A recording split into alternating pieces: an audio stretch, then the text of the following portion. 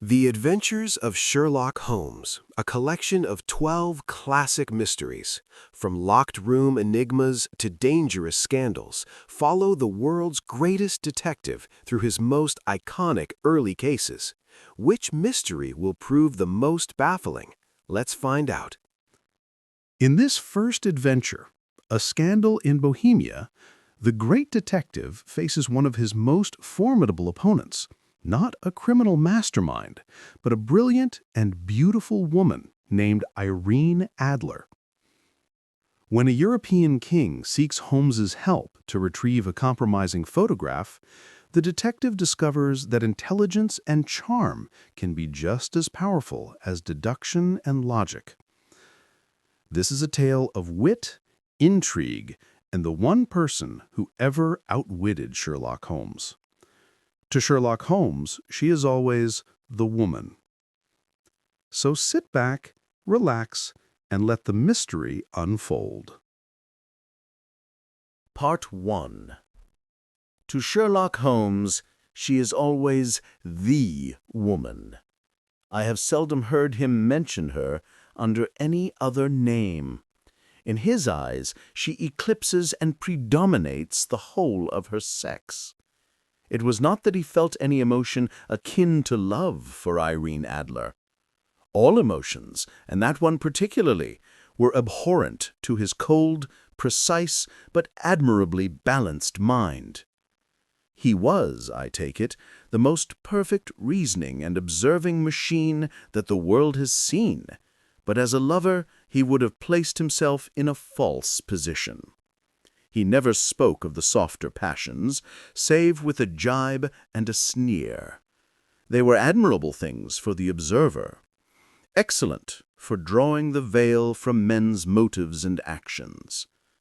But for the trained reasoner to admit such intrusions into his own delicate and finely adjusted temperament was to introduce a distracting factor which might throw a doubt upon all his mental results. Grit in a sensitive instrument or a crack in one of his own high-power lenses would not be more disturbing than a strong emotion in a nature such as his. And yet there was but one woman to him, and that woman was the late Irene Adler of dubious and questionable memory. I had seen little of Holmes lately. My marriage had drifted us away from each other. My own complete happiness and the home-centered interests which rise up around the man who first finds himself master of his own establishment were sufficient to absorb all my attention, while Holmes, who loathed every form of society with his whole Bohemian soul, remained in our lodgings in Baker Street, buried among his old books and alternating from week to week between cocaine and ambition, the drowsiness of the drug and the fierce energy of his own keen nature. He was still, as ever, deeply attracted by the study of crime, and occupied his immense faculties and extraordinary powers of observation in following out those clues and clearing up those mysteries which had been abandoned as hopeless by the official police. From time to time I heard some vague account of his doings, of his summons to Odessa in the case of the Trepoff murder, of his clearing up of the singular tragedy of the Atkinson brothers at Trincomalee, and finally of the mission which he had accomplished so delicately and successfully for the reigning family of Holland. Beyond these signs of his activity, however, which I merely shared with all the readers of the daily press, I knew little of my former friend and companion. One night, it was on the 20th of March, 1888. I was returning from a journey to a patient, for I had now returned to civil practice, when my way led me through Baker Street.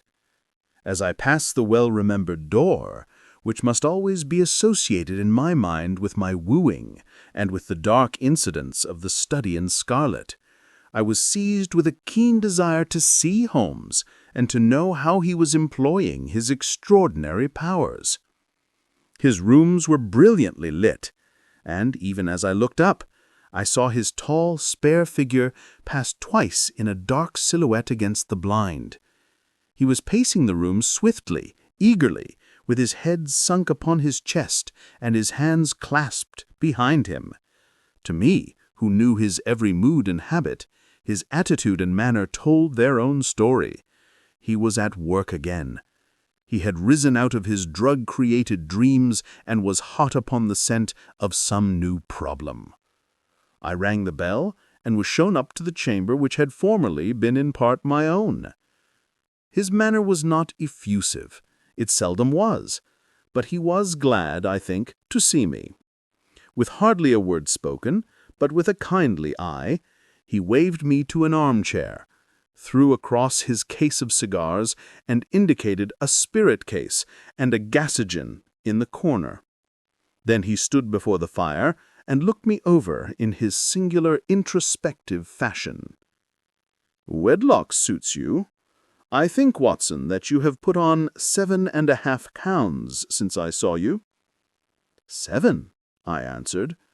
"Indeed, I should have thought a little more. Just a trifle more, I fancy, Watson. And in practice again, I observe. You did not tell me that you intended to go into harness." "Then how do you know?"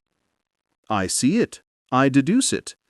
How do I know that you have been getting yourself very wet lately, and that you have a most clumsy and careless servant girl?" "My dear Holmes," I said, "this is too much. You would certainly have been burned had you lived a few centuries ago. It is true that I had a country walk on Thursday and came home in a dreadful mess. But as I have changed my clothes, I can't imagine how you deduce it.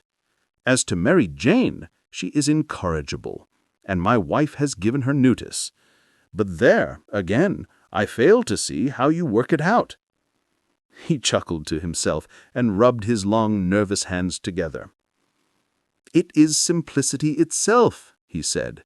"My eyes tell me that on the inside of your left shoe, just where the firelight strikes it, the leather is scored by 6 almost parallel cuts. Obviously, they have been caused by someone who has very carelessly scraped around the edges of the sole in order to remove crusted mud from it. Hence, you see, my double deduction that you had been out in vile weather, and that you had a particularly malignant boot-slitting specimen of the London slavey.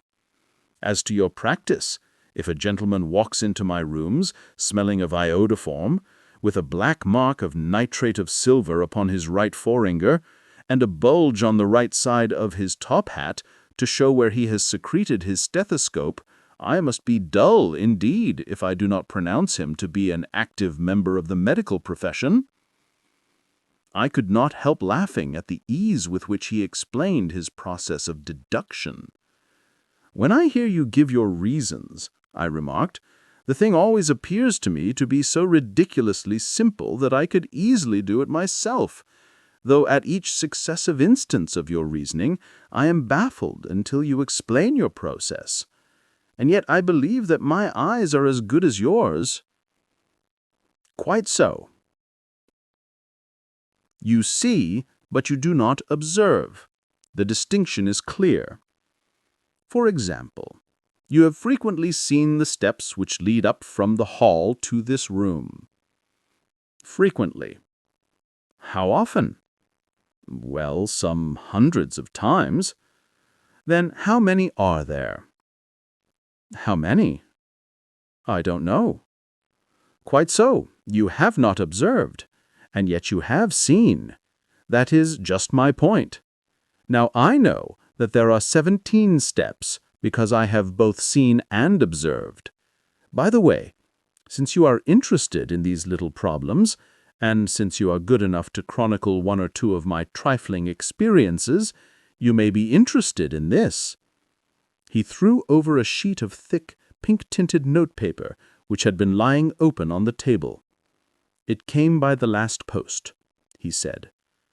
"Read it aloud." The note was undated, and without either signature or address. "There will call upon you, tonight, at 7:45, a gentleman who desires to consult you on a matter of the very deepest moment. Your recent services to one of the royal houses of Europe have shown that you are one who may be safely trusted with matters which are of an importance which can hardly be exaggerated. This account of you we have from all quarters received. Be in your chamber then at that hour, and do not take it amiss if your visitor wear a mask." "This is indeed a mystery," I remarked. "What do you imagine that it means?" "I have no data yet. It is a capital mistake to theorize before one has data. Insensibly one begins to twist facts to suit theories instead of theories to suit facts. But the note itself, what do you deduce from it?" I carefully examined the writing and the paper upon which it was written. "The man who wrote it was presumably well-to-do," I remarked, endeavoring to imitate my companion's processes. "Such paper could not be bought under half-a-crown a packet. It is peculiarly strong and stiff." "Peculiar, that is the very word," said Holmes. "It is not an English paper at all. Hold it up to the light." I did so, and saw a large E with a small g, a P, and a large G with a small t woven into the texture of the paper. "What do you make of that?" asked Holmes. "The name of the maker, no doubt, or his monogram, rather." "Not at all. The G with a small t stands for Gesellschaft, which is the German for company. It is a customary contraction like our co. P, of course, stands for Papier. Now for the EG. Let us glance at our continental gazetteer." He took down a heavy brown volume from his shelves. Eglo, Eglanitz, here we are. Igria. It is in a German-speaking country, in Bohemia, not far from Carlsbad. Remarkable as being the scene of the death of Wallenstein, and for its numerous glass factories and paper mills. Ha ha, my boy, what do you make of that? His eyes sparkled, and he sent up a great blue triumphant cloud from his cigarette. "The paper was made in Bohemia," I said. "Precisely. And the man who wrote the note is a German. Do you note the peculiar construction of the sentence? 'This account of you we have from all quarters received.' A Frenchman or Russian could not have written that. It is the German who is so uncourteous to his verbs. It only remains, therefore, to discover what is wanted by this German, who writes upon Bohemian paper and prefers wearing a mask to showing his face. And here he comes, if I am not mistaken, to resolve all our doubts." As he spoke, there was the sharp sound of horses' hoofs and grating wheels against the curb, followed by a sharp pull at the bell. Holmes whistled. "A pair by the sound," he said. "Yes," he continued, glancing out of the window. "A nice little brougham and a pair of beauties. 150 guineas apiece. There's money in this case, Watson, if there is nothing else." "I think that I had better go, Holmes." "Not a bit, Doctor. Stay where you are. I am lost without my Boswell, and this promises to be interesting. It would be a pity to miss it." "But your client—" "Never mind him. I may want your help, and so may he. Here he comes. Sit down in that armchair, Doctor, and give us your best attention." A slow and heavy step, which had been heard upon the stairs and in the passage, paused immediately outside the door. Then there was a loud and authoritative tap. "Come in," said Holmes. A man entered who could hardly have been less than 6 feet 6 inches in height, with the chest and limbs of a Hercules. His dress was rich, with a richness which would, in England, be looked upon as akin to bad taste. Heavy bands of astrakhan were slashed across the sleeves and fronts of his double-breasted coat. while the deep blue cloak, which was thrown over his shoulders, was lined with flame-colored silk and secured at the neck with a brooch, which consisted of a single flaming beryl. Boots, which extended halfway up his calves, and which were trimmed at the tops with rich brown fur, completed the impression of barbaric opulence, which was suggested by his whole appearance. He carried a broad-brimmed hat in his hand, while he wore across the upper part of his face, extending down past the cheekbones, a black vizard mask, which he had apparently adjusted that very moment, for his hand was still raised to it as he entered. From the lower part of the face, he appeared to be a man of strong character, with a thick, hanging lip and a long, straight chin suggestive of resolution pushed to the length of obstinacy. "You had my note?" he asked, with a deep, harsh voice and a strongly marked German accent. "I told you that I would call." He looked from one to the other of us, as if uncertain which to address. "Pray take a seat," said Holmes. "This is my friend and colleague, Dr. Watson, who is occasionally good enough to help me in my cases. Whom have I the honor to address?" "You may address me as the Count von Kramm, a Bohemian nobleman. I understand that this gentleman, your friend, is a man of honor and discretion, whom I may trust with a matter of the most extreme importance. If not, I should much prefer to communicate with you alone." I rose to go, but Holmes caught me by the wrist and pushed me back into my chair. "It is both or none," he said. "You may say before this gentleman anything which you may say to me." The Count shrugged his broad shoulders. "Then I must begin," he said, "by binding you both to absolute secrecy for 2 years. At the end of that time, the matter will be of no importance.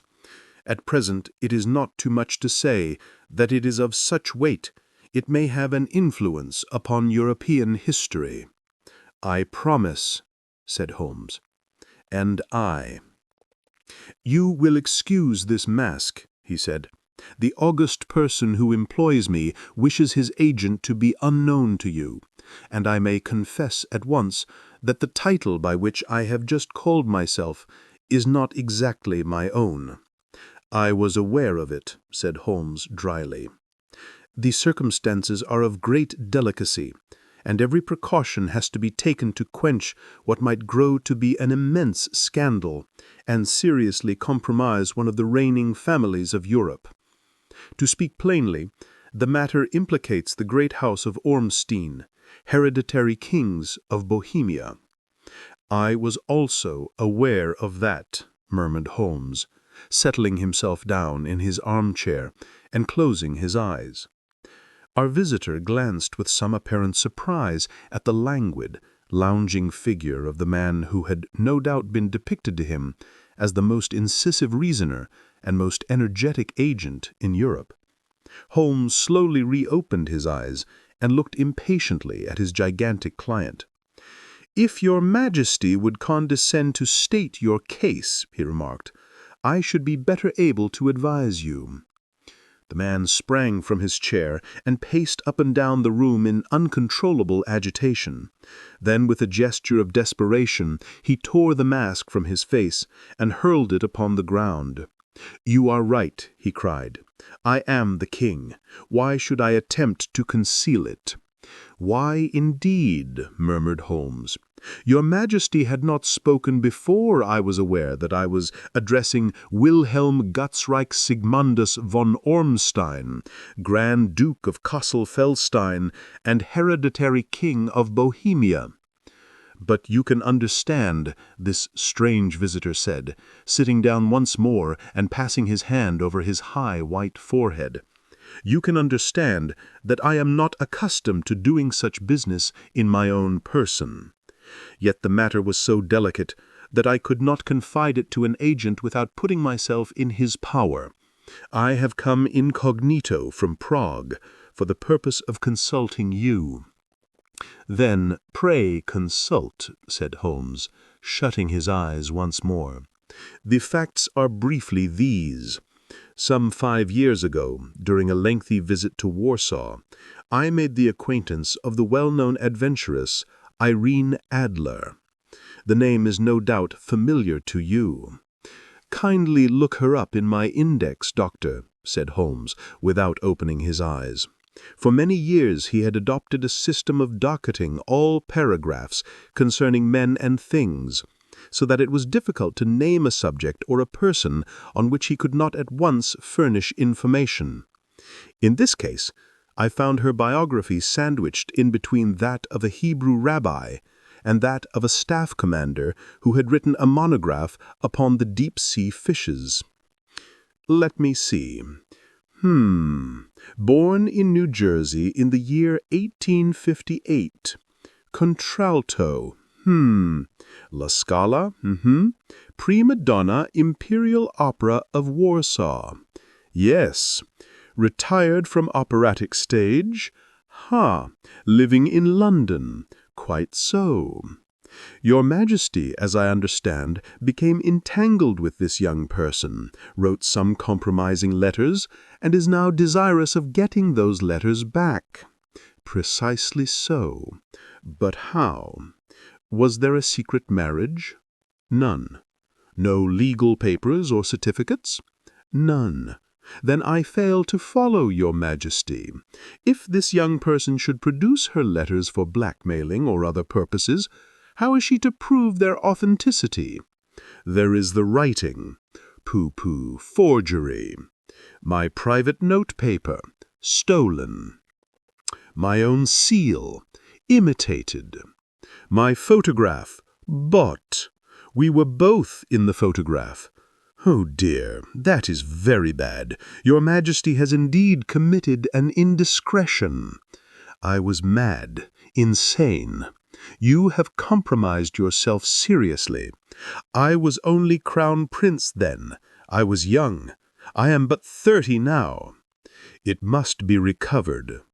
We have tried and failed. Your Majesty must pay. It must be bought. She will not sell. Stolen, then. 5 attempts have been made.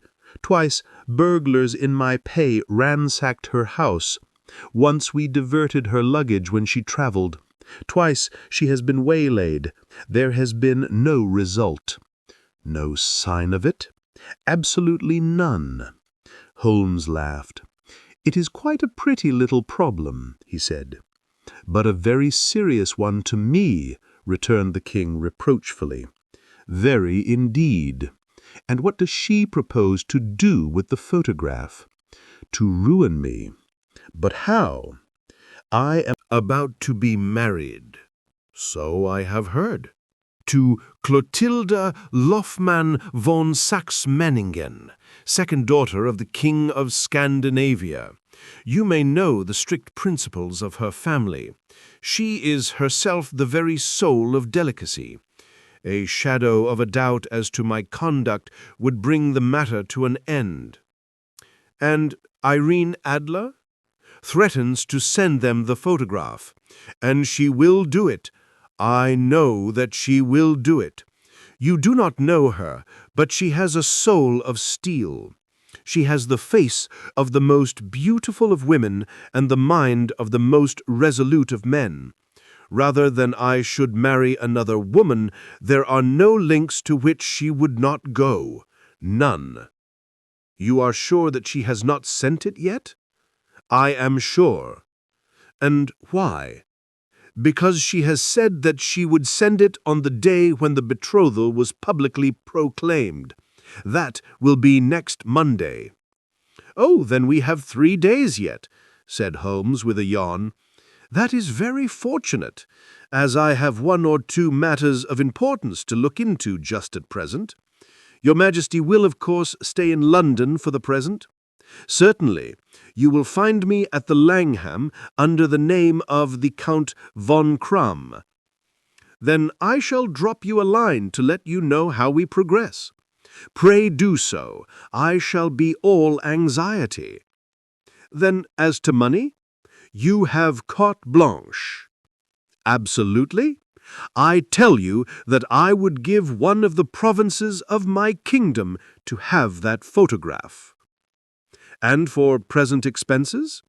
The king took a heavy chamois leather bag from under his cloak and laid it on the table. There are 300 pounds in gold and 700 in notes, he said. Holmes scribbled a receipt upon a sheet of his notebook and handed it to him. And Mademoiselle's address? Is Bryony Lodge, Serpentine Avenue, St. John's Wood. Holmes took a note of it. One other question, he said. Was the photograph a cabinet? It was. Then good night, Your Majesty, and I trust that we shall soon have some good news for you. And good night, Watson, as the wheels of the royal brougham rolled down the street. If you will be good enough to call tomorrow afternoon at 3 o'clock, I should like to chat this little matter over with you. Part 2. At 3 o'clock precisely, I was at Baker Street, but Holmes had not yet returned. The landlady informed me that he had left the house shortly after 8 o'clock in the morning. I sat down beside the fire, however, with the intention of awaiting him, however long he might be. I was already deeply interested in his inquiry, for, though it was surrounded by none of the grim and strange features which were associated with the two crimes which I have already recorded, still the nature of the case and the exalted station of his client gave it a character of its own. Indeed, apart from the nature of the investigation which my friend had on hand, there was something in his masterly grasp of a situation and his keen, incisive reasoning which made it a pleasure to me to study his system of work, and to follow the quick, subtle methods by which he disentangled the most inextricable mysteries. So accustomed was I to his invariable success that the very possibility of his failing had ceased to enter into my head. It was close upon 4 before the door opened, and a drunken-looking groom, ill-kempt and side-whiskered, with an inflamed face and disreputable clothes, walked into the room. Accustomed as I was to my friend's amazing powers in the use of disguises, I had to look 3 times before I was certain that it was indeed he. With a nod he vanished into the bedroom, whence he emerged in 5 minutes, tweed-suited and respectable as of old. Putting his hands into his pockets, he stretched out his legs in front of the fire and laughed heartily for some minutes. "Well, really," he cried, and then he choked and laughed again until he was obliged to lie back, limp and helpless, in the chair. "What is it?" "It's quite too funny. I am sure you could never guess how I employed my morning, or what I ended by doing." "I can't imagine. I suppose that you have been watching the habits and perhaps the house of Miss Irene Adler." "Quite so, but the sequel was rather unusual. I will tell you, however. I left the house a little after 8 o'clock this morning, in the character of a groom out of work. There is a wonderful sympathy and freemasonry among horsey men. Be one of them, and you will know all that there is to know. I soon found Bryony Lodge.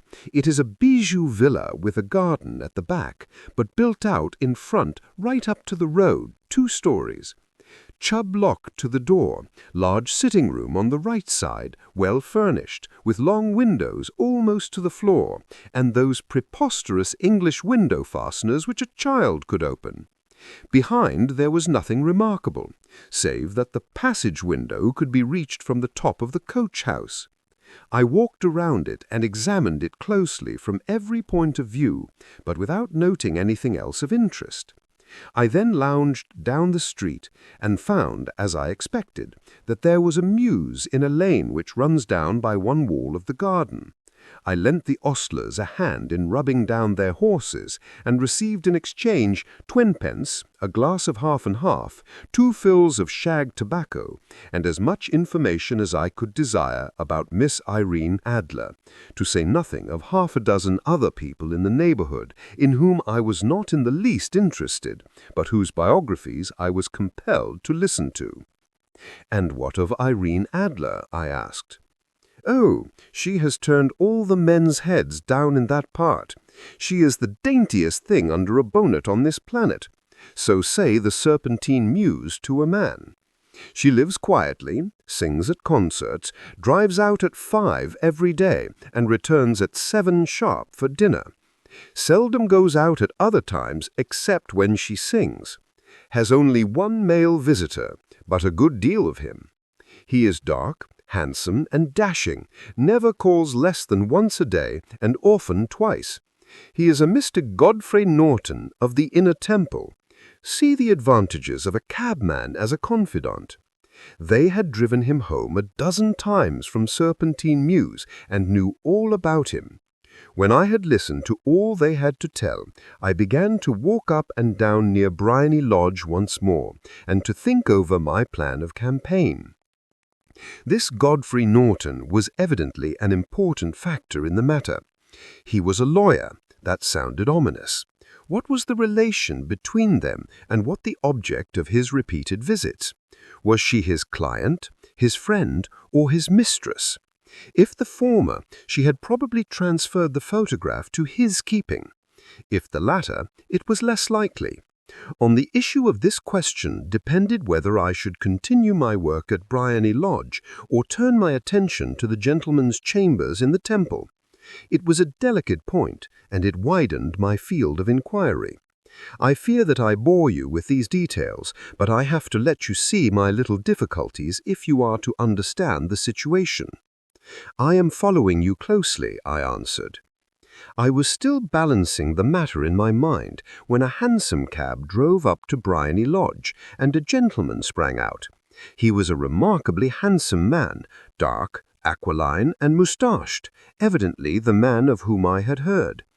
He appeared to be in a great hurry, shouted to the cabman to wait, and brushed past the maid, who opened the door with the air of a man who was thoroughly at home. He was in the house about half an hour, and I could catch glimpses of him in the windows of the sitting-room, pacing up and down, talking excitedly, and waving his arms. Of her I could see nothing. Presently he emerged even more flurried than before.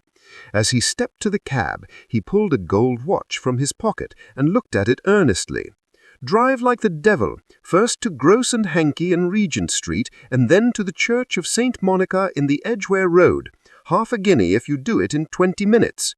Away they went, and I was just wondering whether I should not do well to follow them, when up the lane came a neat little landau, the coachman with his coat only half buttoned and his tie under his ear, while all the tags of his harness were sticking out of the buckles. It hadn't pulled up before she shot out of the hall door and into it. I only caught a glimpse of her at the moment, but she was a lovely woman, with a face that a man might die for. "The Church of St. Monica, John," she cried, "and half a sovereign if you reach it in 20 minutes. This was quite too good to lose, Watson. I was just balancing whether I should run for it or whether I should perch behind her landau when a cab came through the street. The driver looked twice at such a shabby fare, but I jumped in before he could object. 'The Church of St. Monica,' said I, 'and half a sovereign if you reach it in 20 minutes. It was 25 minutes to 12, and of course it was clear enough what was in the wind. My cabby drove fast. I don't think I ever drove faster, but the others were there before us. The cab and the landau with their steaming horses were in front of the door when I arrived. I paid the man and hurried into the church. There was not a soul there, save the 2 whom I had followed, and a surpliced clergyman who seemed to be expostulating with them. They were all 3 standing in a knot in front of the altar. I lounged up the side aisle like any other idler who had dropped into a church. Suddenly, to my surprise, the three at the altar faced round to me, and Godfrey Norton came running as hard as he could towards me. "Thank God," he cried. "You'll do. Come, come." "What then?" I asked. "Come, man, come. Only 3 minutes, or it won't be legal." I was half dragged up to the altar, and before I knew where I was, I found myself mumbling responses which were whispered in my ear, and vouching for things of which I knew nothing, and generally assisting in the secured tying up of Irene Adler, spinster, to Godfrey Norton, bachelor. It was all done in an instant, and there was the gentleman thanking me on the one side, and the lady on the other, while the clergyman beamed on me in front. It was the most preposterous position in which I ever found myself in my life, and it was the thought of it that started me laughing just now. It seems that there had been some informality about their license, that the clergyman absolutely refused to marry them without a witness of some sort, and that my lucky appearance saved the bridegroom from having to sally out into the streets in search of a best man. The bride gave me a sovereign, and I mean to wear it on my watch chain in memory of the occasion. "This is a very unexpected turn of affairs," said I. "And what then?" "Well, I found my plans very seriously menaced. It looked as if the pair might take an immediate departure, and so necessitate very prompt and energetic measures on my part. At the church door, however, they separated, he driving back to the temple, and she to her own house. 'I shall drive out in the park at 5 as usual,' she said as she left him. I heard no more. They drove away in different directions, and I went off to make my own arrangements." "Which are?" "Some cold beef and a glass of beer," he answered, ringing the bell. "I have been too busy to think of food, and I am likely to be busier still this evening. By the way, Doctor, I shall want your cooperation." "I shall be delighted." "You don't mind breaking the law?" "Not in the least." "Nor running a chance of arrest?" "Not in a good cause." "Oh, the cause is excellent. Then I am your man." "I was sure that I might rely on you. But what is it you wish?" "When Mrs. Turner has brought in the tray, I will make it clear to you. Now," as he turned hungrily on the simple fare that our landlady had provided, "I must discuss it while I eat, for I have not much time. It is merely 5 now. In 2 hours we must be on the scene of action. Miss Irene, or Madam rather, returns from her drive at 7. We must be at Bryony Lodge to meet her." "And what then?" "You must leave that to me. I have already arranged what is to occur. There is only one point which I must insist. You must not interfere, come what may. You understand? I am to be neutral? To do nothing whatever. There will probably be some small unpleasantness. Do not join in it. It will end in my being conveyed into the house. 4 or 5 minutes afterwards, the sitting-room window will open. You are to station yourself close to that open window. Yes. You are to watch me, for I will be visible to you. Yes. And when I raise my hand, so, you will throw into the room what I give you to throw, and will at the same time raise the cry of fire. You quite follow me?" "Entirely." "It is nothing very formidable," he said, taking a long, cigar-shaped roll from his pocket. "It is an ordinary plumber's smoke rocket, fitted with a cap at either end to make it self-lighting. Your task is confined to that. When you raise your cry of fire, it will be taken up by quite a number of people. You may then walk to the end of the street, and I will rejoin you in 10 minutes. I hope that I have made myself clear. I am to remain neutral, to get near the window, to watch you, and at the signal to throw in this object, then to raise the cry of fire, and to wait you at the corner of the street." "Precisely. Then you may entirely rely on me." "That is excellent. I think perhaps it is almost time that I prepare for the new role I have to play."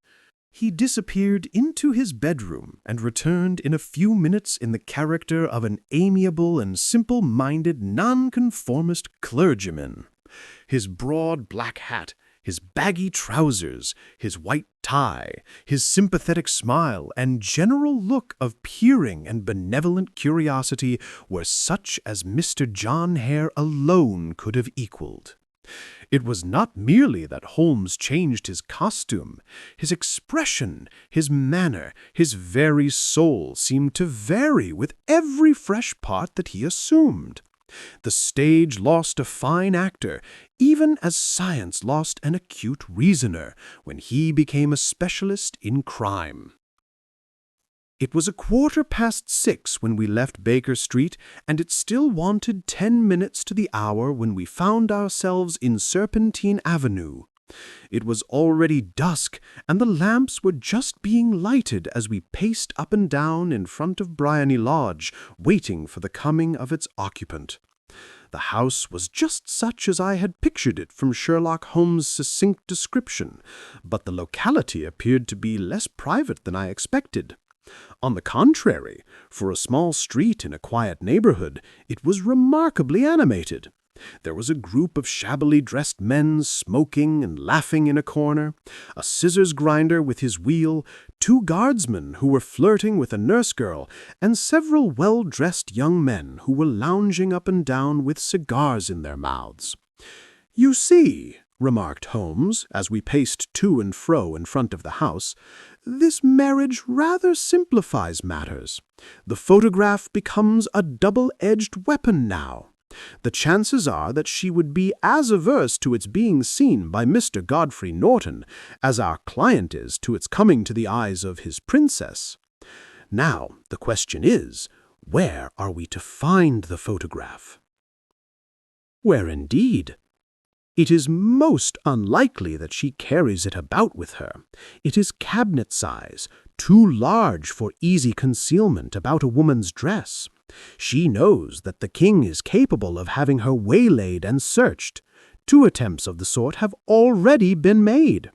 We may take it, then, that she does not carry it about with her." "Where then?" "Her banker or her lawyer. There is that double possibility, but I am inclined to think neither. Women are naturally secretive, and they like to do their own secreting. Why should she hand it over to anyone else? She could trust her own guardianship, but she could not tell what indirect or political influence might be brought to bear upon a businessman. Besides, remember that she had resolved to use it within a few days. It must be where she can lay her hands upon it. It must be in her own house." "But it has twice been burgled." "Pshaw, they did not know how to look." "But how will you look?" "I will not look." "What then?" "I will get her to show me." "But she will refuse." "She will not be able to." "But I hear the rumble of wheels. It is her carriage. Now carry out my orders to the letter." As he spoke, the gleam of the side lights of a carriage came round the curve of the avenue. It was a smart little landau which rattled up to the door of Briony Lodge. As it pulled up, one of the loafing men at the corner dashed forward to open the door in the hope of earning a copper, but was elbowed away by another loafer who had rushed up with the same intention. A fierce quarrel broke out, which was increased by the 2 guardsmen who took sides with one of the loungers, and by the scissors grinder who was equally hot upon the other side. A blow was struck, and in an instant the lady who had stepped from her carriage was the center of a little knot of flushed and struggling men who struck savagely at each other with their fists and sticks. Holmes dashed into the crowd to protect the lady, but just as he reached her, he gave a cry and dropped to the ground with the blood running freely down his face. At his fall, the guardsmen took to their heels in one direction and the loungers in the other, while a number of better-dressed people, who had watched the scuffle without taking part in it, crowded in to help the lady and to attend to the injured man. Irene Adler, as I will still call her, had hurried up the steps, but she stood at the top with her superb figure outlined against the lights of the hall, looking back into the street. "Is the poor gentleman much hurt?" she asked. "He is dead!" cried several voices. "No, no, there's life in him!" shouted another. "But he'll be gone before you can get him to hospital." "He's a brave fellow," said a woman. "They would have had the lady's person watch if it hadn't been for him. They were a gang, and a rough one, too. Ah, he's breathing now. He can't lie in the street. May we bring him in, Mom?" "Surely. Bring him into the sitting room. There is a comfortable sofa. This way, please." Slowly and solemnly he was borne into Briony Lodge and laid out in the principal room, while I still observed the proceedings from my post by the window. The lamps had been lit, but the blinds had not been drawn so that I could see Holmes as he lay upon the couch. I do not know whether he was seized with compunction at that moment for the part he was playing, but I know that I never felt more heartily ashamed of myself in my life than when I saw the beautiful creature against whom I was conspiring, or the grace and kindliness with which she waited upon the injured man. And yet it would be the blackest treachery to Holmes to draw back now from the part that he had entrusted to me. I hardened my heart and took the smoke rocket from under my ulster. After all, I thought, we are not injuring her. We are but preventing her from injuring another. Holmes had sat up upon the couch, and I saw him motion like a man who is in need of air. A maid rushed across and threw open the window. At the instant I saw him raise his hand, and at the signal I tossed my rocket into the room with the cry of "Fire!" The word was no sooner out of my mouth than the whole crowd of spectators, well-dressed and ill, gentlemen, ostlers, and servant-maids, joined in a general shriek of "Fire!" Thick clouds of smoke curled through the room and out at the open window. I caught a glimpse of rushing figures, and a moment later the voice of Holmes from within, assuring them that it was a false alarm. Slipping through the shouting crowd, I made my way to the corner of the street, and in 10 minutes was rejoiced to find my friend's arm in mine, and to get away from the scene of uproar. He walked swiftly and in silence for some few minutes, until we had turned down one of the quiet streets which lead towards the Edgware Road. "You did it very nicely, Doctor," he remarked. "Nothing could have been better. It is all right. You have the photograph. I know where it is. And how did you find out?" "She showed me, as I told you she would." "I am still in the dark. I do not wish to make a mystery," said he, laughing. "The matter was perfectly simple. You, of course, saw that everyone in the street was an accomplice. They were all engaged for the evening. I guessed as much. Then, when the row broke out, I had a little moist red paint in the palm of my hand. I rushed forward, fell down, clapped my hand to my face, and became a piteous spectacle. It is an old trick. That also I could fathom. Then they carried me in. She was bound to have me, and what else could she do? And into her sitting room, which was the very room which I suspected. It lay between that and her bedroom, and I was determined to see which. They laid me on a couch, I motioned for air, they were compelled to open the window, and you had your chance. How did that help you? It was all important. When a woman thinks that her house is on fire, her instinct is at once to rush to the thing which she values most. It is a perfectly overpowering impulse, and I have more than once taken advantage of it. In the case of the Darlington substitution scandal, it was of use to me, and also in the Arnsworth Castle business. A married woman grabs at her baby, an unmarried one reaches for her jewel box. Now, it was clear to me that Our Lady of today had nothing in the house more precious to her than what we are in quest of. She would rush to secure it. The alarm of fire was admirably done. The smoke and shouting were enough to shake nerves of steel. She responded beautifully. The photograph is in a recess behind a sliding panel just above the right bell pull. She was there in an instant, and I caught a glimpse of it as she half drew it out. When I cried out that it was a false alarm, she replaced it, glanced at the rocket, rushed from the room, and I have not seen her since. I rose, and making my excuses, escaped from the house. I hesitated whether to attempt to secure the photograph at once, but the coachman had come in, and as he was watching me narrowly, it seemed safer to wait. A little over-precipitance may ruin all. "And now?" I asked. "Our quest is practically finished. I shall call with the king tomorrow, and with you if you care to come with us. We will be shown into the sitting room to wait for the lady, but it is probable that when she comes she may find neither us nor the photograph. It might be a satisfaction to His Majesty to regain it with his own hands." "And when will you call?" "At 8 in the morning. She will not be up so that we shall have a clear field. Besides, we must be prompt, for this marriage may mean a complete change in her life and habits. I must wire to the king without delay." We had reached Baker Street and had stopped at the door. He was searching his pockets for the key when someone passing said, "Good night, Mr. Holmes." There were several people on the pavement at the time, but the greeting appeared to come from a slim youth in an ulster who had hurried by. "I've heard that voice before," said Holmes, staring down the dimly lit street. "Now I wonder who the deuce that could have been." Part 3. I slept at Baker Street that night, and we were engaged upon our toast and coffee in the morning when the King of Bohemia rushed into the room. "You have really got it," he cried, grasping Sherlock Holmes by either shoulder and looking eagerly into his face. "Not yet. But you have hopes." "I have hopes." "Then come. I am all impatience to be gone." "We must have a cab." "No, my brougham is waiting." "Then that will simplify matters." We descended and started off once more for Briony Lodge.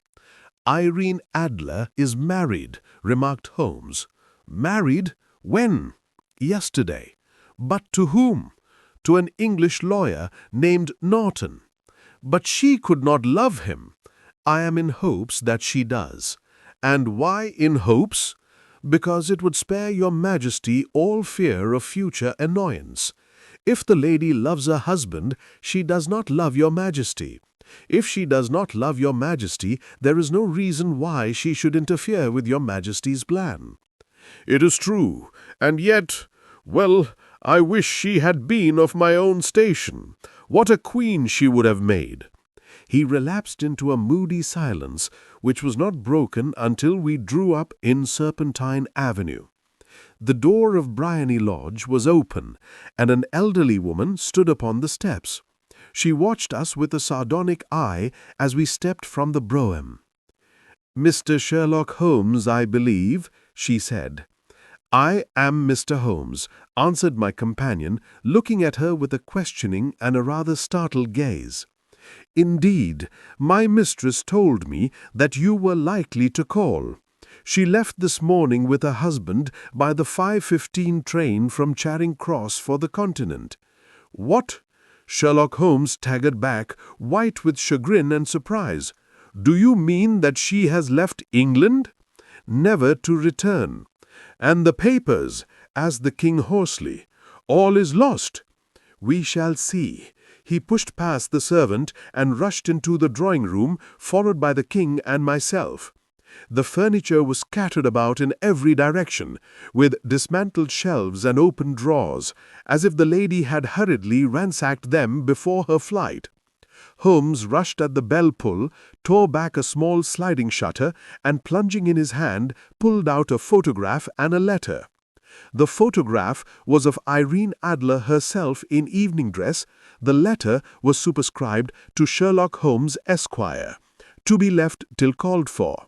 My friend tore it open, and we all three read it together.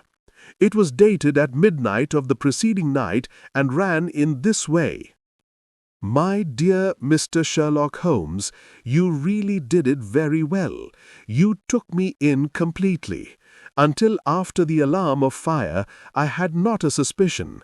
But then, when I found how I had betrayed myself, I began to think.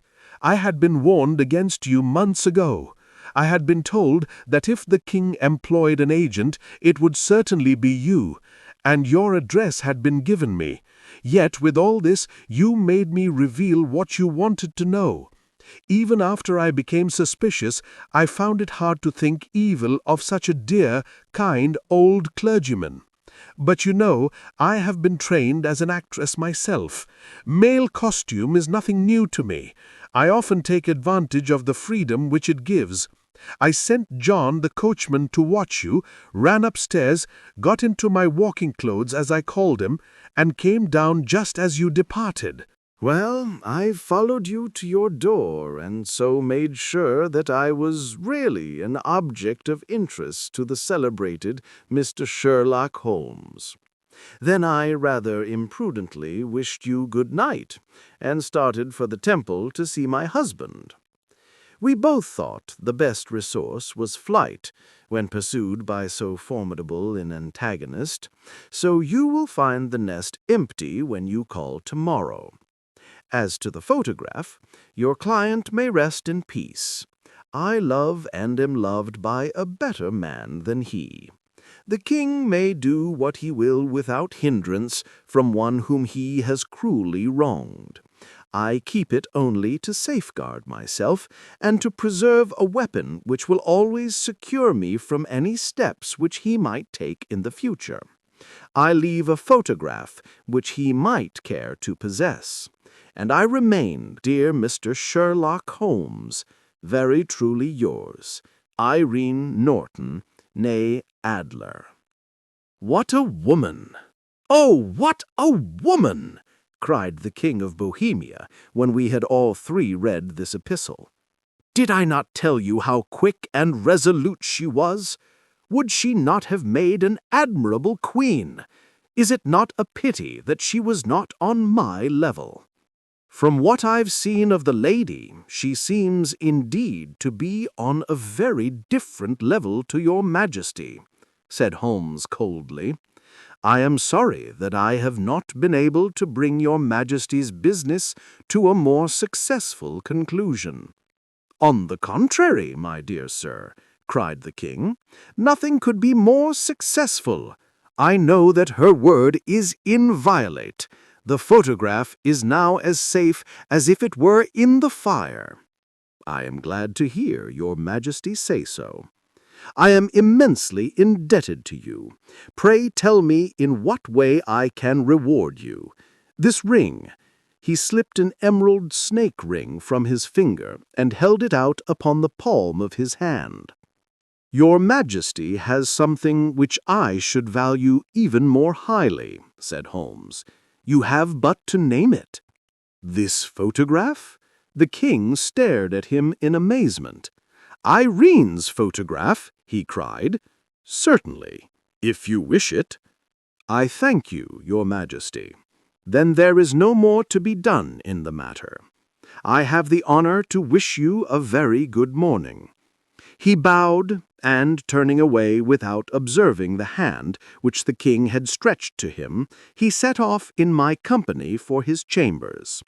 And that was how a great scandal threatened to affect the kingdom of Bohemia, and how the best plans of Mr. Sherlock Holmes were beaten by a woman's wit.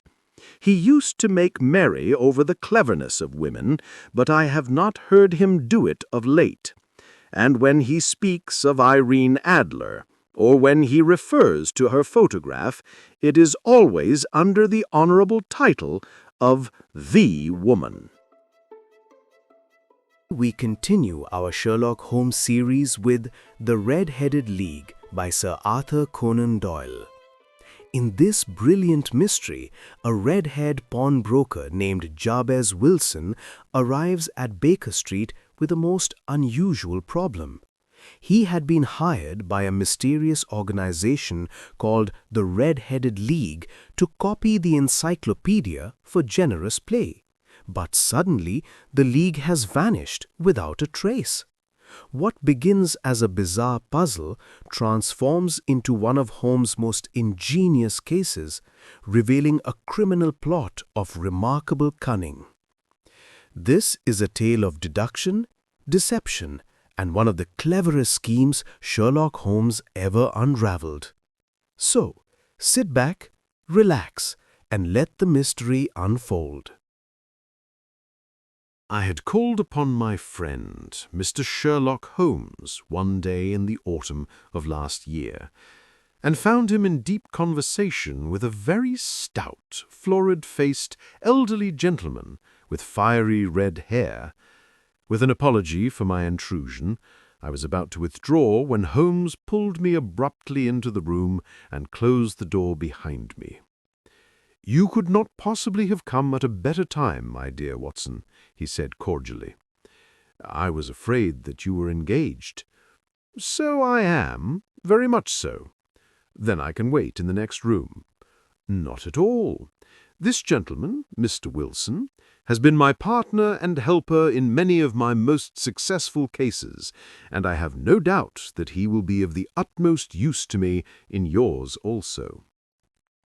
The stout gentleman half rose from his chair and gave a bob of greeting, with a quick little questioning glance from his small, fat-encircled eyes. "Try the settee," said Holmes, relapsing into his armchair and putting his fingertips together, as was his custom when in judicial moods. "I know, my dear Watson, that you share my love of all that is bizarre and outside the conventions and humdrum routine of everyday life. You have shown your relish for it by the enthusiasm which has prompted you to chronicle and, if you will excuse my saying so, somewhat to embellish so many of my own little adventures." "Your cases have indeed been of the greatest interest to me," I observed. "You will remember that I remarked the other day, just before we went into the very—" I had called upon my friend, Mr. Sherlock Holmes, one day in the autumn of last year, and found him in deep conversation with a very stout, florid-faced, elderly gentleman with fiery red hair. With an apology for my intrusion, I was about to withdraw when Holmes pulled me abruptly into the room and closed the door behind me. "You could not possibly have come at a better time, my dear Watson," he said cordially. "I was afraid that you were engaged." "So I am, very much so." "Then I can wait in the next room." "Not at all. This gentleman, Mr. Wilson, has been my partner and helper in many of my most successful cases, and I have no doubt that he will be of the utmost use to me in yours also." The stout gentleman half rose from his chair and gave a bob of greeting, with a quick little questioning glance from his small, fat-encircled eyes. "Try the settee," said Holmes, relapsing into his armchair and putting his fingertips together, as was his custom when in judicial moods. "I know, my dear Watson, that you share my love of all that is bizarre and outside the conventions and humdrum routine of everyday life. You have shown your relish for it by the enthusiasm which has prompted you to chronicle, and, if you will excuse my saying so, somewhat to embellish so many of my own little adventures. Your cases have indeed been of the greatest interest to me," I observed. "You will remember that I remarked the other day, just before we went into the very simple problem presented by Miss Mary Sutherland, that for strange effects and extraordinary combinations we must go to life itself, which is always far more daring than any effort of the imagination. A proposition which I took the liberty of doubting. You did, Doctor, but nonetheless you must come round to my view, for otherwise I shall keep on piling fact upon fact on you until your reason breaks down under them and acknowledges me to be right. Now, Mr. Jabez Wilson here has been good enough to call upon me this morning and to begin a narrative which promises to be one of the most singular which I have listened to for some time. You have heard me remark that the strangest and most unique things are very often connected not with the larger but with the smaller crimes, and occasionally, indeed, where there is room for doubt whether any positive crime has been committed. As far as I have heard, it is impossible for me to say whether the present case is an instance of crime or not, but the course of events is certainly among the most singular that I have ever listened to. Perhaps, Mr. Wilson, you would have the great kindness to recommence your narrative. I ask you not merely because my friend Dr. Watson has not heard the opening part, but also because the peculiar nature of the story makes me anxious to have every possible detail from your lips. As a rule, when I have heard some slight indication of the course of events, I am able to guide myself by the thousands of other similar cases which occur to my memory. In the present instance, I am forced to admit that the facts are, to the best of my belief, unique. The portly client puffed out his chest with an appearance of some little pride and pulled a dirty and wrinkled newspaper from the inside pocket of his greatcoat. As he glanced down the advertisement column, with his head thrust forward and the paper flattened out upon his knee, I took a good look at the man and endeavored, after the fashion of my companion, to read the indications which might be presented by his dress or appearance. I did not gain very much, however, by my inspection. Our visitor bore every mark of being an average, commonplace British tradesman, obese, pompous, and slow. He wore rather baggy grey shepherd's check trousers, a not over-clean black frock coat unbuttoned in the front, and a drab waistcoat with a heavy brassy Albert chain and a square pierced bit of metal dangling down as an ornament. A frayed top hat and a faded brown overcoat with a wrinkled velvet collar lay upon a chair beside him. Altogether, look as I would, there was nothing remarkable about the man save his blazing red head and the expression of extreme chagrin and discontent upon his features. Sherlock Holmes's quick eye took in my occupation, and he shook his head with a smile as he noticed my questioning glances. Beyond the obvious facts that he has at some time done manual labor, that he cakes snuff, that he is a Freemason, that he has been in China, and that he has done a considerable amount of writing lately, I can deduce nothing else. Mr. Jabez Wilson started up in his chair, with his forefinger upon the paper, but his eyes upon my companion. "How, in the name of good fortune, did you know all that, Mr. Holmes?" he asked. "How did you know, for example, that I did manual labor? It's as true as gospel, for I began as a ship's carpenter." "Your hands, my dear sir. Your right hand is quite a size larger than your left. You have worked with it, and the muscles are more developed." "Well, the snuff, then, and the Freemasonry." "I won't insult your intelligence by telling you how I read that, especially as, rather against the strict rules of your order, you use an arc and compass breastpin." Of course, I forgot that. But the writing. What else can be indicated by that right cuff so very shiny for 5 inches, and the left one with the smooth patch near the elbow where you rest it upon the desk? Well, but China. The fish that you have tattooed immediately above your right wrist could only have been done in China. I have made a small study of tattoo marks and have even contributed to the literature of the subject. That trick of staining the fish's scales of a delicate pink is quite peculiar to China. When, in addition, I see a Chinese coin hanging from your watch chain, the matter becomes even simpler. Mr. Jabez Wilson laughed heavily. "Well, I never," said he.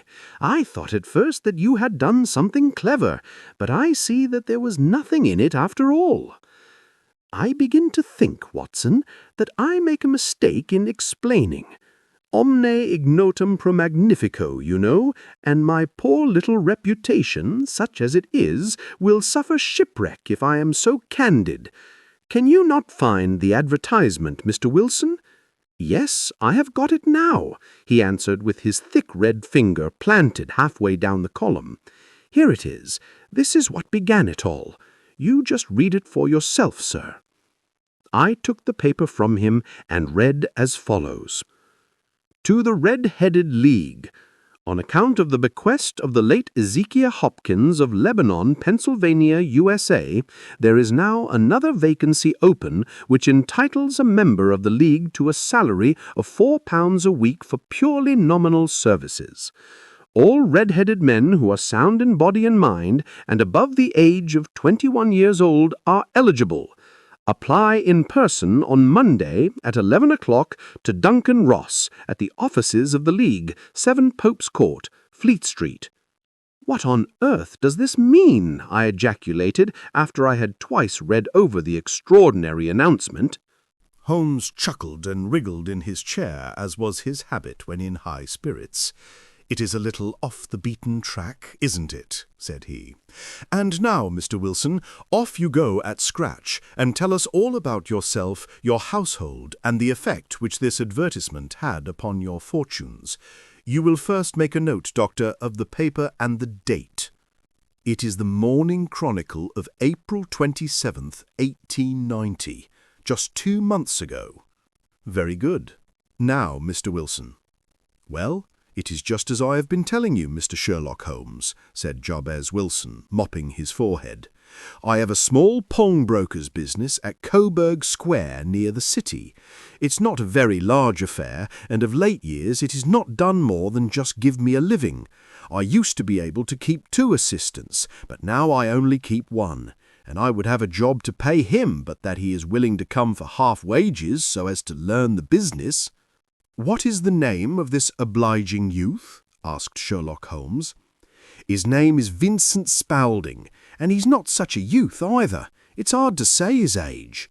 I should not wish a smarter assistant, Mr. Holmes, and I know very well that he could better himself and earn twice what I am able to give him. But, after all, if he is satisfied, why should I put ideas in his head?" "Why, indeed? You seem most fortunate in having an employé who comes under the full market price. It is not a common experience among employers in this age. I don't know that your assistant is not as remarkable as your advertisement." "Oh, he has his faults too," said Mr. Wilson. "Never was such a fellow for photography. Snapping away with a camera when he ought to be improving his mind, and then diving down into the cellar like a rabbit into its hole to develop his pictures. That is his main fault, but on the whole he's a good worker. There's no vice in him." "He is still with you, I presume?" "Yes, sir. He and a girl of 14 who does a bit of simple cooking and keeps the place clean. That's all I have in the house, for I'm a widower and never had any family. We live very quietly, sir, the 3 of us, and we keep a roof over our heads and pay our debts if we do nothing more. The first thing that put us out was that advertisement. Spaulding, he come down into the office just this day 8 weeks with this very paper in his hand, and he says, 'I wish to the Lord, Mr. Wilson, that I was a red-headed man.' 'Why that?' I asks. 'Why,' he says, 'here's another vacancy on the League of the Red-Headed Men. It's worth quite a little fortune to any man who gets it, and I understand that there are more vacancies than there are men, so that the trustees are at their wits' end what to do with the money. If my hair would only change colour, here's a nice little crib all ready for me to step into.' 'Why, what is it then?' I asked.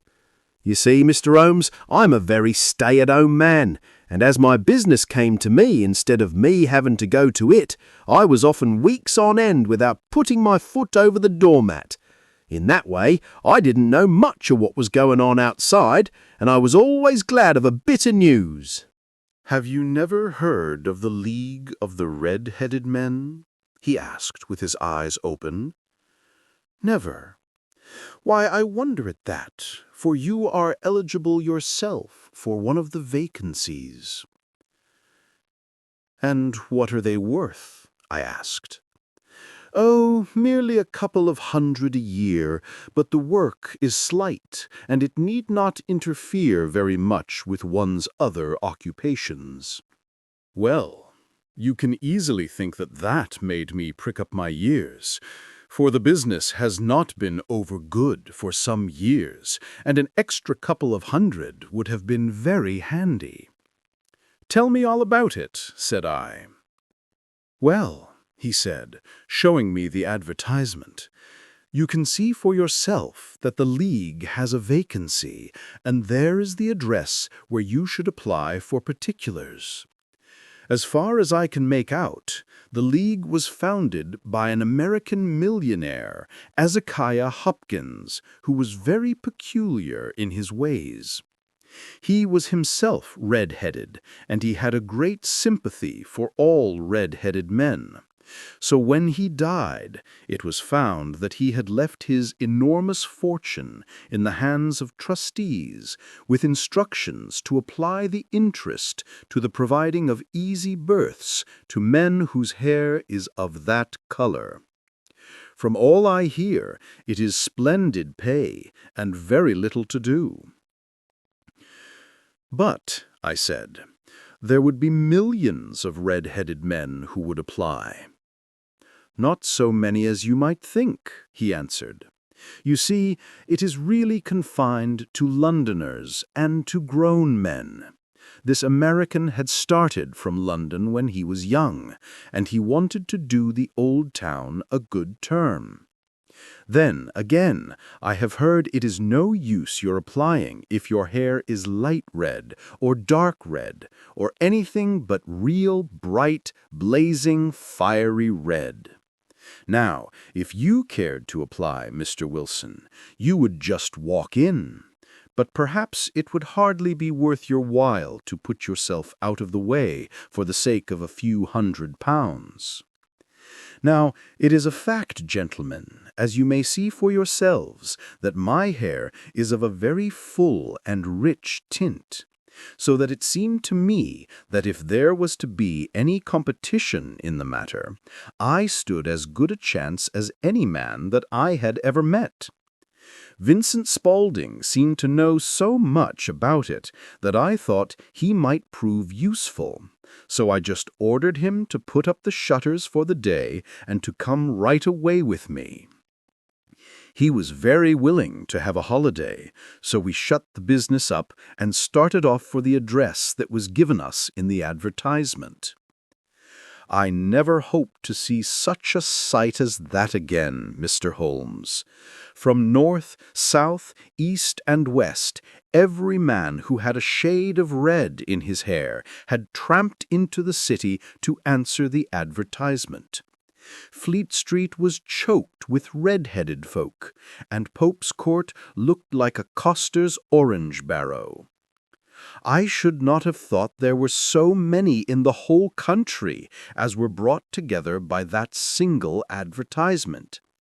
Every shade of color they were: straw, lemon, orange, brick, Irish setter, liver, clay.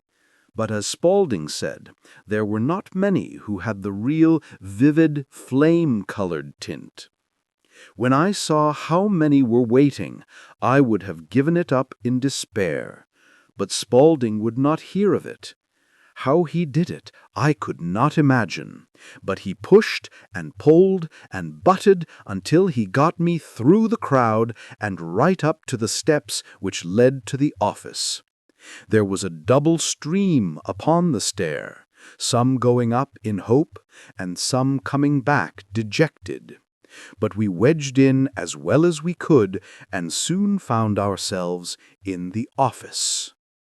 "Your experience has been a most entertaining one," remarked Holmes as his client paused and refreshed his memory with a huge pinch of snuff. "Pray, continue your very interesting statement." "There was nothing in the office but a couple of wooden chairs and a deal table, behind which sat a small man with a head that was even redder than mine. He said a few words to each candidate as he came up, and then he always managed to find some fault in them which would disqualify them. Getting a vacancy did not seem to be such a very easy matter after all. However, when our turn came, the little man was much more favorable to me than to any of the others, and he closed the door as we entered, so that he might have a private word with us. 'This is Mr. Jabez Wilson,' said my assistant, 'and he is willing to fill a vacancy in the League.' 'And he is admirably suited for it,' the other answered. He has every requirement. I cannot recall when I have seen anything so fine." He took a step backward, cocked his head on one side, and gazed at my hair until I felt quite bashful. Then suddenly he plunged forward, wrung my hand, and congratulated me warmly on my success. "It would be injustice to hesitate," said he. "You will, however, I am sure, excuse me for taking an obvious precaution." With that, he seized my hair in both his hands and tugged until I yelled with the pain. "There is water in your eyes," he said as he released me. "I perceive that all is as it should be. But we have to be careful, for we have twice been deceived by wigs and once by paint. I could tell you tales of cobbler's wax which would disgust you with human nature." He stepped over to the window and shouted through it at the top of his voice that the vacancy was filled. A groan of disappointment came up from below, and the folk all trooped away in different directions until there was not a red head to be seen except my own and that of the manager. "My name," said he, "is Mr. Duncan Ross, and I am myself one of the pensioners upon the fund left by our noble benefactor. Are you a married man, Mr. Wilson? Have you a family?" I answered that I had not. His face fell immediately. "Dear me," he said gravely, "that is very serious indeed. I am sorry to hear you say that. The fund was, of course, for the propagation and spread of the redheads, as well as for their maintenance. It is exceedingly unfortunate that you should be a bachelor."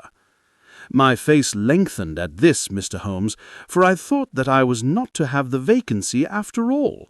But after thinking it over for a few minutes, he said that it would be all right. "In the case of another," he said, "the objection might be fatal, but we must stretch a point in favor of a man with such a head of hair as yours. When shall you be able to enter upon your new duties?" "Well, it is a little awkward, for I have a business already," I said. "Oh, never mind about that, Mr. Wilson," said Vincent Spaulding. "I should be able to look after that for you. What would be the hours?" 10 to 2. Now, a pawnbroker's business is mostly done of an evening, Mr. Holmes, especially Thursday and Friday evening, which is just before payday, so it would suit me very well to earn a little in the mornings. Besides, I knew that my assistant was a good man, and that he would see to anything that turned up. "That would suit me very well," said I. "And the pay?" Is £4 a week. "And the work?" "Is purely nominal." What do you call purely nominal?" "Well, you have to be in the office, or at least in the building, the whole time. If you leave, you forfeit your whole position forever. The will is very clear upon that point. You don't comply with the conditions if you budge from the office during that time. It's only 4 hours a day, and I should not think of leaving," said I. "No excuse will avail," said Mr. Duncan Ross. "Neither sickness, nor business, nor anything else. There you must stay, or you lose your billet." "And the work?" "Is to copy out the Encyclopedia Britannica. There is the first volume of it in that press. You must find your own ink, pens, and blotting paper, but we provide this table and chair. Will you be ready tomorrow?" "Certainly," I answered. "Then goodbye, Mr. Jabez Wilson, and let me congratulate you once more on the important position which you have been fortunate enough to gain." He bowed me out of the room, and I went home with my assistant, hardly knowing what to say or do. I was so pleased at my own good fortune. Well, I thought over the matter all day, and by evening I was in low spirits again, for I had quite persuaded myself that the whole affair must be some great hoax or fraud. though what its object might be I could not imagine.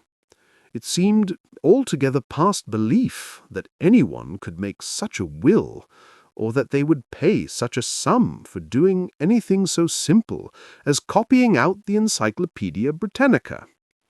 Vincent Spaulding did what he could to cheer me up, but by bedtime I had reasoned myself out of the whole thing. However, in the morning I determined to have a look at it anyhow, so I bought a penny bottle of ink, and with a quill pen and 7 sheets of foolscap paper, I started off for Pope's Court. Well, to my surprise and delight, everything was as right as possible. The table was set out ready for me, and Mr. Duncan Ross was there to see that I got fairly to work. He started me off upon the letter A, and then he left me, but he would drop in from time to see that all was right with me. At 2 o'clock he bade me good day, complimented me upon the amount that I had written, and locked the door of the office after me. This went on day after day, Mr. Holmes, and on Saturday the manager came in and planked down 4 golden sovereigns for my week's work. It was the same next week, and the same the week after. Every morning I was there at 10, and every afternoon I left at 2. By degrees, Mr. Duncan Ross took to coming in only once of a morning, and then, after a time, he did not come in at all. Still, of course, I never dared to leave the room for an instant, for I was not sure when he might come, and the billet was such a good one and suited me so well that I would not risk the loss of it. 8 weeks passed away like this, and I had written about abbots and archery and armour and architecture and Attica, and hoped with diligence that I might get on to the bees before very long. It cost me something in foolscap, and I had pretty nearly filled the shelf with my writings, and then suddenly the whole business came to an end. To an end? Yes, sir, and no later than this morning. I went to my work as usual at 10, but the door was shut and locked with a little square of cardboard hammered on to the middle of the panel with a tack. Here it is, and you can read for yourself." He held up a piece of white cardboard about the size of a sheet of notepaper. It read in this fashion: "The Red-Headed League is dissolved, October 9, 1890. Sherlock Holmes and I surveyed this curt announcement and the rueful face behind it until the comical side of the affair so completely overtopped every other consideration that we both burst out into a roar of laughter. "I cannot see that there is anything very funny," cried our client, flushing up to the roots of his flaming head. "If you can do nothing better than laugh at me, I can go elsewhere." "No, no," cried Holmes, shoving him back into the chair from which he had half risen. "I really wouldn't miss your case for the world. It is most refreshingly unusual. But there is, if you will excuse my saying so, something just a little funny about it. Pray, what steps did you take when you found the card upon the door?" "I was staggered, sir. I did not know what to do. Then I called at the officers around, but none of them seemed to know anything about it. Finally, I went to the landlord, who is an accountant living on the ground floor, and I asked him if he could tell me what had become of the Red-Headed League. He said that he had never heard of any such body. Then I asked him who Mr. Duncan Ross was. He answered that the name was new to him. "Well," said I, "the gentleman at number 4. "What, the red-headed man?" "Yes."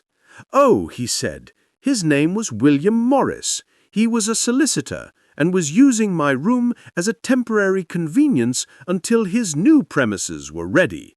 He moved out yesterday." "Where could I find him?" "Oh, at his new offices. He did tell me the address. Yes, 17 King Edward Street, near St. Paul's. I started off, Mr. Holmes, but when I got to that address, it was a manufactory of artificial kneecaps, and no one in it had ever heard of either Mr. William Morris or Mr. Duncan Ross." "And what did you do then?" asked Holmes. "I went home to Saxe Coburg Square, and I took the advice of my assistant, but he could not help me in any way. He could only say that if I waited, I should hear by post. But that was not quite good enough, Mr. Holmes. I did not wish to lose such a place without a struggle. So, as I had heard that you were good enough to give advice to poor folk who were in need of it, I came right away to you." "And you did very wisely," said Holmes. "Your case is an exceedingly remarkable one, and I shall be happy to look into it. From what you have told me, I think that it is possible that graver issues hang from it than might at first sight appear." "Grave enough," said Mr. Jabez Wilson. "Why, I have lost £4 a week." "As far as you are personally concerned," remarked Holmes, "I do not see that you have any grievance against this extraordinary league. On the contrary, you are, as I understand, richer by some £30, to say nothing of the minute knowledge which you have gained on every subject which comes under the letter A. You have lost nothing by them." "No, sir, but I want to find out about them, and who they are, and what their object was in playing this prank, if it was a prank, upon me. It was a pretty expensive joke for them, for it cost them £32. We shall endeavour to clear up these points for you, and first, 1 or 2 questions, Mr. Wilson. This assistant of yours, who first called your attention to the advertisement, how long had he been with you?" About a month, then. How did he come? In answer to an advertisement. Was he the only applicant? No, I had a dozen. Why did you pick him? Because he was handy and would come cheap. At half wages, in fact. Yes. What is he like, this Vincent Spaulding? Small, stout-built, very quick in his ways, no hair on his face, though he's not short of 30. Has a white splash of acid upon his forehead. Holmes sat up in his chair in considerable excitement. "I thought as much," said he. "Have you ever observed that his ears are pierced for earrings?" "Yes, sir. He told me that a gypsy had done it for him when he was a lad." Said Holmes, sinking back in deep thought. "He is still with you?" "Oh, yes, sir. I have only just left him." "And has your business been attended to in your absence?" "Nothing to complain of, sir. There's never very much to do of a morning." "That will do, Mr. Wilson. I shall be happy to give you an opinion upon the subject in the course of a day or 2. Today is Saturday, and I hope that by Monday we may come to a conclusion." "Well, Watson," said Holmes, when our visitor had left us, "what do you make of it all?" "I make nothing of it," I answered frankly. "It is a most mysterious business." "As a rule," said Holmes, "the more bizarre a thing is, the less mysterious it proves to be. It is your commonplace, featureless crimes which are really puzzling, just as a commonplace face is the most difficult to identify. But I must be prompt over this matter." "What are you going to do, then?" I asked. "To smoke. It is quite a 3-pipe problem, and I beg that you won't speak to me for 50 minutes. He curled himself up in his chair, with his thin knees drawn up to his hawk-like nose, and there he sat, with his eyes closed and his black clay pipe thrusting out like the bill of some strange bird. I had come to the conclusion that he had dropped asleep, and indeed was nodding myself, when he suddenly sprang out of his chair with the gesture of a man who has made up his mind, and put his pipe down upon the mantelpiece. "Sarasate plays at the St. James Hall this afternoon," he remarked. What do you think, Watson? Could your patients spare you for a few hours? I have nothing to do today. My practice is never very absorbing. Then put on your hat and come. I am going through the city first, and we can have some lunch on the way. I observe that there is a good deal of German music on the program, which is rather more to my taste than Italian or French. It is introspective, and I want to introspect. Come along. We travelled by the underground as far as Aldersgate, and a short walk took us to Saxe-Coburg Square, the scene of the singular story which we had listened to in the morning. It was a poky little shabby genteel place, where 4 lines of dingy 2-storied brick houses looked out into a small railed-in enclosure where a lawn of weedy grass and a few clumps of faded laurel bushes made a hard fight against a smoke-laden and uncongenial atmosphere. 3 gilt balls and a brown board with Jabez Wilson in white letters upon a corner house announced the place where our red-headed client carried on his business. Sherlock Holmes stopped in front of it with his head on one side and looked it all over, with his eyes shining brightly between puckered lids. Then he walked slowly up the street and then down again to the corner, still looking keenly at the houses. Finally, he returned to the pawnbroker's, and having thumped vigorously upon the pavement with his stick 2 or 3 times, he went up to the door and knocked. It was instantly opened by a bright-looking, clean-shaven young fellow who asked him to step in. "Thank you," said Holmes. "I only wish to ask you how you would go from here to the Strand." "3rd right, 4th left," answered the assistant promptly, closing the door. "Smart fellow that," observed Holmes as we walked away. "He is, in my judgment, the 4th smartest man in London, and for daring I am not sure that he has not a claim to be 3rd. I have known something of him before. Evidently," said I, "Mr. Wilson's assistant counts for a good deal in this mystery of the Red-Headed League. I am sure that you inquired your way merely in order that you might see him." "Not him." "What then?" "The knees of his trousers." "And what did you see?" "What I expected to see." "Why did you beat the pavement?" "My dear doctor, this is a time for observation, not for talk. We are spies in an enemy's country. We know something of Saxe-Coburg Square. Let us now explore the parts which lie behind it." The road in which we found ourselves, as we turned round the corner from the retired Saxe-Coburg Square, presented as great a contrast to it as the front of a picture does to the back. It was one of the main arteries which conveyed the traffic of the city to the north and west. The roadway was blocked with the immense stream of commerce flowing in a double tide inward and outward, while the footpaths were black with the hurrying swarm of pedestrians. It was difficult to realize, as we looked at the line of fine shops and stately business premises, that they really abutted on the other side upon the faded and stagnant square which we had just quitted.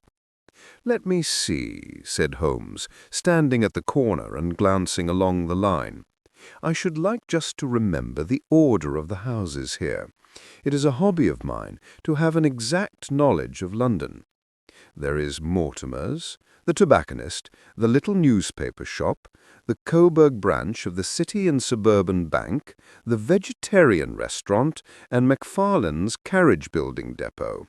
That carries us right on to the other block. And now, Doctor, we've done our work, so it's time we had some play. A sandwich and a cup of coffee, and then off to violin land, where all is sweetness and delicacy and harmony, and there are no red-headed clients to vex us with their conundrums."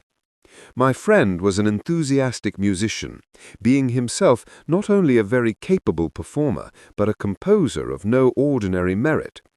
All the afternoon he sat in the stalls, wrapped in the most perfect happiness, gently waving his long, thin fingers in time to the music, while his gently smiling face and his languid, dreamy eyes were as unlike those of Holmes the sleuth-hound, Holmes the relentless, keen-witted, ready-handed criminal agent, as it was possible to conceive.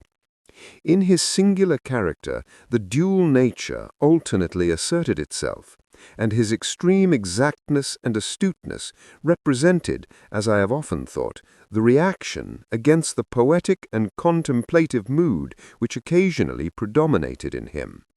The swing of his nature took him from extreme languor to devouring energy, and, as I knew well, he was never so truly formidable as when for days on end he had been lounging in his armchair amid his improvisations and his black-letter editions.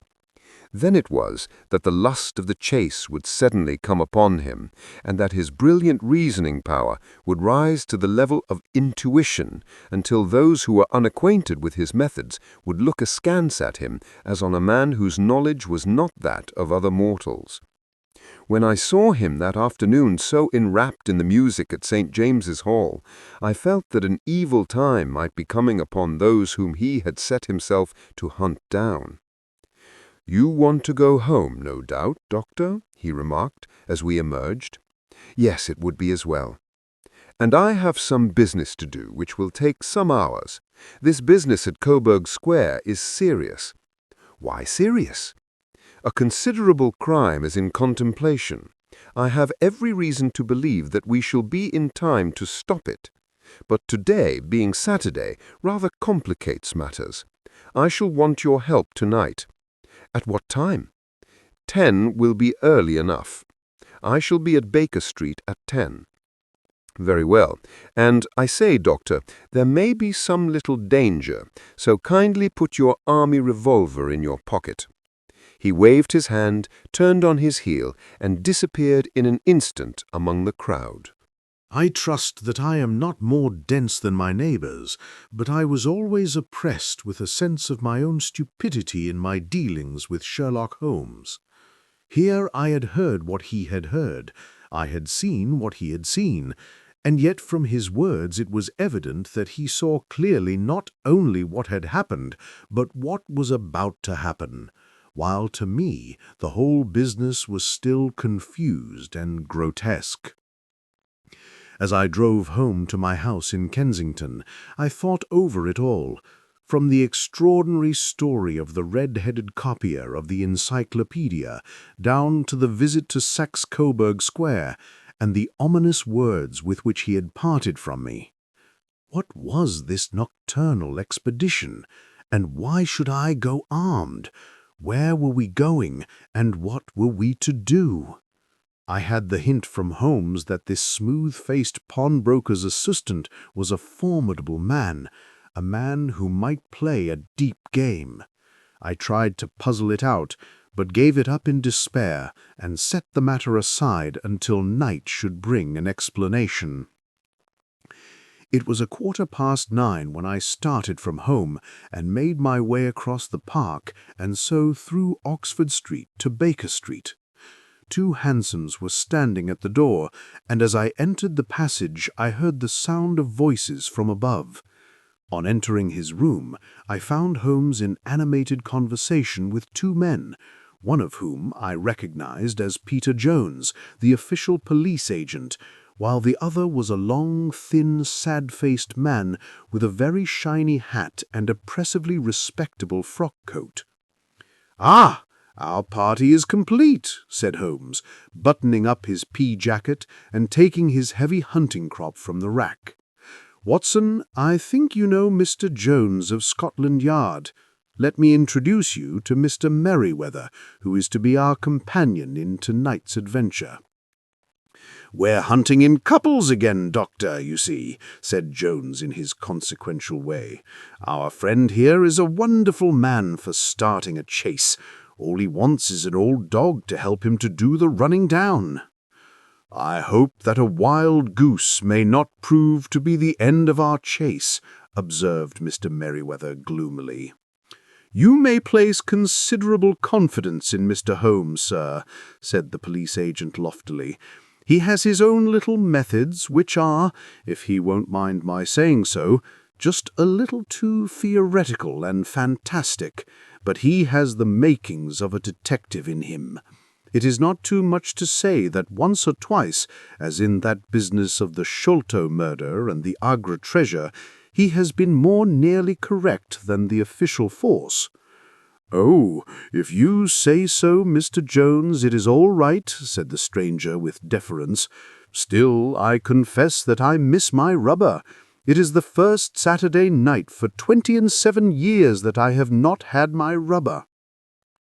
"I think that you will find that you will play for a higher stake tonight than you have ever done yet, and that the play will be more exciting. For you, Mr. Merryweather, the stake will be some £30,000, and for you, Jones, it will be the man upon whom you wish to lay your hands. John Clay, the murderer, thief, smasher, and forger. He's a young man, Mr. Merryweather, but he is at the head of his profession, and I would rather have my bracelets on him than on any criminal in London. He's a remarkable man, is young John Clay. His grandfather was a royal duke, and he himself has been to Eton and Oxford. His brain is as cunning as his fingers, and though we meet signs of him at every turn, we never know where to find the man himself. He'll crack a crib in Scotland one week and be raising money to build an orphanage in Cornwall the next. I've been on his track for years and have never set eyes on him yet. I hope that I may have the pleasure of introducing you tonight. I've had one or two little turns also with Mr. John Clay, and I agree with you that he is at the head of his profession. It is past 10, however, and quite time that we started. If you two will take the first hansom, Watson and I will follow in the second." Sherlock Holmes was not very communicative during the long drive, and lay back in the cab humming the tunes which he had heard in the afternoon. We rattled through an endless labyrinth of gaslit streets until we emerged into Farrington Street. "We are close there now," my friend remarked. "This fellow Merryweather is a bank director and personally interested in the matter. I thought it as well to have Jones with us also. He is not a bad fellow, though an absolute imbecile in his profession. He has one positive virtue. He is as brave as a bulldog and as tenacious as a lobster if he gets his claws upon anyone. Here we are, and they are waiting for us." We had reached the same crowded thoroughfare in which we had found ourselves in the morning. Our cabs were dismissed, and following the guidance of Mr. Merryweather, we passed down a narrow passage and through a side door, which he opened for us. Within there was a small corridor which ended in a very massive iron gate. This also was opened and led down a flight of winding stone steps which terminated at another formidable gate. Mr. Merryweather stopped to light a lantern, and then conducted us down a dark, earth-smelling passage, and so, after opening a third door, into a huge vault or cellar which was piled all round with crates and massive boxes. "You are not very vulnerable from above," Holmes remarked, as he held up the lantern and gazed about him. "Nor from below," said Mr. Merryweather, striking his stick upon the flags which lined the floor. "Why, dear me, it sounds quite hollow," he remarked, looking up in surprise. "I must really ask you to be a little more quiet," said Holmes severely. "You have already imperiled the whole success of our expedition. Might I beg that you would have the goodness to sit down upon one of those boxes and not to interfere?" The solemn Mr. Merryweather perched himself upon a crate with a very injured expression upon his face, while Holmes fell upon his knees upon the floor, and with a lantern and a magnifying lens began to examine minutely the cracks between the stones. A few seconds sufficed to satisfy him, for he sprang to his feet again and put his glass in his pocket. "We have at least an hour before us, for they can hardly take any steps until the good pawnbroker is safely in bed. Then they will not lose a minute, for the sooner they do their work, the longer time they will have for their escape. We are at present, Doctor, as no doubt you have divined, in the cellar of the city branch of one of the principal London banks. Mr. Merryweather is the chairman of directors, and he will explain to you that there are reasons why the more daring criminals of London should take a considerable interest in this cellar at present. "It is our French gold," whispered the director. "We have had several warnings that an attempt might be made upon it." "Your French gold?" "Yes. We had occasion some months ago to strengthen our resources and borrowed for that purpose 30,000 Napoleons from the Bank of France. It has become known that we have never had occasion to unpack the money and that it is still lying in our cellar. The crate upon which I sit contains 2,000 Napoleons packed between layers of lead foil. Our reserve of bullion is much larger at present than is usually kept in one single branch office, and the directors have had misgivings upon the subject." "Which were very well justified," observed Holmes. "And now it is time that we arranged our little plans. I expect that within an hour matters will come to a head. In the meantime, Mr. Merryweather, we must put the screen over that dark lantern." "And sit in the dark?" "I am afraid so. I had brought a pack of cards in my pocket, and I thought that, as we were a partie carrée, you might have your rubber after all. But I see that the enemy's preparations have gone so far that we cannot risk the presence of a light. And first of all, we must choose our positions. These are daring men, and though we shall take them at a disadvantage, they may do us some harm unless we are careful. I shall stand behind this crate, and do you conceal yourselves behind those. Then, when I flash a light upon them, close in swiftly. If they fire, Watson, have no compunction about shooting them down." I placed my revolver, cocked, upon the top of the wooden case behind which I crouched. Holmes shot the slide across the front of his lantern and left us in pitch darkness. Such an absolute darkness as I have never before experienced. The smell of hot metal remained to assure us that the light was still there, ready to flash out at a moment's notice.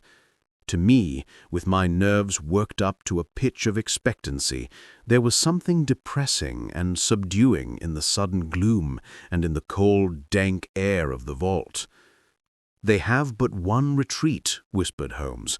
"That is back through the house into Saxe-Coburg Square. I hope that you have done what I asked you, Jones."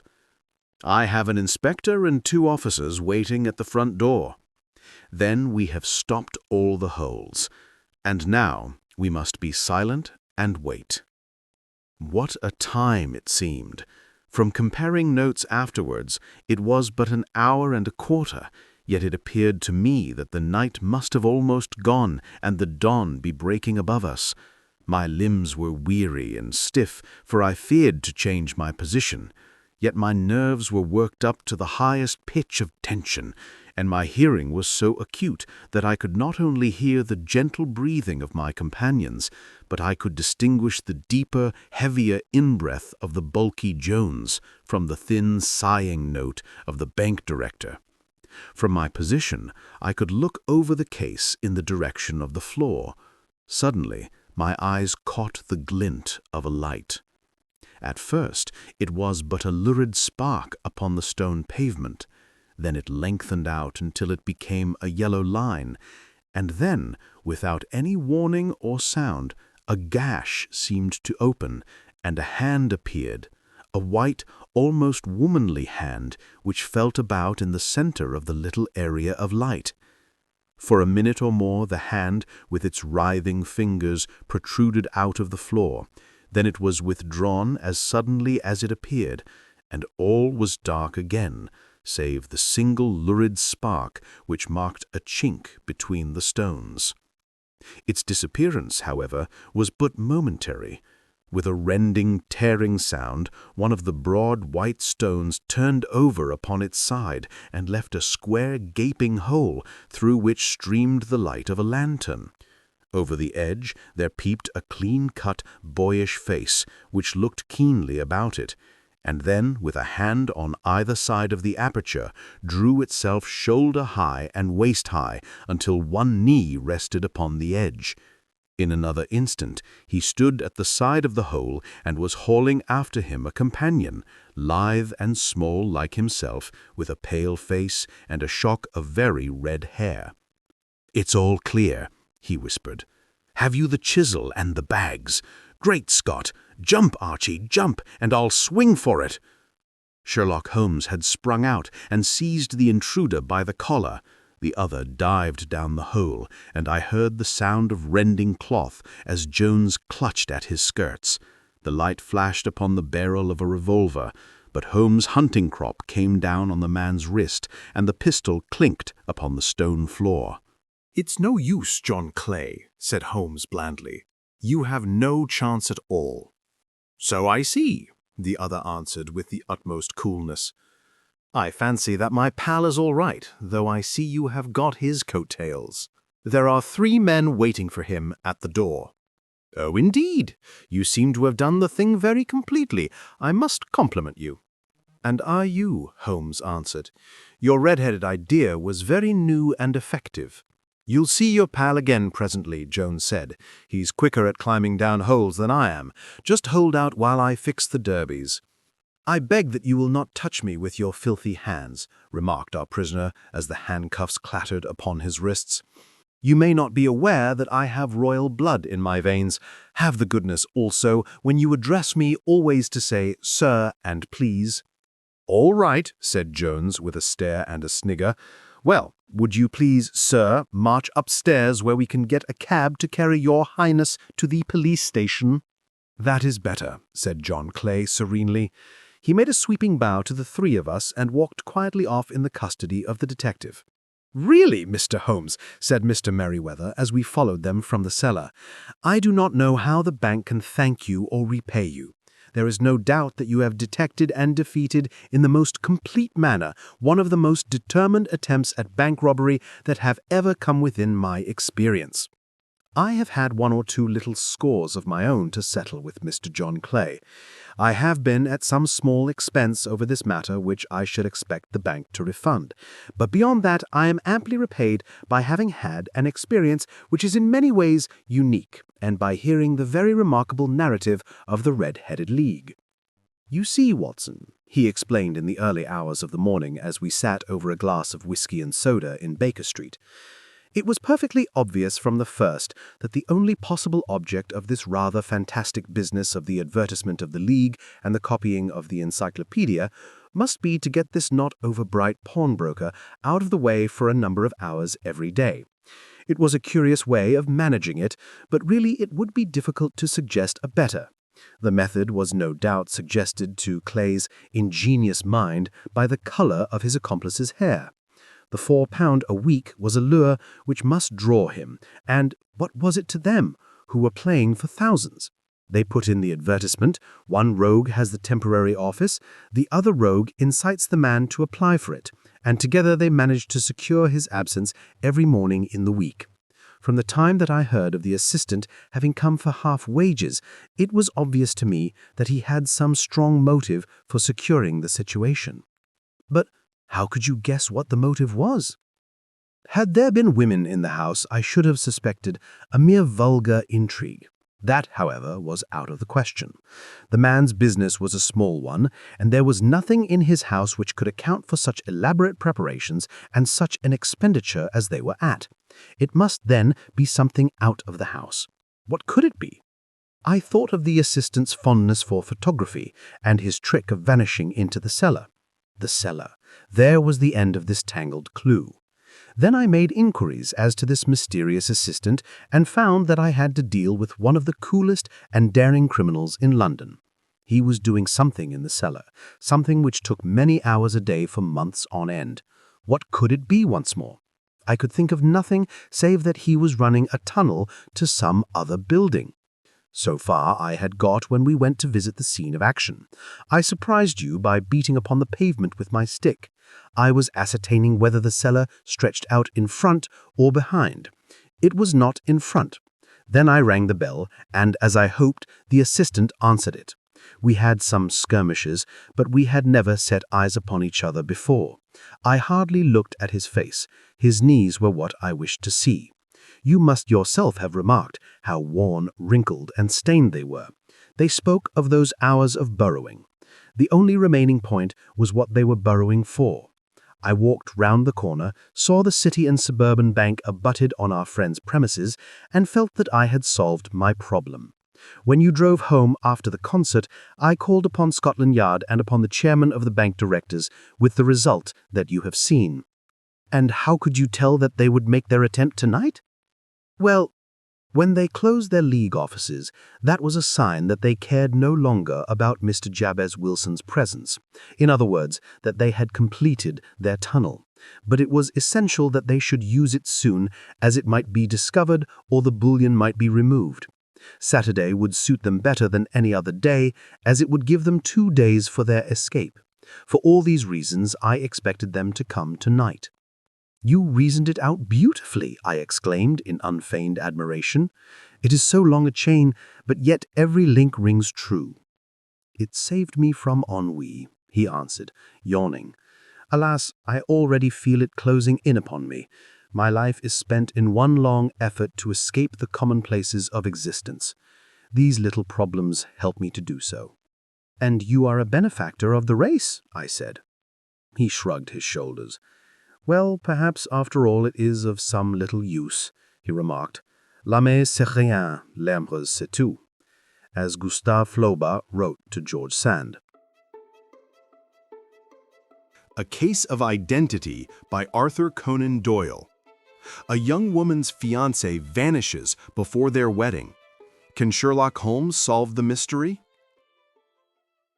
"My dear fellow," said Sherlock Holmes as we sat on either side of the fire in his lodgings at Baker Street, "life is infinitely stranger than anything which the mind of man could invent. We would not dare to conceive the things which are really mere commonplaces of existence. If we could fly out of that window, hand in hand, hover over this great city, gently remove the roofs and peep in at the queer things which are going on, the strange coincidences, the plannings, the cross-purposes, the wonderful chains of events working through generations and leading to the most outré results, it would make all fiction with its conventionalities and foreseen conclusions most stale and unprofitable. And yet I am not convinced of it, I answered. The cases which come to light in the papers are, as a rule, bold enough and vulgar enough. We have in our police reports realism pushed to its extreme limits, and yet the result is, it must be confessed, neither fascinating nor artistic. A certain selection and discretion must be used in producing realistic effect, remarked Holmes. This is wanting in the police report, where more stress is laid, perhaps, upon the platitudes of the magistrate than upon the details which, to an observer, contain the vital essence of the whole matter. Depend upon it, there is nothing so unnatural as the commonplace. I smiled and shook my head. I can quite understand your thinking so, I said. Of course, in your position of unofficial advisor and helper to everybody who is absolutely puzzled throughout 3 continents, you are brought in contact with all that is strange and bizarre. But here, I picked up the morning paper from the ground. Let us put it to a practical test. Here is the first heading upon which I come. A husband's cruelty to his wife.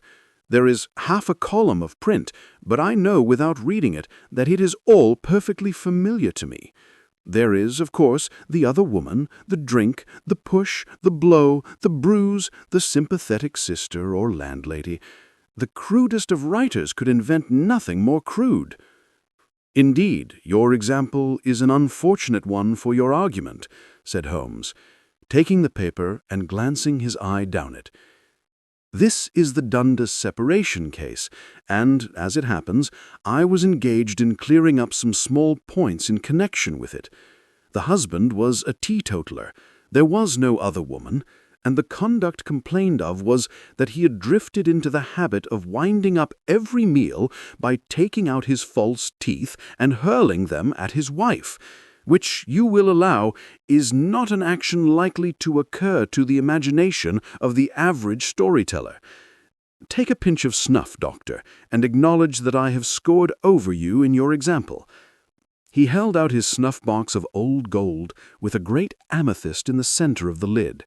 Its splendor was in such contrast to his homely ways and simple life that I could not help commenting upon it. "Ah," he said, "I forgot that I had not seen you for some weeks. It is a little souvenir from the King of Bohemia in return for my assistance in the case of the Irene Adler papers." "And the ring?" I asked, glancing at a remarkable brilliant which sparkled upon his finger. "It was from the reigning family of Holland, though the matter in which I served them was of such delicacy that I cannot confide it even to you, who have been good enough to chronicle one or two of my little problems." "And have you any on hand just now?" I asked with interest. "Some 10 or 12, but none which present any feature of interest. They are important, you understand, without being interesting. Indeed, I have found that it is usually in unimportant matters that there is a field for observation and for the quick analysis of cause and effect which gives the charm to an investigation. The larger crimes are apt to be the simpler, for the bigger the crime, the more obvious, as a rule, is the motive. In these cases, save for one rather intricate matter which has been referred to me from Marseille, there is nothing which presents any features of interest. It is possible, however, that I may have something better before very many minutes are over, for this is one of my clients, or I am much mistaken." He had risen from his chair and was standing between the parted blinds, gazing down into the dull, neutral-tinted London street. Looking over his shoulder, I saw that on the pavement opposite there stood a large woman with a heavy fur boa round her neck and a large curling red feather in a broad-brimmed hat which was tilted in a coquettish Duchess of Devonshire fashion over her ear. From under this great panoply she peeped up in a nervous, hesitating fashion at our windows, while her body oscillated backward and forward and her fingers fidgeted with her glove buttons. Suddenly, with a plunge, as of the swimmer who leaves the bank, she hurried across the road, and we heard the sharp clang of the bell. "I have seen those symptoms before," said Holmes, throwing his cigarette into the fire. "Oscillation upon the pavement always means an affaire de cœur. She would like advice, but is not sure that the matter is not too delicate for communication. And yet even here we may discriminate. When a woman has been seriously wronged by a man, she no longer oscillates, and the usual symptom is a broken bell wire. Here we may take it that there is a love matter, but that the maiden is not so much angry as perplexed or grieved. But here she comes in person to resolve our doubts." As he spoke, there was a tap at the door, and the boy, in buttons, entered to announce Miss Mary Sutherland, while the lady herself loomed behind his small black figure like a full-sailed merchantman behind a tiny pilot-boat. Sherlock Holmes welcomed her with the easy courtesy for which he was remarkable, and, having closed the door and bowed her into an armchair, he looked her over in the minute and yet abstracted fashion which was peculiar to him. "Do you not find," he said, "that with your short sight it is a little trying to do so much typewriting? I did at first, but now I know where the letters are without looking." Then, suddenly realizing the full purport of his words, she gave a violent start and looked up with fear and astonishment upon her broad, good-humored face. "You've heard about me, Mr. Holmes," she cried, "else how could you know all that?" "Never mind," said Holmes, laughing. "It is my business to know things. Perhaps I have trained myself to see what others overlook. If not, why should you come to consult me?" "I came to you, sir, because I heard of you from Mrs. Etheridge, whose husband you found so easy when the police and everyone had given him up for dead. Oh, Mr. Holmes, I wish you would do as much for me. I'm not rich, but still I have 100 a year in my own right, besides the little that I make by the machine, and I would give it all to know what has become of Mr. Hosmer Angel." "Why did you come away to consult me in such a hurry?" asked Sherlock Holmes, with his fingertips together and his eyes to the ceiling. Again, a startled look came over the somewhat vacuous face of Miss Mary Sutherland. "Yes, I did bang out of the house, for it made me angry to see the easy way in which Mr. Windbank, that is my father, took it all. He would not go to the police, and he would not go to you, and so at last, as he would do nothing and kept on saying that there was no harm done, it made me mad, and I just on with my things and came right away to you." "Your father, your stepfather, surely, since the name is different." "Yes, my stepfather. I call him father, though it sounds funny too, for he is only 5 years and 2 months older than myself." "And your mother is alive?" "Oh yes, mother is alive and well. I wasn't best pleased, Mr. Holmes, when she married again so soon after father's death, and a man who was nearly 15 years younger than herself. Father was a plumber in the Tottenham Court Road, and he left a tidy business behind him, which mother carried on with Mr. Hardy, the foreman. But when Mr. Windbank came, he made her sell the business, for he was very superior, being a traveller in wines. They got £4,700 for the goodwill and interest, which wasn't near as much as father could have gotten if he had been alive." I had expected to see Sherlock Holmes impatient under this rambling and inconsequential narrative, but on the contrary, he had listened with the greatest concentration of attention.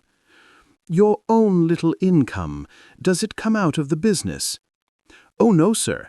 It is quite separate, and was left me by my Uncle Ned in Auckland. It is in New Zealand stock, paying 4.5%. £2,500 was the amount, but I can only touch the interest." "You interest me extremely," said Holmes, "and since you draw so large a sum as 100 a year, with what you earn in the bargain, you no doubt drive a little and indulge yourself in every way. I believe that a single lady can get on very nicely on an income of about £60. I could do with much less than that, Mr. Holmes, but you understand that as long as I live at home, I don't wish to be a burden to them, and so they have the use of the money just while I am staying with them. Of course, that is only just for the time. Mr. Windibank draws my interest every quarter and pays it over to mother, and I find that I can do pretty well with what I earn at typewriting. It brings me 2 pence a sheet, and I can often do from 15 to 20 sheets in a day." "You have made your position very clear to me. This is my friend Dr. Watson, before whom you can speak as freely as before myself. Kindly tell us now all about your connection with Mr. Hosmer Angel." A flush stole over Miss Sutherland's face, and she picked nervously at the fringe of her jacket. "I met him first at the gasfitter's ball," she said. "They used to send father tickets when he was alive, and then afterwards they remembered us and sent them to mother. Mr. Windibank did not wish us to go. He never did wish us to go anywhere. He would get quite mad if I wanted so much as to join a Sunday school treat. But this time I was set on going, and I would go, for what right had he to prevent?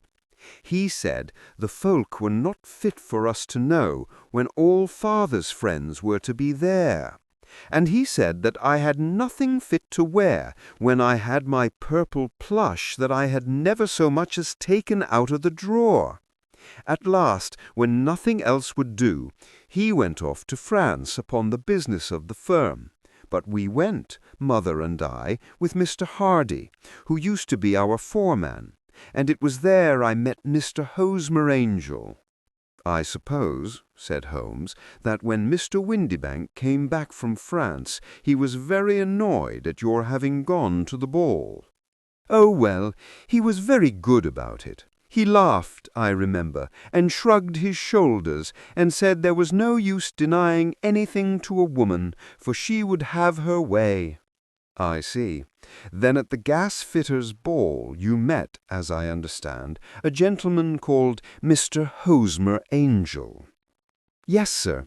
I met him that night, and he called next day to ask if we had got home all safe, and after that we met him, that is to say, Mr. Holmes, I met him twice for walks, but after that father came back again, and Mr. Hosmer Angel could not come into the house any more."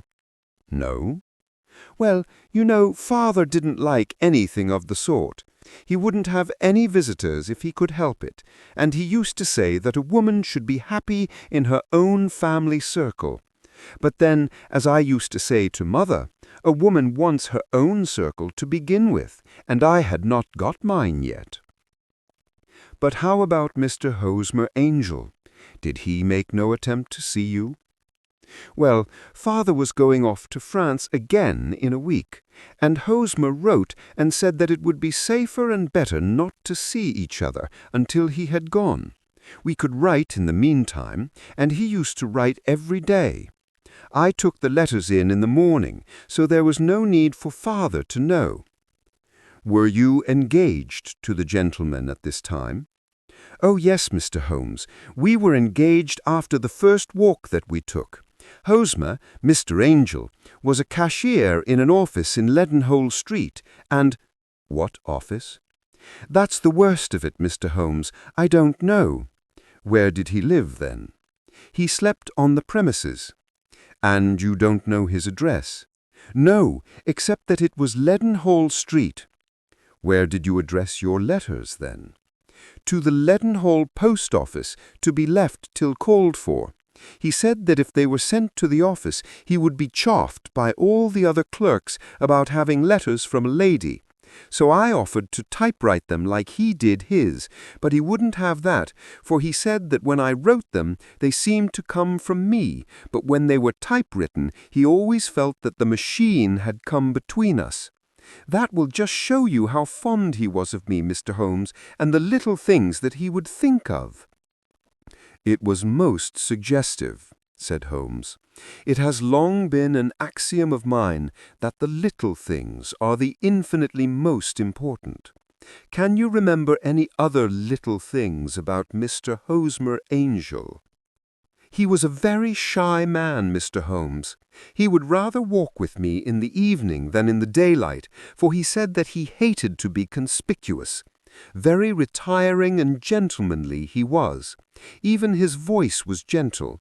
He had had the quinsy and swollen glands when he was young, he told me, and it had left him with a weak throat and a hesitating, whispering fashion of speech. He was always well dressed, very neat and plain, but his eyes were weak, just as mine are, and he wore tinted glasses against the glare." "Well, and what happened when Mr. Windibank, your stepfather, returned to France?" "Mr. Hosmer Angel came to the house again and proposed that we should marry before father came back. He was in dreadful earnest and made me swear, with my hands on the testament, that whatever happened I would always be true to him. Mother said he was quite right to make me swear, and that it was a sign of his passion. Mother was all in his favor from the first, and was even fonder of him than I was. Then, when they talked of marrying within the week, I began to ask about father, but they both said never to mind about father, but just to tell him afterwards, and mother said she would make it all right with him. I didn't quite like that, Mr. Holmes. It seemed funny that I should ask his leave, as he was only a few years older than me. But I didn't want to do anything on the sly, so I wrote to father at Bordeaux, where the company has its French offices, but the letter came back to me on the very morning of the wedding." "It missed him, then?" "Yes, sir, for he had started to England just before it arrived." "Ha, that was unfortunate. Your wedding was arranged, then, for the Friday. Was it to be in church?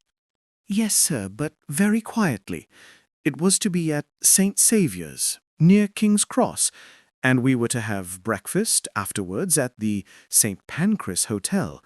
Hosmer came for us in a hansom, but as there were two of us, he put us both into it and stepped himself into a four-wheeler, which happened to be the only other cab in the street. We got to the church first, and when the four-wheeler drove up, we waited for him to step out, but he never did. And when the cabman got down from the box and looked, there was no one there. The cabman said that he could not imagine what had become of him, for he had seen him get in with his own eyes. That was last Friday, Mr. Holmes, and I have never seen or heard anything since then to throw any light upon what became of him. It seems to me that you have been very shamefully treated. Oh, no, sir. He was too good and kind to leave me so. Why, all the morning he was saying to me that whatever happened, I was to be true, and that even if something quite unforeseen occurred to separate us, I was always to remember that I was pledged to him, and that he would claim his pledge sooner or later. It seemed strange talk for a wedding morning, but what has happened since gives a meaning to it. Most certainly it does. Your own opinion is, then, that some unforeseen catastrophe has occurred to him. Yes, sir. I believe that he foresaw some danger, or else he would not have talked so, and then I think that what he foresaw happened. But you have no notion as to what it could have been? None. One more question. How did your mother take the matter? She was angry, and said that I was never to speak of the matter again. And your father? Did you tell him? Yes, and he seemed to think, with me, that something had happened, and that I should hear of Hosmer again. As he said, what interest could anyone have in bringing me to the doors of the church, and then leaving me? Now, if he had borrowed my money, or if he had married me and got my money settled on him, there might be some reason. But Hosmer was very independent about money, and never would look at a shilling of mine. And yet, what could have happened? And why could he not write? Oh, it drives me half mad to think of it, and I can't sleep a wink at night. She pulled a little handkerchief out of her muff and began to sob heavily into it. I shall glance into the case for you, said Holmes, rising, and I have no doubt that we shall reach some definite result. Let the weight of the matter rest upon me now, and do not let your mind dwell upon it further. Above all, try to let Mr. Hosmer Angel vanish from your memory, as he has done from your life. Then you don't think I'll see him again? I fear not. Then what has happened to him? You will leave that question in my hands. I should like an accurate description of him, and any letters of his which you can spare. I advertised for him in last Saturday's Chronicle. She said, here is the slip, and here are 4 letters from him. Thank you. And your address? Number 31, Lion Place, Camberwell. Mr. Angel's address you never had, I understand. Where is your father's place of business? He travels for Westhouse and Marbank, the great claret importers of Fenchurch Street. Thank you. You have made your statement very clearly. You will leave the papers here, and remember the advice which I have given you. Let the whole incident be a sealed book, and do not allow it to affect your life. You are very kind, Mr. Holmes, but I cannot do that. I shall be true to Hosmer. He shall find me ready when he comes back. For all the preposterous hat and the vacuous face, there was something noble in the simple faith of our visitor which compelled our respect. She laid her little bundle of papers upon the table and went her way, with a promise to come again whenever she might be summoned. Sherlock Holmes sat silent for a few minutes, with his fingertips still pressed together, his legs stretched out in front of him, and his gaze directed upward to the ceiling. Then he took down from the rack the old and oily clay pipe, which was to him as a counselor, and having lit it, he leaned back in his chair with the thick blue cloud wreath spinning up from him, and a look of infinite languor in his face. Quite an interesting study, that maiden. I found her more interesting than her little problem, which, by the way, is a rather trite one. You will find parallel cases if you consult my index in Andover in '77, and there was something of the sort at The Hague last year. Old as is the idea, however, there were one or two details which were new to me, but the maiden herself was most instructive. You appeared to read a good deal upon her which was quite invisible to me. Not invisible, but unnoticed, Watson. You did not know where to look, and so you missed all that was important. I can never bring you to realize the importance of sleeves, the suggestiveness of thumbnails, or the great issues that may hang from a bootlace. Now, what did you gather from that woman's appearance? Describe it.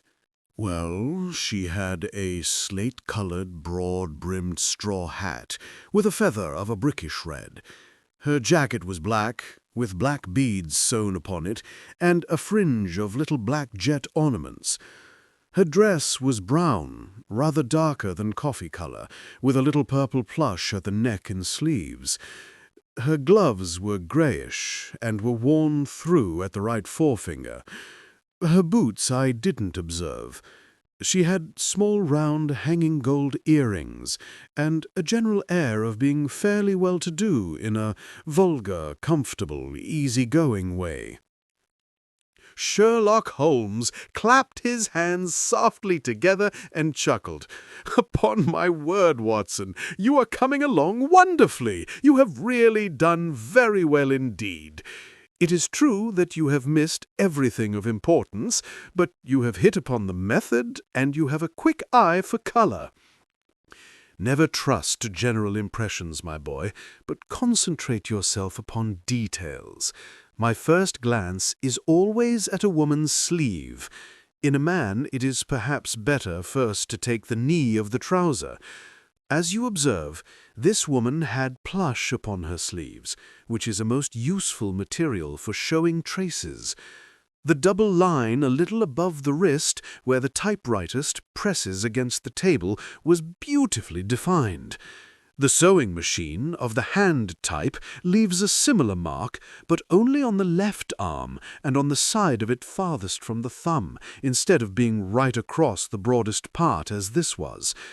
I then glanced at her face, and, observing the dint of a pince-nez at either side of her nose, I ventured a remark upon short sight and typewriting, which seemed to surprise her. It surprised me.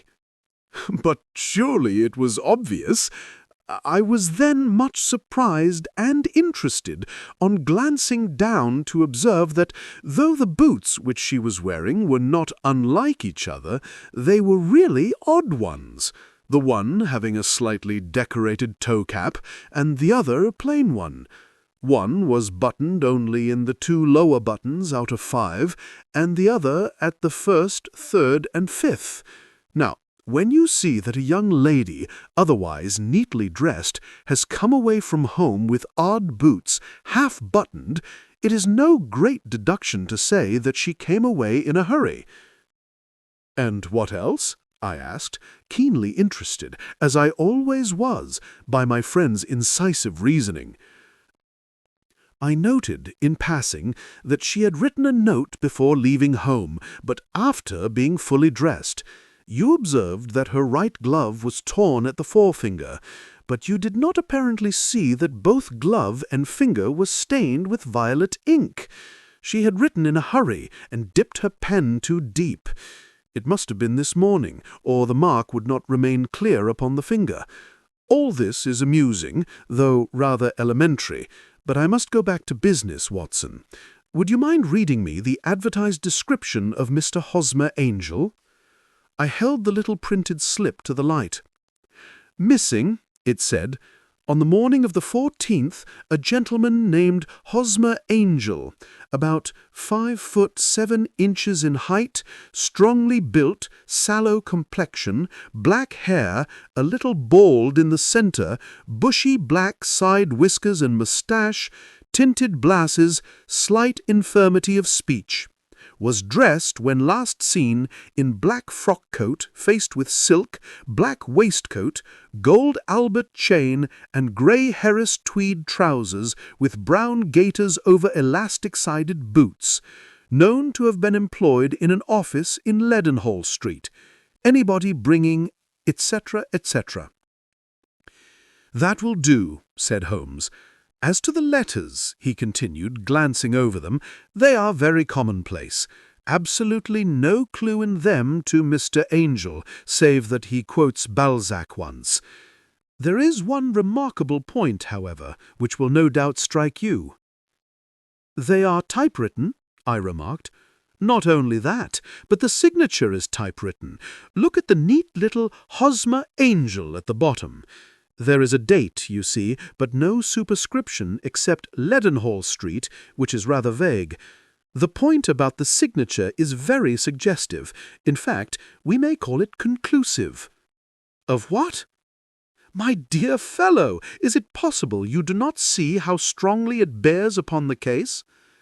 "I cannot say that I do, unless it were that he wished to be able to deny his signature if an action for breach of promise was instituted." "No, that was not the point. However, I shall write 2 letters, which should settle the matter.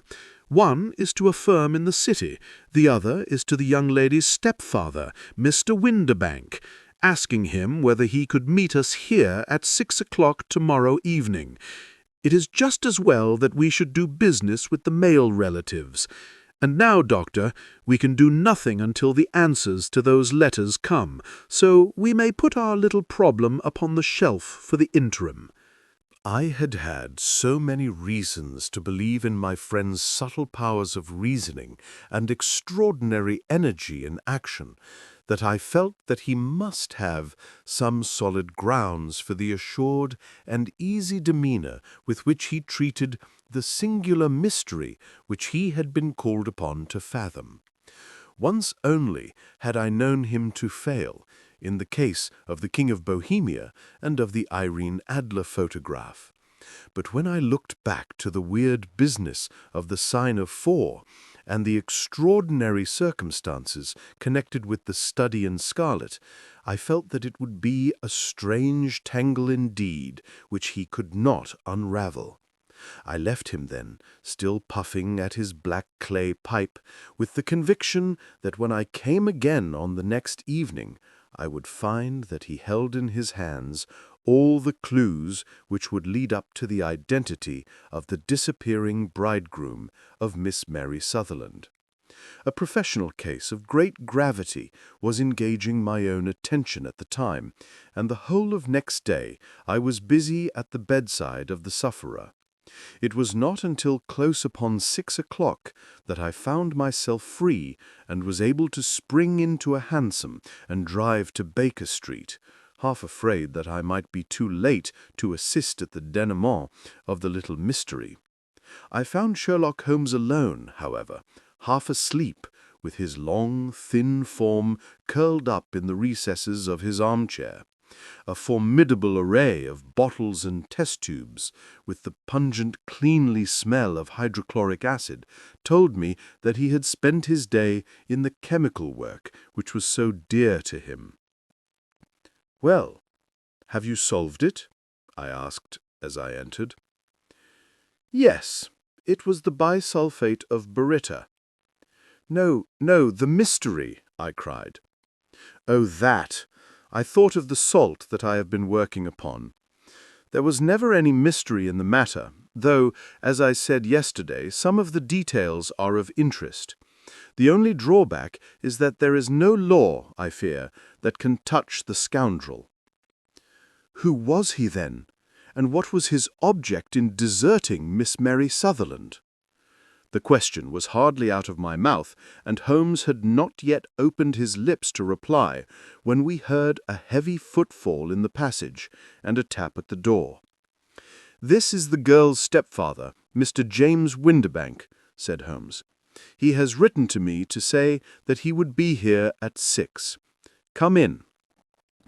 The man who entered was a sturdy, middle-sized fellow, some 30 years of age, clean-shaven and sallow-skinned, with a bland, insinuating manner and a pair of wonderfully sharp and penetrating grey eyes.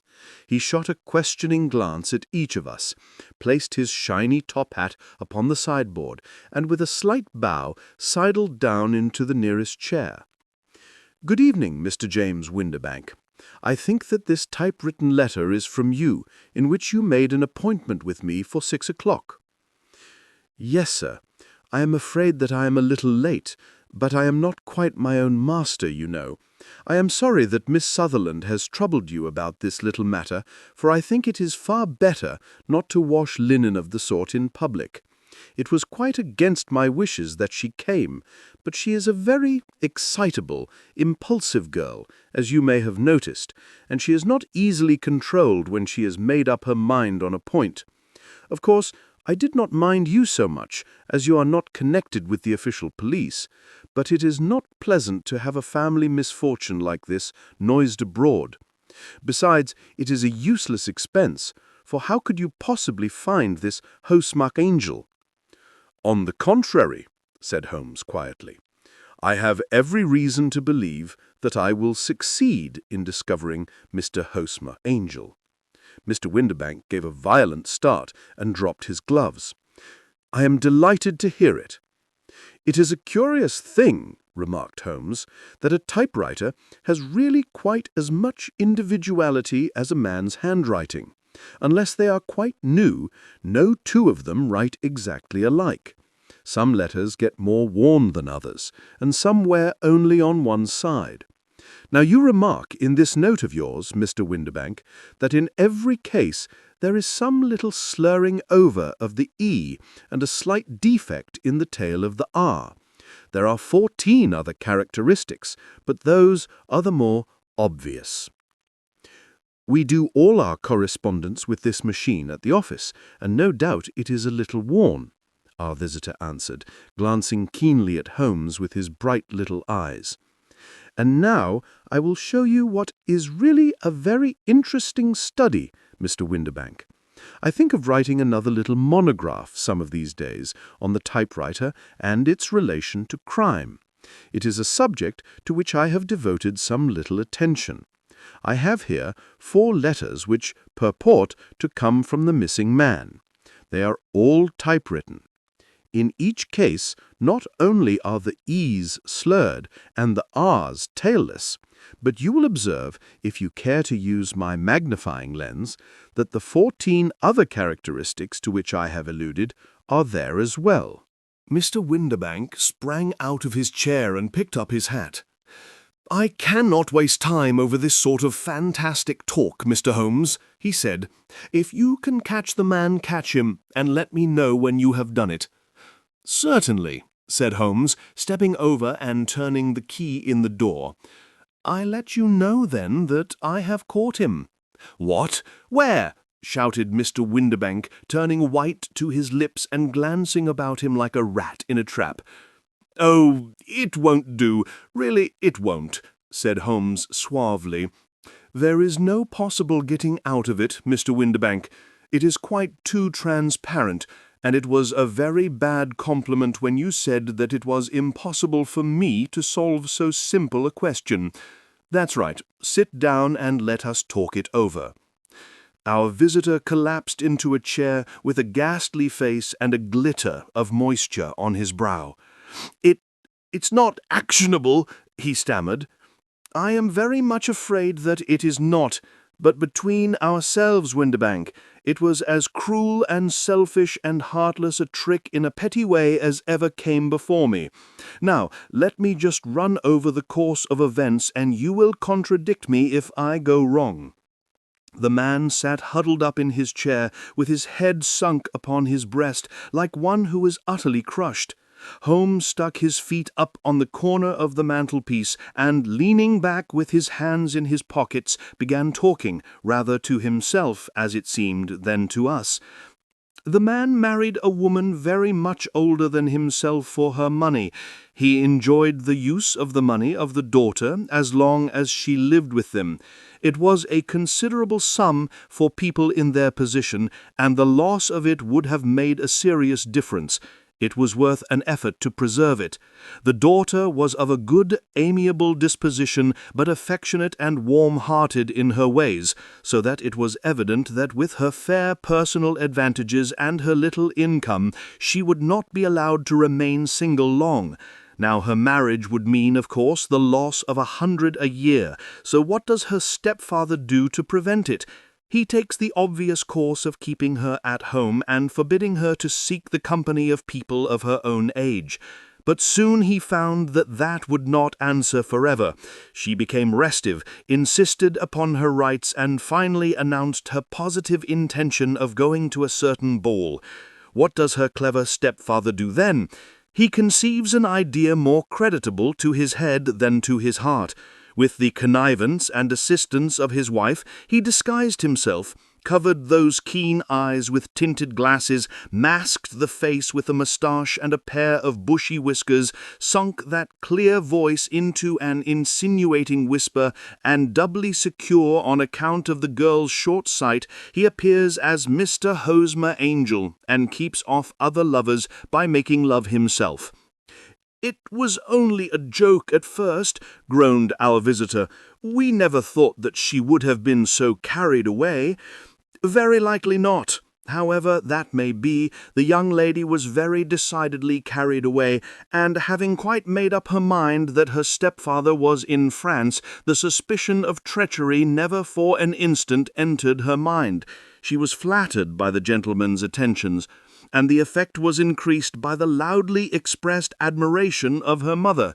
Then Mr. Angel began to call, for it was obvious that the matter should be pushed as far as it would go if a real effect were to be produced. There were meetings and an engagement which would finally secure the girl's affections from turning towards anyone else. But the deception could not be kept up forever. These pretended journeys to France were rather cumbersome. The thing to do was clearly to bring the business to an end in such a dramatic manner that it would leave a permanent impression upon the young lady's mind and prevent her from looking upon any other suitor for some time to come. Hence those vows of fidelity exacted upon a testament, and hence also the allusions to a possibility of something happening on the very morning of the wedding.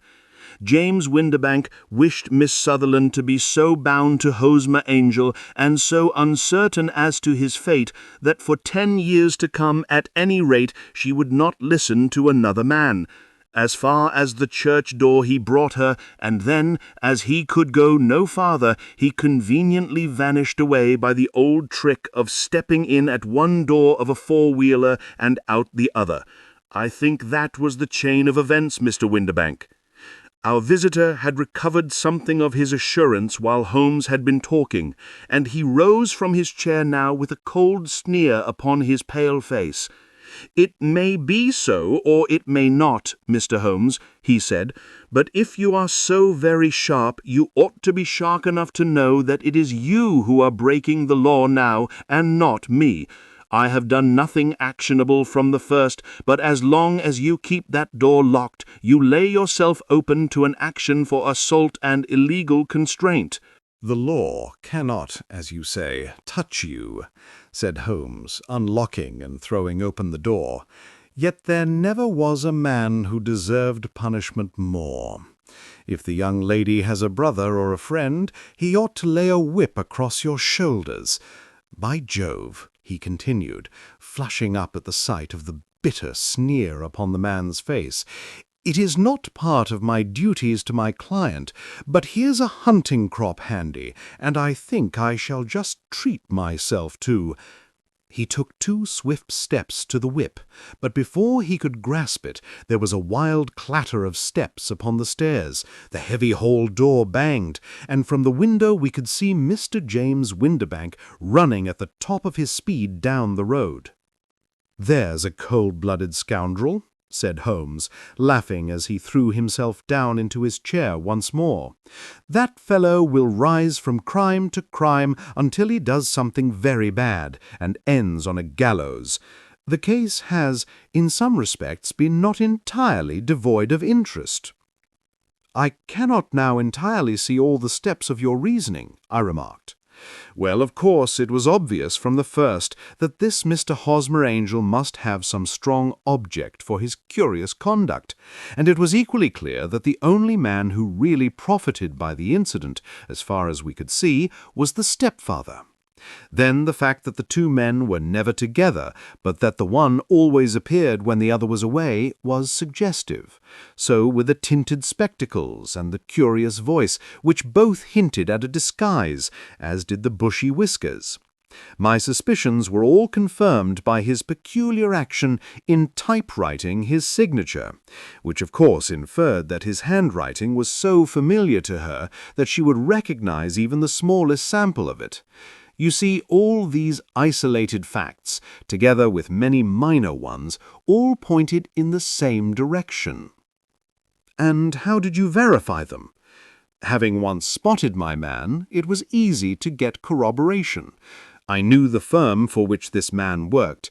Having taken the printed description, I eliminated everything from it which could be the result of a disguise, the whiskers, the glasses, the voice, and I sent it to the firm with a request that they would inform me whether it answered to the description of any of their travellers. I had already noticed the peculiarities of the typewriter, and I wrote to the man himself at his business address, asking him if he would come here. As I expected, his reply was typewritten and revealed the same trivial but characteristic defects. The same post brought me a letter from Westhouse and Marbank of Fenchurch Street to say that the description tallied in every respect with that of their employee, James Winderbank. Voila, tout. And Miss Sutherland? If I tell her, she will not believe me. You may remember the old Persian saying, "There is danger for him who taketh the tiger cub, and danger also for whoso snatches a delusion from a woman." There is as much sense in Hafiz as in Horace, and as much knowledge of the world. The Boscombe Valley Mystery, an adventure of Sherlock Holmes. We were seated at breakfast one morning, my wife and I, when the maid brought in a telegram. It was from Sherlock Holmes and ran in this way. "Have you a couple of days to spare? Have just been wired for from the west of England in connection with Boscombe Valley tragedy. Shall be glad if you will come with me. Air and scenery perfect. Leave Paddington by the 11:15. "What do you say, dear?" said my wife, looking across at me. "Will you go?" "I really don't know what to say. I have a fairly long list at present." "Oh, Anstruther would do your work for you. You have been looking a little pale lately. I think that the change would do you good, and you are always so interested in Mr. Sherlock Holmes' cases." "I should be ungrateful if I were not, seeing what I gain through one of them," I answered. "But if I am to go, I must pack at once, for I have only half an hour." My experience of camp life in Afghanistan had at least had the effect of making me a prompt and ready traveler. My wants were few and simple, so that in less than the time stated, I was in a cab with my valise, rattling away to Paddington Station. Sherlock Holmes was pacing up and down the platform, his tall, gaunt figure made even gaunter and taller by his long grey travelling cloak and close-fitting cloth cap. "It is really very good of you to come, Watson," he said. "It makes a considerable difference to me, having someone with me on whom I can thoroughly rely. Local aid is always either worthless or else biased. If you will keep the 2 corner seats, I shall get the tickets." We had the carriage to ourselves, save for an immense litter of papers which Holmes had brought with him. Among these he rummaged and read, with intervals of note-taking and of meditation, until we were past reading. Then he suddenly rolled them all into a gigantic ball and tossed them up onto the rack. "Have you heard anything of the case?" he asked. "Not a word. I have not seen a paper in some days. The London press has not had very full accounts. I have just been looking through all the recent papers in order to master the particulars. It seems, from what I gather, to be one of those simple cases which are so extremely difficult." That sounds a little paradoxical, but it is profoundly true. Singularity is almost invariably a clue. The more featureless and commonplace a crime is, the more difficult it is to bring it home. In this case, however, they have established a very serious case against the son of the murdered man. It is a murder, then? Well, it is conjectured to be so. I shall take nothing for granted until I have the opportunity of looking into it personally. I will explain the state of things to you as far as I have been able to understand it, in a very few words. Boscombe Valley is a country district not very far from Ross in Herefordshire. The largest landed proprietor in that part is a Mr. John Turner, who made his money in Australia and returned some years ago to the old country. One of the farms which he held, that of Hatherley, was let to Mr. Charles McCarthy, who was also an ex-Australian. The men had known each other in the colonies, so that it was not unnatural that when they came to settle down, they should do so as near each other as possible.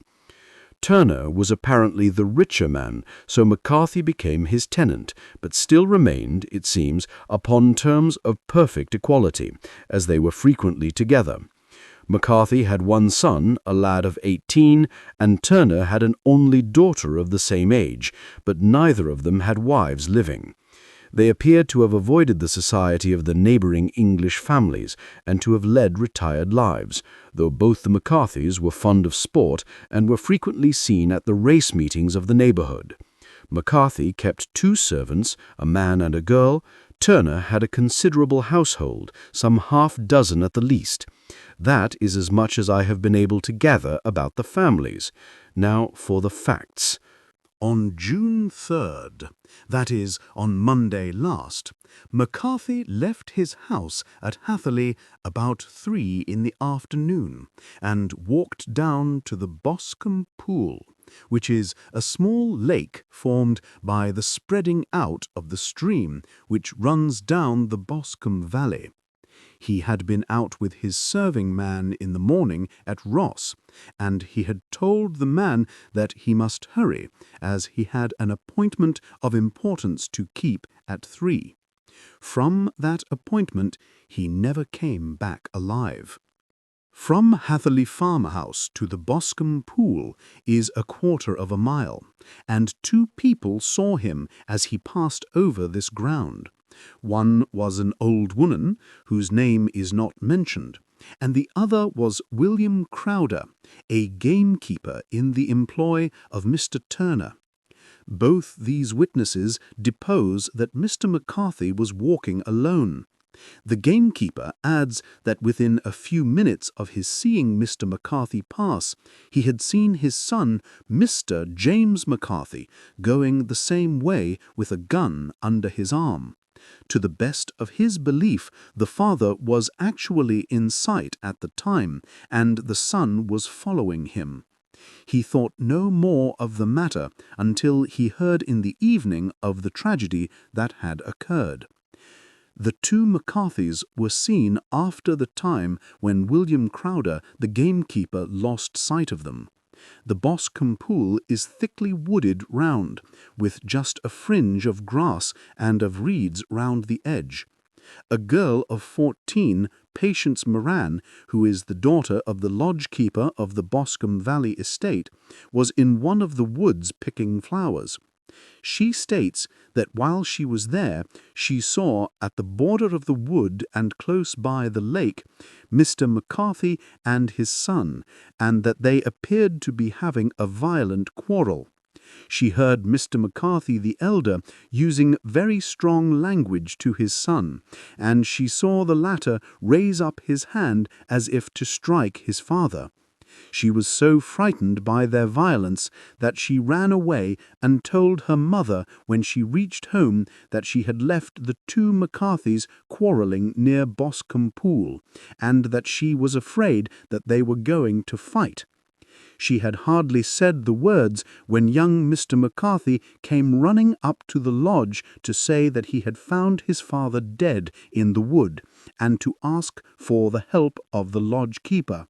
He was much excited without his gun or his hat, and his right hand and sleeve were observed to be stained with fresh blood. On following him, they found the dead body stretched out upon the grass beside the pool. The head had been beaten in by repeated blows of some heavy and blunt weapon. The injuries were such as might very well have been inflicted by the butt end of his son's gun, which was found lying on the grass within a few paces of the body. Under these circumstances, the young man was instantly arrested, and a verdict of wilful murder having been returned at the inquest on Tuesday, he was on Wednesday brought before the magistrates at Ross, who have referred the case to the next assizes. Those are the main facts of the case as they came out before the coroner and the police court. "I could hardly imagine a more damning case," I remarked. "If ever circumstantial evidence pointed to a criminal, it does so here." "Circumstantial evidence is a very tricky thing," answered Holmes thoughtfully. "It may seem to point very straight to one thing, but if you shift your own point of view a little, you may find it pointing in an equally uncompromising manner to something entirely different. It must be confessed, however, that the case looks exceedingly grave against the young man, and it is very possible that he is indeed the culprit. There are several people in the neighborhood, however, and among them Miss Turner, the daughter of the neighboring landowner, who believe in his innocence and who have retained Lestrade, whom you may recollect in connection with the study in scarlet, to work out the case in his interest. Lestrade, being rather puzzled, has referred the case to me, and hence it is that two middle-aged gentlemen are flying westward at 50 miles an hour instead of quietly digesting their breakfasts at home." "I am afraid," said I, "that the facts are so obvious that you will find little credit to be gained out of this case." "There is nothing more deceptive than an obvious fact," he answered. "Besides, we may chance to hit upon some other obvious facts which may have been by no means obvious to Mr. Lestrade. You know me too well to think that I am boasting when I say that I shall either confirm or destroy his theory by means which he is quite incapable of employing, or even of understanding. To take the first example to hand, I very clearly perceive that in your bedroom the window is on the right-hand side. And yet I question whether Mr. Lestrade would have noted even so self-evident a thing as that. How on earth? My dear fellow, I know you well. I know the military neatness which characterizes you. You shave every morning, and in this season you shave by the sunlight. But since your shaving is less and less complete as we get farther back on the left side, until it becomes positively slovenly as we get round the angle of the jaw, it is surely very clear that that side is less illuminated than the other. I could not imagine a man of your habits looking at himself in an equal light and being satisfied with such a result. I only quote this as a trivial example of observation and inference. Therein lies my métier, and it is just possible that it may be of some service in the investigation which lies before us. There are one or two minor points which were brought out in the inquest and which are worth considering. What are they? It appears that his arrest did not take place at once, but after the return to Hatherley Farm. On the inspector of constabulary informing him that he was a prisoner, he remarked that he was not surprised to hear it, and that it was no more than his deserts. This observation of his had the natural effect of removing any traces of doubt which might have remained in the minds of the coroner's jury. "It was a confession," I ejaculated. "No, for it was followed by a protestation of innocence. Coming on the top of such a damning series of events, it was at least a most suspicious remark." "On the contrary," said Holmes, "it is the brightest rift which I can at present see in the clouds. However innocent he might be, he could not be such an absolute imbecile as not to see that the circumstances were very black against him. Had he appeared surprised at his arrest, or feigned indignation at it, I should have looked upon it as highly suspicious, because such surprise or anger would not be natural under the circumstances, and yet might appear to be the best policy to a scheming man. His frank acceptance of the situation marks him as either an innocent man, or else as a man of considerable self-restraint and firmness. As to his remark about his deserts, it was also not unnatural if you consider that he stood beside the dead body of his father, and that there is no doubt that he had that very day so far forgotten his filial duty as to bandy words with him, and even, according to the little girl whose evidence is so important, to raise his hand as if to strike him. The self-reproach and contrition which are displayed in his remark appear to me to be the signs of a healthy mind rather than of a guilty one. I shook my head. Many men have been hanged on far slighter evidence, I remarked. So they have, and many men have been wrongfully hanged. What is the young man's own account of the matter? It is, I am afraid, not very encouraging to his supporters, though there are 1 or 2 points in it which are suggestive. You will find it here, and may read it for yourself.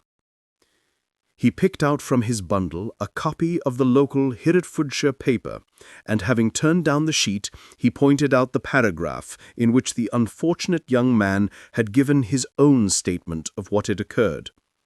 I settled myself down in the corner of the carriage and read it very carefully. It ran in this way. Mr. James McCarthy, the only son of the deceased, was then called and gave evidence as follows.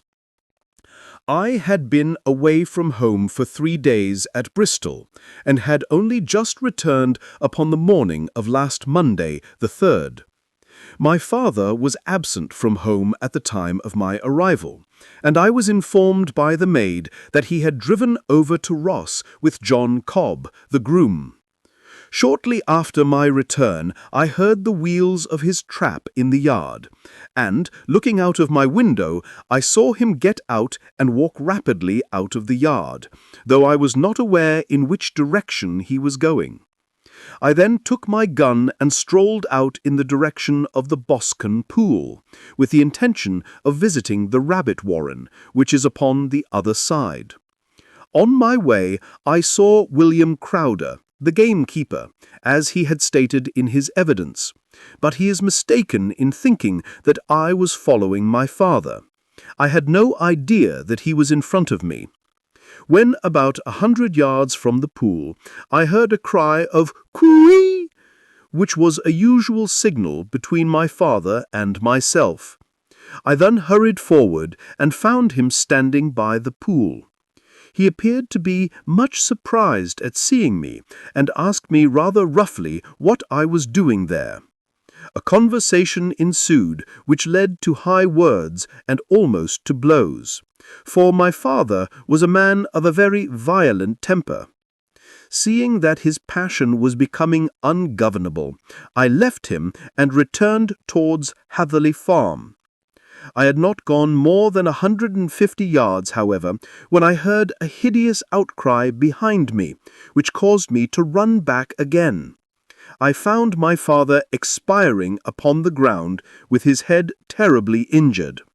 I dropped my gun and held him in my arms, but he almost instantly expired.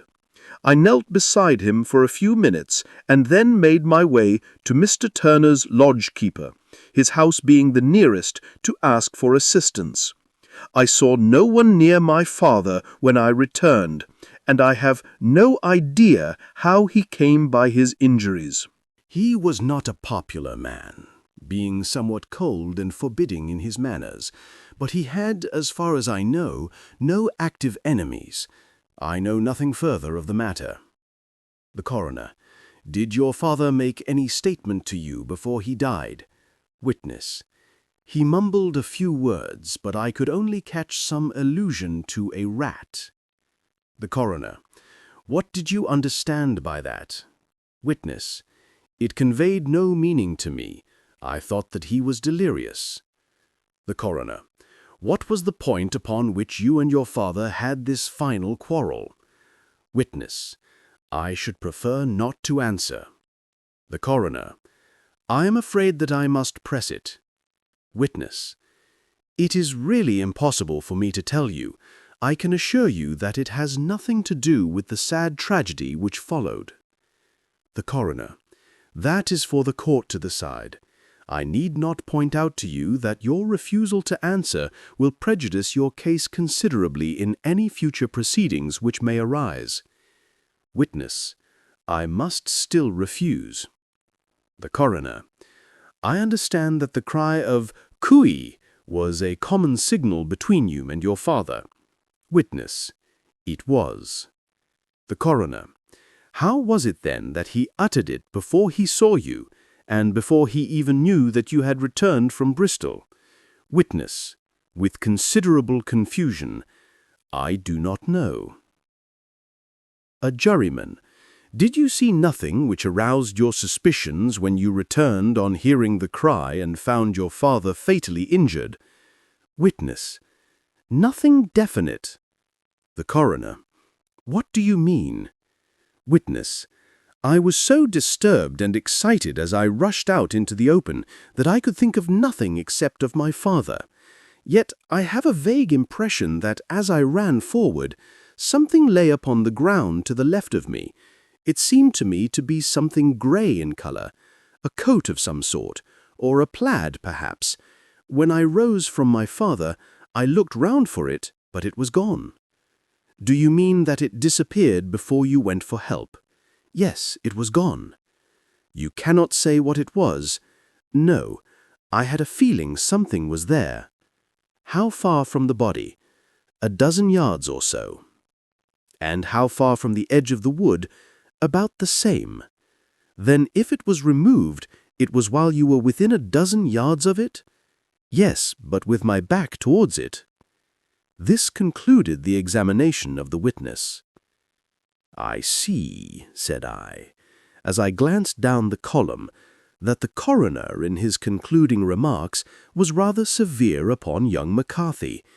He calls attention, and with reason, to the discrepancy about his father having signalled to him before seeing him. Also to his refusal to give details of his conversation with his father, and his singular account of his father's dying words. They are, as he remarks, very much against the son. Holmes laughed softly to himself, and stretched himself out upon the cushioned seat. "Both you and the coroner have been at some pains," said he, "to single out the very strongest points in the young man's favour.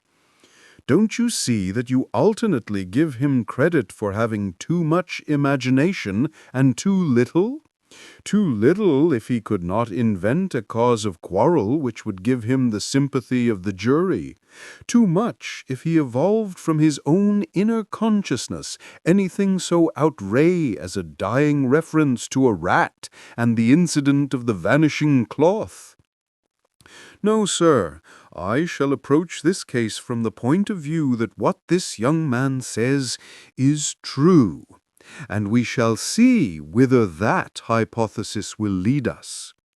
And now here is my pocket Petrarch, and not another word shall I say of this case until we are on the scene of action. We lunch at Swindon, and I see that we shall be there in 20 minutes. It was nearly 4 o'clock when we at last, after passing through the beautiful Stroud Valley and over the broad gleaming Severn, found ourselves at the pretty little country town of Ross. A lean, ferret-like man, furtive and sly-looking, was waiting for us upon the platform. In spite of the light brown dust coat and leather leggings which he wore in deference to his rustic surroundings, I had no difficulty in recognizing Lestrade of Scotland Yard. With him we drove to the Hereford Arms, where a room had already been engaged for us. "I have ordered the carriage," said Lestrade as we sat over a cup of tea. "I knew your energetic nature, and that you would not be happy until you had been on the scene of the crime." "It was very nice and complimentary of you," he answered. It is entirely a question of barometric pressure." Lestrade looked startled. "I do not quite follow," he said. "How is the glass? 29, I see. No wind and not a cloud in the sky. I have a case full of cigarettes here which need smoking, and the sofa is very much superior to the usual country hotel abomination. I do not think that it is probable that I shall use the carriage tonight." Lestrade laughed indulgently. "You have, no doubt, already formed your conclusions from the newspapers. The case is as plain as a pikestaff, and the more one goes into it, the plainer it becomes. Still, of course, one can't refuse a lady, and such a very positive one, too.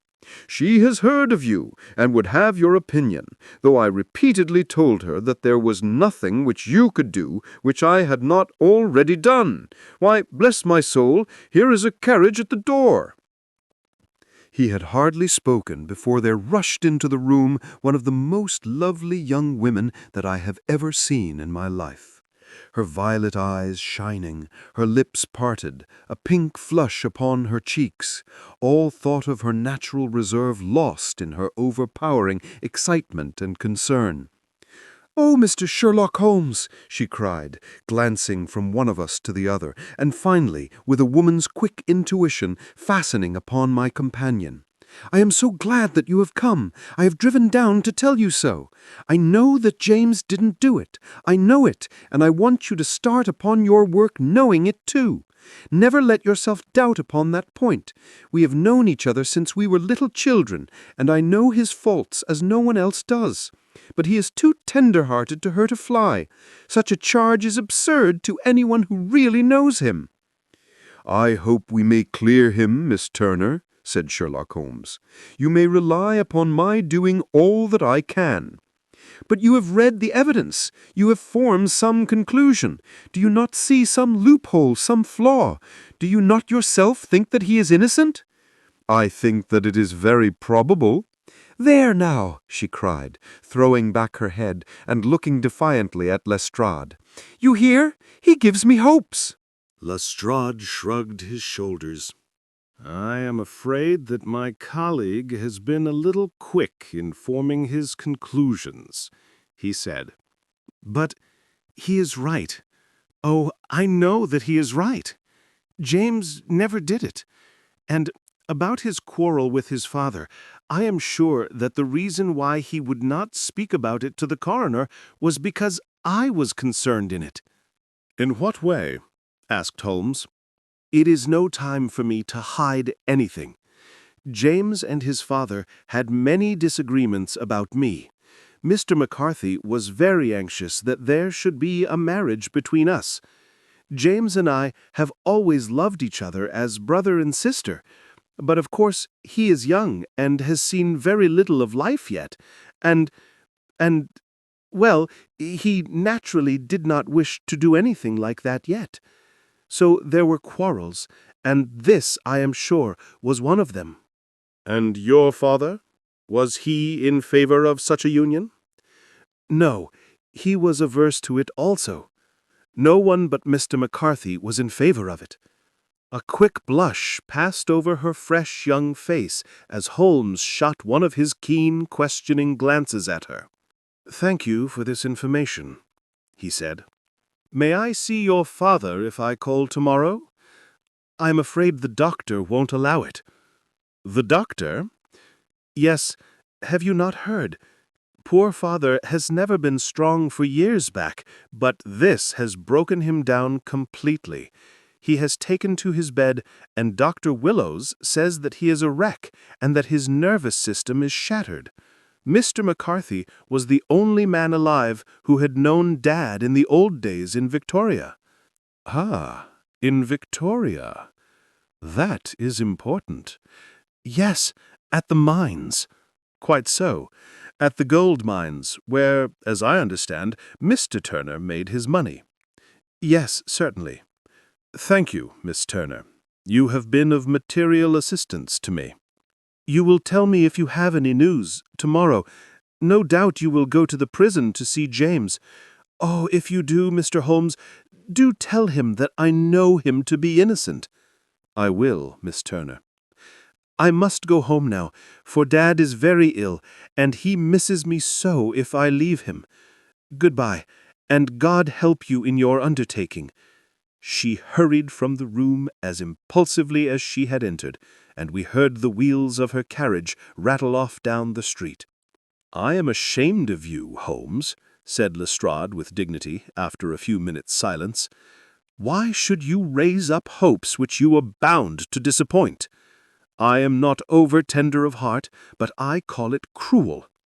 I think that I see my way to clearing James McCarthy. Have you an order to see him in prison?" "Yes, but only for you and me. Then I shall reconsider my resolution about going out. We have still time to take a train to Hereford and see him tonight?" "Ample. Then let us do so. Watson, I fear that you will find it very slow, but I shall only be away a couple of hours." I walked down to the station with them, and then wandered through the streets of the little town, finally returning to the hotel, where I lay upon the sofa and tried to interest myself in a yellow-backed novel. The puny plot of the story was so thin, however, when compared to the deep mystery through which we were groping, and I found my attention wander so continuously from the action to the fact, that I at last flung it across the room and gave myself up entirely to a consideration of the events of the day. Supposing that this unhappy young man's story were absolutely true, then what hellish thing, what absolutely unforeseen and extraordinary calamity could have occurred between the time when he parted with his father and the moment when, drawn back by his screams, he rushed into the glade? It was something terrible and deadly. What could it be? Might not the nature of the injuries reveal something to my medical instincts?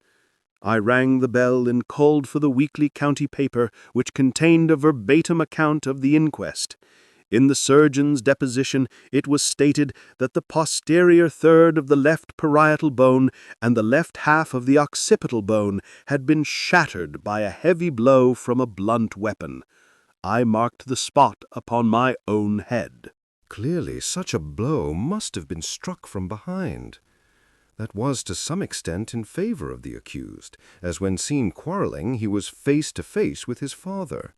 Still, it did not go for very much, for the older man might have turned his back before the blow fell. Still, it might be worthwhile to call Holmes' attention to it.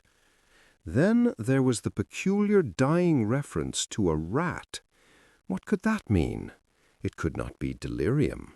A man dying from a sudden blow does not commonly become delirious. No, it was more likely to be an attempt to explain how he met his fate. But what could it indicate? I cudgeled my brains to find some possible explanation. And then the incident of the gray cloth seen by young McCarthy.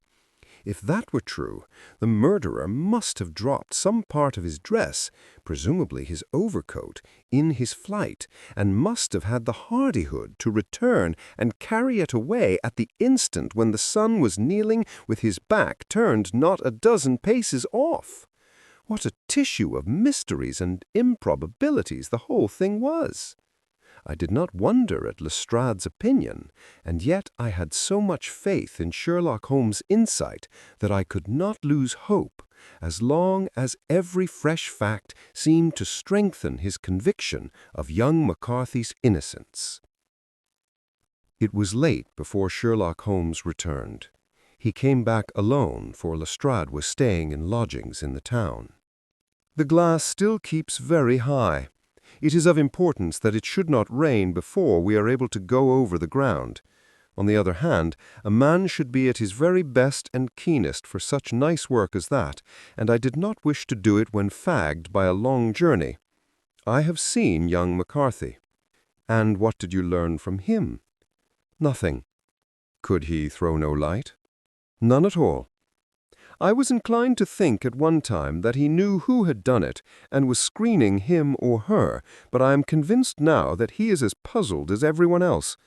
He is not a very quick-witted youth, though comely to look at, and, I should think, sound at heart." "I cannot admire his taste," I remarked, "if it is indeed a fact that he was averse to a marriage with so charming a young lady as this Miss Turner." "Ah, thereby hangs a rather painful tale. This fellow is madly, insanely in love with her, but some 2 years ago, when he was only a lad, and before he really knew her, for she had been away 5 years at a boarding school, what does the idiot do but get into the clutches of a barmaid in Bristol and marry her at a registry office? No one knows a word of the matter, but you can imagine how maddening it must be to him to be upbraided for not doing what he would give his very eyes to do, but what he knows to be absolutely impossible. It was sheer frenzy of this sort which made him throw his hands up into the air when his father, at their last interview, was goading him on to propose to Miss Turner. On the other hand, he had no means of supporting himself, and his father, who was by all accounts a very hard man, would have thrown him over utterly had he known the truth. It was with his barmaid wife that he had spent the last 3 days in Bristol, and his father did not know where he was. Mark that point. It's of importance. Good has come out of evil, however, for the barmaid, finding from the papers that he is in serious trouble and likely to be hanged, has thrown him over utterly and has written to him to say that she has a husband already in the Bermuda dockyard, so that there is really no tie between them. I think that that bit of news has consoled young McCarthy for all that he has suffered. But if he is innocent, who has done it? Ah, who? I would call your attention very particularly to 2 points.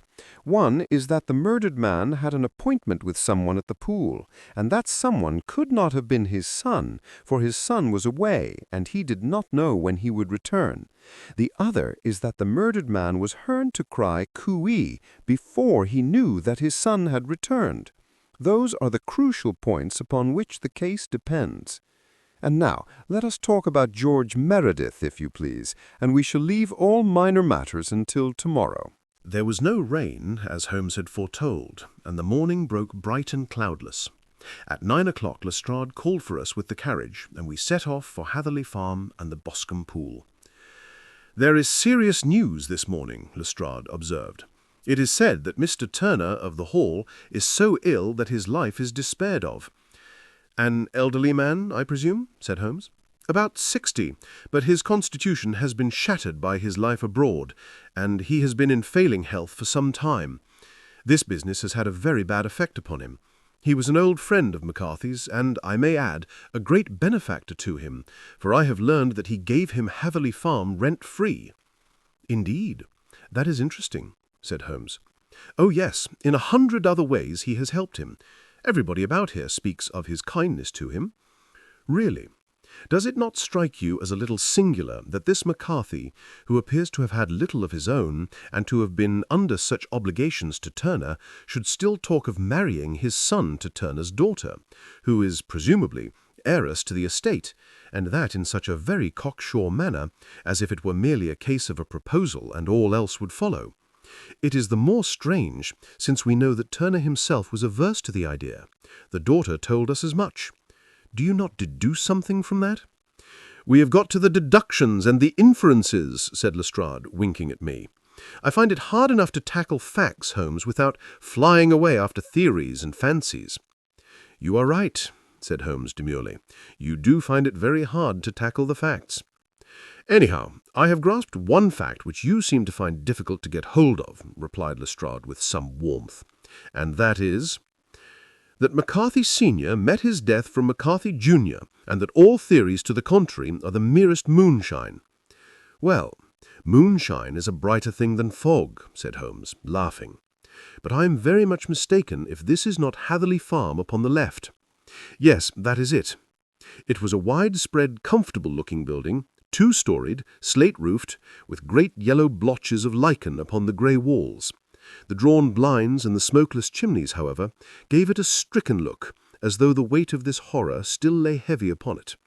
We called at the door, when the maid, at Holmes' request, showed us the boots which her master wore at the time of his death, and also a pair of the son's, though not the pair which he had then had. Having measured these very carefully from 7 or 8 different points, Holmes desired to be led to the courtyard, from which we all followed the winding track which led to Boscombe Pool. Sherlock Holmes was transformed when he was hot upon such a scent as this. Men who had only known the quiet thinker and logician of Baker Street would have failed to recognize him. His face flushed and darkened, his brows were drawn into 2 hard black lines, while his eyes shone out from beneath them with a steely glitter. His face was bent downward, his shoulders bowed, his lips compressed, and the veins stood out like whipcord in his long, sinewy neck. His nostrils seemed to dilate with a purely animal lust for the chase, and his mind was so absolutely concentrated upon the matter before him that a question or remark fell unheeded upon his ears, or, at the most, only provoked a quick, impatient snarl in reply. Swiftly and silently he made his way along the track which ran through the meadows, and so by the way of the woods to Boscombe Pool. It was damp, marshy ground, as is all that district, and there were marks of many feet, both on the path and amid the short grass which bound it on either side. Sometimes Holmes would hurry on, sometimes stop dead, and once he made quite a little detour into the meadow. Lestrade and I walked behind him, the detective indifferent and contemptuous, while I watched my friend with the interest that sprang from the conviction that every one of his actions was directed to a definite end. The Boscombe Pool, which is a little reed-girt sheet of water some 50 yards across, is situated at the boundary between the Hatherley Farm and the private park of the wealthy Mr. Turner. Above the woods which lined it upon the farther side, we could see the red, jutting pinnacles which marked the site of the rich landowner's dwelling. On the Hatherley side of the pool, the woods grew very thick, and there was a narrow belt of sodden grass 20 paces across, between the edge of the trees and the reeds which lined the lake. Lestrade showed us the exact spot at which the body had been found, and indeed so moist was the ground that I could plainly see the traces which had been left by the fall of the stricken man.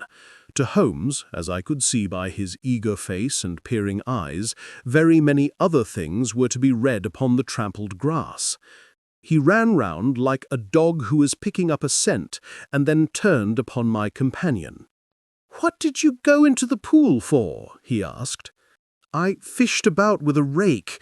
I thought there might be some weapon or other trace. But how on earth—" "Oh, tut, tut! I have no time. That left foot of yours, with its inward twist, is all over the place. A mole could trace it, and there it vanishes among the reeds. Oh, how simple it would have all been had I been here before they came like a herd of buffalo and wallowed all over it. Here is where the party with the lodge-keeper came, and they have covered all tracks for 6 or 8 feet round the body. But here are 3 separate tracks of the same feet." He drew out a lens and lay down upon his waterproof to have a better view, talking all the time rather to himself than to us. "These are young McCarthy's feet. Twice he was walking, and once he ran swiftly, so that the soles are deeply marked and the heels hardly visible. That bears out his story. He ran when he saw his father on the ground. Then here are his father's feet as he paced up and down. What is this, then?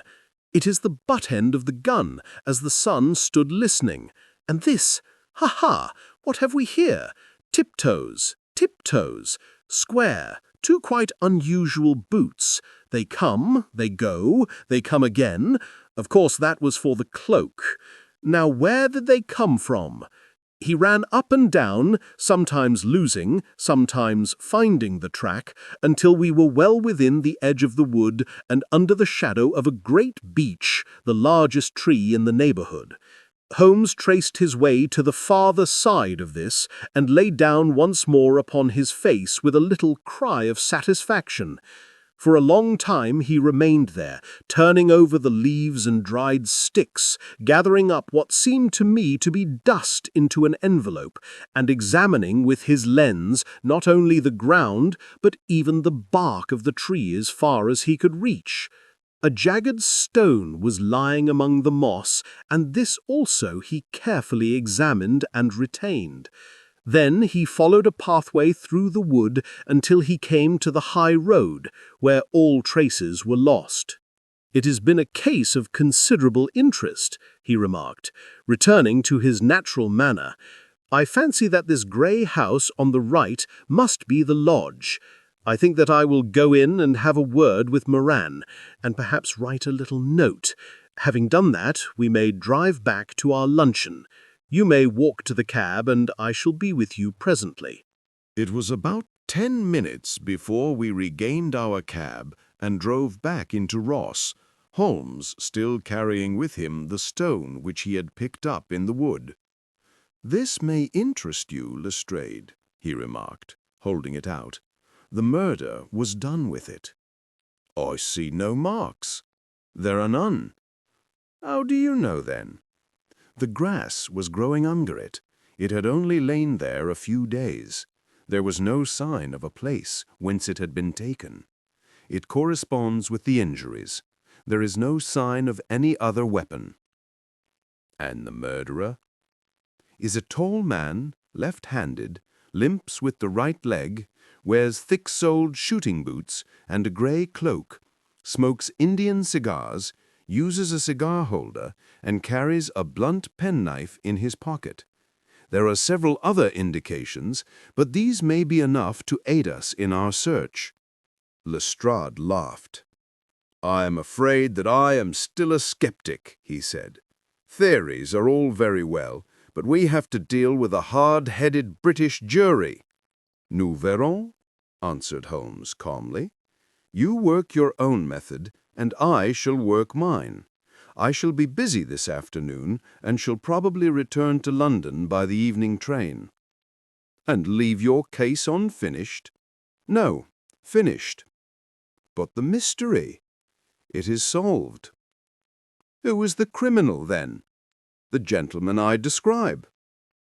"But who is he?" "Surely it would not be difficult to find out. This is not such a populous neighborhood." Lestrade shrugged his shoulders. "I'm a practical man," he said, "and I really cannot undertake to go about the country looking for a left-handed gentleman with a game leg. I should become the laughing-stock of Scotland Yard." "All right," said Holmes quietly. "I have given you the chance. Here are your lodgings. Goodbye. I shall drop you a line before I leave." Having left Lestrade at his rooms, we drove to our hotel, where we found lunch upon the table. Holmes was silent and buried in thought, with a pained expression upon his face, as one who finds himself in a perplexing position. "Look here, Watson," he said, when the cloth was cleared. "Just sit down in this chair and let me preach to you for a little. I don't know quite what to do, and I should value your advice. Light a cigar and let me expound." "Pray do so." "Well, now, in considering this case, there are 2 points about young McCarthy's narrative which struck us both instantly, although they impressed me in his favor and you against him. One was the fact that his father should, according to his account, cry "Cooee" before seeing him. The other was his singular dying reference to a rat. He mumbled several words, you understand, but that was all that caught the son's ear. Now from this double point our research must commence, and we will begin it by presuming that what the lad says is absolutely true. What of this cooee, then? Well, obviously it could not have been meant for the son. The son, as far as he knew, was in Bristol. It was mere chance that he was within earshot. The cooee was meant to attract the attention of whoever it was that he had the appointment with. But cooee is a distinctly Australian cry, and one which is used between Australians. There is a strong presumption that the person whom McCarthy expected to meet him at Boscombe Pool was someone who had been in Australia. What of the rat, then? Sherlock Holmes took a folded paper from his pocket and flattened it out on the table. "This is a map of the colony of Victoria. I wired to Bristol for it last night." He put his hand over part of the map. "What do you read?" "Aurat," I read. "And now?" He raised his hand. "Ballarat." Quite so. That was the word the man uttered, and of which his son only caught the last two syllables. He was trying to utter the name of his murderer, so and so of Ballarat. "It is wonderful!" I exclaimed. "It is obvious." And now, you see, I had narrowed the field down considerably. The possession of a grey garment was a third point which, granting the son's statement to be correct, was a certainty. We have come now out of mere vagueness to the definite conception of an Australian from Ballarat with a grey cloak. Certainly. And one who was at home in the district, for the pool can only be approached by the farm or by the estate where strangers could hardly wander. Quite so. Then comes our expedition of today. By an examination of the ground, I gained the trifling details which I gave to that imbecile Lestrade, as to the personality of the criminal. But how did you gain them? You know my method. It is founded upon the observation of trifles. His height I know that you might roughly judge from the length of his stride. His boots, too, might be told from their traces. Yes, they were peculiar boots. But his lameness? The impression of his right foot was always less distinct than his left. He put less weight upon it. Why? Because he limped. He was lame. But his left-handedness? You were yourself struck by the nature of the injury as recorded by the surgeon at the inquest. The blow was struck from immediately behind, and yet was upon the left side. Now how can that be unless it were by a left-handed man? He had stood there behind the tree during the interview between the father and son. He had even smoked there. I found the ash of a cigar, which my special knowledge of tobacco ashes enables me to pronounce as an Indian cigar. I have, as you know, devoted some attention to this and written a little monograph on the ashes of 140 different varieties of pipe, cigar, and cigarette tobacco. Having found the ash, I then looked around and discovered the stump among the moss where he had tossed it. It was an Indian cigar, of the variety which are rolled in Rotterdam. And the cigar holder? I could see that the end had not been in his mouth, therefore he used a holder. The tip had been cut off, not bitten off, but the cut was not a clean one, so I deduced a blunt penknife. Holmes, I see you have drawn a net round this man from which he cannot escape, and you have saved an innocent human life as truly as if you had cut the cord which was hanging him. I see the direction in which all this points. The culprit is— "Mr. John Turner," cried the hotel waiter, opening the door of our sitting-room and ushering in a visitor. The man who entered was a strange and impressive figure. His slow, limping step and bowed shoulders gave the appearance of decrepitude, and yet his hard, deep-lined, craggy features and his enormous limbs showed that he was possessed of unusual strength of body and of character. His tangled beard, grizzled hair, and outstanding drooping eyebrows combined to give an air of dignity and power to his appearance, but his face was of an ashen white, while his lips and the corners of his nostrils were tinged with a shade of blue. It was clear to me at a glance that he was in the grip of some deadly and chronic disease. "Pray sit down on the sofa," he said gently. "You had my note." "Yes, the lodge-keeper brought it up. You said that you wished to see me here to avoid scandal. I thought people would talk if I went to the hall. And why did you wish to see me?" He looked across at my companion with despair in his wary eyes, as though his question was already answered. "Yes," said Holmes, answering the look rather than the words. "It is so. I know all about McCarthy." Mr. Turner sank his face in his hands. "God help me," he cried. but I would not have let the young man come to harm. I give you my word that I would have spoken out if it went against him at the assizes." "I am glad to hear you say so," said Holmes gravely. "I would have spoken now had it not been for my dear girl. It would break her heart. It will break her heart when she hears that I am arrested." "It may not come to that." "What?" "I am no official agent. I understand that it was your daughter who required my presence here, and I am acting in her interests. Young McCarthy must be got off, however." "I am a dying man," said old Turner. "I have had diabetes for years. My doctor says it is a question whether I shall live a month, yet I would rather die under my own roof than in a jail." Holmes rose and sat down at the table with his pen in his hand and a bundle of paper before him. "Just tell us the truth," he said. "I shall jot down the facts. You will sign it, and Watson here can witness it. Then I could produce your confession at the last extremity to save young McCarthy. I promise you that I shall not use it unless it is absolutely needed." "It's as well," said the old man.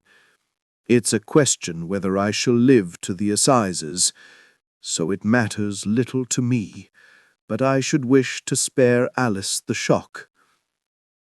And now I will make the thing clear to you.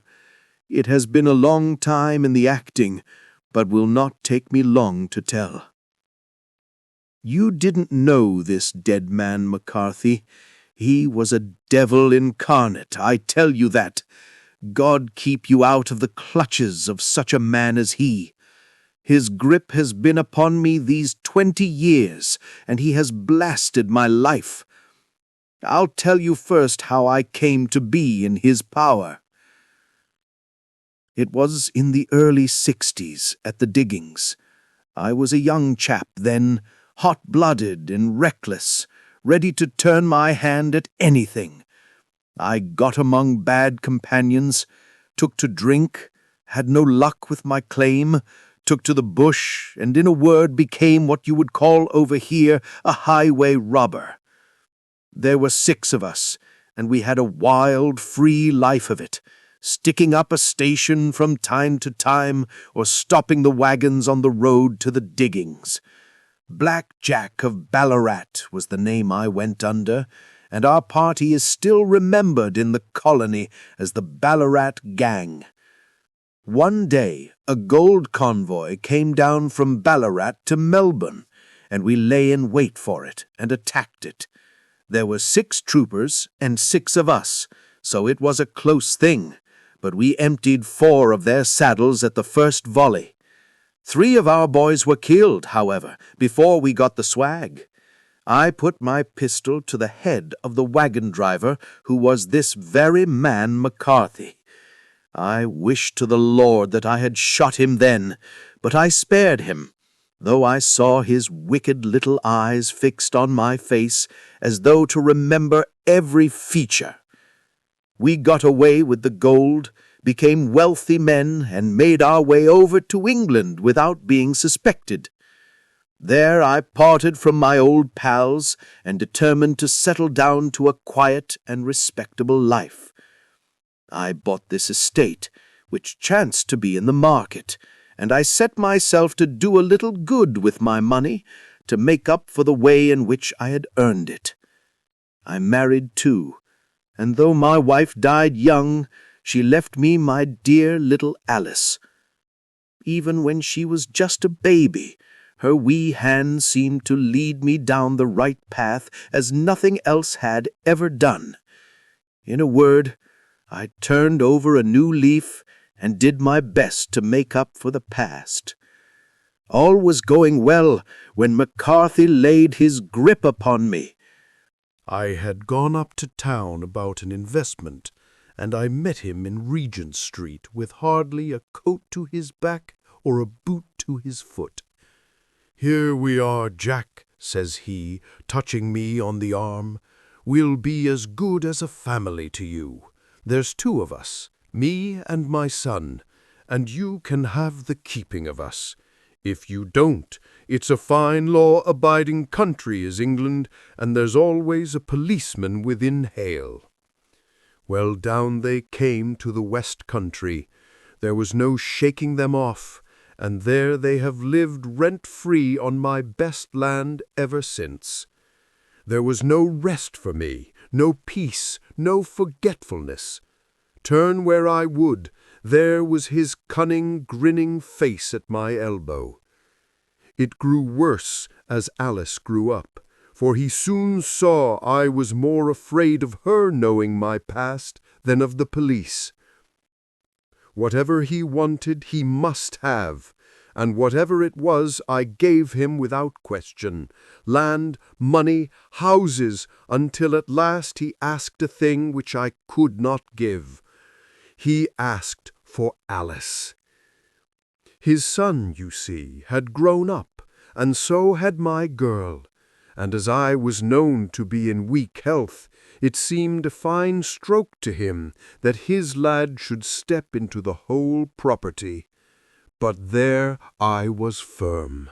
I would not have his cursed stock mixed with mine. Not that I had any dislike to the lad, but his blood was in him, and that was enough.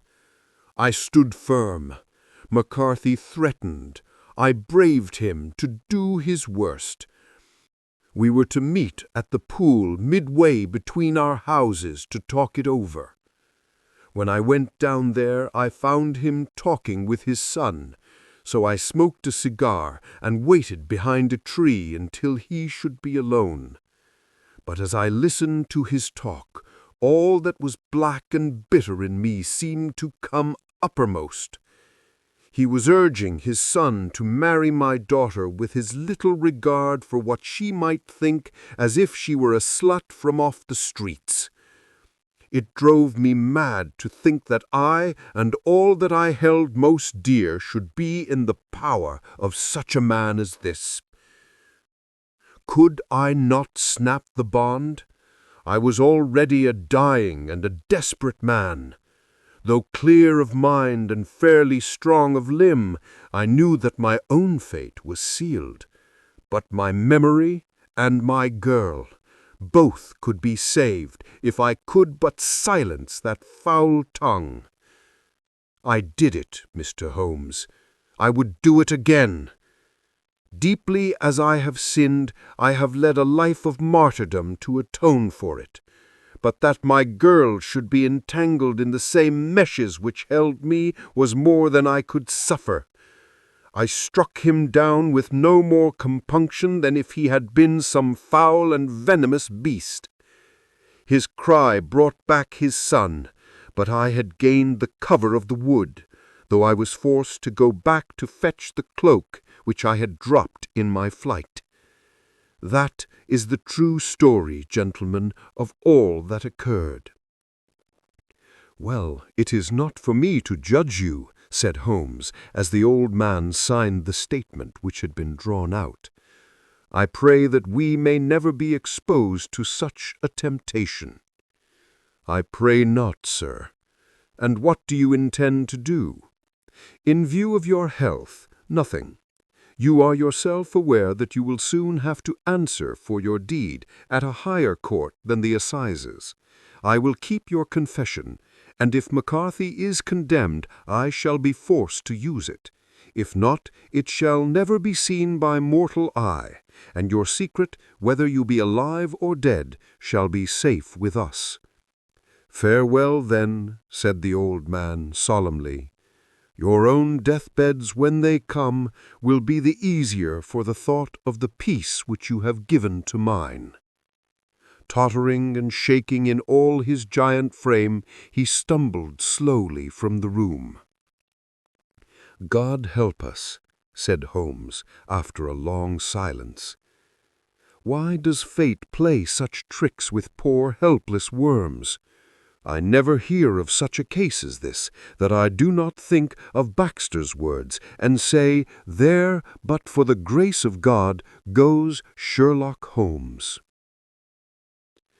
James McCarthy was acquitted at the assizes on the strength of a number of objections which had been drawn out by Holmes and submitted to the defending counsel.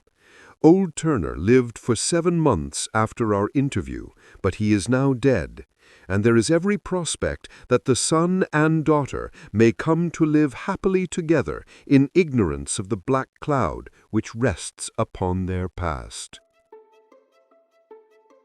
The 5 Orange Pips, an adventure of Sherlock Holmes. When I glance over my notes and records of the Sherlock Holmes cases between the years 82 and 90, I am faced by so many which present strange and interesting features that it is no easy matter to know which to choose and which to leave. Some, however, have already gained publicity through the papers, and others have not offered a field for the peculiar qualities which my friend possessed in so high a degree, and which it is the object of these papers to illustrate. Some, too, have baffled his analytical skill, and would be, as narratives, beginnings without an ending, while others have been but partially cleared up, and have their explanations founded rather upon conjecture and surmise than on that absolute logical proof which was so dear to him. There is, however, one of these last which was so remarkable in its details and so startling in its results that I am tempted to give some account of it, in spite of the fact that there are points in connection with it which never have been, and probably never will be, entirely cleared up. The year 87 furnished us with a long series of cases of greater or less interest, of which I retain the records. Among my headings under this 12 months, I find an account of the adventure of the Paradol Chamber, of the Amateur Mendicant Society, who held a luxurious club in the lower vault of a furniture warehouse, of the facts connected with the loss of the British bark Sophie Anderson, of the singular adventures of the Grice Pattersons in the island of Ufa, and finally of the Camberwell poisoning case. In the latter, as might be remembered, Sherlock Holmes was able by winding up the dead man's watch to prove that it had been wound up 2 hours before, and that therefore the deceased had gone to bed within that time, a deduction which was of the greatest importance in clearing up the case. All these I may sketch out at some future date, but none of them present such singular features as the strange train of circumstances which I have now taken up my pen to describe. It was in the latter days of September, and the equinoctial gales had set in with exceptional violence. All day the wind had screamed and the rain had beaten against the windows, so that even here in the heart of great handmade London we were forced to raise our minds for the instant from the routine of life and to recognize the presence of those great elemental forces which shriek at mankind through the bars of his civilization like untamed beasts in a cage. As evening drew in, the storm grew higher and louder, and the wind cried and sobbed like a child in the chimney. Sherlock Holmes sat moodily at one side of the fireplace, cross-indexing his records of crime, while I, at the other, was deep in one of Clark Russell's fine sea stories, until the howl of the gale from without seemed to blend with the text, and the splash of the rain to lengthen out into the long swash of the sea waves. My wife was on a visit to her mother's, and for a few days I was a dweller once more in my old quarters at Baker Street. "Why," said I, glancing up at my companion, "that was surely the bell. Who could come tonight? Some friend of yours, perhaps?" "Except yourself, I have none. I do not encourage visitors." "A client, then?" "If so, it is a serious case. Nothing less would bring a man out on such a day and at such an hour. But I take it that it is more likely to be some crony of the landlady's." Sherlock Holmes was wrong in his conjecture, however, for there came a step in the passage and a tapping at the door. He stretched out his long arm to turn the lamp away from himself and towards the vacant chair upon which a newcomer must sit. "Come in," he said.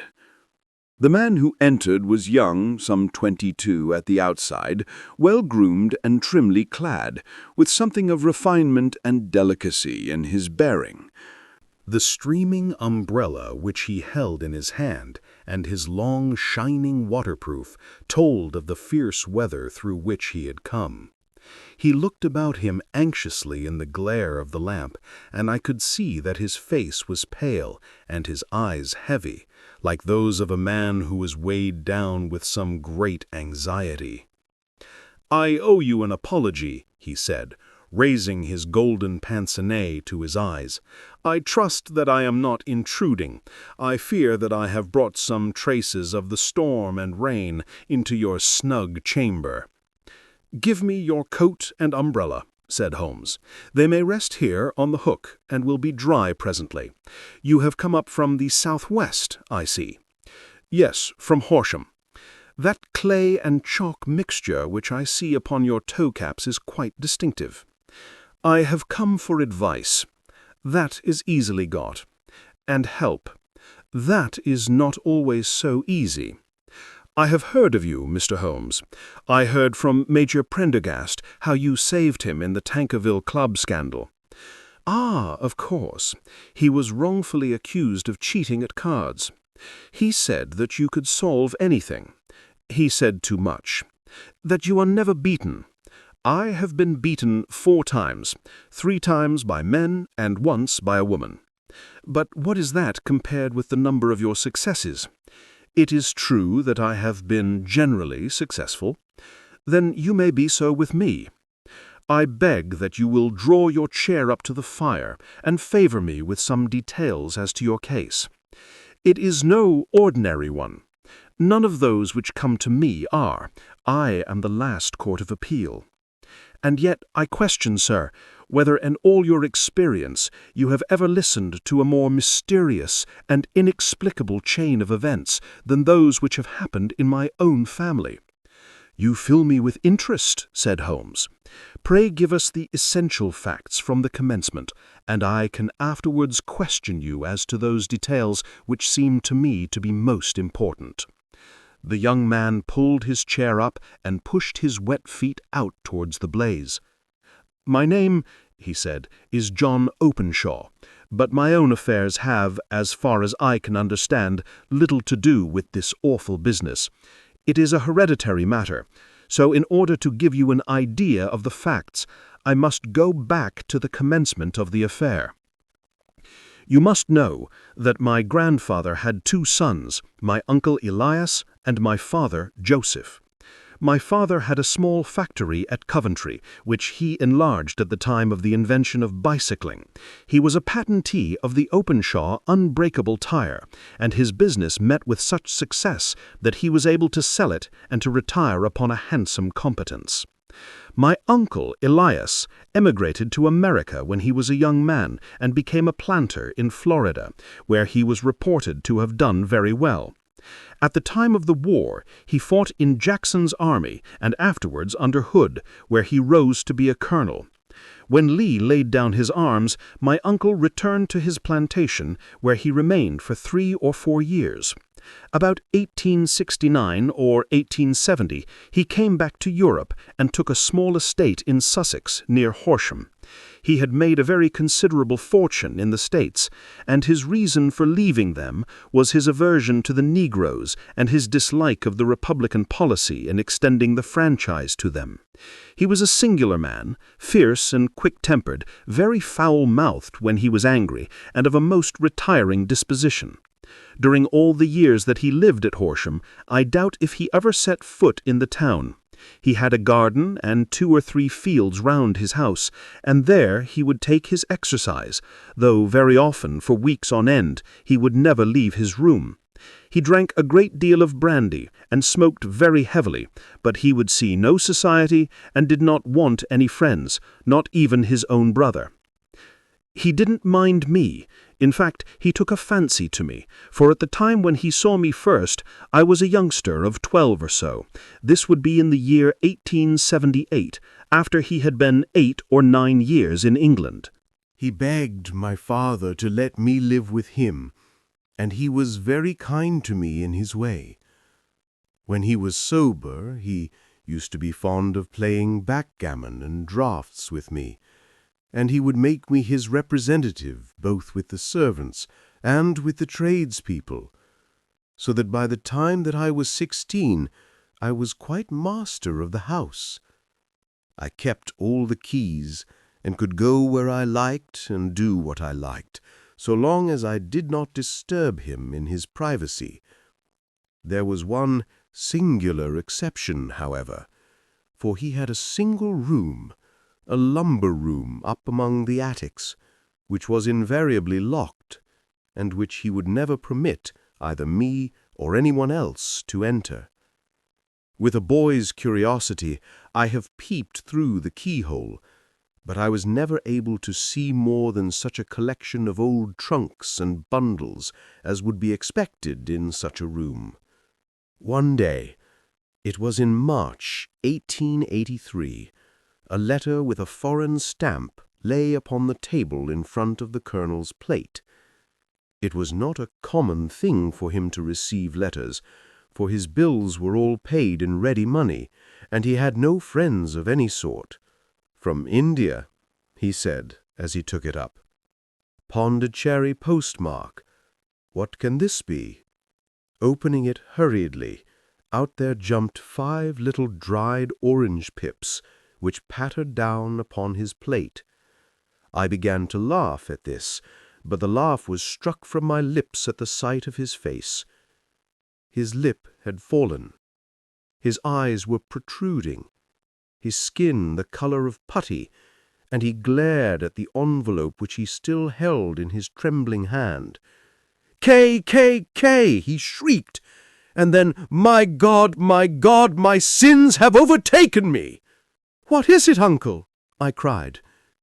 "Death," said he, and rising from the table, he retired to his room, leaving me palpitating with horror. I took up the envelope, and saw scrawled in red ink on the inner flap, just above the gum, the letter K 3 times repeated. There was nothing else, save the 5 dried orange pips. What could be the reason of his overpowering terror? I left the breakfast table, and as I ascended the stair, I met him coming down with an old rusty key, which must have belonged to the attic, in one hand, and a small brass box, like a cash box, in the other. "They may do what they like, but I'll checkmate them still," he said with an oath. "Tell Mary that I shall want a fire in my room today, and send down to Fordham, the Horsham lawyer." I did as he ordered, and when the lawyer arrived, I was asked to step up to the room. The fire was burning brightly, and in the grate there was a mass of black, fluffy ashes as of burned paper, while the brass box stood open and empty beside it. As I glanced at the box, I noticed with a start that upon the lid was printed the treble K, which I had read in the morning on the envelope. "I wish you, John," said my uncle, "to witness my will. I leave my estate, with all its advantages and its disadvantages, to my brother, your father, whence it will, no doubt, descend to you. If you can enjoy it in peace, well and good. If you find you cannot, take my advice, my boy, and leave it to your deadliest enemy. I am sorry to give you such a two-edged thing, but I can't say what turn things are going to take. Kindly sign the paper where Mr. Fordham shows you." I signed the paper as directed, and the lawyer took it away with him. The singular incident made, as you may think, the deepest impression upon me, and I pondered over it and turned it every way in my mind without being able to make anything of it. Yet I could not shake off the vague feeling of dread which it left behind, though the sensation grew less keen as the weeks passed and nothing to disturb the usual routine of our lives. I could see a change in my uncle, however. He drank more than ever, and he was less inclined for any sort of society. Most of his time he would spend in his room, with the door locked upon the inside. But sometimes he would emerge in a sort of drunken frenzy, and would burst out of the house and tear about the garden with a revolver in his hand, screaming out that he was afraid of no man, and that he was not to be cooped up like a sheep in a pen by man or devil. When these hot fits were over, however, he would rush tumultuously in at the door, and lock and bar it behind him, like a man who can brazen it out no longer against the terror which lies at the roots of his soul. At such times I have seen his face, even on a cold day, glisten with moisture, as though it were new raised from a basin. Well, to come to an end of the matter, Mr. Holmes, and not to abuse your patience, there came a night when he made one of those drunken sallies from which he never came back. We found him, when we went to search for him, face downward in a little green-scummed pool which lay at the foot of the garden. There was no sign of any violence, and the water was but 2 feet deep, so that the jury, having regard to his known eccentricity, brought in a verdict of suicide.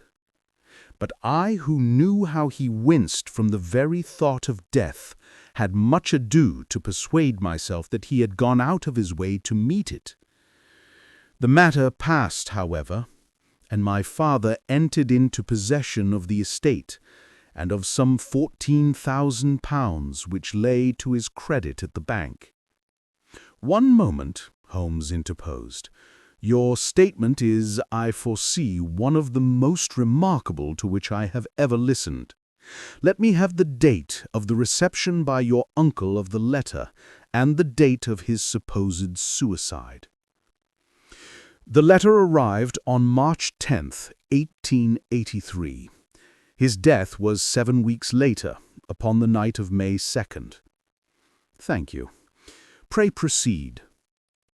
"When my father took over the Horsham property, he, at my request, made a careful examination of the attic, which had always been locked up. We found the brass box there, although its contents had been destroyed. On the inside of the cover was a paper label with the initials of KKK repeated upon it, and letters, memorandums, receipts, and a register written beneath. These, we presume, indicated the nature of the papers which had been destroyed by Colonel Openshaw. For the rest, there was nothing of much importance in the attic save a great many scattered papers and notebooks bearing upon my uncle's life in America. Some of them were of the wartime, and showed that he had done his duty well, and had borne the repute of a brave soldier.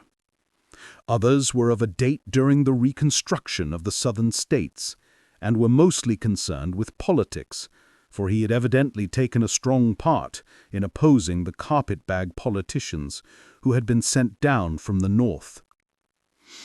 Well, it was the beginning of '84 when my father came to live at Horsham, and all went as well as possible with us until the January of '85.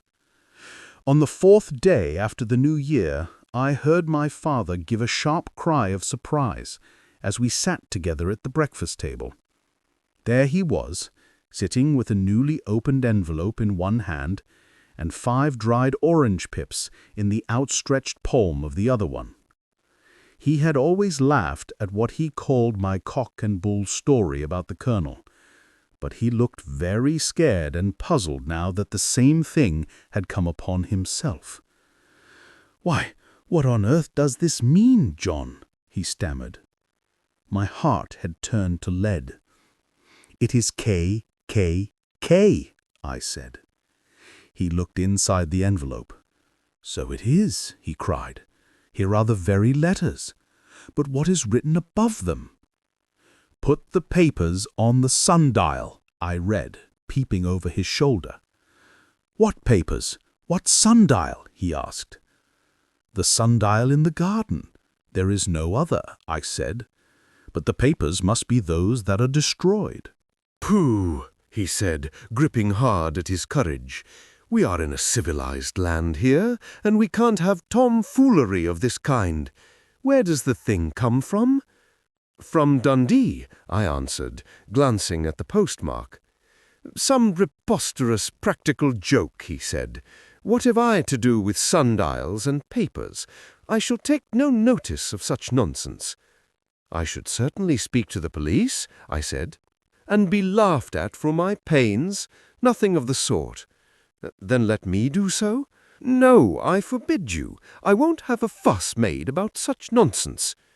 It was in vain to argue with him, for he was a very obstinate man.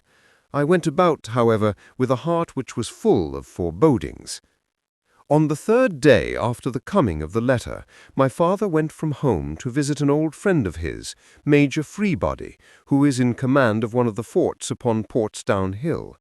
I was glad that he should go, for it seemed to me that he was farther from danger when he was away from home. In that, however, I was in error. Upon the second day of his absence, I received a telegram from the Major, imploring me to come at once.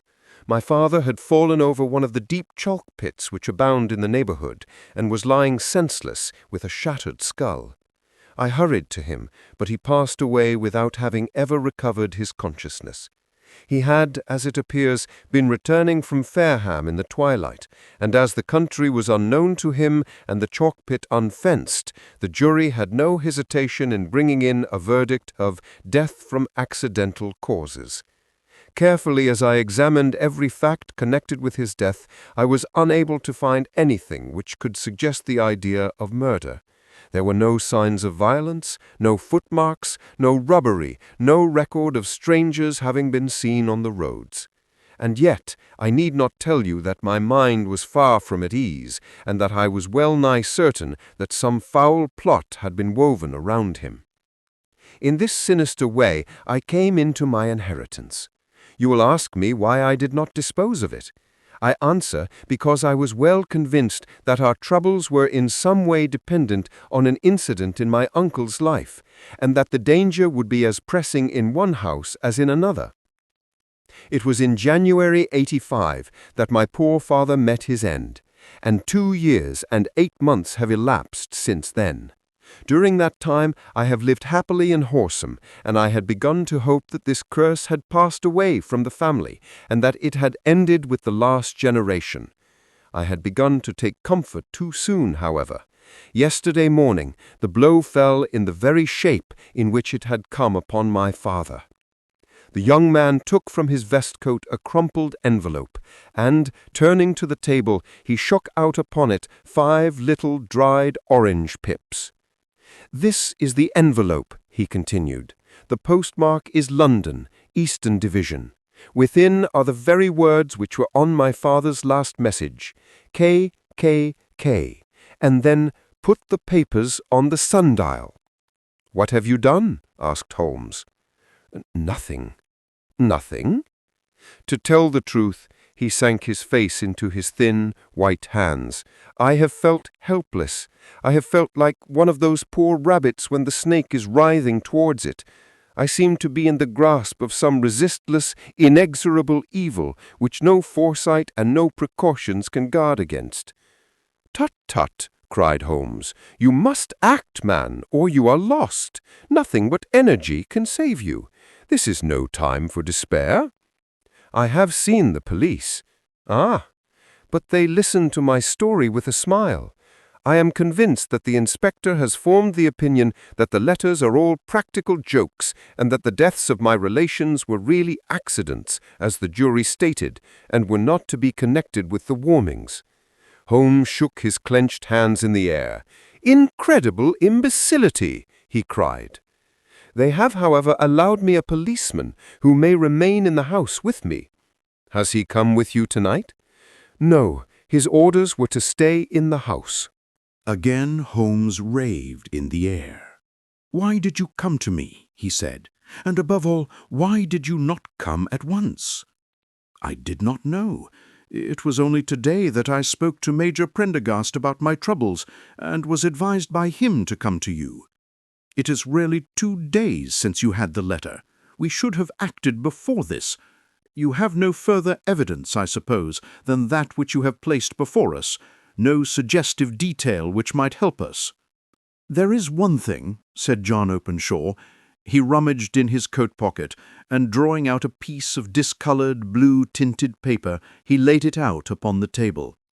"I have some remembrance that on the day when my uncle burned the papers, I observed that the small unburned margins which lay amid the ashes were of this particular colour. I found this single sheet upon the floor of his room, and I am inclined to think that it may be one of the papers which has perhaps fluttered out from among the others, and in that way has escaped destruction. Beyond the mention of pips, I do not see that it helps us much. I think myself that it is a page from some private diary. The writing is undoubtedly my uncle's." Holmes moved the lamp, and we both bent over the sheet of paper, which showed by its ragged edge that it had indeed been torn from a book. It was headed March 1869, and beneath were the following enigmatical notices. 4th.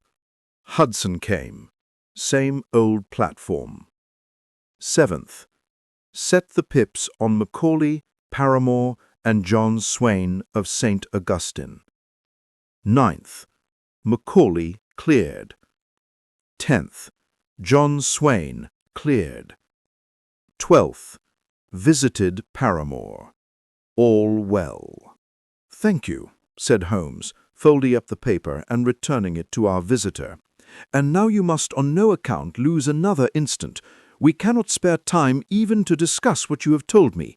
You must get home instantly and act." "What shall I do?" "There is but one thing to do. It must be done at once. You must put this piece of paper which you have shown us into the brass box which you have described. You must also put a note to say that all the other papers were burned by your uncle, and that this is the only one which remains. You must assert that in such words as will carry conviction with them. Having done this, you must at once put the box out upon the sundial as directed. Do you understand?" "Entirely." "Do not think of revenge or anything of the sort at present. I think that we may gain that by means of the law, but we have our web to weave, while theirs is already woven. The first consideration is to remove the pressing danger which threatens you. The second is to clear up the mystery and to punish the guilty parties." "I thank you," said the young man, rising and pulling on his overcoat. "You have given me fresh life and hope. I shall certainly do as you advise. Do not lose an instant, and above all, take care of yourself in the meanwhile, for I do not think there can be a doubt that you are threatened by a very real and imminent danger. How do you go back?" "By train from Waterloo." "It is not yet 9. The streets will be crowded, so I trust that you may be in safety, and yet you cannot guard yourself too closely." "I am armed." "That is well. Tomorrow I shall set to work on your case." "I shall see you at Horsham then." "No, your secret lies in London. It is there that I shall seek it. Then I shall call upon you in a day or in 2 days, with news as to the box and the papers. I shall take your advice in every particular." He shook hands with us and took his leave. Outside the wind still screamed, and the rain splashed and pattered against the windows. This strange, wild story seemed to have come to us from amid the mad elements, blown in on us like a sheet of seaweed in a gale, and now to have been reabsorbed by them once more. Sherlock Holmes sat for some time in silence, with his head sunk forward and his eyes bent upon the red glow of the fire. Then he lit his pipe, and leaning back in his chair, he watched the blue smoke rings as they chased each other up to the ceiling. "I think, Watson," He remarked at last, that of all our cases we have had none more fantastic than this. Save perhaps the sign of 4. Well, yes, save perhaps that. And yet this John Openshaw seems to me to be walking amid even greater perils than did the Sholtos. But have you, I asked, formed any definite conception as to what these perils are? There can be no question as to their nature. Then what are they? Who is this KKK, and why does he pursue this unhappy family? Sherlock Holmes closed his eyes and placed his elbows upon the arms of his chair with his fingertips together. The ideal reasoner would, when he had once been shown a single fact in all its bearings, deduce from it not only all the chain of events which led up to it, but also all the results which would follow from it.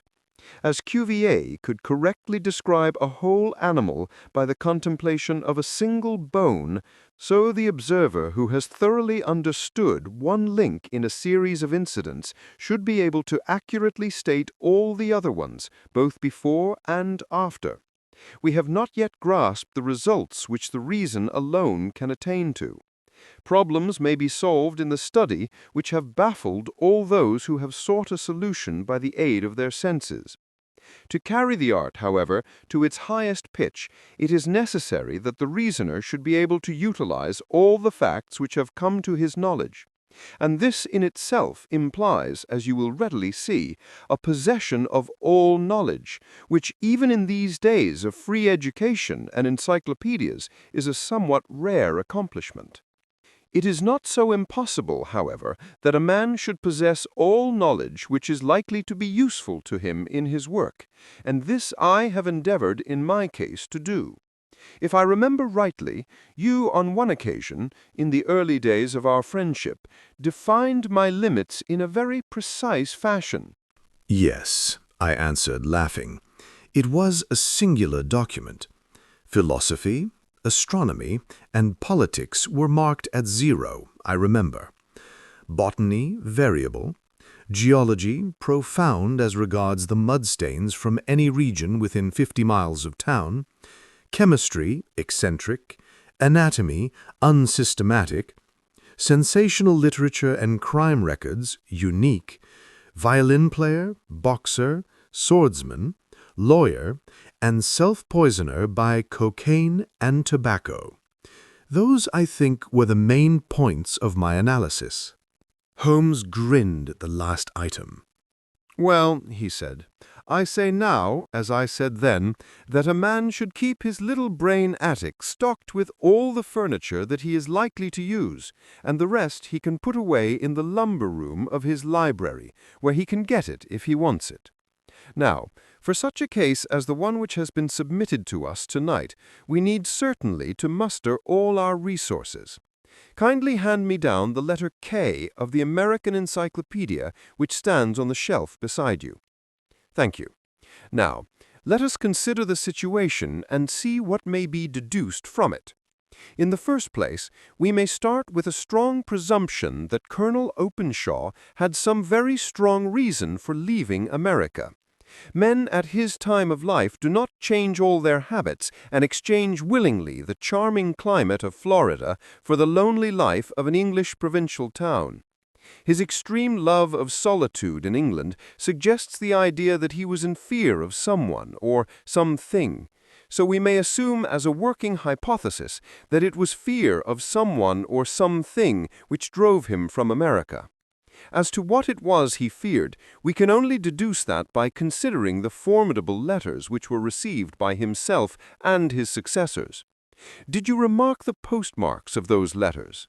The first was from Pondicherry, the second from Dundee, and the third from London. From East London. What do you deduce from that? They are all seaports, that the writer was on board of a ship. Excellent. We have already a clue.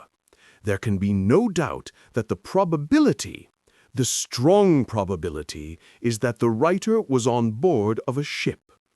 And now let us consider another point. In the case of Pondicherry, 7 weeks elapsed between the threat and its fulfillment. In Dundee, it was only some 3 or 4 days. Does that suggest anything? A greater distance to travel. But the letter had also a greater distance to come. Then I do not see the point. There is at least a presumption that the vessel in which the man or men are is a sailing ship. It looks as if they always send their singular warning or token before them when starting upon their mission. You see how quickly the deed followed the sign when it came from Dundee. If they had come from Pondicherry in a steamer, they would have arrived almost as soon as their letter. But, as a matter of fact, 7 weeks elapsed. I think that those 7 weeks represented the difference between the mailboat which brought the letter and the sailing vessel which brought the writer. It is possible. More than that, it is probable. And now you see the deadly urgency of this new case, and why I urged young Openshaw to caution. The blow has always fallen at the end of the time which it would take the senders to travel the distance. But this one comes from London, and therefore we cannot count upon delay. "Good God!" I cried. "What can it mean, this relentless persecution?" The papers which Openshaw carried are obviously of vital importance to the person or persons in the sailing ship. I think that it is quite clear that there must be more than one of them. A single man could not have carried out 2 deaths in such a way as to deceive a coroner's jury. There must have been several in it, and they must have been men of resource and determination. Their papers they mean to have, be the holder of them who it may. In this way, you see KKK ceases to be the initials of an individual and becomes the badge of a society. But of what society? Have you never, said Sherlock Holmes, bending forward and sinking his voice, have you never heard of the Ku Klux Klan? I never have. Holmes turned over the leaves of the book upon his knee. Here it is, he said presently. Ku Klux Klan, a name derived from the fanciful resemblance to the sound produced by cocking a rifle. This terrible secret society was formed by some ex-Confederate soldiers in the southern states after the Civil War, and it rapidly formed local branches in different parts of the country, notably in Tennessee, Louisiana, the Carolinas, Georgia, and Florida. Its power was used for political purposes, principally for the terrorizing of the Negro voters and the murdering and driving from the country of those who were opposed to its views. Its outrages were usually preceded by a warning sent to the marked man in some fantastic but generally recognized shape. A sprig of oak leaves in some parts, melon seeds, or orange pips in others. On receiving this, the victim might either openly abjure his former ways or might fly from the country. If he braved the matter out, death would unfailingly come upon him, and usually in some strange and unforeseen manner. So perfect was the organization of the society, and so systematic its methods, that there is hardly a case upon record where any man succeeded in braving it with impunity, or in which any of its outrages were traced home to the perpetrators. For some years, the organization flourished in spite of the efforts of the United States government and of the better classes of the community in the South. Eventually, in the year 1869, the movement rather suddenly collapsed, although there have been sporadic outbreaks of the same sort since that date. You will observe, said Holmes, laying down the volume, that the sudden breaking up of the society was coincident with the disappearance of Openshaw from America with their papers. It may well have been cause and effect. It is no wonder that he and his family have some of the more implacable spirits upon their track.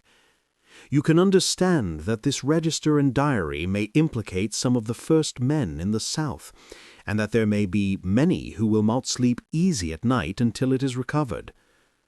Then the page we have seen is such as we might expect. It ran, if I remember right, sent the pips to A, B, and C. That is, sent the Society's warning to them. Then there are successive entries that A and B cleared or left the country, and finally that C was visited, with, I fear, a sinister result for C. Well, I think, Doctor, that we may let some light into this dark place, and I believe that the only chance young Openshaw has, in the meantime, is to do what I have told him. There is nothing more to be said or to be done tonight, so hand me over my violin, and let us try to forget for half an hour the miserable weather and the still more miserable ways of our fellow men. It had cleared in the morning, and the sun was shining with a subdued brightness through the dim veil which hangs over the great city. Sherlock Holmes was already at breakfast when I came down. "You will excuse me from not waiting for you," he said. "I have, I foresee, a very busy day before me in looking into this case of young Openshaw's. What steps will you take?" "It will very much depend upon the results of my first inquiries. I may have to go down to Horsham after all." "You will not go there first?" "No, I shall commence with the city. Just ring the bell, and the maid will bring up your coffee." As I waited, I lifted the unopened newspaper from the table and glanced my eye over it. It rested on a heading which sent a chill to my heart. "Holmes," I cried, "you are too late." "Ah," he said, laying down the cup, "I feared as much. How was it done?" He spoke calmly, but I could see that he was deeply moved. My eye caught the name of Openshaw, and the heading, "Tragedy near Waterloo Bridge." Here is the account. "Between 9 and 10 last night, Police Constable Cook of H Division on duty near Waterloo Bridge heard a cry for help and a splash in the water. The night, however, was extremely dark and stormy, so that, in spite of the help of several passers-by, it was quite impossible to effect a rescue. The alarm, however, was given, and by the aid of the water police the body was eventually recovered. It proved to be that of a young gentleman whose name, as it appears from an envelope which was found in his pocket, was John Openshaw, and whose residence is near Horsham. It is conjectured that he may have been hurrying down to catch the last train from Waterloo Station, and that in his haste and the extreme darkness he missed his path and walked over the edge of one of the small landing places for river steamboats. The body exhibited no traces of violence, and there can be no doubt that the deceased had been the victim of an unfortunate accident, which should have the effect of calling the attention of the authorities to the condition of the riverside landing stages." We sat in silence for some minutes, Holmes more depressed and shaken than I had ever seen him. "It hurts my pride, Watson," he said at last. "It is a petty feeling, no doubt, but it hurts my pride. It becomes a personal matter with me now, and if God sends me health, I shall set my hand upon this gang. That he should come to me for help, and that I should send him away to his death!" He sprang from his chair and paced about the room in uncontrollable agitation, with a flush on his sallow cheeks and a nervous clasping and unclasping of his long, thin hands. "They must be cunning devils," he exclaimed at last. "How could they have decoyed him down there? The embankment is not on the direct line to the station. The bridge, no doubt, was too crowded, even on such a night, for their purpose. Well, Watson, we shall see who will win in the long run. I'm going out now." "To the police?" "No, I shall be my own police. When I have spun the web, they may take the flies, but not before." All day I was engaged in my professional work, and it was late in the evening before I returned to Baker Street. Sherlock Holmes had not come back yet. It was nearly 10 o'clock before he entered, looking pale and worn.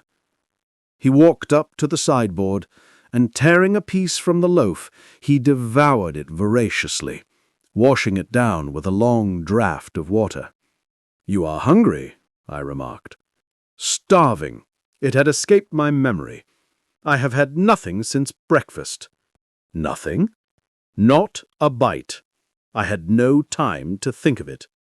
"And how have you succeeded?" "Well, you have a clue?" "I have them in the hollow of my hand.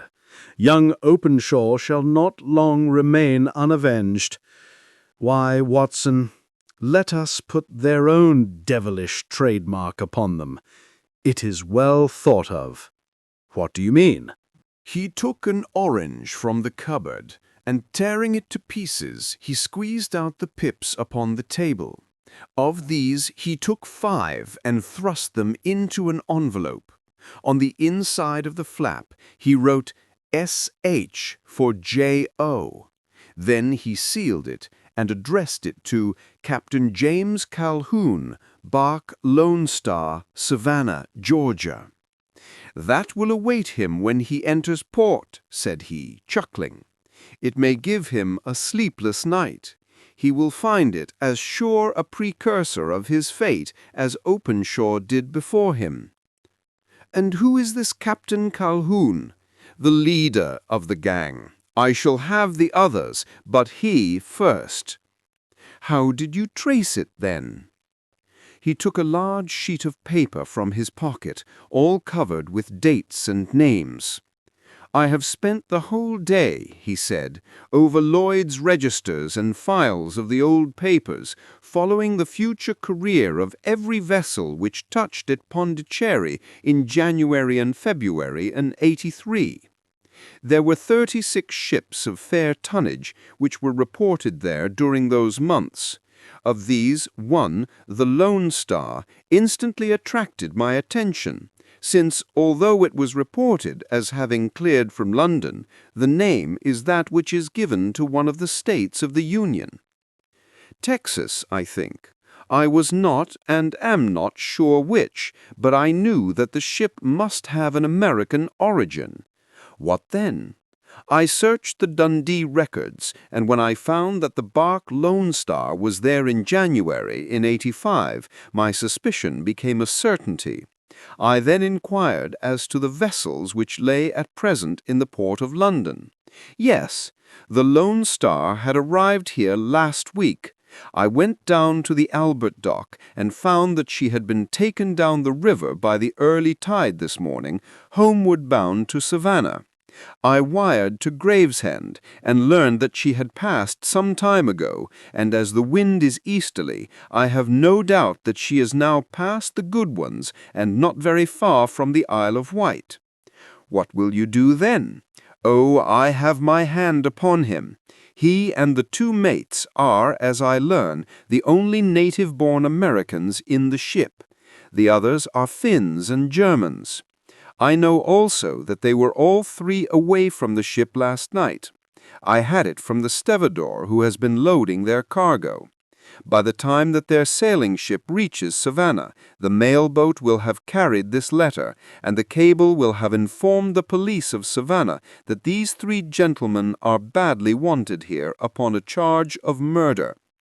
There is ever a flaw, however, in the best laid of human plans, and the murderers of John Openshaw were never to receive the orange pips which would show them that another, as cunning and as resolute as themselves, was upon their track. Very long and very severe were the equinoctial gales that year.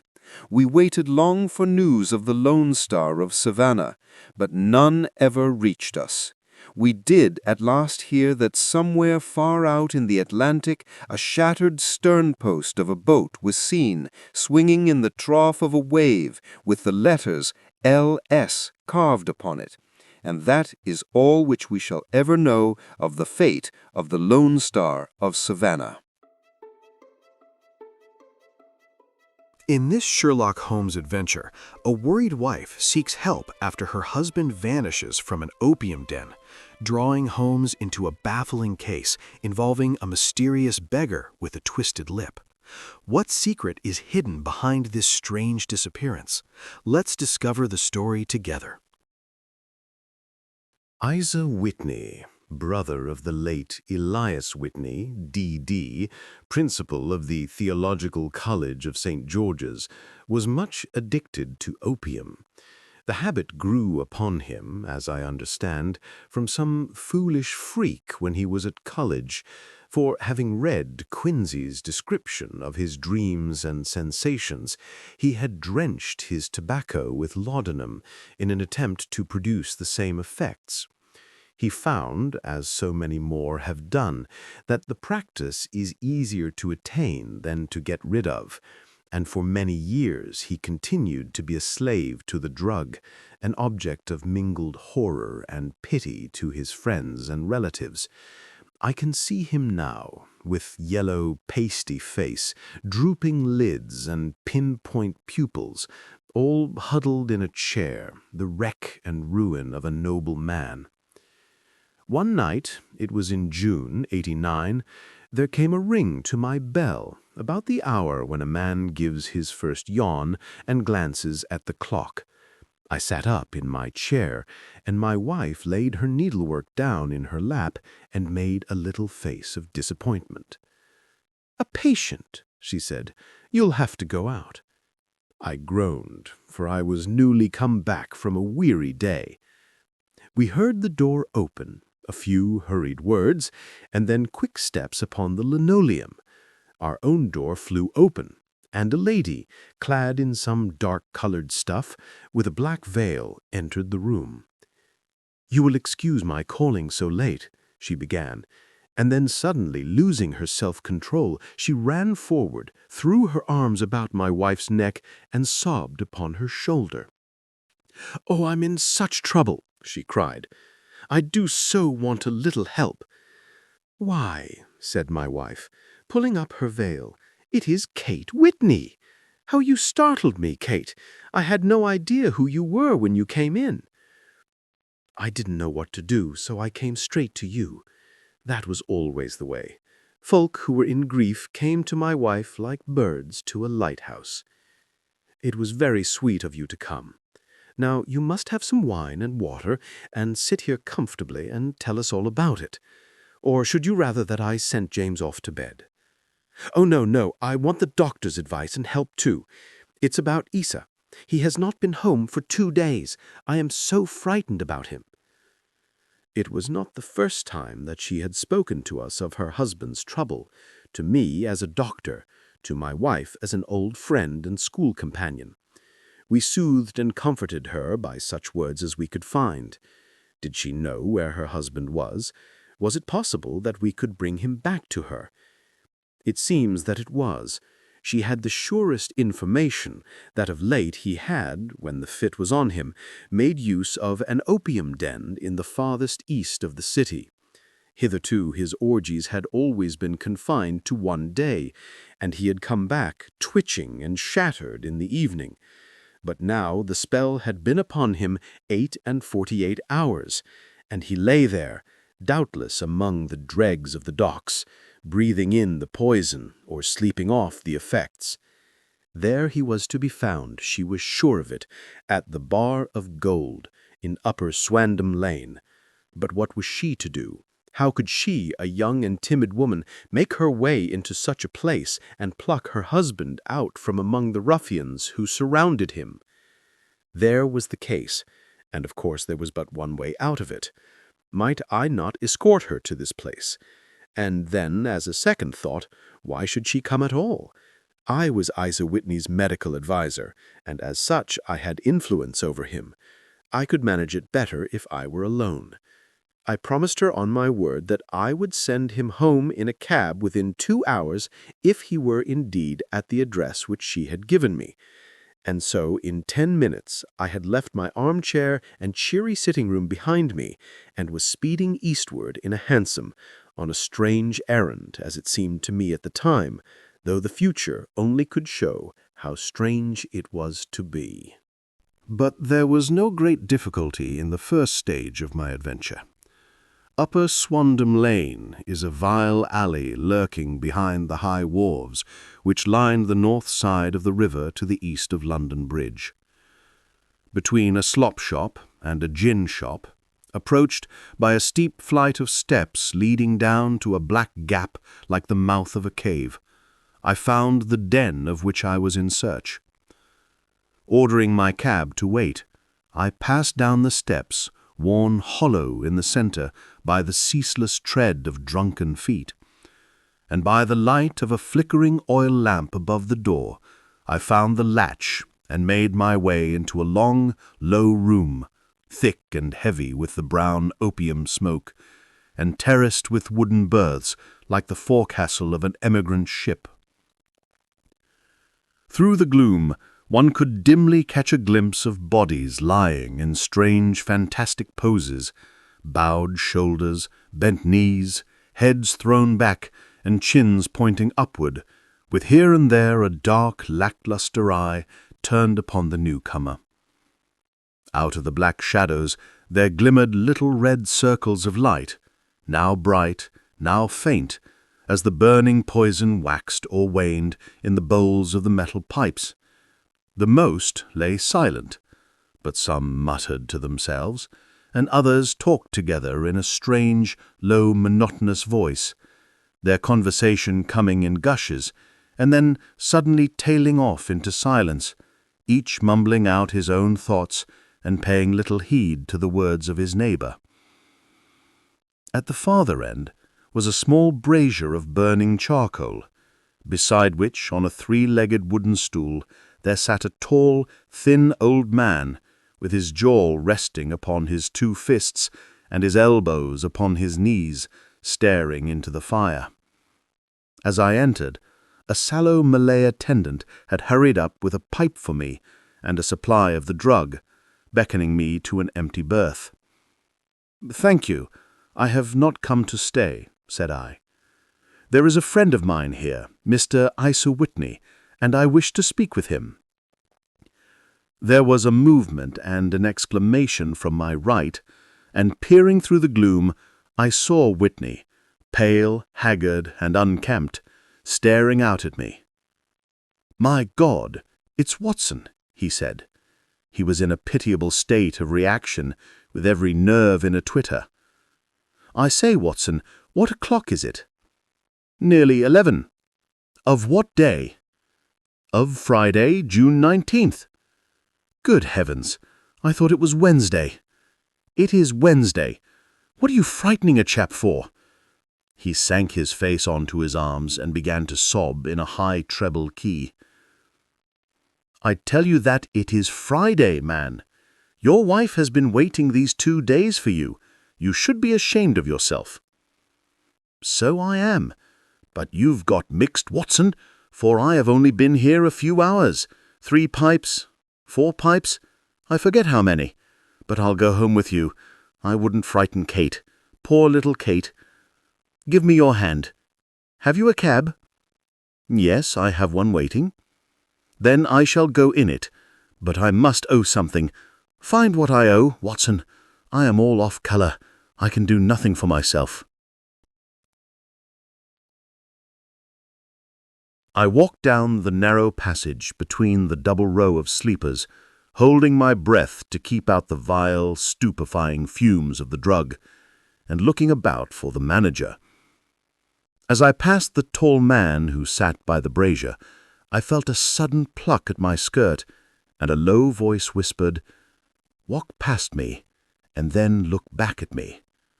The words fell quite distinctly upon my ear. I glanced down. They could only have come from the old man at my side, and yet he sat now as absorbed as ever, very thin, very wrinkled, bent with age, an opium pipe dangling down from between his knees, as though it had dropped in sheer lassitude from his fingers. I took 2 steps forward and looked back. It took all my self-control to prevent me from breaking out into a cry of astonishment.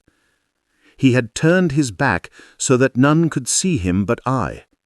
His form had filled out, his wrinkles were gone, the dull eyes had regained their fire, and there, sitting by the fire and grinning at my surprise, was none other than Sherlock Holmes. He made a slight motion to me to approach him, and instantly, as he turned his face half round to the company once more, subsided into a doddering, loose-lipped senility. "Holmes," I whispered, "what on earth are you doing in this den?" "As low as you can," he answered. "I have excellent ears. If you would have the great kindness to get rid of that sottish friend of yours, I should be exceedingly glad to have a little talk with you. I have a cab outside. Then pray send him home in it. You may safely trust him, for he appears to be too limp to get into any mischief. I should recommend you also to send a note by the cabman to your wife to say that you have thrown your lot with me. If you will wait outside, I shall be with you in 5 minutes." It was difficult to refuse any of Sherlock Holmes' requests, for they were always so exceedingly definite and put forward with such a quiet air of mastery. I felt, however, that when Whitney was once confined in the cab, my mission was practically accomplished, and for the rest, I could not wish anything better than to be associated with my friend in one of those singular adventures which were the normal condition of his existence. In a few minutes I had written my note, paid Whitney's bill, led him out to the cab, and seen him driven through the darkness. In a very short time, a decrepit figure had emerged from the opium den, and I was walking down the street with Sherlock Holmes. For 2 streets he shuffled along the bent back and uncertain foot. Then, glancing quickly round, he straightened himself out and burst into a hearty fit of laughter. "I suppose, Watson," he said, "that I have added opium smoking to cocaine injections and all the other little weaknesses on which you have favored me with your medical views. I was certainly surprised to find you there, but not more so than I to find you. I came to find a friend, and I to find an enemy." "An enemy?" "Yes, one of my natural enemies, or shall I say, my natural prey. Briefly, Watson, I am in the midst of a very remarkable inquiry, and I have hoped to find a clue in the incoherent ramblings of these sots, as I have done before now. Had I been recognized in that den, my life would not have been worth an hour's purchase, for I have used it before now for my own purposes, and the rascal Lascar who runs it has sworn to have vengeance upon me. There is a trap-door at the back of that building, near the corner of Paul's Wharf, which could tell some strange tales of what has passed through it on the moonless nights." "What, you do not mean bodies?" "Aye, bodies, Watson. We should be rich men if we had £1,000 for every poor devil who has been done to death in that den. It is the vilest murder trap on the whole riverside, and I fear that Neville Sinclair has entered it never to leave it more. But our trap should be here." He put his 2 forefingers between his teeth and whistled shrilly, a signal which was answered by a similar whistle from the distance, followed shortly by the rattle of wheels and the clink of horses' hoofs. "Now, Watson," Holmes said, as a tall dog-cart dashed up through the gloom, throwing out 2 golden tunnels of yellow light from its side lanterns, "you'll come with me, won't you?" "If I can be of use?" "Oh, a trusty comrade is always of use, and a chronicler still more so. My room at the Cedars is a double-bedded one." "The Cedars?" "Yes, that is Mr. St. Clair's house. I am staying there while I conduct the inquiry." "Where is it, then?" "Near Lee, in Kent. We have a 7-mile drive before us." "But I'm all in the dark." "Of course you are. You'll know all about it presently. Jump up here." "All right, John, we shall not need you. Here's a £0.50. Look out for me tomorrow about 11. Give her her head. So long, then." He flicked the horse with his whip, and we dashed away through the endless succession of somber and deserted streets, which widened gradually, until we were flying across a broad balustraded bridge, with the murky river flowing sluggishly beneath us. Beyond lay another dull wilderness of bricks and mortar, its silence broken only by the heavy, regular footfall of the policeman or the songs and shouts of some belated party of revelers. A dull wrack was drifting slowly across the sky, and a star or two twinkled dimly here and there through the rifts of the clouds. Holmes drove in silence, with his head sunk upon his breast, and the air of a man who is lost in thought, while I sat beside him, curious to learn what this new quest might be, which seemed to tax his powers so sorely, and yet afraid to break in upon the current of his thoughts. We had driven several miles, and were beginning to get to the fringe of the belt of suburban villas, when he shook himself, shrugged his shoulders, and lit up his pipe with the air of a man who has satisfied himself that he is acting for the best. "You have a grand gift of silence, Watson," said he. "It makes you quite invaluable as a companion. 'Pon my word, it is a great thing for me to have someone to talk to, for my own thoughts are not over-pleasant. I was wondering what I should say to this dear little woman tonight when she meets me at the door. You forget that I know nothing about it. I shall just have time to tell you the facts of the case before we get to Lee. It seems absurdly simple, and yet somehow I can get nothing to go upon. There's plenty of thread, no doubt, but I can't get the end of it into my hand. Now I'll state the case clearly and concisely to you, Watson, and maybe you can see a spark where all is dark to me. Proceed, then. Some years ago, to be definite, in May 1884, there came to Lee a gentleman, Neville St. Clair by name, who appeared to have plenty of money. He took a large villa, laid out the grounds very nicely, and lived generally in good style. By degrees he made friends in the neighborhood, and in 1887 he married the daughter of a local brewer, by whom he now has 2 children. He had no occupation, but was interested in several companies and went into town as a rule in the morning, returning by the 5:14 from Cannon Street every night. Mr. St. Clair is now 37 years of age, is a man of temperate habits, a good husband, a very affectionate father, and a man who is popular with all who know him. I may add that his whole debts at the present moment, as far as we have been able to ascertain, amount to £88 10s, while he has 220 standing to his credit in the Capital and Counties Bank. There is no reason, therefore, to think that money troubles have been weighing upon his mind. Last Monday, Mr. Neville St. Clair went into town rather earlier than usual, remarking before he started that he had 2 important commissions to perform, and that he would bring his little boy home a box of bricks.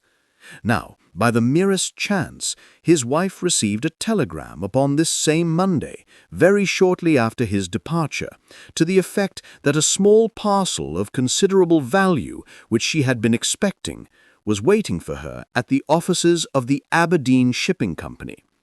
Now, if you are well up in your London, you will know that the office of the company is in Fresno Street, which branches out of Upper Swandam Lane, where you found me tonight.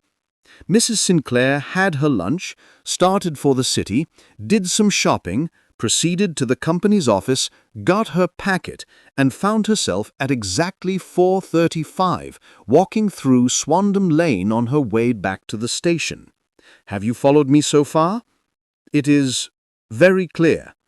If you remember, Monday was an exceedingly hot day, and Mrs. St. Clair walked slowly, glancing about in the hope of seeing a cab, as she did not like the neighborhood in which she found herself. While she was walking in this way down Swandam Lane, She suddenly heard an ejaculation or cry, and was struck cold to see her husband looking down at her and, as it seemed to her, beckoning to her from a second-floor window. The window was open, and she distinctly saw his face, which she describes as being terribly agitated. He waved his hands frantically to her, and then vanished from the window so suddenly that it seemed to her that he had been plucked back by some irresistible force from behind. One singular point which struck her quick feminine eye was that although he wore some dark coat, such as he had started to town in, he had on neither collar nor necktie. Convinced that something was amiss with him, she rushed down the steps, for the house was none other than the opium den in which you found me tonight, and running through the front room, she attempted to ascend the stairs which led to the first floor. At the foot of the stairs, however, she met this Lascar scoundrel of whom I have spoken, who thrust her back and, aided by a Dane who acts as assistant there, pushed her out into the street. Filled with the most maddening doubts and fears, she rushed down the lane and by rare good fortune met in Fresno Street a number of constables with an inspector, all on their way to their beat. The inspector and 2 men accompanied her back, and, in spite of the continued resistance of the proprietor, they made their way to the room in which Mr. Sinclair had last been seen. There was no sign of him there. In fact, in the whole of that floor there was no one to be found save a crippled wretch of hideous aspect, who, it seems, made his home there. Both he and the Lascar stoutly swore that no one else had been in the front room during the afternoon. So determined was their denial that the inspector was staggered, and had almost come to believe that Mrs. Sinclair had been deluded, when, with a cry, she sprang at a small deal box which lay upon the table, and tore the lid from it. Out there fell a cascade of children's bricks. It was the toy which he had promised to bring home. This discovery, and the evident confusion which the cripple showed, made the inspector realize that the matter was serious. The rooms were carefully examined, and results all pointed to an abominable crime. The front room was plainly furnished as a sitting room, and led into a small bedroom which looked out on the back of one of the wharves. Between the wharf and the bedroom window is a narrow strip which is dry at low tide and is covered at high tide with at least 4½ feet of water. The bedroom window was a broad one and opened from below. On examination, traces of blood were to be seen on the window sill, and several scattered drops were visible on the wooden floor of the bedroom. Thrust away behind a curtain in the front room were all the clothes of Mr. Neville Sinclair, with the exception of his coat. His boots, his socks, his hat, and his watch, all were there. There were no signs of violence on any of these garments, and there were no other traces of Mr. Neville Sinclair. Out of the window he must apparently have gone, for no other exit could be discovered, and the ominous bloodstains on the sill gave little promise that he could save himself by swimming, for the tide was at its very highest moment of the tragedy. And now, as to the villains who seemed to be immediately implicated in the matter. The Lascar was known to be a man of the vilest antecedents, but, as by Mrs. St. Clair's story, he was known to have been at the foot of the stair within a very few seconds of his husband's appearance at the window. He could hardly have been more than an accessory to the crime. His defense was one of absolute ignorance, and he protested that he had no knowledge as to the doings of Hugh Boone, his lodger, and that he could not account in any way for the presence of the missing gentleman's clothes. So much for the Lascar manager. Now for the sinister cripple who lives upon the second floor of the opium den, and who was certainly the last human being whose eyes rested upon Neville St. Clair. His name is Hugh Boone, and his hideous face is one which is familiar to every man who goes much to the city. He is a professional beggar, though in order to avoid the police regulations, he pretends to a small trade in wax festas. Some little distance down Threadneedle Street, upon the left-hand side, there is, as you may have remarked, a small angle in the wall. Here it is that this creature takes his daily seat, cross-legged, with his tiny stock of matches on his lap, and, as he is a piteous spectacle, a small rain of charity descends into the greasy leather cap which lies upon the pavement beside him. I have watched the fellow more than once, before I ever thought of making his professional acquaintance, and I have been surprised at the harvest which he has reaped in a short time. His appearance, you see, is so remarkable that no one can pass him without observing him. A shock of orange hair, a pale face disfigured by a horrible scar, which by its contraction has turned up the outer edge of his upper lip, a bulldog chin, and a pair of very penetrating dark eyes, which present a singular contrast to the color of his hair, all mark him out from amid the common crowd of mendicants. And so, too, does his wit, for he is ever ready with a reply to any piece of chaff which may be thrown at him by the passers-by. This is the man whom we now learn to have been the lodger at the opium den, and to have been the last man to see the gentleman of whom we are in quest. But a cripple, said I. What could he have done single-handed against a man in the prime of life? He is a cripple in the sense that he walks with a limp, but in other respects he appears to be a powerful and well-nurtured man. Surely your medical experience would tell you, Watson, that weakness in one limb is often compensated for by exceptional strength in the others. Pray continue your narrative. Mrs. St. Clair had fainted at the sight of the blood upon the window, and she was escorted home in a cab by the police, as her presence could be of no help to them in their investigations. Inspector Barton, who had charge of the case, made a very careful examination of the premises, but without finding anything which threw any light upon the matter. One mistake had been made in not arresting Boone instantly, as he was allowed some few minutes during which he might have communicated with his friend the Lascar.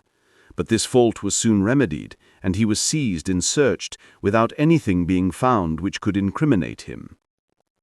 There were, it is true, some bloodstains on his right shirt-sleeve, but he pointed to his ring finger, which had been cut near the nail, and explained that the bleeding came from there, adding that he had been to the window not long ago, and that the stains which had been observed there came doubtless from the same source.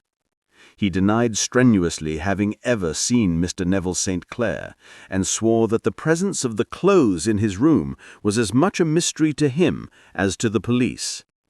As to Mrs. St. Clair's assertion that she had actually seen her husband at the window, he declared that she must have been either mad or dreaming. He was removed, loudly protesting, to the police station, while the inspector remained upon the premises in the hope that the ebbing tide might afford some fresh clue.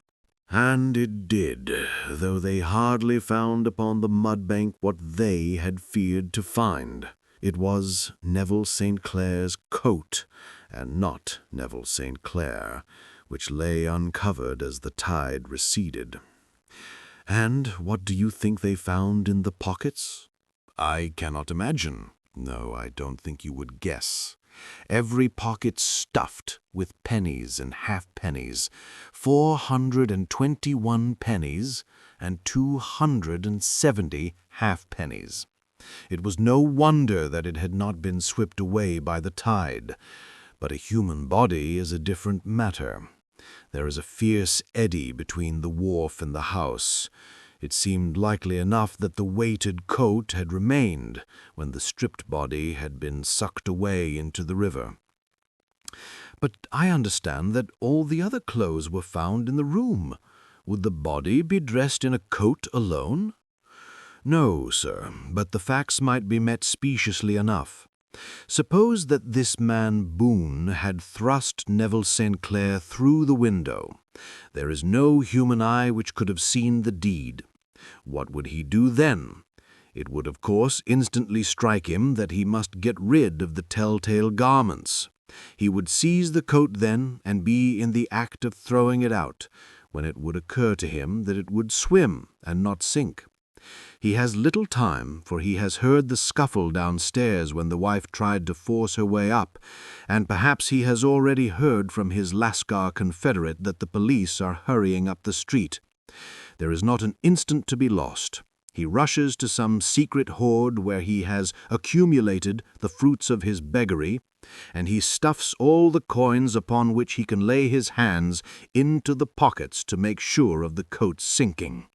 He throws it out, and would have done the same with the other garments had he not heard the rush of steps below and only had just time to close the window when the police appeared. It certainly sounds feasible. Well, we will take it as a working hypothesis for want of a better. Boone, as I have told you, was arrested and taken to the station, but it could not be shown that there had ever been before anything against him. He had for years been known as a professional beggar, but his life appeared to have been a very quiet and innocent one. There the matter stands at present, and the questions which have to be solved, what Neville St. Clair was doing in the opium den, what happened to him there, where is he now, and what Hugh Boone had to do with his disappearance, are all as far from a solution as ever. I confess that I cannot recall any case in my experience which looked at the first glance so simple, and yet which presented such difficulties. While Sherlock Holmes had been detailing this singular series of events, we had been whirling through the outskirts of the great town until the last straggling houses had been left behind, and we rattled along with a country hedge upon either side of us. Just as he finished, however, we drove through 2 scattered villages where a few lights still glimmered in the windows. "We are on the outskirts of Lee," said my companion. "We have touched on 3 English counties in our short drive, starting in Middlesex, passing over an angle of Surrey, and ending in Kent. See that light among the trees? That is the Cedars, and beside that lamp sits a woman whose anxious ears have already, I have little doubt, caught the clink of our horses' feet." "But why are you not conducting the case from Baker Street?" "Because there are many inquiries which must be made out here. Mrs. St. Clair has most kindly put 2 rooms at my disposal, and you may rest assured that she will have nothing but a welcome for my friend and colleague. I hate to meet her when I have no news of her husband. Here we are. Whoa there, whoa there." We had pulled up in front of a large villa which stood within its own grounds. A stable boy had run out to the horse's head, and springing down, I followed Holmes up the small, winding gravel drive which led to the house. As we approached, the door flew open, and a little blonde woman stood in the opening, clad in some sort of light mousseline de soie, with a touch of fluffy pink chiffon at her neck and wrists. She stood with her figure outlined against the flood of light, one hand upon the door, one half raised in her eagerness, her body slightly bent, her head and face protruded, with eager eyes and parted lips. A standing question. "Well?" she cried. "Well?" And then, seeing that there were 2 of us, she gave a cry of hope, which sank into a groan as she saw that my companion shook his head and shrugged his shoulders. "No good news?" "None." "No bad?" "No." "Thank God for that. But come in. You must be weary, for you have had a long day. This is my friend, Dr. Watson. He has been of most vital use to me in several of my cases, and a lucky chance has made it possible for me to bring him out and associate him with this investigation." "I am delighted to see you," said she, pressing my hand warmly. "You will, I am sure, forgive anything that may be wanting in our arrangements when you consider the blow which has come so suddenly upon us."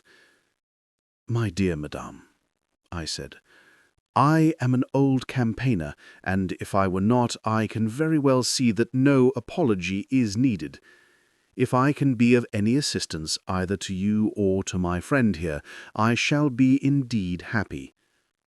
Now, Mr. Sherlock Holmes, said the lady as we entered a well-lit dining room, upon the table of which a cold supper had been laid out. "I should very much like to ask you one or two plain questions, to which I beg that you will give a plain answer." "Certainly, madame." "Do not trouble about my feelings. I am not hysterical nor given to fainting. I simply wish to hear your real opinion." "Upon what point?" "In your heart of hearts, do you think that Neville is alive?" Sherlock Holmes seemed to be embarrassed by the question. "Frankly, now," she repeated, standing upon the rug and looking keenly down at him as he leaned back in a basket chair. "Frankly, then, madame, I do not." "You think that he is dead?" "I do." "Murdered?" "I don't say that. Perhaps." "And on what day did he meet his death?"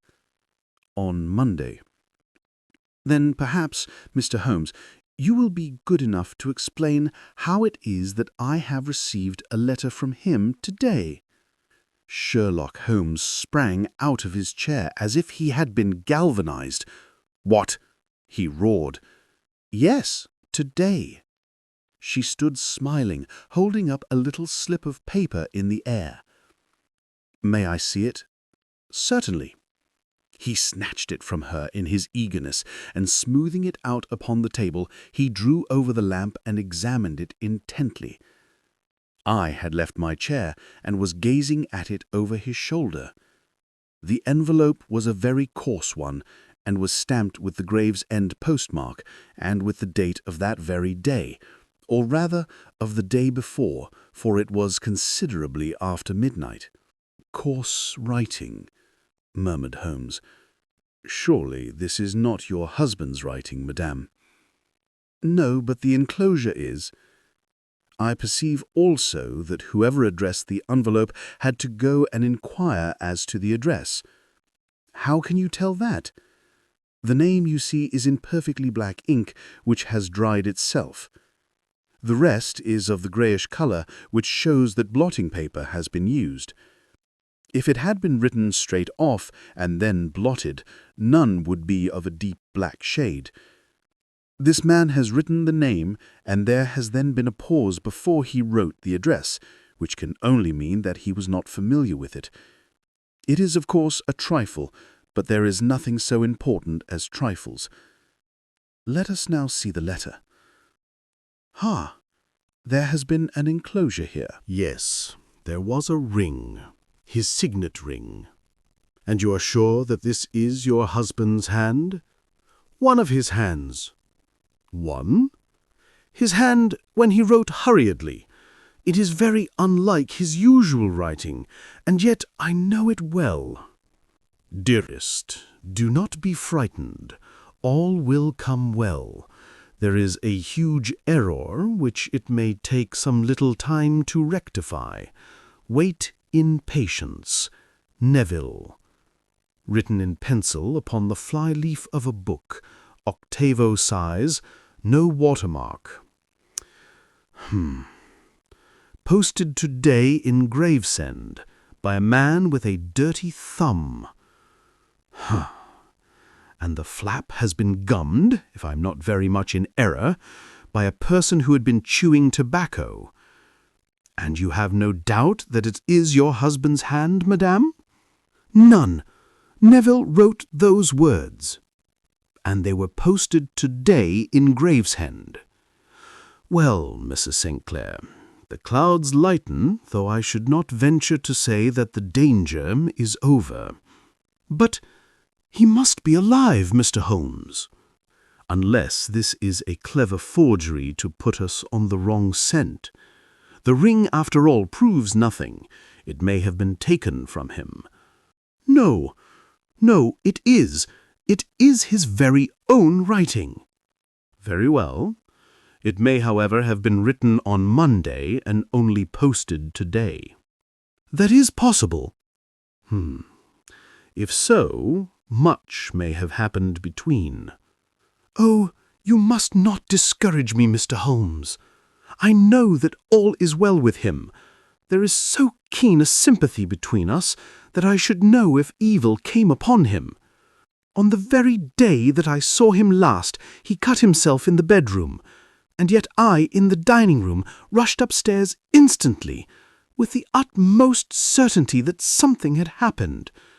Do you think that I would respond to such a trifle, and yet be ignorant of his death? I have seen too much not to know that the impression of a woman may be more valuable than the conclusion of an analytical reasoner. And in this letter, you certainly have a very strong piece of evidence to corroborate your view. But if your husband is alive and able to write letters, why should he remain away from you? I cannot imagine. It is unthinkable.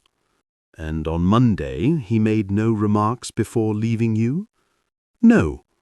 And you were surprised to see him in Swandam Lane? Very much so. Was the window open? Yes. Then he might have called to you? He might. He only, as I understand, gave an inarticulate cry. Yes. A call for help, you thought? Yes. He waved his hands. But it might have been a cry of surprise. Astonishment at the unexpected sight of you might cause him to throw up his hands. It is possible. And you thought he was pulled back? He disappeared so suddenly. He might have leapt back. You did not see anyone else in the room? No, but this horrible man confessed to having been there, and the Lascar was at the foot of the stairs. Quite so.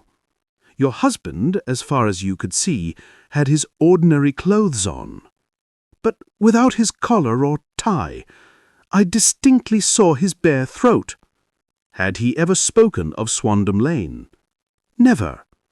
Had he ever shown any signs of having taken opium? Never. Thank you, Mrs. St. Clair. Those are the principal points about which I wish to be absolutely clear. We shall have a little supper and then retire, for we may have a very busy day tomorrow. A large and comfortable double-bedded room had been placed at our disposal, and I was quickly between the sheets, for I was weary after my night of adventure. Sherlock Holmes was a man who, when he had an unsolved problem on his mind, would go for days, and even for a week without rest, turning it over, rearranging his facts, looking at it from every point of view, until he had either fathomed it or convinced himself that his data were insufficient. It was soon evident to me that he was now preparing for an all-night sitting. He took off his coat and waistcoat, put on a large blue dressing-gown, and then wandered about the room collecting pillows from his bed and cushions from the sofa and armchairs.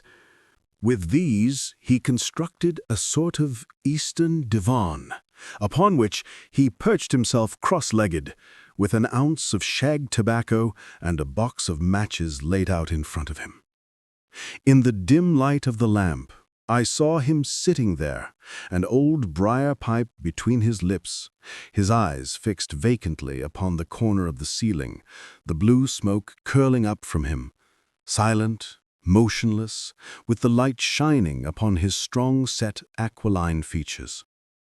So he sat as I dropped off to sleep, and so he sat when a sudden ejaculation caused me to wake up, and I found the summer sun shining into the apartment. The pipe was still between his lips, the smoke still curled upward, and the room was full of a dense tobacco haze, but nothing remained of the heap of shag which I had seen upon the previous night. "Awake, Watson?" he asked. Yes. "Game for a morning drive?" Certainly. "Then dress. No one is stirring yet, but I know where the stable-boy sleeps, and we shall soon have the trap out." He chuckled to himself as he spoke. His eyes twinkled, and he seemed a different man to the somber thinker of the previous night. As I dressed, I glanced at my watch. It was no wonder that no one was stirring. It was 25 minutes past 4. I had hardly finished when Holmes returned with the news that the boy was putting in the horse. "I want to test a little theory of mine," he said, pulling on his boots. "I think, Watson, that you are now standing in the presence of one of the most absolute fools in Europe. I deserve to be kicked from here to Charing Cross, but I think I have the key of the affair now." "And where is it?" I asked, smiling. "In the bathroom," he answered. "Oh yes, I am not joking," he continued, seeing my look of incredulity. "I have just been there, and I have taken it out, and I have got it in this Gladstone bag. Come on, my boy, and we shall see whether it will not fit the lock." We made our way downstairs as quietly as possible, and out into the bright morning sunshine. In the road stood our horse and trap, with the half-clad stable-boy waiting at the head. We both sprang in, and away we dashed down the London road. A few country carts were stirring, bearing in vegetables to the metropolis, but the lines of villas on either side were as silent and lifeless as some city in a dream. "It has been, in some points, a singular case," said Holmes, flicking the horse on to a gallop. "I confess that I have been as blind as a mole, but it is better to learn wisdom late than never to learn it at all." In town, the earliest risers were just beginning to look sleepily from their windows as we drove through the streets of the Surrey side. Passing down the Waterloo Bridge Road, we crossed over the river and, dashing up Wellington Street, wheeled sharply to the right and found ourselves in Bow Street. Sherlock Holmes was well known to the force, and the two constables at the door saluted him. One of them held the horse's head, while the other led us in. "Who is on duty?" Holmes asked. "Inspector Bradstreet, sir." "Ah, Bradstreet, how are you?" A tall, stout official had come down the stone-flagged passage in a peaked cap and frogged jacket. "I wish to have a quiet word with you, Bradstreet." "Certainly, Mr. Holmes. Step into my room here." It was a small office-like room, with a huge ledger upon the table and a telephone projecting from the wall. The inspector sat down at his desk. "What can I do for you, Mr. Holmes?" "I called about that beggarman Boone, the one who was charged with being concerned in the disappearance of Mr. Neville St. Clair of Lee." "Yes, he was brought up and remanded for further inquiries." "So I heard. You have him here? In the cells. Is he quiet?" "Oh, he gives no trouble, but he is a dirty scoundrel." "Dirty?" "Yes, it is all we can do to make him wash his hands, and his face is as black as a tinker's. Well, when once his case has been settled, he will have a regular prison bath, and I think if you saw him you would agree with me that he needed it." "I should like to see him very much." "Would you? That is easily done. Come this way. You can leave your bag." "No, I think that I'll take it." "Very good. Come this way, if you please." He led us down a passage, opened a barred door, passed down a winding stair, and brought us to a whitewashed corridor with a line of doors on each side. "The third on the right is his," said the inspector. "Here it is." He quietly shot back a panel in the upper part of the door and glanced through. "He is asleep," said he. "You can see him very well." We both put our eyes to the grating. The prisoner lay with his face towards us, in a very deep sleep, breathing slowly and heavily. He was a middle-sized man, coarsely clad as became his calling, with a colored shirt protruding through the rent in his tattered coat. He was, as the inspector had said, extremely dirty, but the grime which covered his face could not conceal its repulsive ugliness. A broad wheal from an old scar ran right across it from eye to chin, and by its contraction had turned up one side of the upper lip so that 3 teeth were exposed in a perpetual snarl. A shock of very bright red hair grew low over his eyes and forehead. "He's a beauty, isn't he?" said the inspector. "He certainly needs a wash," remarked Holmes. "I had an idea that he might, and I took the liberty of bringing the tools with me." He opened the Gladstone bag as he spoke and took out, to my astonishment, a very large bath sponge. "You are a funny one," chuckled the inspector. "Now, if you will have the great goodness to open that door very quietly, we will soon make him cut a much more respectable figure." "Well, I don't know why not," said the inspector. "He doesn't look a credit to the Bow Street cells, does he?" He slipped his key into the lock, and we all very quietly entered the cell. The sleeper half turned and then settled down once more into a deep slumber. Holmes stooped to the water jug, moistened his sponge, and then rubbed it twice vigorously across and down the prisoner's face. "Let me introduce you," he shouted, "to Mr. Neville St. Clair of Lee in the county of Kent." Never in my life have I seen such a sight. The man's face peeled off under the sponge like the bark from a tree. Gone was the coarse brown tint. Gone, too, was the horrid scar which had seamed it across, and the twisted lip which had given the repulsive sneer to the face. A twitch brought away the tangled red hair, and there, sitting up in his bed, was a pale, sad-faced, refined-looking man, black-haired and smooth-skinned, rubbing his eyes and staring about him with sleepy bewilderment. Then, suddenly realizing the exposure, he broke into a scream and threw himself down with his face to the pillow. "Great heavens!" cried the inspector. "It is indeed the missing man. I know him from the photograph." The prisoner turned with the reckless air of a man who abandons himself to his destiny. "Be it so," he said. "And pray what am I charged with?" "With making away with Mr. Neville St. Oh, come, you can't be charged with that unless they make a case of attempted suicide of it," said the inspector with a grin. "Well, I have been 27 years in the force, but this really takes the cake. If I am Mr. Neville St. Clair, then it is obvious that no crime has been committed and that therefore I am illegally detained." "No crime, but a very great error has been committed," said Holmes. "You would have done better to have trusted your wife." "It was not the wife, it was the children," groaned the prisoner. "God help me, I would not have them ashamed of their father. My God, what an exposure! What can I do?" Sherlock Holmes sat down beside him on the couch and patted him kindly on the shoulder.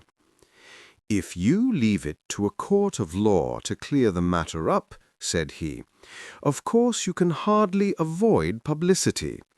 On the other hand, if you convince the police authorities that there is no possible case against you, I do not know that there is any reason that the details should find their way into the papers.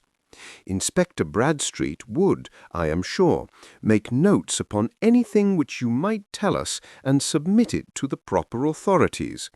The case would then never go into court at all." "God bless you!" cried the prisoner passionately.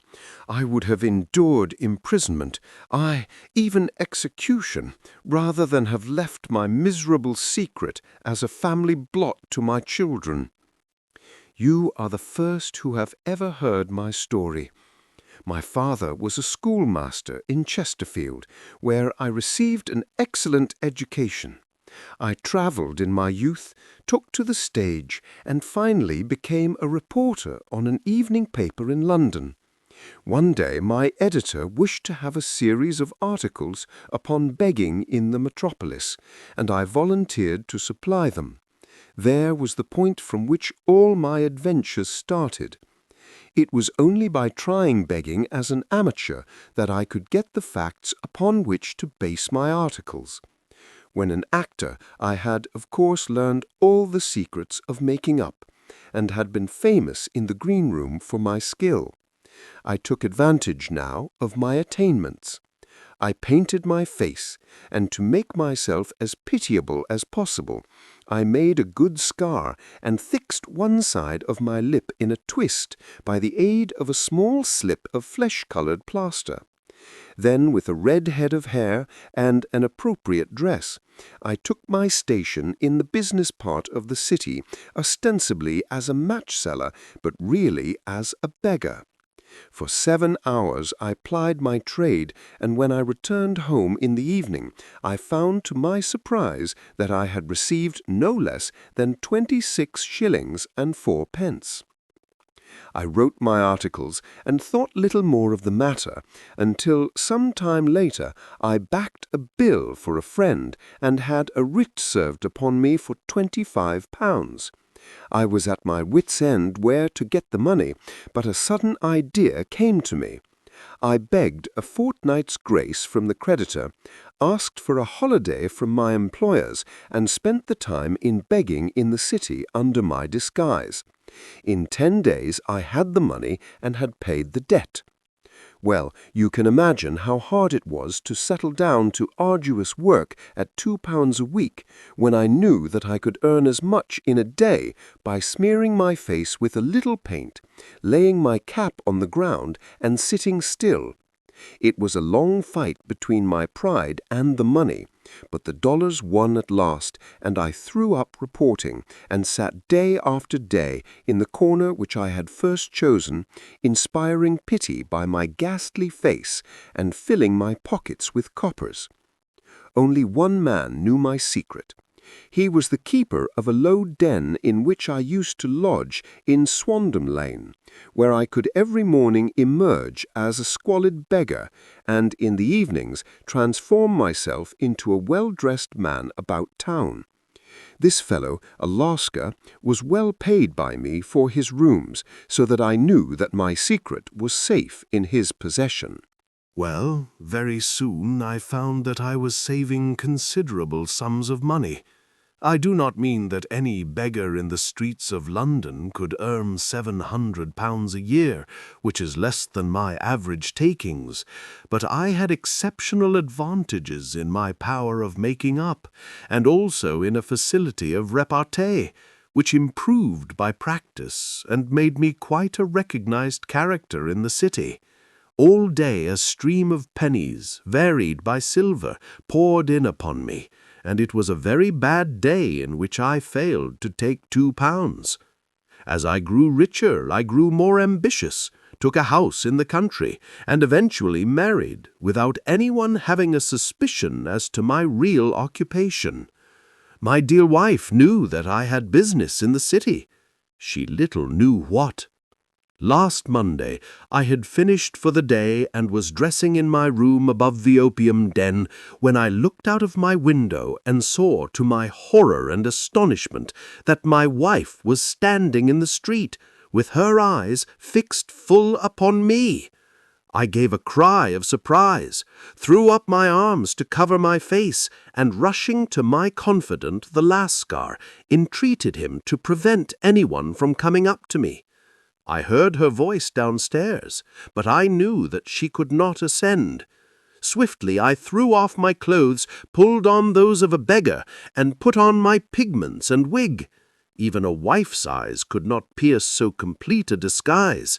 But then it occurred to me that there might be a search in the room, and that the clothes might betray me.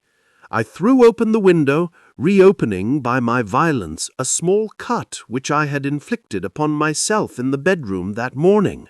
Then I seized my coat, which was weighted by the coppers which I had just transferred to it from the leather bag in which I carried my takings. I hurled it out of the window, and it disappeared into the Thames.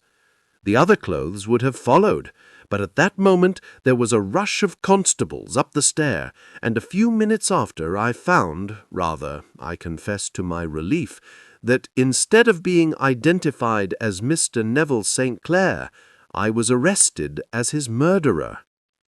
I do not know that there is anything else for me to explain. I was determined to preserve my disguise as long as possible, and hence my preference for a dirty face. Knowing that my wife would be terribly anxious, I slipped off my ring and confided it to the Lascar at a moment when no constable was watching me, together with a hurried scrawl telling her that she had no cause to fear. That note only reached her yesterday. Good God, what a week she must have spent! The police have watched this Lascar, and I can quite understand that he might find it difficult to post a letter unobserved. Probably he handed it to some sailor customer of his, who forgot all about it for some days. "That was it," said Holmes, nodding approvingly. "I have no doubt of it. But have you never been prosecuted for begging?" "Many times, but what was a fine to me?" "It must stop here, however. If the police are to hush this thing up, there must be no more of Hugh Boone. I have sworn it by the most solemn oaths which a man can take. In that case, I think it is probable that no further steps may be taken. But if you are found again, then all must come out. I am sure, Mr. Holmes, that we are very much indebted to you for having cleared the matter up. I wish I knew how you reach your results." "I reached this one by sitting upon 5 pillows and consuming an ounce of shag. I think, Watson, that if we drive to Baker Street, we shall be just in time for breakfast." The Adventure of the Blue Carbuncle, An Adventure of Sherlock Holmes, A Lost Christmas Goose, A Stolen Gemstone, and a New Mystery for Holmes and Watson. What secret lies hidden inside the Blue Carbuncle? Let's find out. I had called upon my friend Sherlock Holmes upon the 2nd morning after Christmas with the intention of wishing him the compliments of the season. He was lounging upon the sofa in a purple dressing-gown, a pipe-rack within his reach upon the right, and a pile of crumpled morning papers, evidently newly studied, near at hand.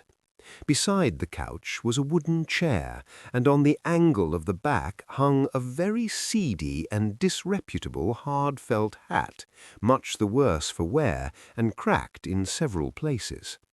A lens and a forceps lying upon the seat of the chair suggested that the hat had been suspended in this manner for the purpose of examination. "You are engaged," said I. "Perhaps I interrupt you?" "Not at all. I am glad to have a friend with whom I can discuss my results. The matter is a perfectly trivial one." He jerked his thumb in the direction of the old hat. "But there are points in connection with it which are not entirely devoid of interest and even of instruction." I seated myself in his armchair and warmed my hands before his crackling fire, for a sharp frost had set in, and the windows were thick with the ice crystals. "I suppose," I remarked, "that, homely as it looks, this thing has some deadly story linked on to it, that it is the clue which will guide you in the solution of some mystery and the punishment of some crime." No crime," said Sherlock Holmes, laughing.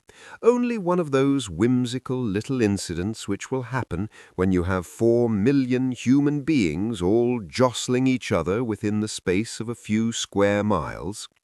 Amid the action and reaction of so dense a swarm of humanity, every possible combination of events may be expected to take place, and many a little problem will be presented which may be striking and bizarre, without being criminal. We have already had experience of such." "So much so," I remarked, "that of the last 6 cases which I have added to my notes, 3 have been entirely free of any legal crime."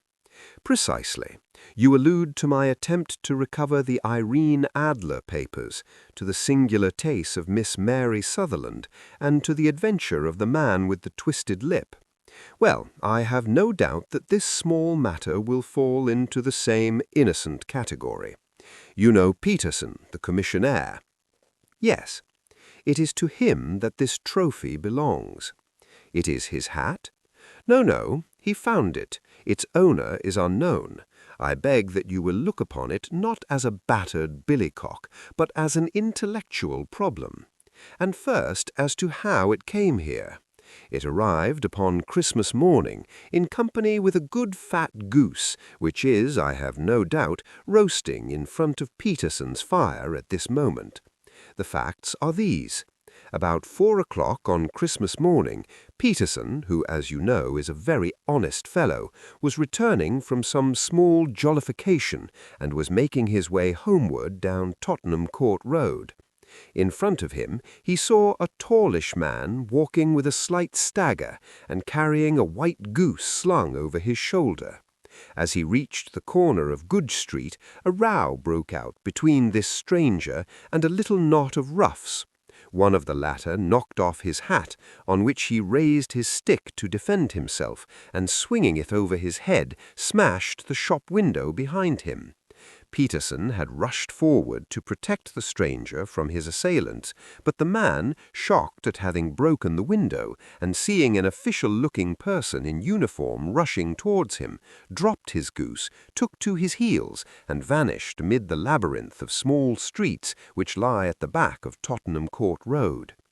The roughs had also fled at the appearance of Peterson, so that he was left in possession of the battlefield, and also of the spoils of victory in the shape of this battered hat and a most unimpeachable Christmas goose. Which surely he restored to their owner. My dear fellow, there lies the problem. It is true that "For Mrs. Henry Baker" was printed upon a small card which was tied to the bird's left leg, and it is also true that the initials H.B. are legible upon the lining of this hat, but as there are some thousands of Bakers and some hundreds of Henry Bakers in this city of ours, it is not easy to restore lost property to any one of them. What then did Peterson do? He brought round both hat and goose to me on Christmas morning, knowing that even the smallest problems are of interest to me. The goose we retained until this morning, when there were signs that, in spite of the slight frost, it would be well that it should be eaten without unnecessary delay. Its finder has carried it off, therefore, to fulfill the ultimate destiny of a goose, while I continue to retain the hat of the unknown gentleman who lost his Christmas dinner. Did he not advertise? No. Then what clue could you have as to his identity? Only as much as we can deduce. From his hat? Precisely. But you are joking. What can you gather from this old battered felt? Here is my lens. You know my methods. What can you gather yourself as to the individuality of the man who has worn this article? I took the tattered object in my hands and turned it over rather ruefully. It was a very ordinary black hat of the usual round shape, hard and much the worse for wear. The lining had been of red silk, but was a good deal discoloured. There was no maker's name, but, as Holmes had remarked, the initials H.B. were scrawled upon one side. It was pierced in the brim for a hat securer, but the elastic was missing. For the rest, it was cracked, exceedingly dusty, and spotted in several places, although there seemed to have been some attempt to hide the discoloured patches by smearing them with ink. "I can see nothing," said I, handing it back to my friend. "On the contrary, Watson, you can see everything. You fail, however, to reason from what you see. You are too timid in drawing your inferences. Then pray tell me, what is it that you can infer from this hat?" He picked it up and gazed at it in the peculiar introspective fashion which was characteristic of him. "It is perhaps less suggestive than it might have been," he remarked, "and yet there are a few inferences which are very distinct, and a few others which represent at least a strong balance of probability. That the man was highly intellectual is of course obvious upon the face of it, and also that he was fairly well-to-do within the last 3 years, although he has now fallen upon evil days.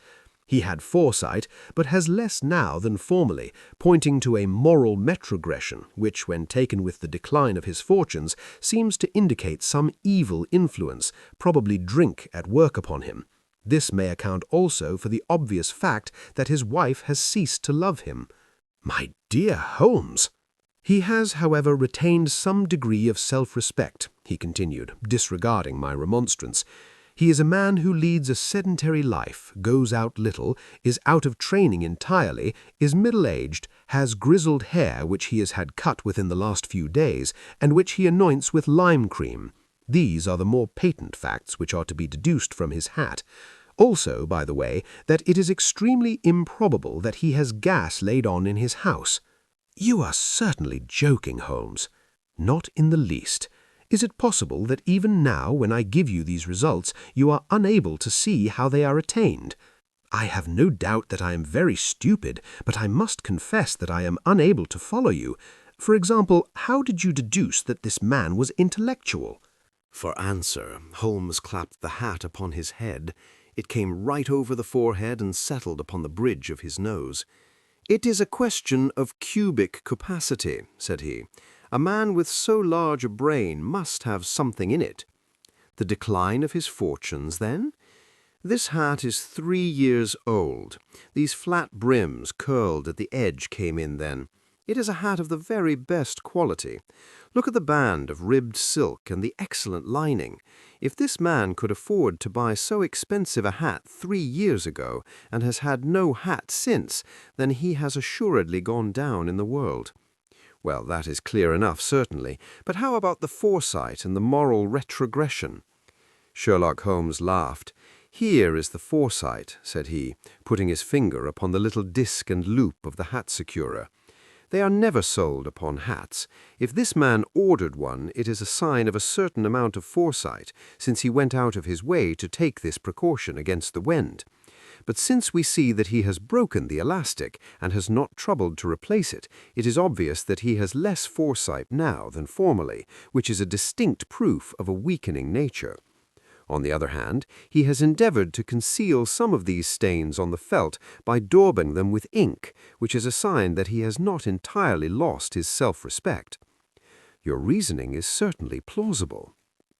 "The further points, that he is middle-aged, that his hair is grizzled, that it has been recently cut, and that he uses lime cream, are all to be gathered from a close examination of the lower part of the lining. The lens discloses a large number of hair ends, clean cut by the scissors of the barber. They all appear to be adhesive, and there is a distinct odor of lime cream. This dust, you will observe, is not the gritty grey dust of the street, but the fluffy brown dust of the house, showing that it has been hung up indoors most of the time, while the marks of moisture on the inside are proof positive that the wearer perspired very freely, and could therefore hardly be in the best of training." "But his wife, you said that she had ceased to love him." "This hat has not been brushed for weeks. When I see you, my dear Watson, with a week's accumulation of dust upon your hat, and when your wife allows you to go out in such a state, I shall fear that you also have been unfortunate enough to lose your wife's affection." "But he might be a bachelor." "Nay, he was bringing home the goose as a peace offering to his wife. Remember the card on the bird's leg." "You have an answer to everything. But how on earth do you deduce that the gas is not laid on in his house?" "One tallow stain or even 2 might come by chance, but when I see no less than 5, I think that there can be little doubt that the individual must be brought into frequent contact with burning tallow. Walks upstairs at night, probably, with his hat in one hand and a guttering candle in the other. Anyhow, he never got tallow stains from a gas jet. Are you satisfied?" "Well, it is very ingenious," I said, laughing. "But since, as you said just now, there has been no crime committed and no harm done save the loss of a goose, all this seems to be rather a waste of energy." Sherlock Holmes had opened his mouth to reply when the door flew open and Peterson, the commissionaire, rushed into the apartment with flushed cheeks and the face of a man who is dazed with astonishment. "The goose, Mr. Holmes! The goose, sir!" he gasped. "Eh? What of it, then? Has it returned to life and flapped off through the kitchen window?" Holmes twisted himself round on the sofa to get a fairer view of the man's excited face. "See here, sir. See what my wife found in its crop." He held out his hand and displayed on the center of the palm a brilliantly scintillating blue stone, rather smaller than a bean in size, but of such purity and radiance that it twinkled like an electric point in the dark hollow of his hand. Sherlock Holmes sat up with a whistle. "By Jove, Peterson," said he, "this is treasure trove indeed. I suppose you know what you have got." "A diamond, sir? A precious stone. It cuts into glass as though it were putty." "It's more than a precious stone. It is the precious stone."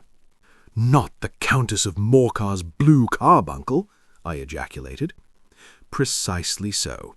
I ought to know its size and shape, seeing that I have read the advertisement about it in the Times every day lately.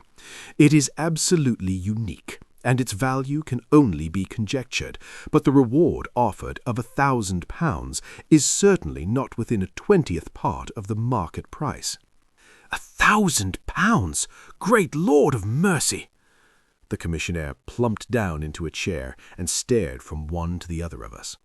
"That is the reward, and I have reason to know that there are sentimental considerations in the background which would induce the Countess to part with half her fortune if she could but recover the gem." "It was lost, if I remember aright, at the Hotel Cosmopolitan," I remarked. "Precisely so, on December 22nd, just 5 days ago. John Horner, a plumber, was accused of having abstracted it from the lady's jewel case. The evidence against him was so strong that the case has been referred to the assizes. I have some account of the matter here, I believe." He rummaged amid his newspapers, glancing over the dates, until at last he smoothed one out, doubled it over, and read the following paragraph. "Hotel Cosmopolitan Jewel Robbery. John Horner, 26, plumber, was brought up upon the charge of having upon the 22nd inst. Abstracted from the jewel case of the Countess of Morcar the valuable gem known as the Blue Carbuncle. James Ryder, upper attendant at the hotel, gave his evidence to the effect that he had shown Horner up to the dressing-room of the Countess on the day of the robbery, in order that he might solder the second bar of the grate, which was loose. He had remained with Horner for some little time, but had finally been called away. In returning, he found that Horner had disappeared, that the bureau had been forced open, and that the small morocco casket in which, as it afterwards transpired, the Countess was accustomed to keep her jewel, was lying empty on the dressing-table. Ryder instantly gave the alarm, and Horner was arrested the same evening, but the stone could not be found either upon his person or in his rooms. Catherine Cusack, maid to the Countess, deposed to having heard Ryder's cry of dismay on discovering the robbery, and to have rushed into the room where she found matters as described by the last witness. Inspector Bradstreet, B Division, gave evidence as to the arrest of Horner, who struggled frantically and protested his innocence in the strongest terms. Evidence of a previous conviction for robbery having been given against the prisoner, the magistrate refused to deal summarily with the offence, but referred it to the assizes. Horner, who had shown signs of intense emotion during the proceedings, fainted out at the conclusion and was carried out of court. "So much for the police court," said Holmes thoughtfully, tossing aside the paper. "The question for us now to solve is the sequence of events leading from a rifled jewel case at one end to the crop of a goose in Tottenham Court Road at the other. You see, Watson, our little deductions have suddenly assumed a much more important and less innocent aspect. Here is the stone came from the goose, and the goose came from Mr. Henry Baker, the gentleman with the bad hat and all the other characteristics with which I have bored you. So now we must set ourselves very seriously to finding this gentleman and ascertaining what part he has played in this little mystery. To do this, we must try the simplest means first, and these lie undoubtedly in an advertisement in all the evening papers. If this fail, I shall have recourse to other methods. What will you say? Give me a pencil and that slip of paper. Now then, found at the corner of Goodge Street a goose and a black felt hat. Mr. Henry Baker can have the same by applying at 6:30 this evening at 221B Baker Street. That is clear and concise. Very. But will he see it? Well, he is sure to keep an eye on the papers, since to a poor man the loss was a heavy one. He was clearly so scared by his mischance in breaking the window and by the approach of Peterson that he thought of nothing but flight, but since then he must have bitterly regretted the impulse which caused him to drop his bird. Then again, the introduction of his name will cause him to see it, for everyone who knows him will direct his attention to it. Here you are, Peterson. Run down to the advertising agency and have this put in the evening papers. In which, sir? Oh, in the Globe, Star, Pall Mall, St. James's Gazette, Evening News, Standard, Echo, and any others that occur to you. Very well, sir. And this stone? Ah, yes, I shall keep the stone, thank you. And I say, Peterson, just buy a goose on your way back and leave it here with me, for we must have one to give to this gentleman in place of the one which your family is now devouring. When the commissionaire had gone, Holmes took up the stone and held it against the light.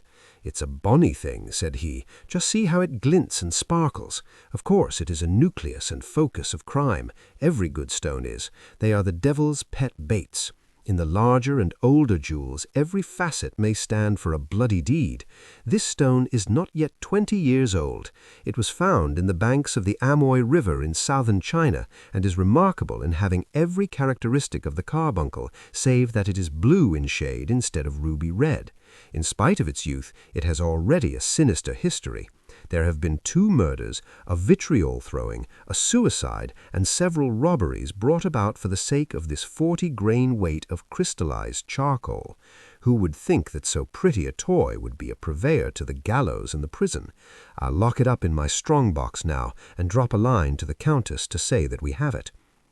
Do you think that this man Horner is innocent? Well, I cannot tell. Well, then, do you imagine that this other one, Henry Baker, had anything to do with the matter? It is, I think, much more likely that Henry Baker is an absolutely innocent man, who had no idea that the bird which he was carrying was of considerably more value than if it were made of solid gold. That, however, I shall determine by a very simple test if we have an answer to our advertisement. And you can do nothing until then? Nothing. In that case, I shall continue my professional round, but I shall come back in the evening at the hour you have mentioned, for I should like to see the solution of so tangled a business.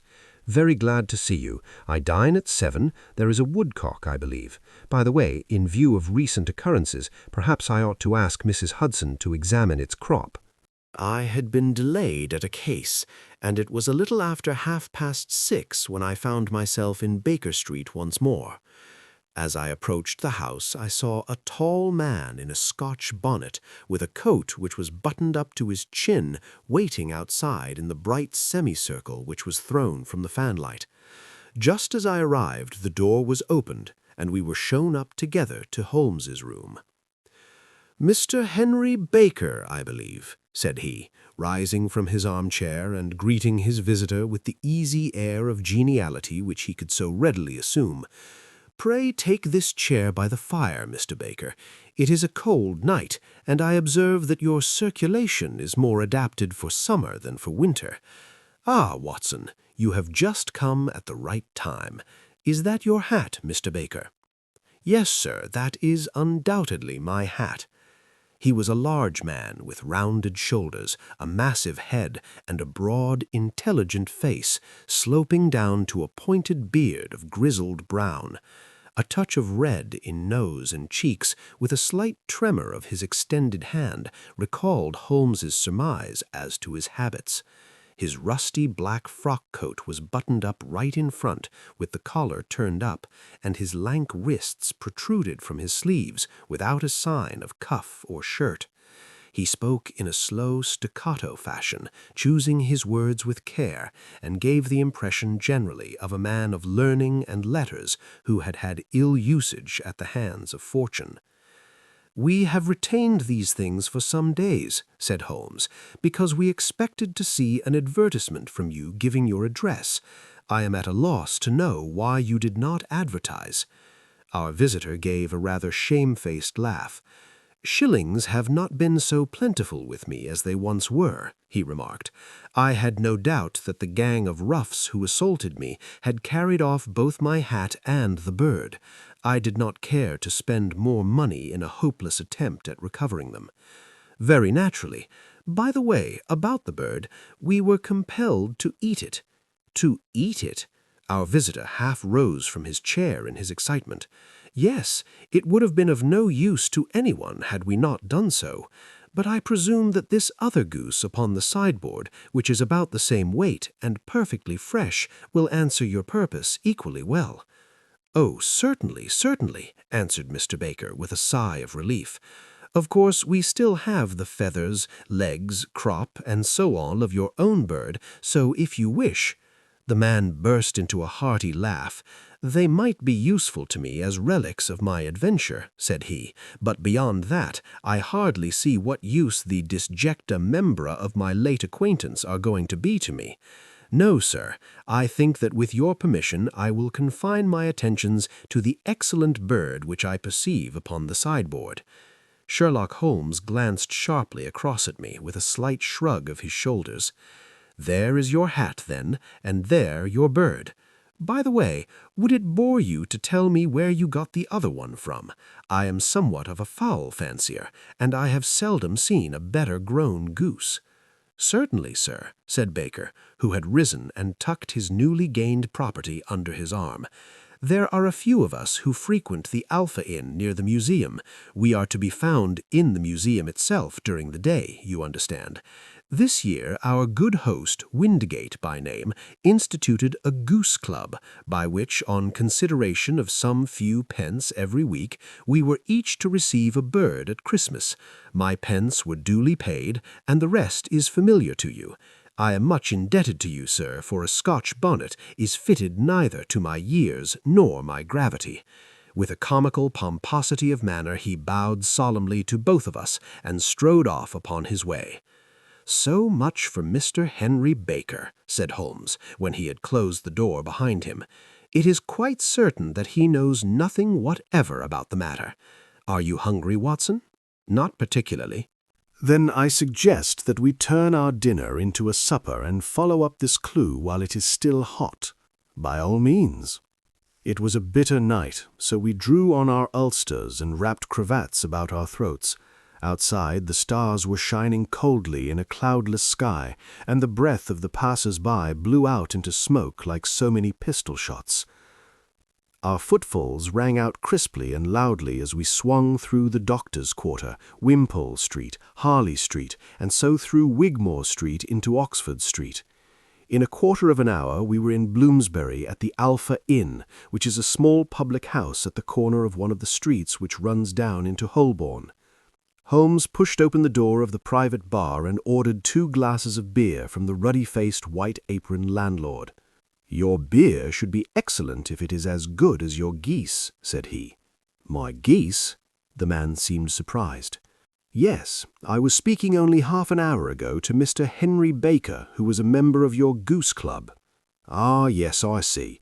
But you see, sir, them's not our geese." "Indeed? Whose, then?" "Well, I got the 2 dozen from a salesman in Covent Garden."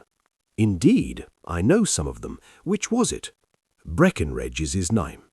"Ah, I don't know him. Well, here's your good health, landlord, and prosperity to your house. Good night. Now for Mr. Breckenridge," he continued, buttoning up his coat as we came out into the frosty air. "Remember, Watson, that though we have so homely a thing as a goose at one end of this chain, we have at the other a man who will certainly get 7 years' penal servitude unless we can establish his innocence. It is possible that our inquiry may but confirm his guilt, but in any case we have a line of investigation which has been missed by the police and which a singular chance has placed in our hands. Let us follow it out to the bitter end. Faces to the south, then, and quick march." We passed across Holborn, down Endell Street, and so through a zigzag of slums to Covent Garden Market. One of the largest stalls bore the name of Breckenridge upon it, and the proprietor, a horsey-looking man with a sharp face and trim side-whiskers, was helping a boy to put up the shutters. "Good evening. It's a cold night," said Holmes. The salesman nodded and shot a questioning glance at my companion. "Sold out of geese, I see," continued Holmes, pointing at the bare slabs of marble. "Let you have 500 tomorrow morning. That's no good. Well, there are some on the stall with the gas flare. Ah, but I was recommended to you." "Oh, boy." "The landlord of the Alpha." "Oh, yes, I sent him a couple of dozen. Fine birds they were, too. Now, where did you get them from?" To my surprise, the question provoked a burst of anger from the salesman. "Now then, mister," said he, with his head cocked and his arms akimbo, "what are you driving at? Let's have it straight now." "It is straight enough. I should like to know who sold you the geese which you supplied to the Alpha." "Well then, I shan't tell you, so now." "Oh, it is of no importance, but I don't know why you should be so warm over such a trifle." "Warm? You'd be as warm, maybe, if you're as pissed at as I am. When I pay good money for a good article, there should be an end of the business. But it's, where are the geese, and who did you sell the geese to, and what will you take for the geese? One would think they were the only geese in the world to hear the fuss that is made over 'em." "Well, I have no connection with any other people who have been making inquiries," said Holmes carelessly. "If you won't tell us, the bet is off, that is all. But I'm always ready to back my opinion on a matter of fowls, and I have a fiver on it that the bird I ate is country bred." "Well, then you've lost your fiver, for it's town bred," snapped the salesman. "It's nothing of the kind." "I say it is." "I don't believe it. Do you think you know more about fowls than I, who have handled them ever since I was a nipper? I tell you, all those birds that went to the Alpha were town bred." "You'll never persuade me to believe that." "Will you bet, then?" "It's merely taking your money because I know that I am right, but I'll have a sovereign on with you just to teach you not to be obstinate." The salesman chuckled grimly. "Bring me the books, Bill," said he. The small boy brought round a small thin volume and a great greasy-backed one, laying them out together beneath the hanging lamp. "Now then, Mr. Cocksure," said the salesman, "I thought that I was out of geese, but before I finish you'll find that there is still one left in my shop. You see this little book? Well, that's the list of the folk from whom I buy. Do you see? Well then, here on this page are the country folk, and the numbers after their names are where their accounts are in the big ledger. Now then, you see this other page in red ink? Well, that is a list of my town suppliers. Now look at that third name. Just read it out to me. Mrs. Oakshott, 117 Brixton Road, 249, read Holmes. Quite so. Now turn that up in the ledger. Holmes turned to the page indicated. Here you are, Mrs. Oakshott, 117 Brixton Road, egg and poultry supplier. Now then, what's the last entry? December 22nd, 24 geese at 7 shillings 6pence. Quite so, there you are. And underneath? Sold to Mr. Windigate of the Alpha at 12 shillings. What have you to say now? Sherlock Holmes looked deeply chagrined. He drew a sovereign from his pocket and threw it down upon the slab, turning away with the air of a man whose disgust is too deep for words. A few yards off he stopped under a lamp-post and laughed in the hearty, noiseless fashion which was peculiar to him. When you see a man with whiskers of that cut and the pink 'un protruding out of his pocket, you can always draw him by a bet, he said. I dare say that if I had put £100 down in front of him, that man would not have given me such complete information as was drawn from him by the idea that he was doing me on a wager.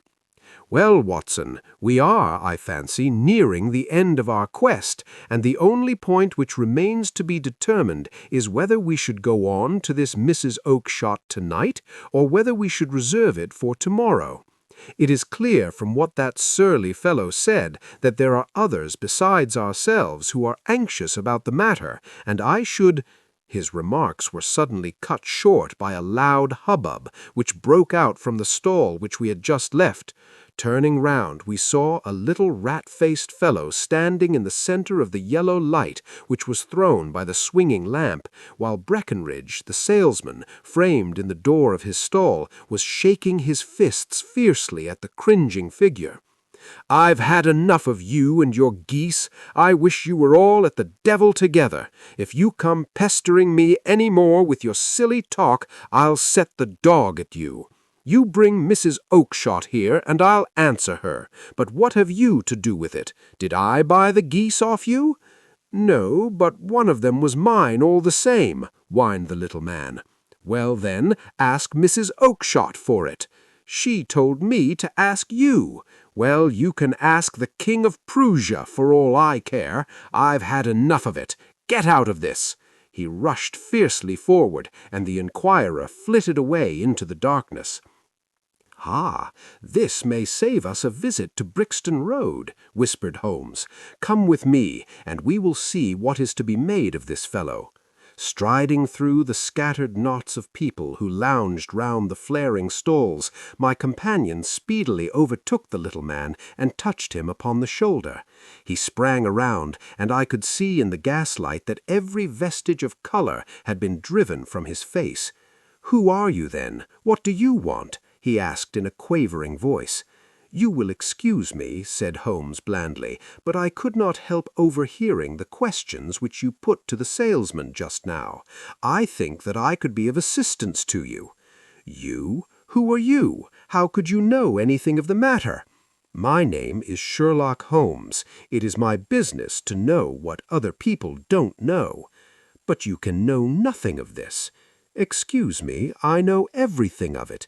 You are endeavoring to trace some geese which were sold by Mrs. Oakshott of Brixton Road to a salesman named Breckenridge, by him in turn to Mr. Windigate of the Alpha, and by him to his club, of which Mr. Henry Baker is a member." "Oh, sir, you are the very man whom I have longed to meet," cried the little fellow with outstretched hands and quivering fingers. "I can hardly explain to you how interested I am in this matter." Sherlock Holmes hailed a four-wheeler which was passing. "In that case, we had better discuss it in a cozy room rather than in this wind-swept marketplace," said he. "But pray tell me, before we go farther, who it is that I have the pleasure of assisting." The man hesitated for an instant. "My name is John Robinson," he answered with a sidelong glance. "No, the real name," said Holmes sweetly. "It is always awkward doing business with an alias." A flush sprang to the white cheeks of the stranger. "Well then," said he, "my real name is James Ryder." "Precisely so, head attendant at the Hotel Cosmopolitan. Pray step into the cab, and I shall soon be able to tell you everything which you would wish to know." The little man stood glancing from one to the other of us with half-frightened, half-hopeful eyes, as one who is not sure whether he is on the verge of a windfall or of a catastrophe. Then he stepped into the cab, and in half an hour we were back in the sitting-room at Baker Street. Nothing had been said during our drive, but the high, thin breathing of our new companion and the claspings and unclaspings of his hands spoke of the nervous tension within him. "Here we are," said Holmes cheerily as we filed into the room. "The fire looks very seasonable in this weather. You look cold, Mr. Ryder. Pray take the basket chair. I will just put on my slippers before we settle this little matter of yours. Now then, you want to know what became of those geese?" "Yes, sir. Or rather, I fancy, of that one goose. It was one bird in which you were interested, white with a black bar across the tail." Ryder quivered with emotion. "Oh, sir, can you tell me where it went to?" "It came here." "Here?" "Yes, and a most remarkable bird it proved. I don't wonder that you should take an interest in it. It laid an egg after it was dead, the bonniest, brightest little blue egg that ever was seen. I have it here in my museum." Our visitor staggered to his feet and clutched the mantelpiece with his right hand. Holmes unlocked his strong-box and held up the Blue Carbuncle, which shone out like a star, with a cold, brilliant, many-pointed radiance. Ryder stood glaring with a drawn face, uncertain whether to claim or to disown it. "The game's up, Ryder," said Holmes quietly. "Hold up, man, or you'll be into the fire. Give him an arm back into his chair, Watson. He's not got blood enough to go in for felony with impunity. Give him a dash of brandy. So, now he looks a little more human. What a shrimp it is, to be sure." For a moment he had staggered and nearly fallen, but the brandy brought a tinge of color into his cheeks, and he sat staring with frightened eyes at his accuser. "I have almost every link in my hands, and all the proofs which I could possibly need, so there is little which you need tell me. Still, that little may as well be cleared up to make the case complete. You had heard, Ryder, of this blue stone of the Countess of Morcar's. It was Catherine Cusack who told me of it," said he in a crackling voice. "I see, her ladyship's waiting-maid. Well, the temptation of sudden wealth so easily acquired was too much for you, as it has been for better men before you, but you were not very scrupulous in the means you used. It seems to me, Ryder, that there is the making of a very pretty villain in you. You knew that this man Horner, the plumber, had been concerned in some such matter before, and suspicion would rest the more readily upon him. So, what did you do then? You made some small job in my lady's room, you and your confederate Cusack, and you managed that he should be the man sent for. Then, when he had left, you rifled the jewel case, raised the alarm, and had this unfortunate man arrested. You then— Ryder threw himself down suddenly upon the rug and clutched at my companion. "For God's sake, have mercy!" he shrieked. "Think of my father, of my mother. It would break their hearts. I never went wrong before. I never will again, I swear it. I'll swear it on a Bible. Oh, don't bring it into court. For Christ's sake, don't!" "Get back into your chair," said Holmes sternly. "It is very well to cringe and crawl now, but you thought little enough of this poor Horner in the dock for a crime of which he knew nothing." "I will fly, Mr. Holmes. I will leave the country, sir. Then the charge against him will break down." We will talk about that. And now let us hear a true account of the next act. How came the stone into the goose, and how came the goose into the open market? Tell us the truth, for there lies your only hope of safety." Ryder passed his tongue over his parched lips. "I will tell you it just as it happened, sir," said he. "When Horner had been arrested, it seemed to me that it would be best for me to get away with the stone at once, for I did not know at what moment the police might not take it into their heads to search me and my room. There was no place about the hotel where it would be safe.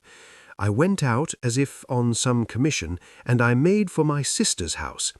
She had married a man named Oakshott and lived in Brixton Road, where she fattened fowls for the market. All the way there, every man I met seemed to me to be a policeman or a detective, and for all that it was a cold night, the sweat was pouring down my face before I came to the Brixton Road. My sister asked me what the matter was, and why I was so pale, but I told her that I had been upset by the jewel robbery at the hotel. Then I went into the backyard and smoked a pipe and wondered what it would be best to do. I had a friend once called Maudsley who went to the bad and has just been serving his time in Pentonville. One day he had met me and fell into talk about the ways of thieves and how they could get rid of what they stole. I knew that he would be true to me, for I knew one or two things about him, so I made up my mind to go right on to Kilburn, where he lived, and take him into my confidence. He would show me how to turn the stone into money, but how to get to him in safety. I thought of the agonies I had gone through in coming from the hotel. I might at any moment be seized and searched, and there would be the stone in my waistcoat pocket. I was leaning against the wall at the time and looking at the geese which were waddling about round my feet, and suddenly an idea came into my head which showed me how I could beat the best detective that ever lived.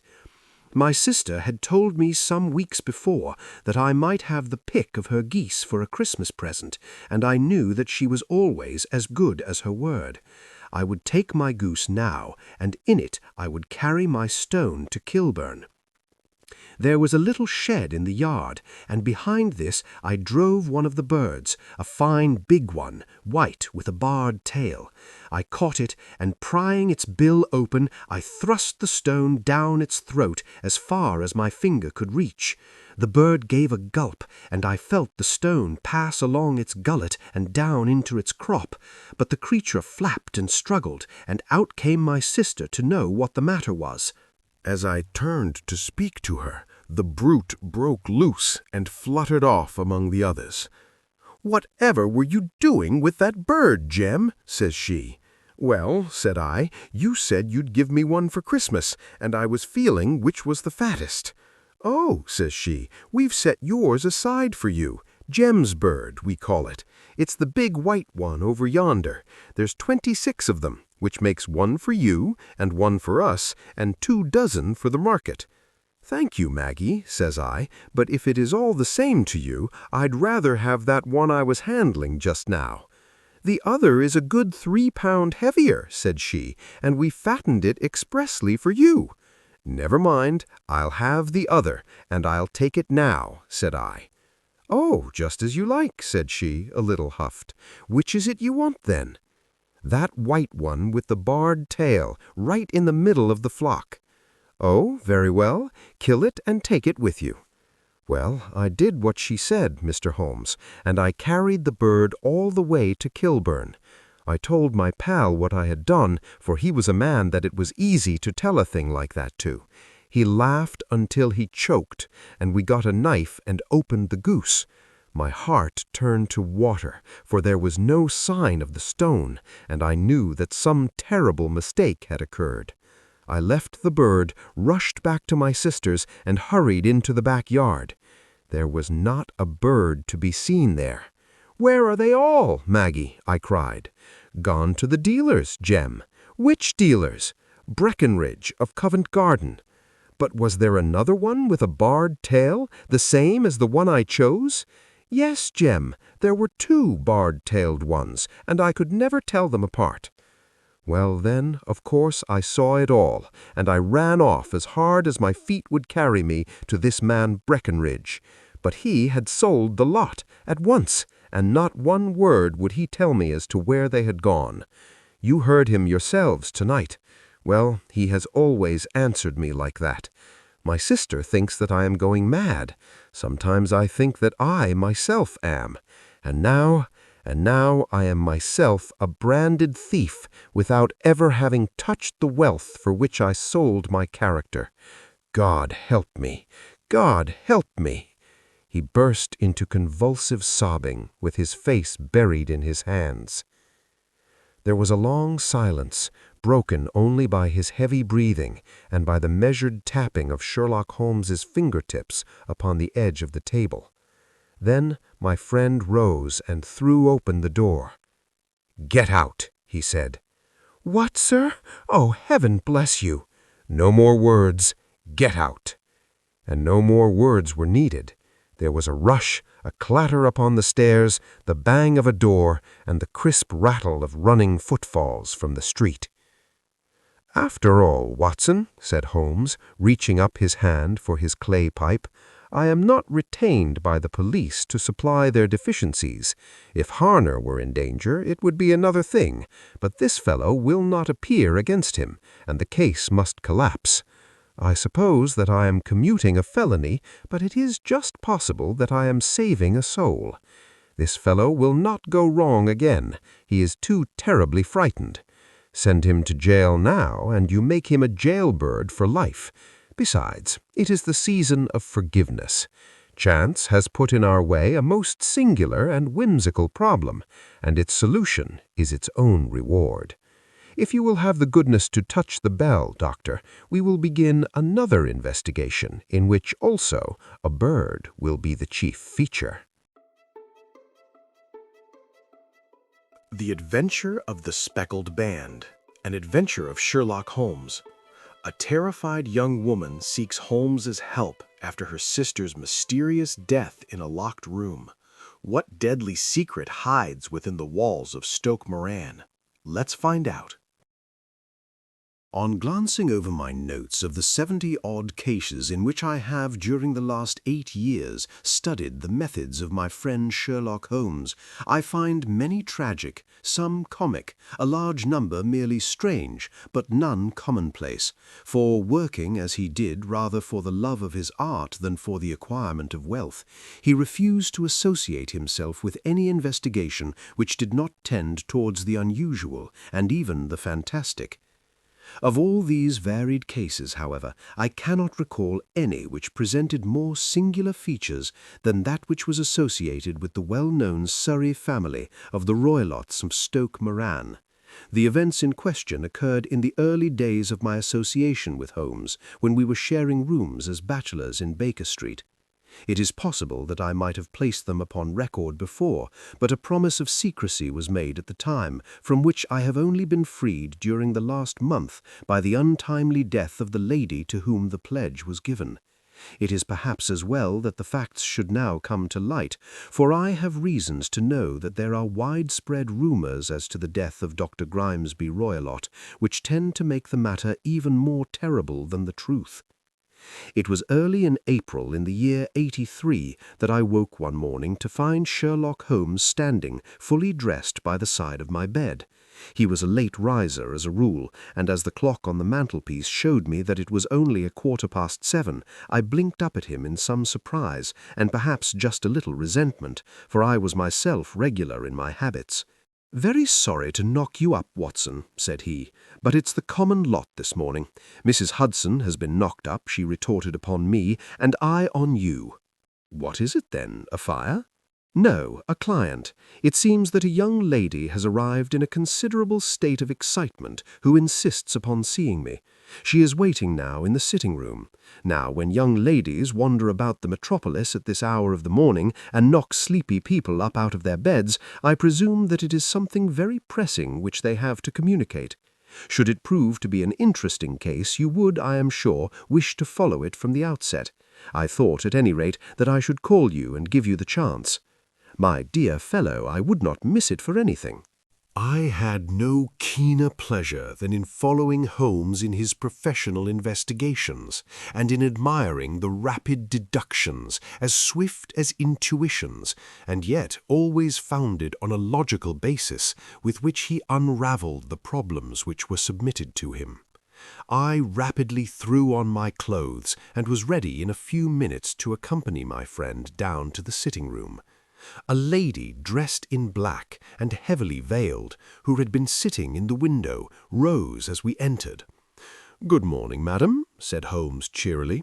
"My name is Sherlock Holmes. This is my intimate friend and associate, Dr. Watson, before whom you can speak as freely as before myself.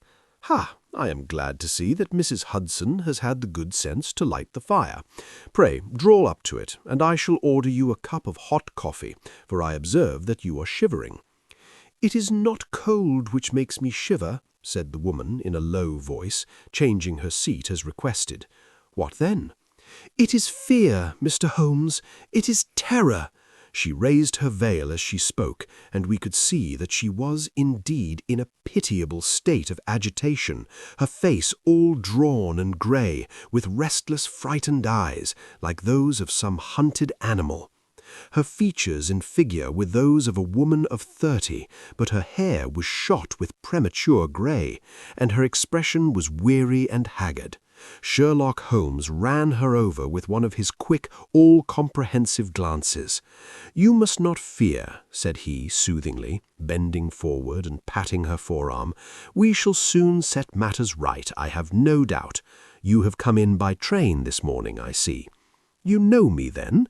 "No, but I observe the second half of a return ticket in the palm of your left glove. You must have started early, and yet you had a good drive in a dog-cart along heavy roads before you reached the station." The lady gave a violent start and stared in bewilderment at my companion. "There is no mystery, my dear madam," said he, smiling. "The left arm of your jacket is spattered with mud in no less than 7 places. The marks are perfectly fresh. There is no vehicle save a dog-cart which throws up mud in that way, and then only when you sit on the left-hand side of the driver." "Whatever your reasons may be, you are perfectly correct," said she. "I started from home before 6, reached Leatherhead at 20 past, and came in by the first train to Waterloo. Sir, I can't stand this strain no longer. I shall go mad if it continues. I have no one to turn to, none, save only one who cares for me, and he, poor fellow, can be of little aid. I have heard of you, Mr. Holmes. I have heard of you from Mrs. Farintosh, whom you helped in the hour of her sore need. It was from her that I had your address. Oh, sir, do you not think that you could help me too, and at least throw a little light through the dense darkness which surrounds me? At present it is out of my power to reward you for your services, but in a month or 6 weeks I shall be married, with the control of my own income, and then at least you shall not find me ungrateful." Holmes turned to his desk and, unlocking it, drew out a small case-book which he consulted. Farintosh," said he. "Ah, yes, I recall the case. It was concerned with an opal tiara. I think it was before your time, Watson. I can only say, madam, that I shall be happy to devote the same care to your case as I did to that of your friend. As to reward, my profession is its own reward, but you are at liberty to defray whatever expenses I may be put to at the time which suits you best. And now I beg that you will lay before us everything that may help us in forming an opinion upon the matter." "Alas," replied our visitor, "the very horror of my situation lies in the fact that my fears are so vague, and my suspicions depend so entirely upon small points which might seem trivial to another, that even he to whom of all others I have a right to look for help and advice looks upon all that I tell him about it as the fancies of a nervous woman. He does not say so, but I can read it from his soothing answers and averted eyes. But I have heard, Mr. Holmes, that you can see deeply into the manifold wickedness of the human heart. You may advise me how to walk amid the dangers which encompass me." "I am all attention, madam." "My name is Helen Stoner, and I am living with my stepfather, who is the last survivor of one of the oldest Saxon families in England, the Roylotts of Stoke Moran, on the western border of Surrey." Holmes nodded his head. "The name is familiar to me," said he. "The family was at one time among the richest in England, and the estates extended over the borders into Berkshire in the north and Hampshire in the west. In the last century, however, 4 successive heirs were of a dissolute and wasteful disposition, and the family ruin was eventually completed by a gambler in the days of the Regency. Nothing was left save a few acres of ground and the 200-year-old house, which is itself crushed under a heavy mortgage. The last squire dragged out his existence there, living the horrible life of an aristocratic pauper. But his only son, my stepfather, seeing that he must adapt himself to the new conditions, obtained an advance from a relative which enabled him to take a medical degree and went out to Calcutta, where, by his professional skill and his force of character, he established a large practice. In a fit of anger, however, caused by some robberies which had been perpetrated in the house, he beat his native butler to death and narrowly escaped a capital sentence. As it was, he suffered a long term of imprisonment and afterwards returned to England a morose and disappointed man. When Dr. Roylott was in India, he married my mother, Mrs. Stoner, the young widow of Major General Stoner of the Bengal Artillery. My sister Julia and I were twins, and we were only 2 years old at the time of my mother's remarriage. She had a considerable sum of money, not less than £1,000 a year, and this she bequeathed to Dr. Roylott entirely while we resided with him, with a provision that a certain annual sum should be allowed to each of us in the event of our marriage. Shortly after our return to England, my mother died. She was killed 8 years ago in a railway accident near Crewe. Dr. Roylott then abandoned his attempts to establish himself in practice in London and took us to live with him in the old ancestral house at Stoke Moran. The money which my mother had left was enough for all our wants, and there seemed to be no obstacle to our happiness. But a terrible change came over our stepfather about this time. Instead of making friends and exchanging visits with our neighbours, who had at first been overjoyed to see a Roylott of Stoke Moran back in the old family seat, he shut himself up in his house and seldom came out save to indulge in ferocious quarrels with whoever might cross his path. Violence of temper approaching to mania has been hereditary in the men of the family, and in my stepfather's case it had, I believe, been intensified by his long residence in the tropics. a series of disgraceful brawls took place, 2 of which ended in the police court, until at last he became the terror of the village, and the folks would fly at his approach, for he is a man of immense strength and absolutely uncontrollable in his anger. Last week he hurled the local blacksmith over a parapet into a stream, and it was only by paying over all the money which I could gather together that I was able to avert another public exposure. He had no friends at all, save the wandering gypsies, and he would give these vagabonds leave to encamp upon the few acres of bramble-covered land which represent the family estate, and would accept in return the hospitality of their tents, wandering away with them sometimes for weeks on end. He has a passion also for Indian animals, which are sent over to him by a correspondent, and he has at this moment a cheetah and a baboon, which wander freely over his grounds and are feared by the villagers almost as much as their master. You can imagine from what I say that my poor sister Julia and I had no great pleasure in our lives. No servant would stay with us, and for a long time we did all the work of the house. She was but 30 at the time of her death, and yet her hair had already begun to whiten, even as mine has.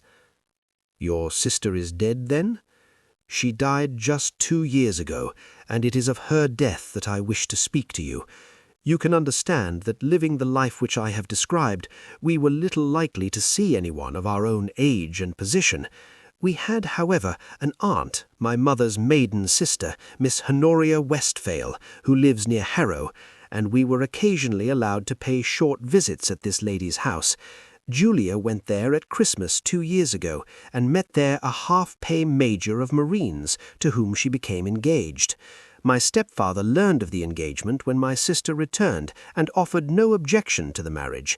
But within a fortnight of the day which had been fixed for the wedding, the terrible event occurred which has deprived me of my only companion." Sherlock Holmes had been leaning back in his chair with his eyes closed and his head sunk in a cushion. But he half opened his lids now and glanced across at his visitor. "Pray be precise as to details," said he. "It is easy for me to be so, for every event of that dreadful time is seared into my memory. The manor house is, as I have already said, very old, and only one wing is now inhabited. The bedrooms in this wing are on the ground floor, the sitting-rooms being in the central block of the buildings. Of these bedrooms, the first is Dr. Roylott's, the second my sister's, and the third my own. There is no communication between them, but they all open out into the same corridor. Do I make myself plain? Perfectly so.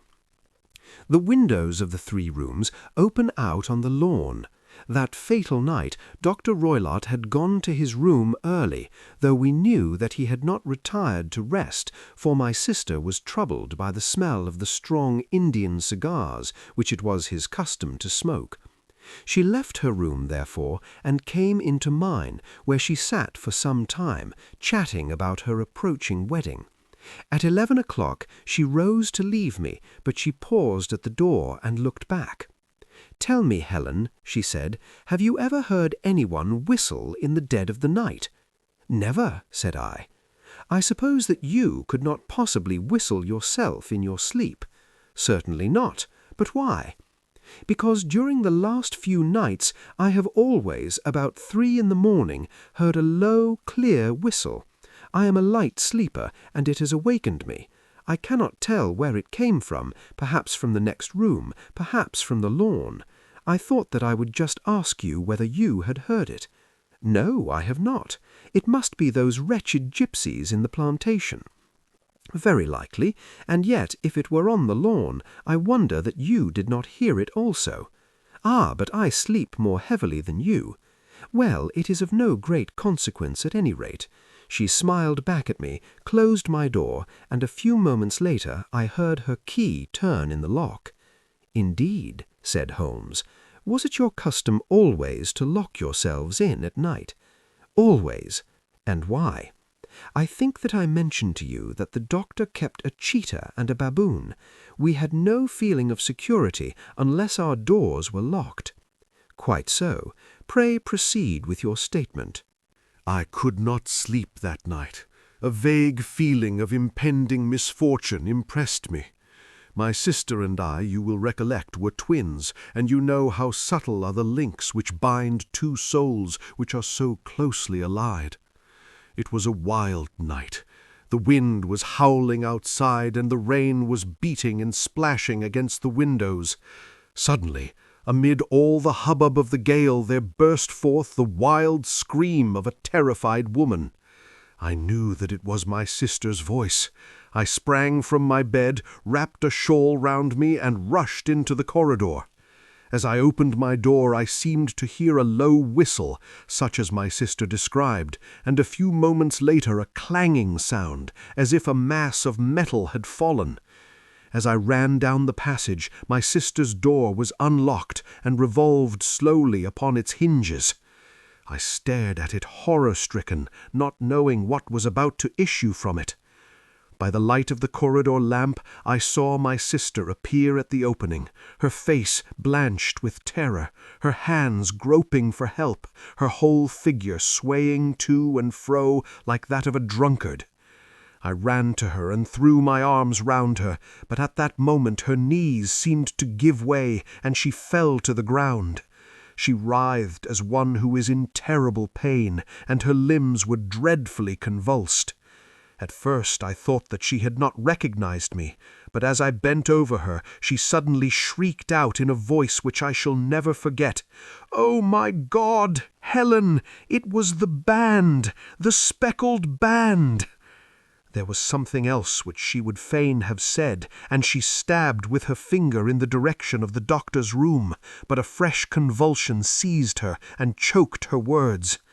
I rushed out, calling loudly for my stepfather, and I met him hastening from his room in his dressing-gown. When he reached my sister's side, she was unconscious, and though he poured brandy down her throat and sent for medical aid from the village, all efforts were in vain, for she slowly sank and died without having recovered her consciousness. Such was the dreadful end of my beloved sister. "One moment," said Holmes. "Are you sure about this whistle and metallic sound? Could you swear to it?" "That was what the county coroner asked me at the inquiry. It is my strong impression that I heard it, and yet among the crash of the gale and the creaking of an old house I may possibly have been deceived." "Was your sister dressed?" "No, she was in her nightdress.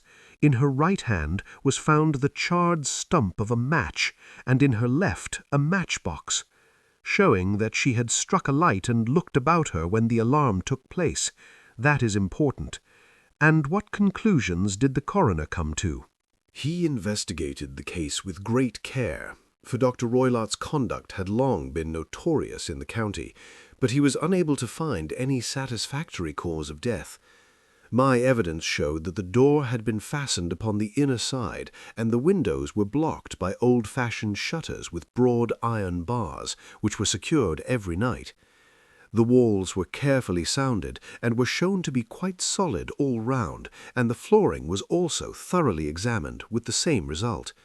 The chimney is wide, but is barred up by 4 large staples. It is certain, therefore, that my sister was quite alone when she met her end.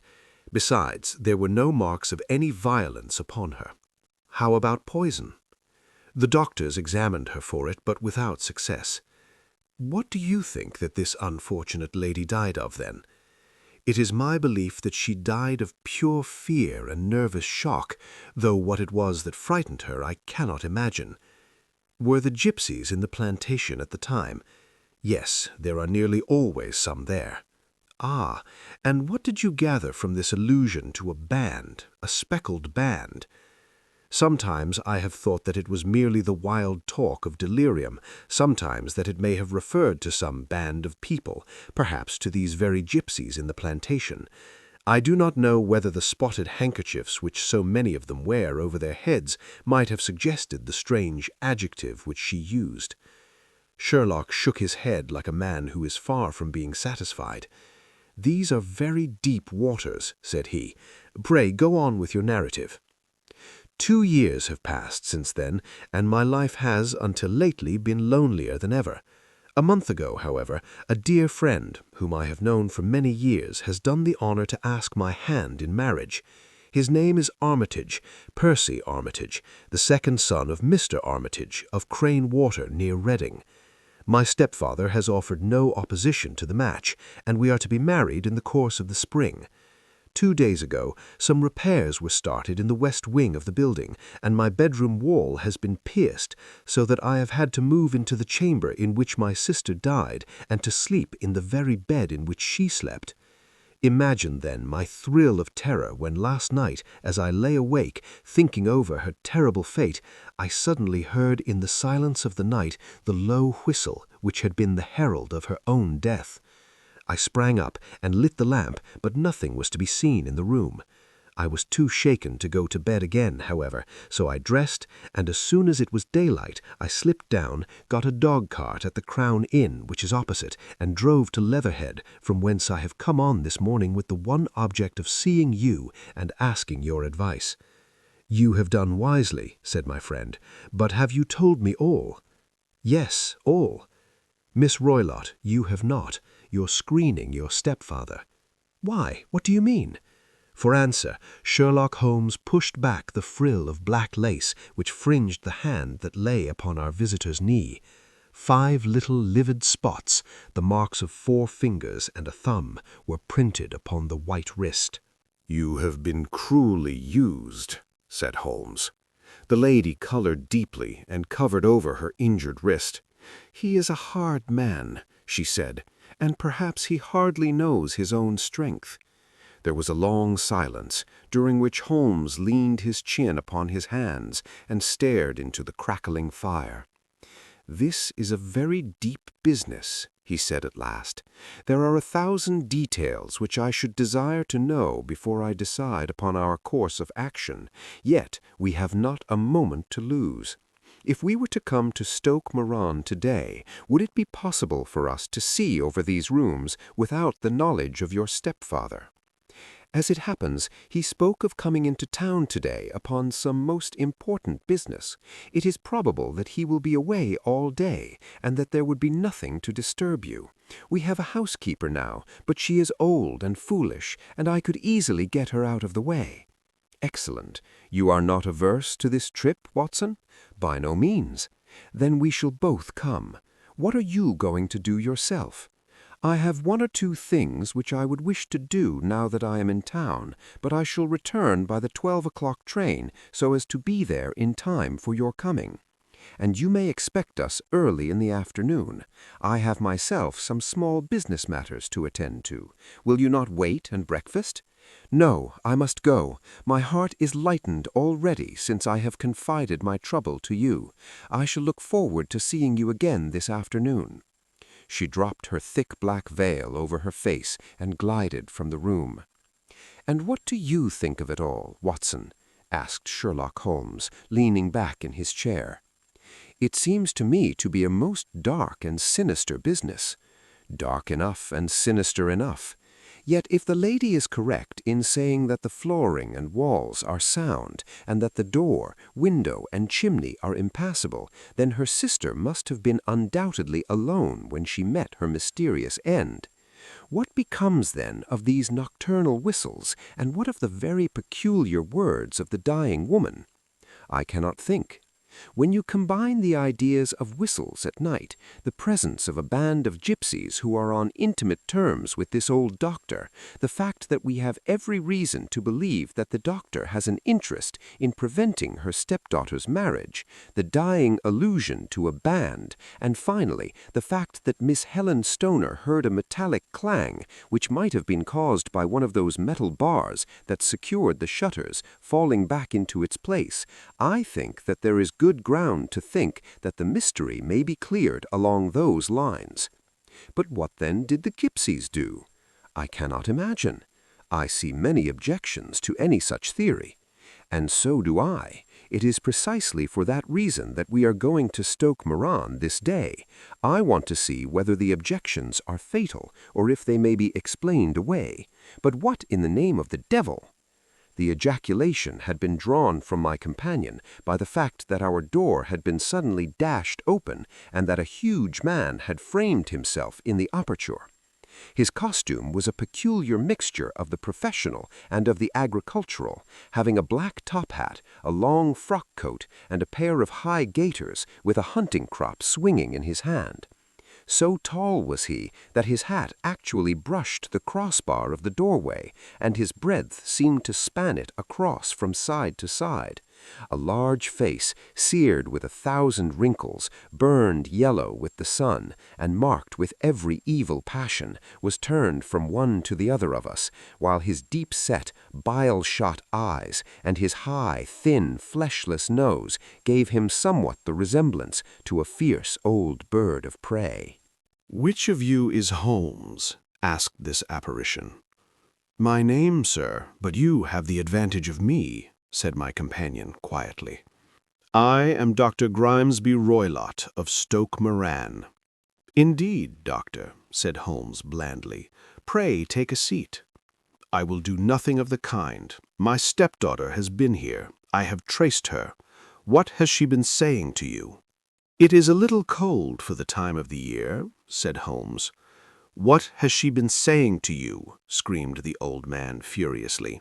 "But I have heard that the crocuses promise well," continued my companion imperturbably. "Ha! You put me off, do you?" said our new visitor, taking a step forward and shaking his hunting crop. "I know you, you scoundrel. I have heard of you before. You are Holmes, the meddler." My friend smiled. "Holmes, the busybody." His smile broadened. "Holmes, the Scotland Yard Jack in office." Holmes chuckled heartily. "Your conversation is most entertaining," said he. "When you go out, close the door, for there is a decided draught." "I will go when I have had my say. Don't you dare to meddle with my affairs. I know that Miss Stoner has been here. I traced her. I am a dangerous man to fall foul of. See here." He stepped swiftly forward, seized the poker, and bent it into a curve with his huge brown hands. "See that you keep yourself out of my grip," he snarled, and hurling the twisted poker into the fireplace, he strode out of the room. "He seems a very amiable person," said Holmes, laughing. "I am not quite so bulky, but if he had remained, I might have shown him that my grip was not much more feeble than his own." As he spoke, he picked up the steel poker and with a sudden effort straightened it out again. "Fancy his having the insolence to confound me with the official detective force. This incident gives zest to our investigation, however, and I only trust that our little friend will not suffer from her imprudence in allowing this brute to trace her. And now, Watson, we shall order breakfast, and afterwards I shall walk down to Doctors' Commons, where I hope to get some data which may help us in this matter." It was nearly 1 o'clock when Sherlock Holmes returned from his excursion. He held in his hand a sheet of blue paper scrawled over with notes and figures. "I have seen the will of the deceased wife," said he. "To determine its exact meaning, I have been obliged to work out the present prices of the investments with which it is concerned. The total income, which at the time of the wife's death was little short of £1,100, is now, through the fall in agricultural prices, not more than £750. Each daughter can claim an income of £250 in case of marriage. It is evident, therefore, that if both girls had married, this beauty would have had a mere pittance, while even one of them would cripple him to a very serious extent. My morning's work has not been wasted, since it has proved that he has the very strongest motives for standing in the way of anything of the sort.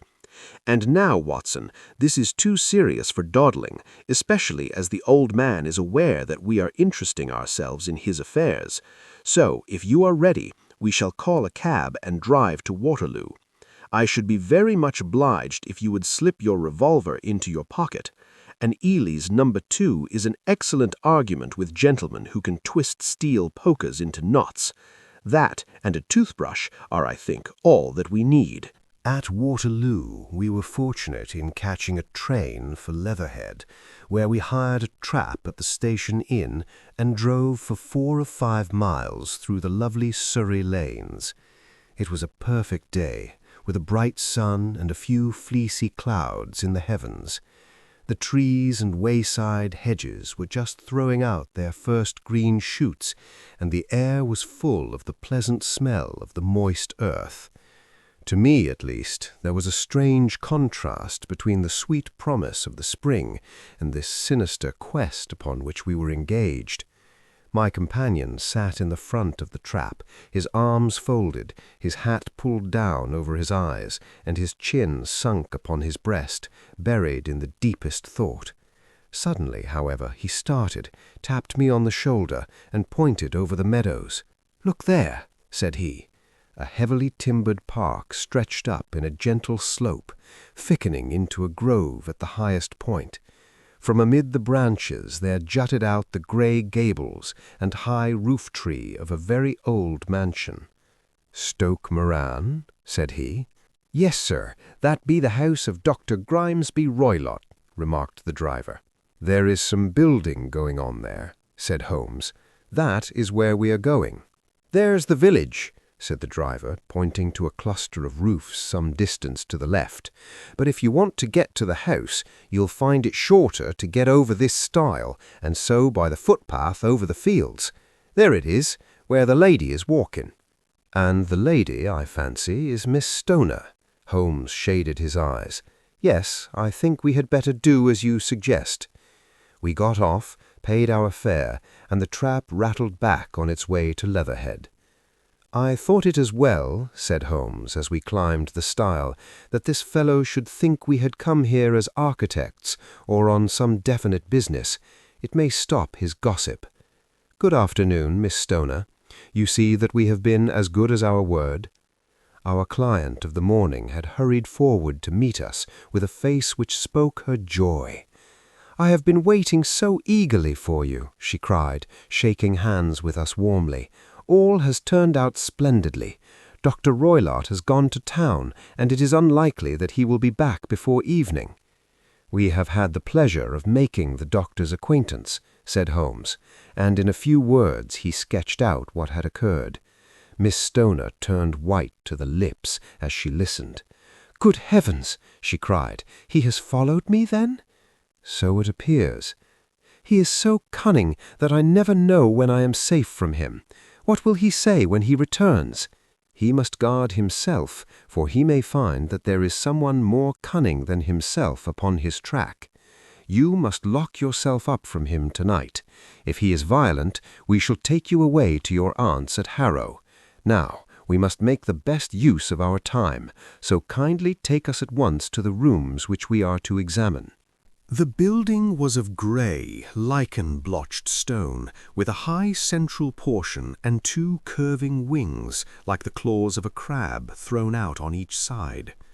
In one of these wings, the windows were broken and blocked with wooden boards, while the roof was partly caved in, a picture of ruin. The central portion was in little better repair, but the right-hand block was comparatively modern, and the blinds in the windows, with the blue smoke curling up from the chimneys, showed that this was where the family resided. Some scaffolding had been erected against the end wall, and the stonework had been broken into, but there were no signs of any workmen at the moment of our visit. Holmes walked slowly up and down the ill-trimmed lawn, and examined with deep attention the outsides of the windows. "This, I take it, belongs to the room in which you used to sleep, the centre one to your sister's, and the one next to the main building to Dr. Roylott's chamber?" "Exactly so, but I am now sleeping in the middle one. Pending the alterations, as I understand. By the way, there does not seem to be any very pressing need for repairs at that end wall. There were none. I believe that it was an excuse to move me from my room." "Ah, that is suggestive. Now, on the other side of this narrow wing runs the corridor from which these 3 rooms open. There are windows in it, of course." "Yes, but very small ones, too narrow for anyone to pass through. as you both locked your doors at night, your rooms were unapproachable from that side. Now, would you have the kindness to go into your room and bar your shutters?" Miss Stoner did so, and Holmes, after a careful examination through the open window, endeavoured in every way to force the shutter open, but without success. There was no slit through which a knife could be passed to raise the bar. Then, with his lens, he tested the hinges, but they were of solid iron, built firmly into the massive masonry. Said he, scratching his chin in some perplexity. "My theory certainly presents some difficulties. No one could pass these shutters if they were bolted. Well, we shall see if the inside throws any light on the matter." A small side door led into the whitewashed corridor from which the 3 bedrooms opened. Holmes refused to examine the 3rd chamber, so we passed at once to the 2nd, that in which Miss Stoner was now sleeping, and in which her sister had met with her fate. It was a homely little room, with a low ceiling and a gaping fireplace after the fashion of old country houses. A brown chest of drawers stood in one corner, a narrow white counterpaned bed in another, and a dressing table on the left-hand side of the window. These articles, with 2 small wicker-work chairs, made up all the furniture in the room save for a square of Wilton carpet in the centre. The boards round and the panelling of the walls were of brown, worm-eaten oak, so old and discoloured that it may have dated from the original building of the house. Holmes drew one of the chairs into a corner and sat silent, while his eyes travelled round and up and down, taking in every detail of the apartment. "Where does that bell communicate with?" he asked at last, pointing to a thick bell rope which hung down beside the bed, the tassel actually lying upon the pillow. "It goes to the housekeeper's room. It looks newer than the other things. Yes, it was only put there a couple of years ago." "Your sister asked for it, I suppose?" "No, I never heard of her using it. We used always to get what we wanted for ourselves." "Indeed.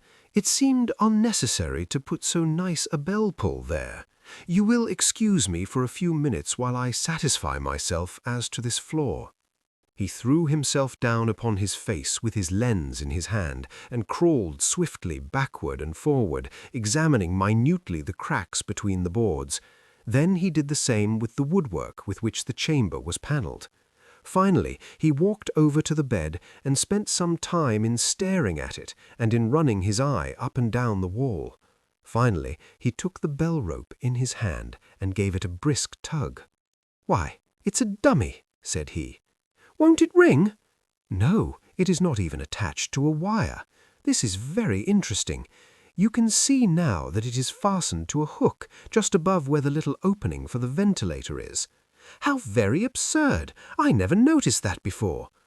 "Very strange," muttered Holmes, pulling at the rope. "There are 1 or 2 very singular points about this room.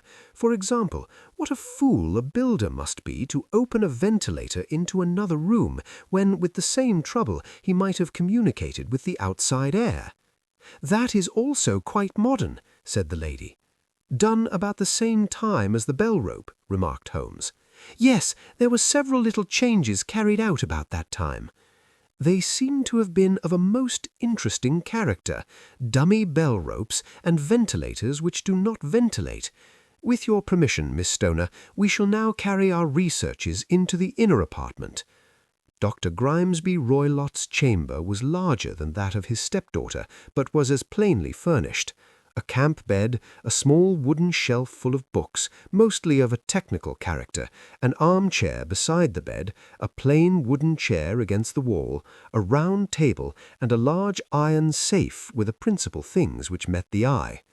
Holmes walked slowly round and examined each and all of them with the keenest interest. "What's in here?" he asked, tapping the safe. "My stepfather's business papers." "Oh, you have seen inside, then?" "Only once, some years ago. I remember that it was full of papers." "There isn't a cat in it, for example?" "No, what a strange idea." "Well, look at this." He took up a small saucer of milk which stood on the top of it. "No, we don't keep a cat, but there is a cheetah and a baboon." "Ah, yes, of course. Well, a cheetah is just a big cat, and yet a saucer of milk does not go very far in satisfying its wants, I dare say. There is one point which I should wish to determine." He squatted down in front of the wooden chair and examined the seat of it with the greatest attention. "Thank you, that is quite settled," he said, rising and putting his lens in his pocket. "Hullo, here is something interesting." The object which had caught his eye was a small dog lash hung on one corner of the bed. The lash, however, was curled upon itself and tied so as to make a loop of whipcord. "What do you make of that, Watson?" "It's a common enough lash, but I don't know why it should be tied." "That is not quite so common, is it? Ah me, it's a wicked world, and when a clever man turns his brains to crime, it is the worst of all. I think that I have seen enough now, Miss Stoner, and, with your permission, we shall walk out upon the lawn." I had never seen my friend's face so grim, or his brow so dark as it was when we turned from the scene of this investigation. We had walked several times up and down the lawn, neither Miss Stoner nor myself liking to break in upon his thoughts before he roused himself from his reverie. "It is very essential, Miss Stoner," he said, "that you should absolutely follow my advice in every respect. I shall most certainly do so. The matter is too serious for any hesitation. Your life may depend upon your compliance. I assure you that I am in your hands. In the first place, both my friend and I must spend a night in your room." Both Miss Stoner and I gazed at him in astonishment. "Yes, it must be so. Let me explain. I believe that that is the village inn over there." "Yes, that is the Crown." "Very good. Your windows would be visible from there." "Certainly." "You must confine yourself to your room on pretense of a headache when your stepfather comes back. Then, when you hear him retire for the night, you must open the shutters of your window, undo the hasp, put your lamp there as a signal to us, and then withdraw quietly with everything which you are likely to want into the room which you used to occupy. I have no doubt that, in spite of the repairs, you could manage there for one night." "Oh, yes, easily." "The rest you will leave in our hands." "But what will you do?"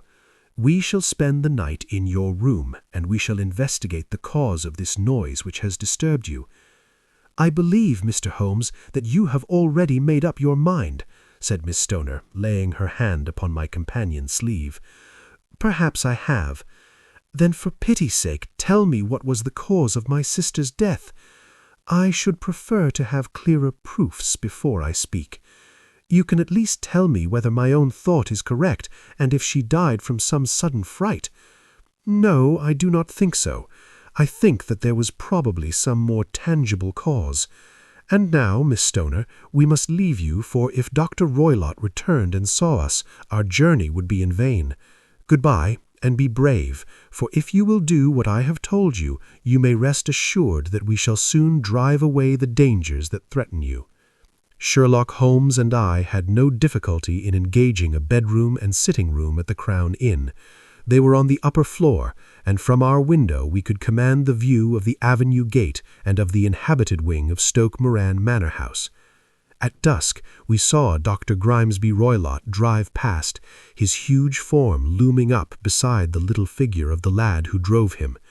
The boy had some slight difficulty in undoing the heavy iron gates, and we heard the hoarse roar of the doctor's voice and saw the fury with which he shook his clenched fists at him. The trap drove on, and a few minutes later we saw a sudden light spring up among the trees as the lamp was lit in one of the sitting-rooms. "Do you know, Watson," said Holmes as we sat together in the gathering darkness, "I have really some scruples as to taking you tonight. There is a distinct element of danger. Can I be of assistance? Your presence might be invaluable. Then I shall certainly come. It is very kind of you. You speak of danger. You have evidently seen more in these rooms than was visible to me." No, but I fancy that I may have deduced a little more. I imagine that you saw all that I did.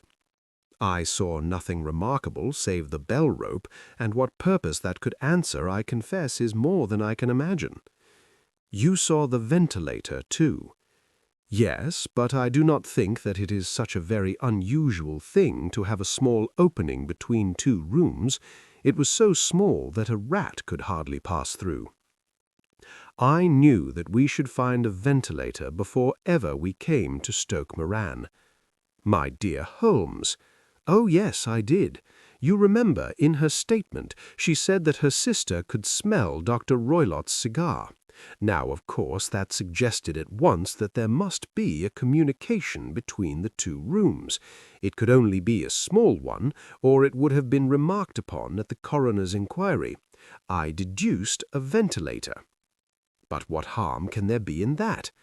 Well, there is at least a curious coincidence of dates. A ventilator is made, a cord is hung, and a lady who sleeps in the bed dies.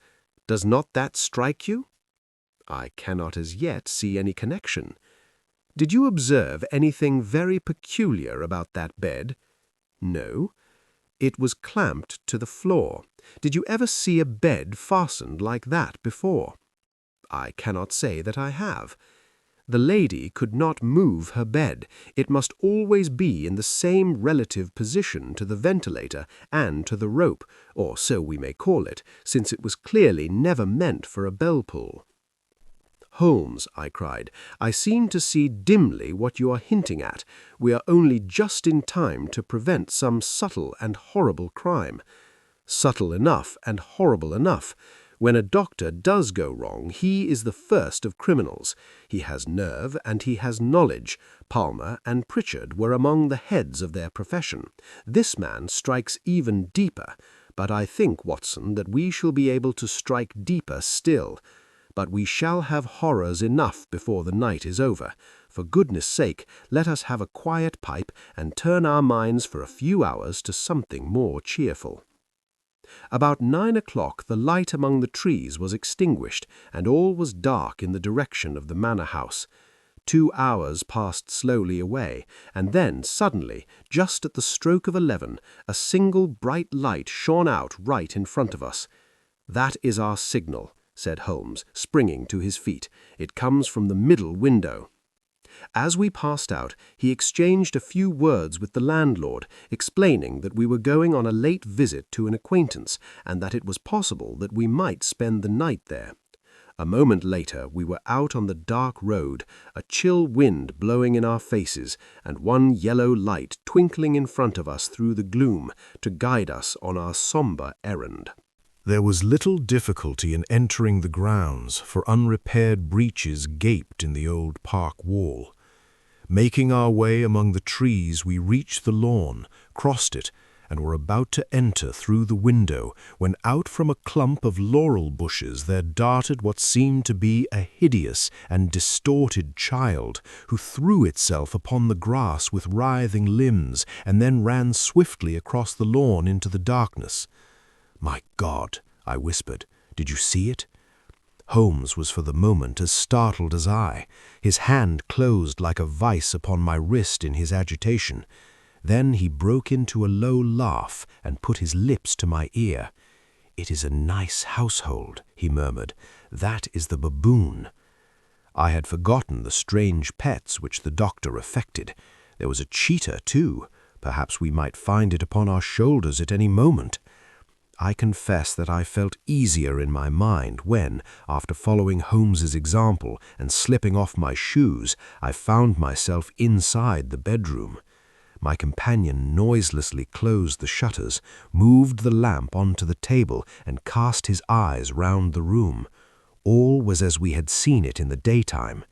Then, creeping up to me and making a trumpet of his hand, he whispered into my ear, so gently that it was all that I could distinguish the words, "The least sound would be fatal to our plans." I nodded to show that I had heard. "We must sit without light. He would see it through the ventilator." I nodded again. "Do not go to sleep. Your very life may depend upon it. Have your pistol ready in case we should need it. I will sit on the side of the bed and you in that chair." I took out my revolver and laid it on the corner of the table. Holmes had brought up a long, thin cane, and this he placed on the bed beside him. By it he laid the box of matches and the stump of a candle. Then he turned down the lamp, and we were left in darkness. How shall I ever forget that dreadful vigil? I could not hear a sound, not even the drawing of a breath, and yet I knew that my companion sat open-eyed within a few feet of me in the same state of nervous tension in which I was myself. The shutters cut off the least ray of light, and we waited in absolute darkness. From outside came the occasional cry of a night bird, and once at our very window a long-drawn cat-like whine which told us that the cheetah was indeed at liberty. Far away we could hear the deep tones of the parish clock, which boomed out every quarter of an hour. How long they seemed, those quarters! 12 struck, and 1, and 2, and 3, and still we sat waiting silently for whatever might befall. Suddenly there was the momentary gleam of a light up in the direction of the ventilator, which vanished immediately, but was succeeded by a strong smell of burning oil and heated metal. Someone in the next room had lit a dark lantern. I heard a gentle sound of movement, and then all was silent once more, though the smell grew stronger. For half an hour I sat with straining ears. Then, suddenly, another sound became audible, a very gentle, soothing sound, like that of a small jet of steam escaping continually from a kettle. The instant that we heard it, Holmes sprang from the bed, struck a match, and lashed furiously with his cane at the bell-pull. "You see it, Watson? You see it?" There was little difficulty in entering the grounds, for unrepaired breaches gaped in the old park wall. Making our way among the trees, we reached the lawn, crossed it, and were about to enter through the window, when out from a clump of laurel bushes there darted what seemed to be a hideous and distorted child, who threw itself upon the grass with writhing limbs, and then ran swiftly across the lawn into the darkness. "My God!" I whispered. "Did you see it?" Holmes was for the moment as startled as I. His hand closed like a vice upon my wrist in his agitation. Then he broke into a low laugh and put his lips to my ear. "It is a nice household," he murmured. "That is the baboon." I had forgotten the strange pets which the doctor affected. There was a cheetah, too. Perhaps we might find it upon our shoulders at any moment. I confess that I felt easier in my mind when, after following Holmes' example and slipping off my shoes, I found myself inside the bedroom. My companion noiselessly closed the shutters, moved the lamp onto the table, and cast his eyes round the room. All was as we had seen it in the daytime. Then, creeping up to me and making a trumpet of his hand, he whispered into my ear again so gently that it was all that I could do to distinguish the words. The least sound would be fatal to our plans. I nodded to show that I had heard. We must sit without light. He would see it through the ventilator. I nodded again. "Do not go to sleep. Your very life may depend upon it. Have your pistol ready in case we should need it. I will sit on the side of the bed, and you in that chair." I took out my revolver and laid it on the corner of the table. Holmes had brought up a long, thin cane, and this he placed upon the bed beside him. By it he laid the box of matches and the stump of a candle. Then he turned down the lamp, and we were left in darkness. How shall I ever forget that dreadful vigil? I could hear no sound, not even the drawing of a breath, and yet I knew that my companion sat open-eyed within a few feet of me in the same state of nervous tension in which I was myself. The shutters cut off the least ray of light, and we waited in absolute darkness. From outside came the occasional cry of a night bird, and once at our very window a long-drawn cat-like whine, which told us that the cheetah was indeed at liberty. Far away we could hear the deep tones of the parish clock, which boomed out every quarter of an hour. How long they seemed, those quarters! 12 struck, and 1, and 2, and 3, and still we sat, waiting silently for whatever might befall. Suddenly there was the momentary gleam of a light up in the direction of the ventilator, which vanished immediately, but was succeeded by a strong smell of burning oil and heated metal. Someone in the next room had lit a dark lantern. I heard a gentle sound of movement, and then all was silent once more, though the smell grew stronger. For half an hour I sat with straining ears. Then suddenly another sound became audible, a very gentle, soothing sound, like that of a small jet of steam escaping continually from a kettle. The instant that we heard it, Holmes sprang from the bed, struck a match, and lashed furiously with his cane at the bell-pull. "You see it, Watson? You see it?" But I saw nothing.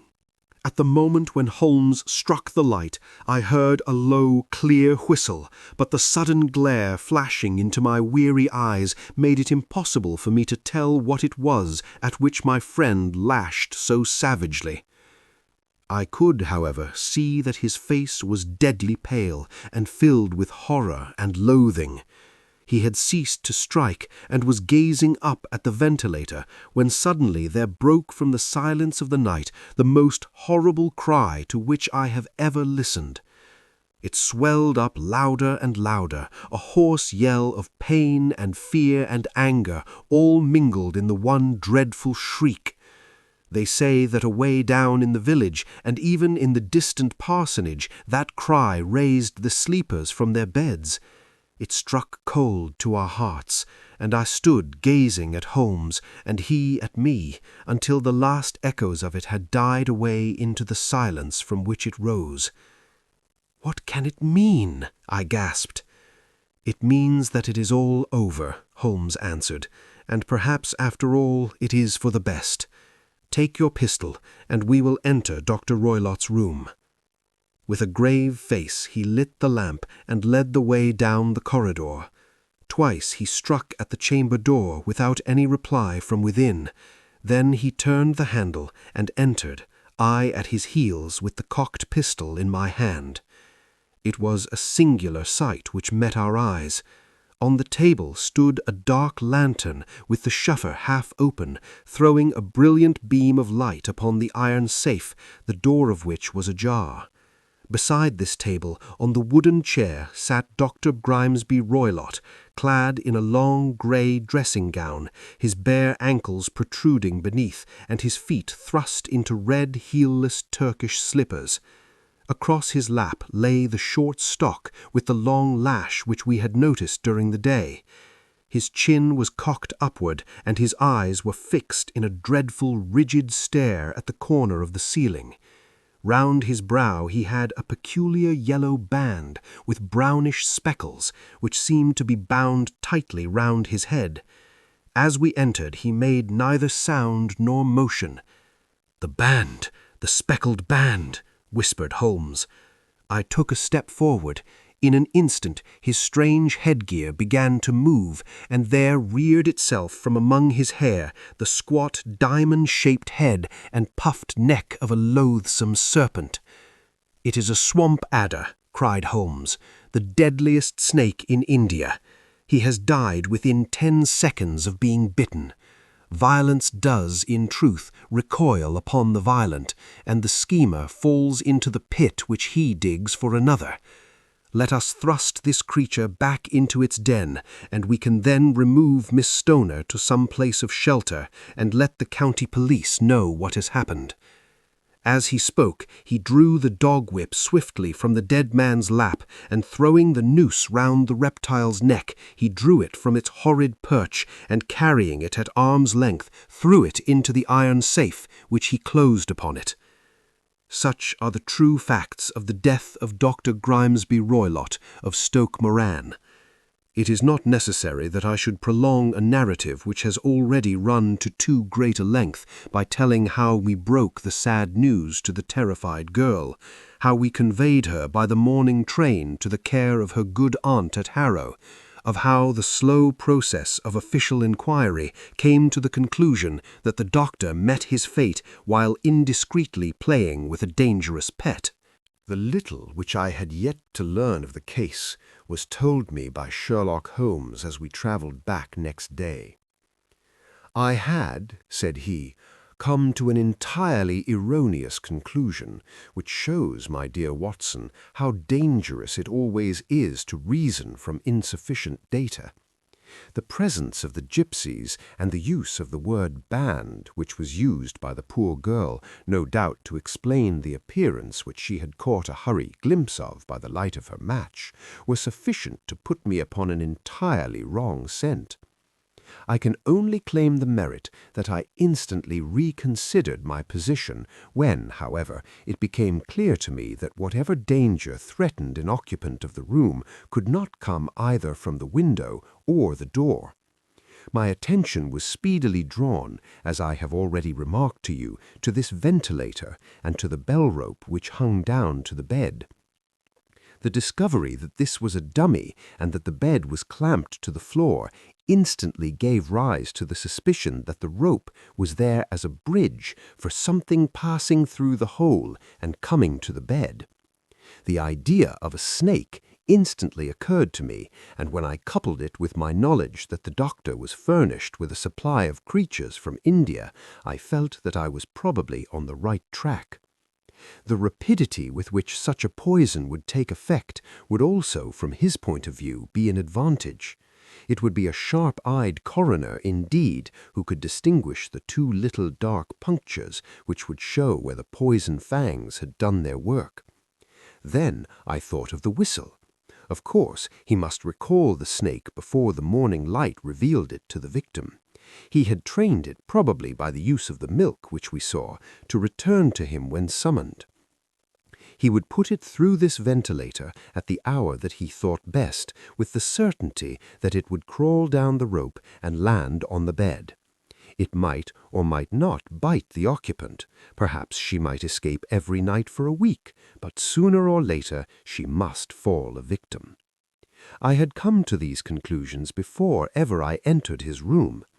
An inspection of his chair showed me that he had been in the habit of standing on it, which of course would be necessary in order that he should reach the ventilator. The sight of the safe, the saucer of milk, and the loop of whipcord were enough to finally dispel any doubts which may have remained. The metallic clang heard by Miss Stoner was obviously caused by her stepfather hastily closing the door of his safe upon its terrible occupant.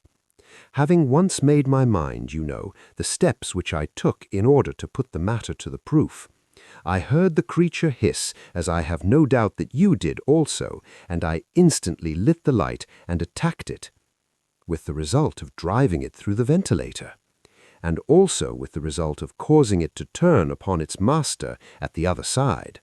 Some of the blows of my cane came home and roused its snakish temper, so that it flew upon the first person it saw. In this way, I am no doubt indirectly responsible for Dr. Grimesby Roylott's death, and I cannot say that it is likely to weigh very heavily on my conscience. The Adventure of the Engineer's Thumb, an adventure of Sherlock Holmes. A young engineer arrives at Baker Street with a shocking story and a wounded hand. What mystery lies behind his dangerous encounter? Let's find out.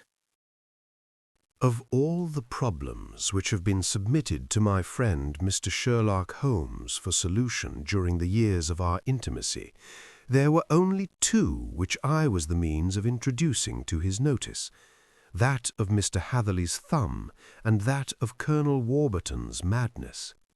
Of these, the latter may have afforded a finer field for an acute and original observer, but the other was so strange in its inception and so dramatic in its details that it may be the more worthy of being placed upon record, even if it gave my friend fewer openings for those deductive methods of reasoning by which he achieved such remarkable results.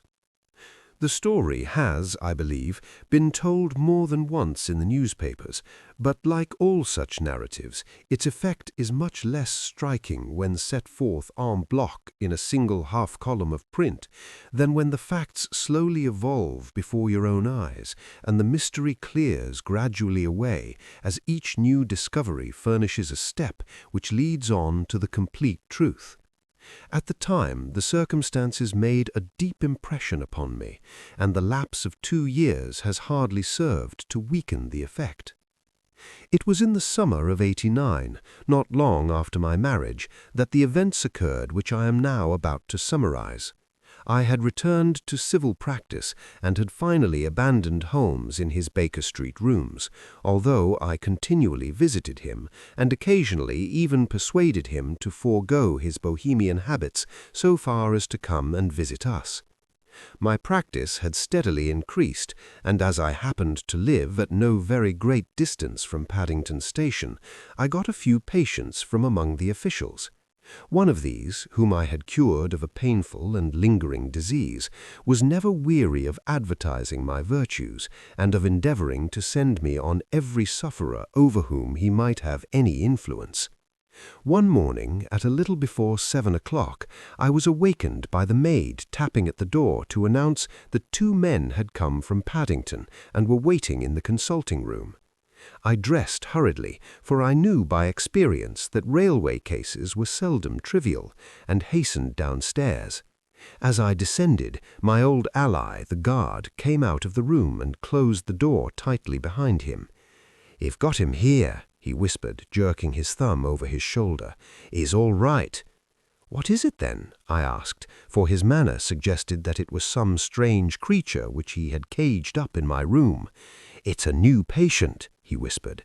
"I thought I'd bring him round myself, then he couldn't slip away.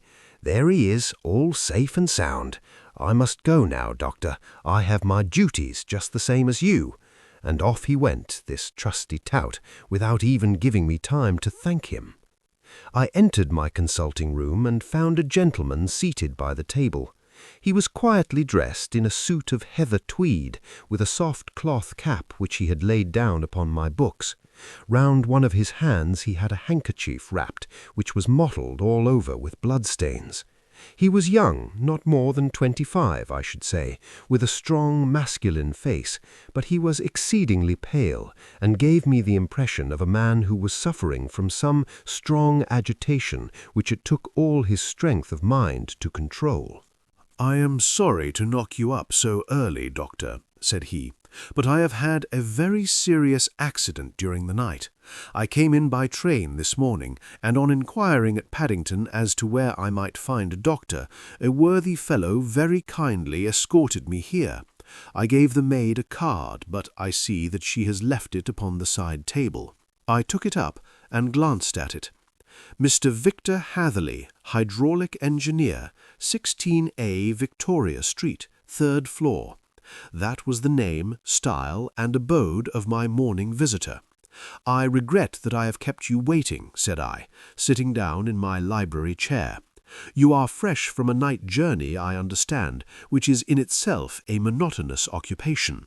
"Oh, my night could not be called monotonous," said he, and laughed. He laughed very heartily, with a high, ringing note, leaning back in his chair and shaking his sides. All my medical instincts rose up against that laugh. "Stop it!" I cried. "Pull yourself together," and I poured out some water from a carafe. It was useless, however. He was off in one of those hysterical outbursts which come upon a strong nature when some great crisis is over and gone. Presently he came to himself once more, very weary and pale-looking. "I have been making a fool of myself," he gasped. "Not at all. Drink this." I dashed some brandy into the water, and the colour began to come back to his bloodless cheeks. "That's better," said he. "And now, Doctor, perhaps you would kindly attend to my thumb, or rather to the place where my thumb used to be. He unwound the handkerchief and held out his hand. It gave even my hardened nerves a shudder to look at it. There were 4 protruding fingers and a horrid red spongy surface where the thumb should have been. It had been hacked or torn right out from the roots. "Good heavens!" I cried. "This is a terrible injury. It must have bled considerably." "Yes, it did. I fainted when it was done, and I think that I must have been senseless for a long time. When I came to, I found that it was still bleeding, so I tied one end of my handkerchief very tightly round the wrist and braced it up with a twig." "Excellent! You should have been a surgeon." "It is a question of hydraulics, you see, and came within my own province. This has been done," said I, examining the wound, "by a very heavy and sharp instrument." "A thing like a cleaver," said he. "An accident, I presume?" "By no means." "What, a murderous attack?" "Very murderous indeed." "I horrify me." I sponged the wound, cleaned it, dressed it, and finally covered it over with cotton wadding and carbolized bandages. He lay back without wincing, though he bit his lip from time to time. "How is that?" I asked, when I had finished. "Capital. Between your brandy and your bandage I feel a new man. I was very weak, but I have had a good deal to go through." "Perhaps you had better not speak of the matter. It is evidently trying to your nerves." "Oh no, not now. I shall have to tell my tale to the police, but between ourselves, if it were not for the convincing evidence of this wound of mine, I should be surprised if they believed my statement, for it is a very extraordinary one, and I have not much in the way of proof with which to back it up, and even if they believe me, the clues which I can give them are so vague that it is a question whether justice will be done." "Ha!" cried I. "If it is anything in the nature of a problem which you desire to see solved, I should strongly recommend you to come to my friend, Mr. Sherlock Holmes, before you go to the official police." "Oh, I have heard of that fellow," answered my visitor, "and I should be very glad if he would take the matter up, though of course I must use the official police as well. Would you give me an introduction to him?" "I'll do better. I'll take you round to him myself." "I should be immensely obliged to you." "We'll call a cab and go together. We shall just be in time to have a little breakfast with him. Do you feel equal to it?" "Yes, I shall not feel easy until I have told my story." "Then my servant will call a cab and I shall be with you in an instant." I rushed upstairs, explained the matter shortly to my wife, and in 5 minutes was inside a hansom, driving with my new acquaintance to Baker Street. Sherlock Holmes was, as I expected, lounging about his sitting-room in his dressing-gown, reading the agony column of the Times, and smoking his before-breakfast pipe, which was composed of all the plugs and dottles left from his smokes of the day before, all carefully dried and collected on the corner of the mantelpiece. He received us in his quietly genial fashion, ordered fresh rashers and eggs, and joined us in a hearty meal. When it was concluded, he settled our new acquaintance upon the sofa, placed a pillow beneath his head, and laid a glass of brandy and water within his reach. "It is easy to see that your experience has been no common one, Mr. Hatherley," said he. "Pray lie down there and make yourself absolutely at home. Tell us what you can, but stop when you are tired, and keep up your strength with a little stimulant." "Thank you," said my patient, "but I have felt another man since the doctor bandaged me, and I think that your breakfast has completed the cure. I shall take up as little of your valuable time as possible, so I shall start at once upon my peculiar experiences."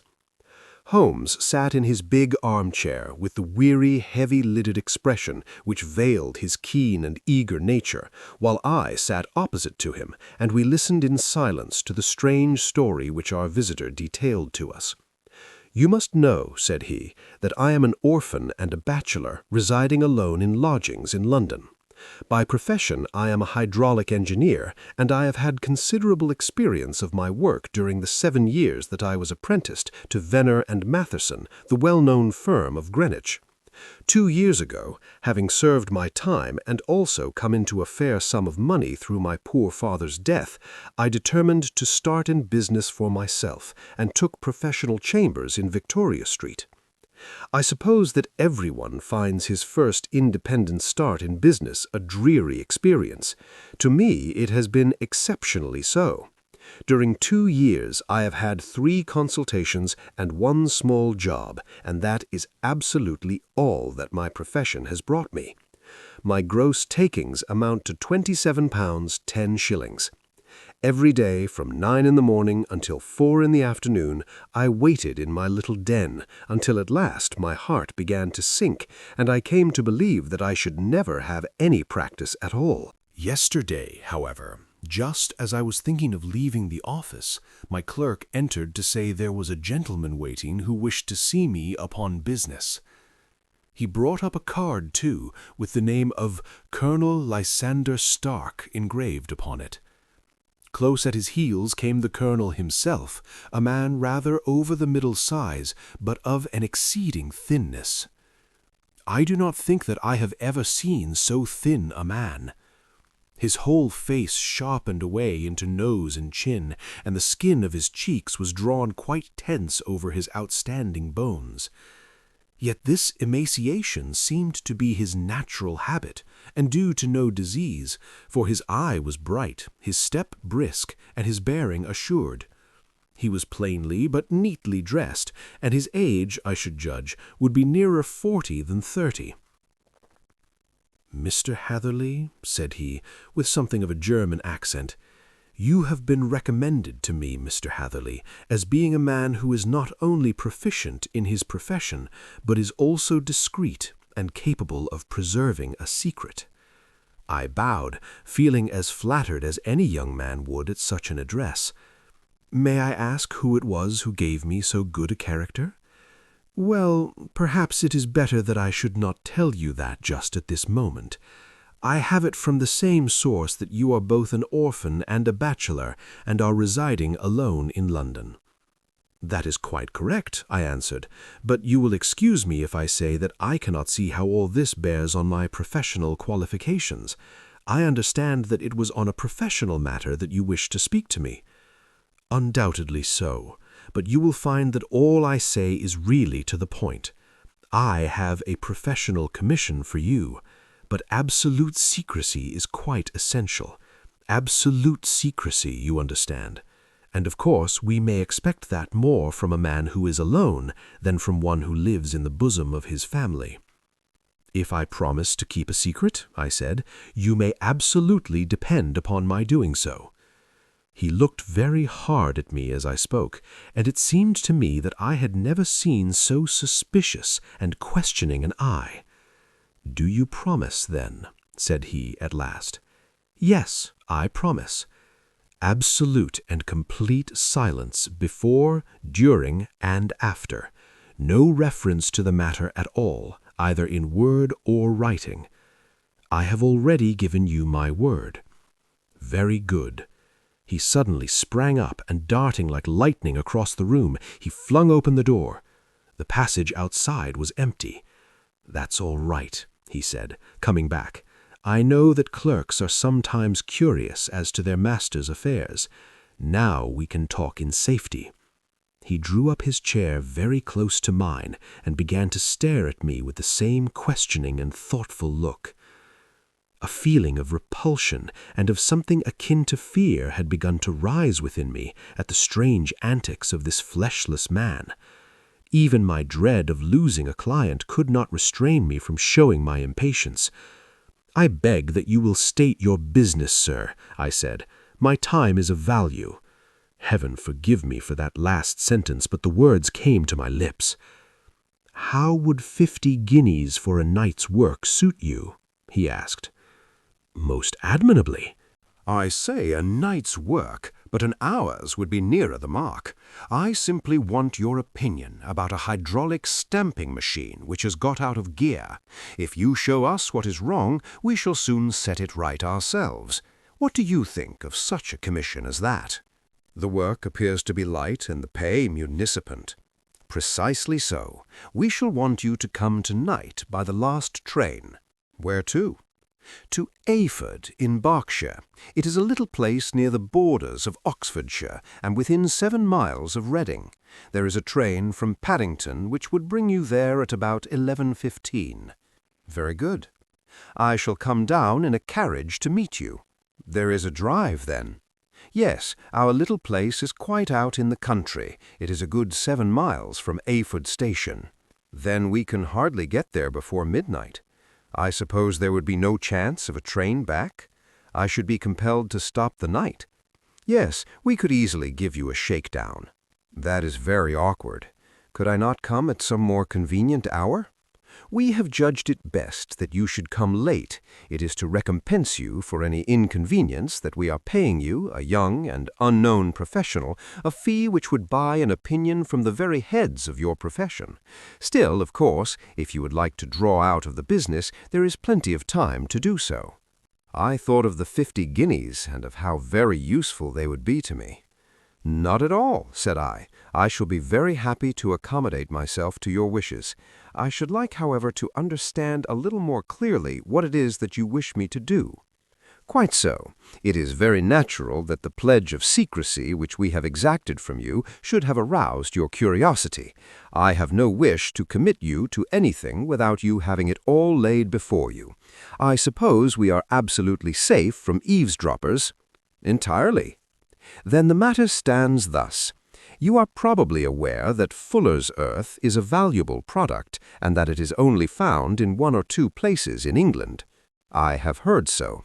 Some little time ago I bought a small place, a very small place, within 10 miles of Reading. I was fortunate enough to discover that there was a deposit of fuller's earth in one of my fields. On examining it, however, I found that this deposit was a comparatively small one, and that it formed a link between 2 very much larger ones on the right and left, both of them in the grounds of my neighbors. These good people were absolutely ignorant that their land contained that which was quite as valuable as a gold mine. Naturally, it was to my interest to buy their land before they discovered its true value, but unfortunately I had no capital by which I could do this.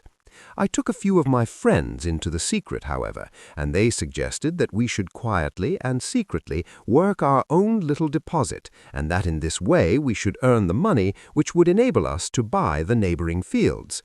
This we have now been doing for some time, and in order to help us in our operations, we erected a hydraulic press. This press, as I have already explained, has got out of gear, and we wish your advice upon the subject. We guard our secret very jealously, however, and if it once became known that we had hydraulic engineers coming to our little house, it would soon rouse inquiry, and then, if the facts came out, it would be goodbye to any chance of getting these fields and carrying out our plans. That is why I have made you promise me that you will not tell a human being that you are going to Ayford tonight. I hope that I make it all plain. I quite follow you, said I. The only point which I could not quite understand was what use you could make of a hydraulic press in excavating fuller's earth, which, as I understand, is dug out like gravel from a pit. Ah, he said carelessly, we have our own process. We compress the earth into bricks so as to remove them without revealing what they are. But that is a mere detail. I have taken you fully into my confidence now, Mr. Hatherley, and I have shown you how I trust you. He rose as he spoke. I shall expect you then at Ayford at 11:15. I shall certainly be there, and not a word to a soul. He looked at me with a last long questioning gaze, and then, pressing my hand in a cold, dank grasp, he hurried from the room.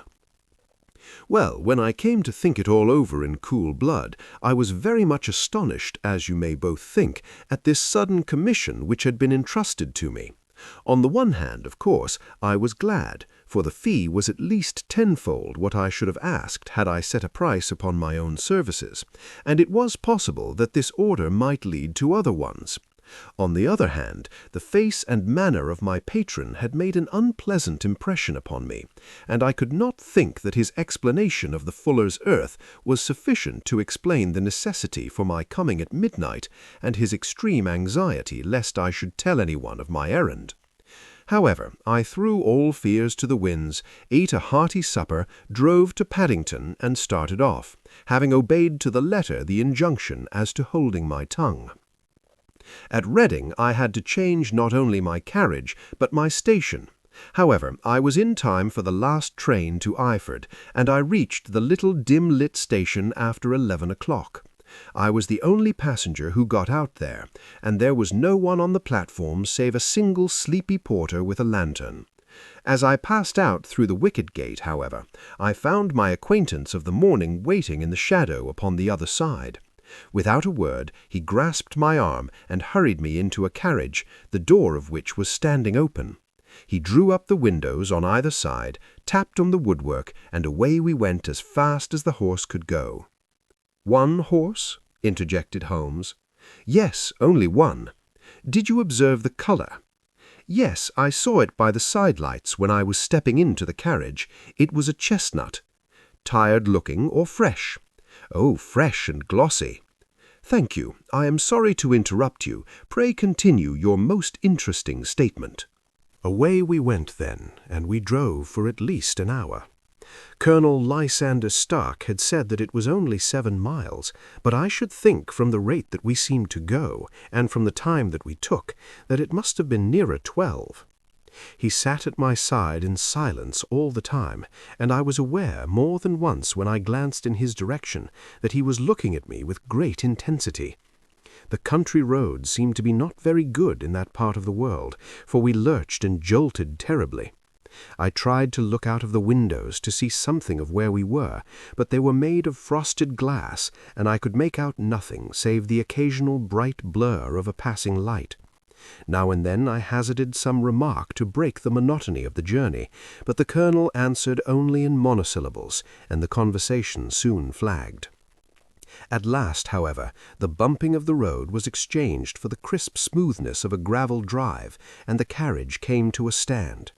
Colonel Lysander Stark sprang out, and, as I followed after him, pulled me swiftly into a porch which gaped in front of us. We stepped, as it were, right out of the carriage and into the hall, so that I failed to catch the most fleeting glance of the front of the house. The instant that I had crossed the threshold, the door slammed heavily behind us, and I heard faintly the rattle of the wheels as the carriage drove away. It was pitch dark inside the house, and the colonel fumbled about looking for matches and muttering under his breath. Suddenly, a door opened at the other end of the passage, and a long golden bar of light shot out in our direction. It grew broader, and a woman appeared with a lamp in her hand, which she held above her head, pushing her face forward and peering at us. I could see that she was pretty, and from the gloss with which the light shone upon her dark dress, I knew that it was a rich material. She spoke a few words in a foreign tongue, in a tone as though asking a question, and when my companion answered in a gruff monosyllable, she gave such a start that the lamp nearly fell from her hand. Colonel Stark went up to her, whispered something in her ear, and then pushing her back into the room from whence she had come, he walked towards me again with the lamp in his hand. "Perhaps you will have the kindness to wait in this room for a few minutes," said he, throwing open another door. It was a quiet little plainly furnished room, with a round table in the centre, on which several German books were scattered. Colonel Stark laid down the lamp on the top of a harmonium beside the door. "I shall not keep you waiting an instant," he said, and vanished into the darkness. I glanced at the books upon the table, and in spite of my ignorance of German, I could see that 2 of them were treatises on science, the others being volumes of poetry. Then I walked across to the window, hoping that I might catch some glimpse of the countryside, but an oak shutter, heavily barred, was folded across it. It was a wonderfully silent house. There was an old clock ticking loudly somewhere in the passage, but otherwise everything was deadly still. A vague feeling of uneasiness began to steal over me. Who were these German people, and what were they doing living in this strange, out-of-the-way place? And where was the place? I was 10 miles or so from Ayford, that was all I knew, but whether north, south, east, or west, I had no idea. For that matter, Reading and possibly other large towns were within that radius, so the place might not be so secluded after all. Yet it was quite certain, from the absolute stillness, that we were in the country. I paced up and down the room, humming a tune under my breath to keep up my spirits, and feeling that I was thoroughly earning my 50-guinea fee. Suddenly, without any preliminary sound, in the midst of the utter stillness, the door of my room swung slowly open. The woman was standing in the aperture, the darkness of the hall behind her, the yellow light from my lamp beating upon her eager and beautiful face. I could see at a glance that she was sick with fear, and the sight sent a chill to my own heart. She held up one shaking finger to warn me to be silent, and she shot a few whispered words of broken English at me, her eyes glancing back, like those of a frightened horse, into the gloom behind her. "I would go," she said, trying hard, as it seemed to me, to speak calmly. "I would go. I should not stay here. There is no good for you to do." "But, madam," I said, "I have not yet done what I came for. I cannot possibly leave until I have seen the machine." "It is not worth your while to wait," she went on. "You can pass through the door. No one hinders." And then, seeing that I smiled and shook my head, she suddenly threw aside her constraint and made a step forward with her hands wrung together. "For the love of heaven," she whispered, "get away from here before it is too late." But I am somewhat headstrong by nature, and the more ready to engage in an affair when there is some obstacle in the way. I thought of my 50-guinea fee, of my wearisome journey, and of the unpleasant night which seemed to be before me. Was it all to go for nothing? Why should I slink away without having carried out my commission, and without the payment which was my due? This woman might, for all I knew, be a monomaniac. With a stout bearing, therefore, though her manner had shaken me more than I cared to confess, I still shook my head and declared my intention of remaining where I was. She was about to renew her entreaties when a door slammed overhead, and the sound of several footsteps was heard upon the stairs. She listened for an instant, threw up her hands with a despairing gesture, and vanished as suddenly and as noiselessly as she had come. The newcomers were Colonel Lysander Stark and a short, thick man with a chinchilla beard growing out of the creases of his double chin, who was introduced to me as Mr. Ferguson. "This is my secretary and manager. By the way, I was under the impression that I left this door shut just now. I fear that you have felt the draught." "On the contrary," said I opened the door myself because I felt the room to be a little close. He shot one of his suspicious looks at me. "Perhaps we had better proceed to business, then," said he. "Mr. Ferguson and I will take you up to see the machine. I had better put my hat on, I suppose. Oh, no, it is in the house. What, you dig fuller's earth in the house? No, this is only where we compress it, but never mind that. All we wish you to do is to examine the machine and to let us know what is wrong with it." We went upstairs together, the colonel first with the lamp, the fat manager and I behind him. It was a labyrinth of an old house, with corridors, passages, narrow winding staircases, and little low doors, the thresholds of which were hollowed out by the generations who had crossed them. There were no carpets and no signs of any furniture above the ground floor, while the plaster was peeling off the walls and the damp was breaking through in green, unhealthy blotches. I tried to put on as unconcerned an air as possible, but I had not forgotten the warnings of the lady, even though I disregarded them, and I kept a keen eye upon my two companions. Ferguson appeared to be a morose and silent man, but I could see from the little that he said that he was at least a fellow countryman. Colonel Lysander Stark stopped at last before a low door which he unlocked. Within was a small square room in which the three of us could hardly get at one time. Ferguson remained outside, and the colonel ushered me in. "We are now," said he, "actually within the hydraulic press, and it would be a particularly unpleasant thing for us if anyone were to turn it on. The ceiling of this small chamber is really the end of the descending piston, and it comes down with the force of many tons upon this metal floor. There are small lateral columns of water outside which receive the force and which transmit and multiply it in the manner which is familiar to you. The machine goes readily enough, but there is some stiffness in the working of it, and it has lost a little of its force. Perhaps you will have the goodness to look it over and to show us how we can set it right." I took the lamp from him, and I examined the machine very thoroughly. It was indeed a gigantic one, and capable of exercising enormous pressure. When I passed outside, however, and pressed down the levers which controlled it, I knew at once by the whishing sound that there was a slight leakage which allowed a regurgitation of water through one of the side cylinders. An examination showed that one of the india-rubber bands which was round the head of a driving rod had shrunk so as not quite to fill the socket along which it worked. This was clearly the cause of the loss of power, and I pointed it out to my companions, who followed my remarks very carefully and asked several practical questions as to how they should proceed to set it right. When I had made it clear to them, I returned to the main chamber of the machine and took a good look at it to satisfy my own curiosity. It was obvious at a glance that the story of Fuller's earth was the merest fabrication, for it would be absurd to suppose that so powerful an engine could be designed for so inadequate a purpose. The walls were of wood, but the floor consisted of a large iron trough, and when I came to examine it, I could see a crust of metallic deposit all over it.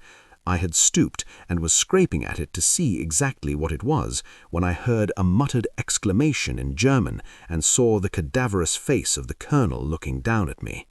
"What are you doing there?" he asked. I felt angry at having been tricked by so elaborate a story as that which he had told me. "I was admiring your Fuller's earth," said I. "I think that I should be better able to advise you as to your machine if I knew what the exact purpose was for which it was used." The instant that I uttered the words, I regretted the rashness of my speech. His face set hard, and a baleful light sprang up in his grey eyes. "Very well," said he. "You shall know all about the machine." He took a step backward, slammed the little door, and turned the key in the lock. I rushed towards it and pulled at the handle, but it was quite secure and did not give in the least to my kicks and shoves. "Hello!" I yelled. "Hello! Colonel! Let me out!" And then, suddenly, in the silence, I heard a sound which sent my heart into my mouth. It was the clank of the levers and the swish of the leaking cylinder. He had set the engine at work. The lamp still stood upon the floor where I had placed it when examining the troughs. By its light I saw that the black ceiling was coming down upon me, slowly, jerkily, but as none knew better than myself, with a force which must within a minute grind me to a shapeless pulp. I threw myself screaming against the door and dragged with my nails at the lock. I implored the colonel to let me out, but the remorseless clanking of the levers drowned my cries. The ceiling was only a foot or two above my head, and with my hand upraised I could feel its hard, rough surface. Then it flashed through my mind that the pain of my death would depend very much upon the position in which I met it. If I lay on my face, the weight would come upon my spine, and I shuddered to think of that dreadful snap. Easier the other way, perhaps, and yet had I the nerve to lie and look up at that deadly black shadow wavering down upon me? Already I was unable to stand erect when my eye caught something that brought a gush of hope back to my heart. I have said that though the floor and ceiling were of iron, the walls were of wood. As I gave a last hurried glance around, I saw a thin line of yellow light between two of the boards, which broadened and broadened as a small panel was pushed backward. For an instant I could hardly believe that here was indeed a door which led away from death. The next instant I threw myself through and lay half fainting on the other side.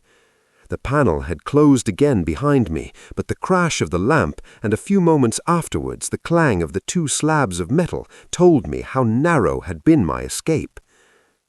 I was recalled to myself by a frantic plucking at my wrist, and I found myself lying on the stone floor of a narrow corridor, while a woman bent over me and tugged at me with her left hand while she held a candle in her right.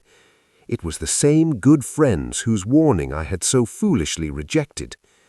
"Come, come," she cried breathlessly. "They will be here in a moment. They will see that you are not there. Oh, do not waste the so precious time, but come." This time, at least, I did not scorn her advice. I staggered to my feet and ran with her along the corridor and down a winding stair. The latter led to another broad passage, and just as we reached it, we heard the sound of running feet and the shouting of 2 voices, one answering the other from the floor on which we were and from the one beneath. My guide stopped and looked about her like one who was at her wit's end. Then she threw open a door which led to a bedroom through the window of which the moon was shining brightly. "It is your only chance," said she. "It is high, but it may be that you can jump it." As she spoke, a light sprang into view at the further end of the passage, and I saw the lean figure of Colonel Lysander Stark rushing forward with a lantern in one hand and a weapon like a butcher's cleaver in the other. I rushed across the bedroom, flung open the window, and looked out. How quiet and sweet and wholesome the garden looked in the moonlight, and it could not be more than 30 feet down. I clambered out upon the sill, but I hesitated to jump until I should have heard what passed between my saviour and the ruffian who pursued me. If she were ill-used, then at any risks I was determined to go back to her assistance. The thought had hardly flashed through my mind before he was at the door, pushing his way past her, but she threw her arms around him and tried to hold him back. "Fritz, Fritz," she cried in English, "remember your promise after the last time. You said it should not be again. He will be silent. Oh, he will be silent." "You are mad, Elise," he shouted, struggling to break away from her. "You will be the ruin of us. He has seen too much. Let me pass, I say." He dashed her to one side, and rushing to the window, cut at me with his heavy weapon. I had let myself go, and was hanging by the hands to the sill when his blow fell. I was conscious of a dull pain, my grip loosened, and I fell into the garden below. I was shaken but not hurt by the fall, so I picked myself up and rushed off among the bushes as hard as I could run, for I understood that I was far from being out of danger yet. Suddenly, however, as I ran, a deadly dizziness and sickness came over me. I glanced down at my hand, which was throbbing painfully, and then for the first time saw that my thumb had been cut off and that the blood was pouring from my wound. I endeavored to tie my handkerchief round it, but there came a sudden buzzing in my ears, and next moment I fell in a dead faint in the rose bushes. How long I remained unconscious I cannot tell.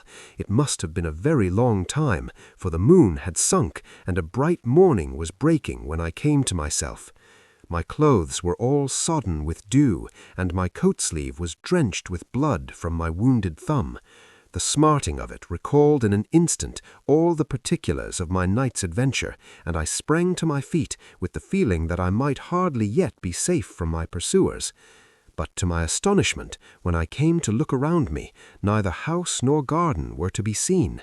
I had been lying in an angle of the hedge, just by the high road, and just a little lower down was a long building which proved upon my approaching it to be the very station at which I had arrived upon the previous night.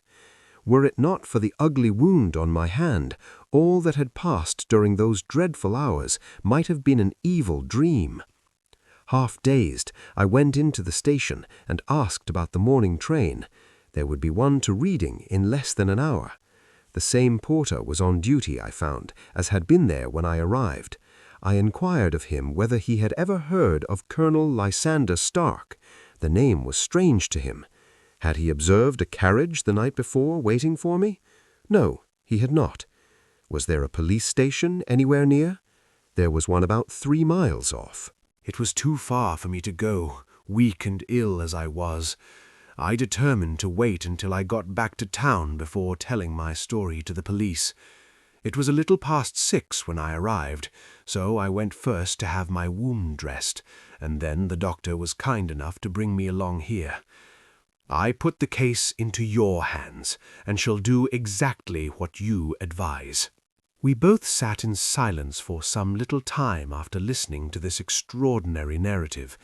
Then Sherlock Holmes pulled down from the shelf one of the ponderous commonplace books in which he placed his cuttings.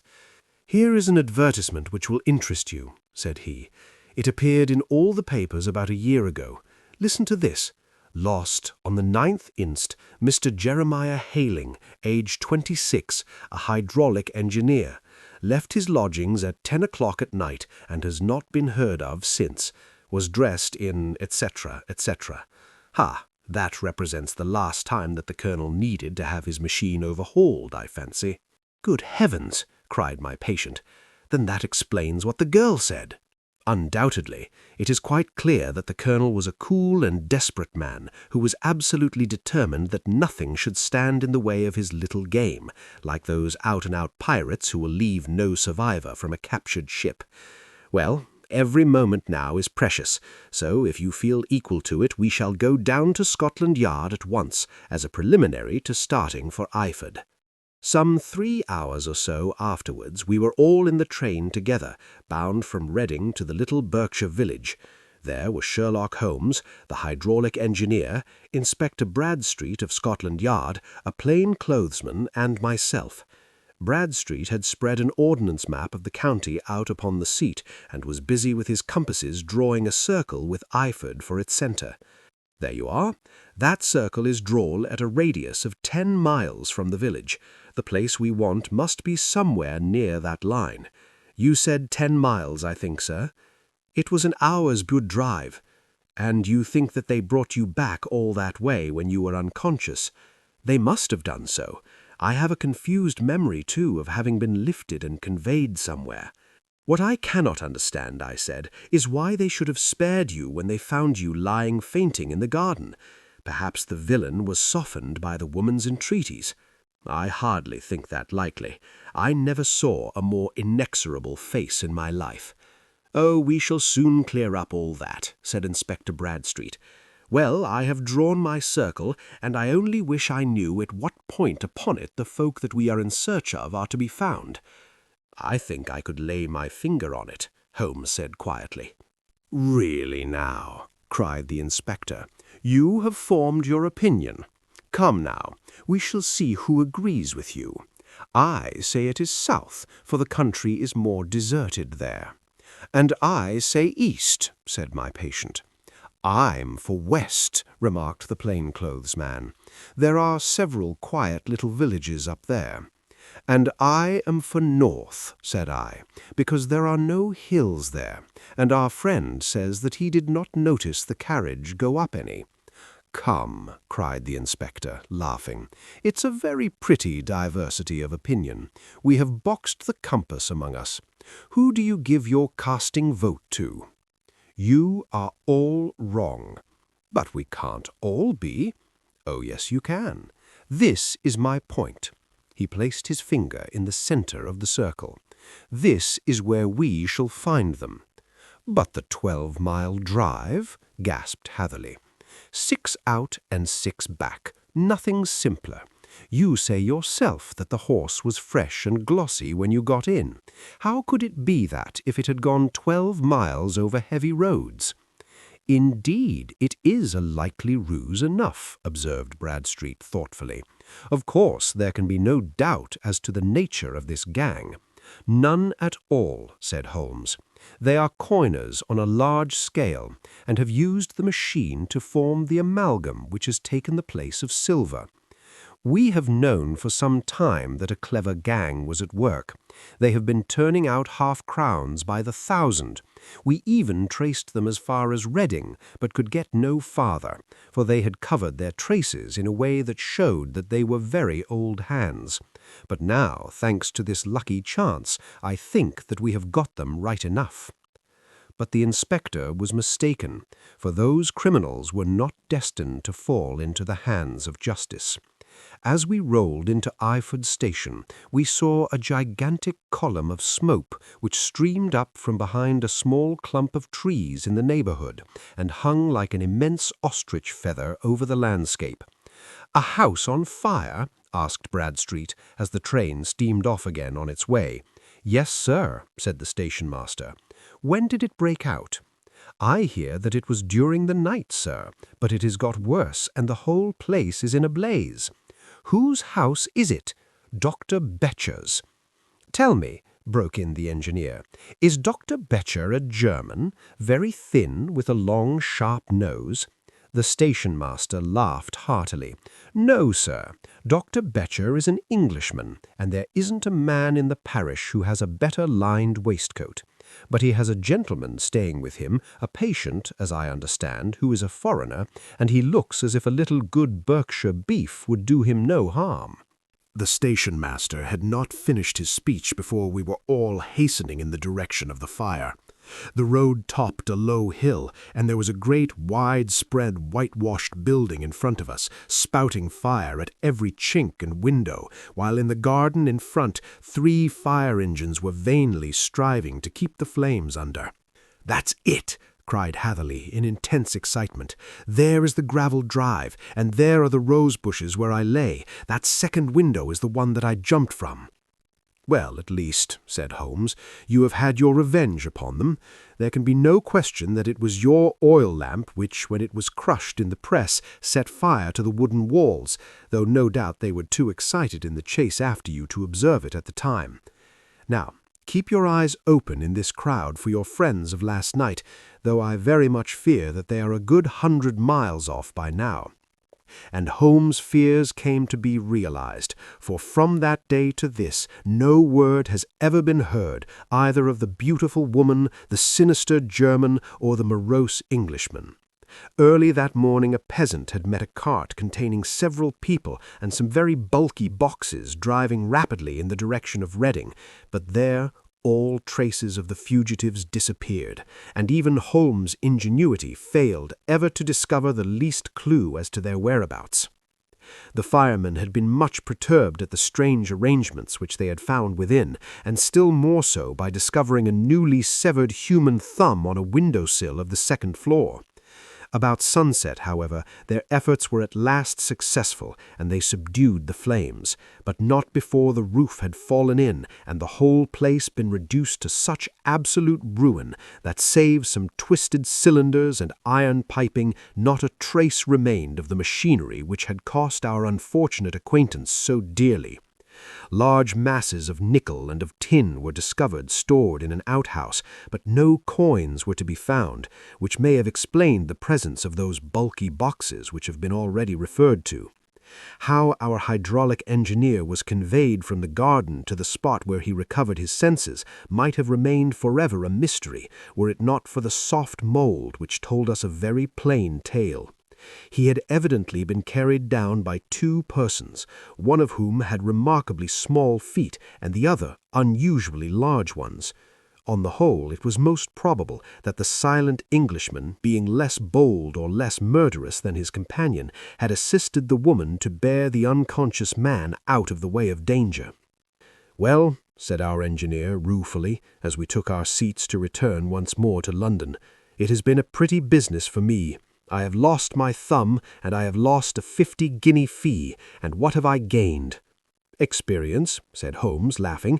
"Indirectly it may be of value, you know. You have only to put it into words to gain the reputation of being excellent company for the remainder of your existence."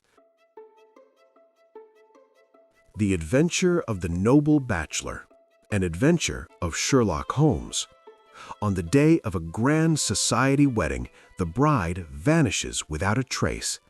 What secret lies behind this mysterious disappearance? Let's find out. The Lord St. Simon marriage and its curious termination have long ceased to be a subject of interest in those exalted circles in which the unfortunate bridegroom moves. Fresh scandals have eclipsed it, and their more piquant details have drawn the gossips away from this 4-year-old drama. As I have reason to believe, however, that the full facts have never been revealed to the general public, and as my friend Sherlock Holmes had a considerable share in clearing the matter up, I feel that no memoir of him would be complete without some little sketch of this remarkable episode. It was a few weeks before my own marriage, during the days when I was still sharing rooms with Holmes in Baker Street, that he came home from an afternoon stroll to find a letter on the table waiting for him. I had remained indoors all day, for the weather had taken a sudden turn to rain with high autumnal winds, and the Jezail bullet which I had brought back in one of my limbs as a relic of my Afghan campaign throbbed with dull persistence. With my body in one easy chair and my legs upon another, I had surrounded myself with a cloud of newspapers until at last, saturated with the news of the day, I tossed them all aside and lay listless, watching the huge crest and monogram upon the envelope upon the table, and wondering lazily who my friend's noble correspondent could be. "Here is a very fashionable epistle," I remarked as he entered. "Your morning letters, if I remember right, were from a fishmonger and a tide-waiter." "Yes, my correspondence has certainly the charm of variety," he answered, smiling, "and the humbler are usually the more interesting. This looks like one of those unwelcome social summonses which call upon a man either to be bored or to lie." He broke the seal and glanced over the contents. "Oh, come, it may prove to be something of interest after all." "Not social, then?" "No, distinctly professional." "And from a noble client?" "One of the highest in England." "My dear fellow, I congratulate you." "I assure you, Watson, without affectation, that the status of my client is a matter of less moment to me than the interest of his case. It is just possible, however, that that also may not be wanting in this new investigation. You have been reading the papers diligently of late, have you not?" "It looks like it," I said ruefully, pointing to a huge bundle in the corner. "I have had nothing else to do." "It is fortunate, for you will perhaps be able to post me up. I read nothing except the criminal news and the agony column. The latter is always instructive. But if you have followed recent events so closely, you must have read about Lord St. Simon and his wedding." "Oh, yes, with the deepest interest." "That is well. The letter which I hold in my hand is from Lord St. Simon. I will read it to you, and in return you must turn over these papers and let me have whatever bears upon the matter. This is what he says. My dear Mr. Sherlock Holmes, Lord Backwater tells me that I may place implicit reliance upon your judgment and discretion. I have determined, therefore, to call upon you and to consult you in reference to the very painful event which has occurred in connection with my wedding.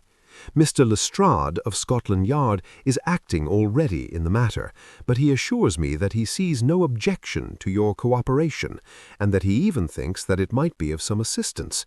I will call at 4 o'clock in the afternoon, and, should you have any other engagement at that time, I hope that you will postpone it, as this matter is of paramount importance. Yours faithfully, Robert St. Simon. It is dated from Grosvenor Mansions, written with a quill pen, and the noble lord has had the misfortune to get a smear of ink on the outer side of his right little finger, remarked Holmes, as he folded up the epistle. He says 4 o'clock. It is 3 now. He will be here in an hour. Then I have just time, with your assistance, to get clear upon the subject. Turn over those papers and arrange the extracts in their order of time, while I take a glance as to who our client is. He picked a red-covered volume from a line of books of reference beside the mantelpiece. "Here he is," said he, sitting down and flattening it out upon his knee. "Lord Robert Walsingham de Vere St. Simon, second son of the Duke of Balmoral. Arms, azure, 3 caltrops in chief over a fess sable. Born in 1846. He's 41 years of age, which is mature for marriage. Was Under Secretary for the Colonies in a late administration. The Duke, his father, was at one time Secretary for Foreign Affairs.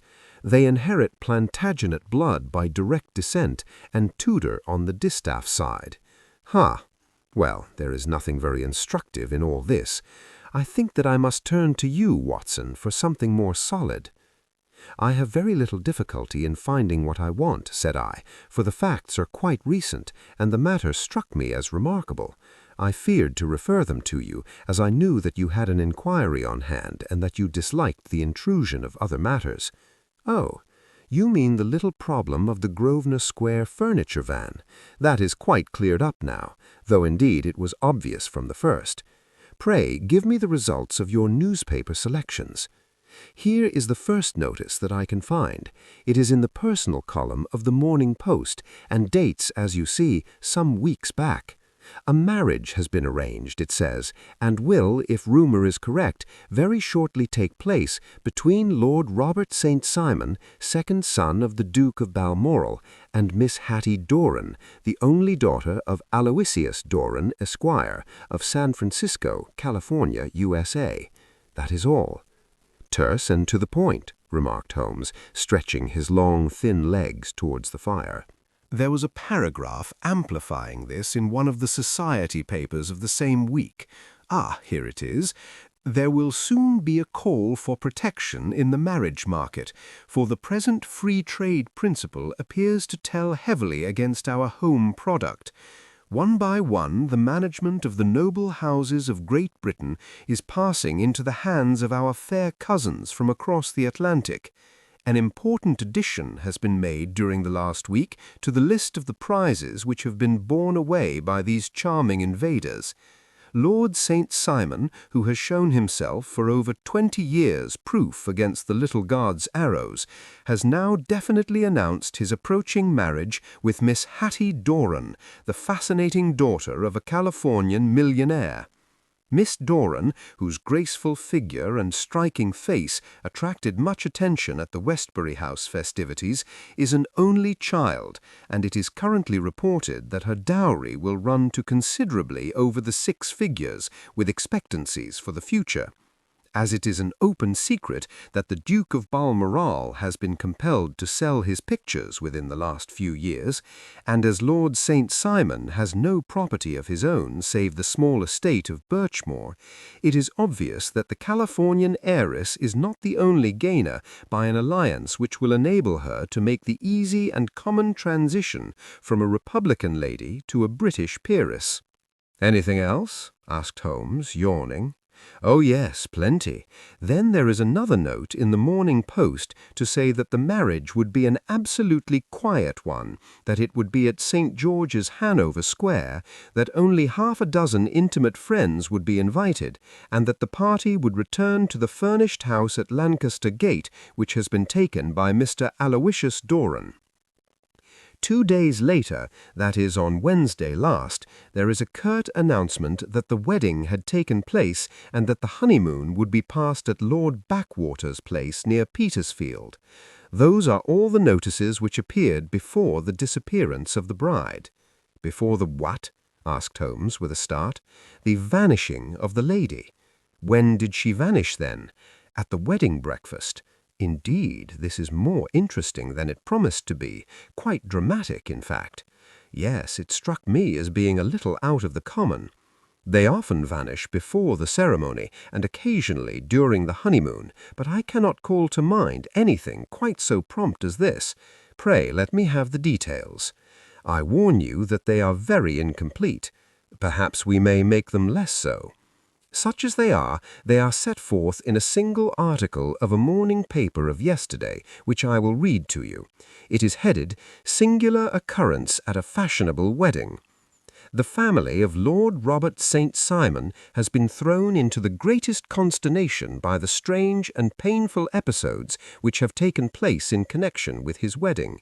The ceremony, as shortly announced in the papers of yesterday, occurred on the previous morning, but it is only now that it has been possible to confirm the strange rumours which have been so persistently floating about. In spite of the attempts of the friends to hush the matter up, so much public attention has now been drawn to it that no good purpose can be served by affecting to disregard what is a common subject for conversation. The ceremony, which was performed at St. George's, Hanover Square, was a very quiet one, no one being present save the father of the bride, Mr. Aloysius Doran, the Duchess of Balmoral, Lord Backwater, Lord Eustace and Lady Clara St. Simon, the younger brother and sister of the bridegroom, and Lady Alicia Whittington. The whole party proceeded afterwards to the house of Mr. Aloysius Doran at Lancaster Gate, where breakfast had been prepared. It appears that some little trouble was caused by a woman, whose name has not been ascertained, who endeavoured to force her way into the house after the bridal party, alleging that she had some claim on Lord St. Simon. It was only after a painful and prolonged scene that she was ejected by the butler and the footman. The bride, who had fortunately entered the house before this unpleasant interruption, had sat down to breakfast with the rest, when she complained of a sudden indisposition and retired to her room. Her prolonged absence having caused some comment, her father followed her, but learned from her maid that she had only come up to her chamber for an instant, caught up an ulster and bonnet, and hurried down to the passage. One of the footmen declared that he had seen a lady leave the house thus apparelled, but had refused to credit that it was his mistress, believing her to be with the company. On ascertaining that his daughter had disappeared, Mr. Aloysius Doran, in conjunction with the bridegroom, instantly put themselves in communication with the police, and very energetic inquiries are being made, which will probably result in a speedy clearing up of this very singular business. Up to a late hour last night, however, nothing had transpired as to the whereabouts of the missing lady. There are rumors of foul play in the matter, and it is said that the police have caused the arrest of the woman who had caused the original disturbance, in the belief that from jealousy or some other motive she may have been concerned in the strange disappearance of the bride. And is that all? Only one little item in another of the morning papers, but it is a suggestive one. And it is that Miss Flora Miller, the lady who had caused the disturbance, has actually been arrested. It appears that she was formerly a danseuse at the Allegro, and that she has known the bridegroom for some years. There are no further particulars, and the whole case is in your hands now, so far as it has been set forth in the public press. And an exceedingly interesting case it appears to be. I would not have missed it for worlds. But there is a ring at the bell, Watson, and as the clock makes it a few minutes after 4, I have no doubt that this will prove to be our noble client. Do not dream of going, Watson, for I very much prefer having a witness, if only as a check to my own memory. Lord Robert St. Simon, announced our page-boy, throwing open the door. A gentleman entered, with a pleasant, cultured face, high-nosed and pale, with something perhaps of petulance about the mouth, and with the steady, well-opened eye of a man whose pleasant lot it had ever been to command and to be obeyed. His manner was brisk, and yet his general appearance gave an undue impression of age, for he had a slight forward stoop and a little bend of the knees as he walked. His hair, too, as he swept off his very curly-brimmed hat, was grizzled round the edges and thin upon the top. As to his dress, it was careful to the verge of foppishness, with high collar, black frock coat, white waistcoat, yellow gloves, patent leather shoes, and light-colored gaiters. He advanced slowly into the room, turning his head from left to right, and swinging in his right hand the cord which held his golden glass-eyes. "Good day, Lord St. Simon," said Holmes, rising and bowing. "Pray take the basket-chair. This is my friend and colleague, Dr. Watson. Draw up a little to the fire, and we will talk this matter over." "A most painful matter to me, as you can most readily imagine, Mr. Holmes. I have been cut to the quick. I understand that you have already managed several delicate cases of this sort, sir, though I presume that they were hardly from the same class of society." "No, I am descending." "I beg pardon?" My last client of the sort was a king." "Oh, really? I had no idea. And which king?" "The king of Scandinavia." "What? Had he lost his wife?" "You can understand," said Holmes suavely, "that I extend to the affairs of my other clients the same secrecy which I promise you in yours." "Of course, very right, I'm sure, I beg pardon. As to my own case, I am ready to give you any information which may assist you in forming an opinion." "Thank you. I have already learned all that is in the public prints, nothing more. I presume that I may take it as correct, this article, for example, as to the disappearance of the bride." Lord St. Simon glanced over it. "Yes, it is correct as far as it goes. But it needs a great deal of supplementing before anyone could offer an opinion. I think that I may arrive at my facts most directly by questioning you." "Pray do so." "When did you first meet Miss Hattie Doran?" "In San Francisco, a year ago." "You were traveling in the States?" "Yes." "Did you become engaged then?" "No." "But you were on a friendly footing?" "I was amused by her society, and she could see that I was amused." "Her father is very rich?" "He is said to be the richest man on the Pacific slope." "And how did he make his money?" "In mining. He had nothing a few years ago. Then he struck gold, invested it, and came up by leaps and bounds." "Now, what is your own impression as to the young lady's, your wife's, character?" The nobleman swung his glasses a little faster and stared down into the fire. "You see, Mr. Holmes," said he, "my wife was 20 before her father became a rich man. During that time she ran free in a mining camp and wandered through woods or mountains, so that her education has come from nature rather than from the schoolmaster. She is what we call in England a tomboy, with a strong nature, wild and free, unfettered by any sort of traditions. She is impetuous, volcanic, I was about to say. She is swift in making up her mind, and fearless in carrying out her resolutions. On the other hand, I would not have given her the name which I have the honor to bear," he gave a little stately cough, "had I not thought her to be at bottom a noble woman. I believe that she is capable of heroic self-sacrifice, and that anything dishonorable would be repugnant to her." "Have you her photograph?" "He brought this with me." He opened a locket and showed us the full face of a very lovely woman. It was not a photograph, but an ivory miniature, and the artist had brought out the full effect of the lustrous black hair, the large dark eyes, and the exquisite mouth. Holmes gazed long and earnestly at it. Then he closed the locket and handed it back to Lord St. Simon. "The young lady came to London then, and you renewed your acquaintance?" "Yes, her father brought her over for this last London season. I met her several times, became engaged to her, and have now married her." "She brought, I understand, a considerable dowry?" "A fair dowry, not more than is usual in my family." "And this, of course, remains to you, since the marriage is a fait accompli." "I really have made no inquiries on the subject." "Very naturally not. Did you see Miss Doran on the day before the wedding?" "Yes." "Was she in good spirits?" "Never better. She kept talking of what we should do in our future lives." "Indeed? That is very interesting. And on the morning of the wedding?"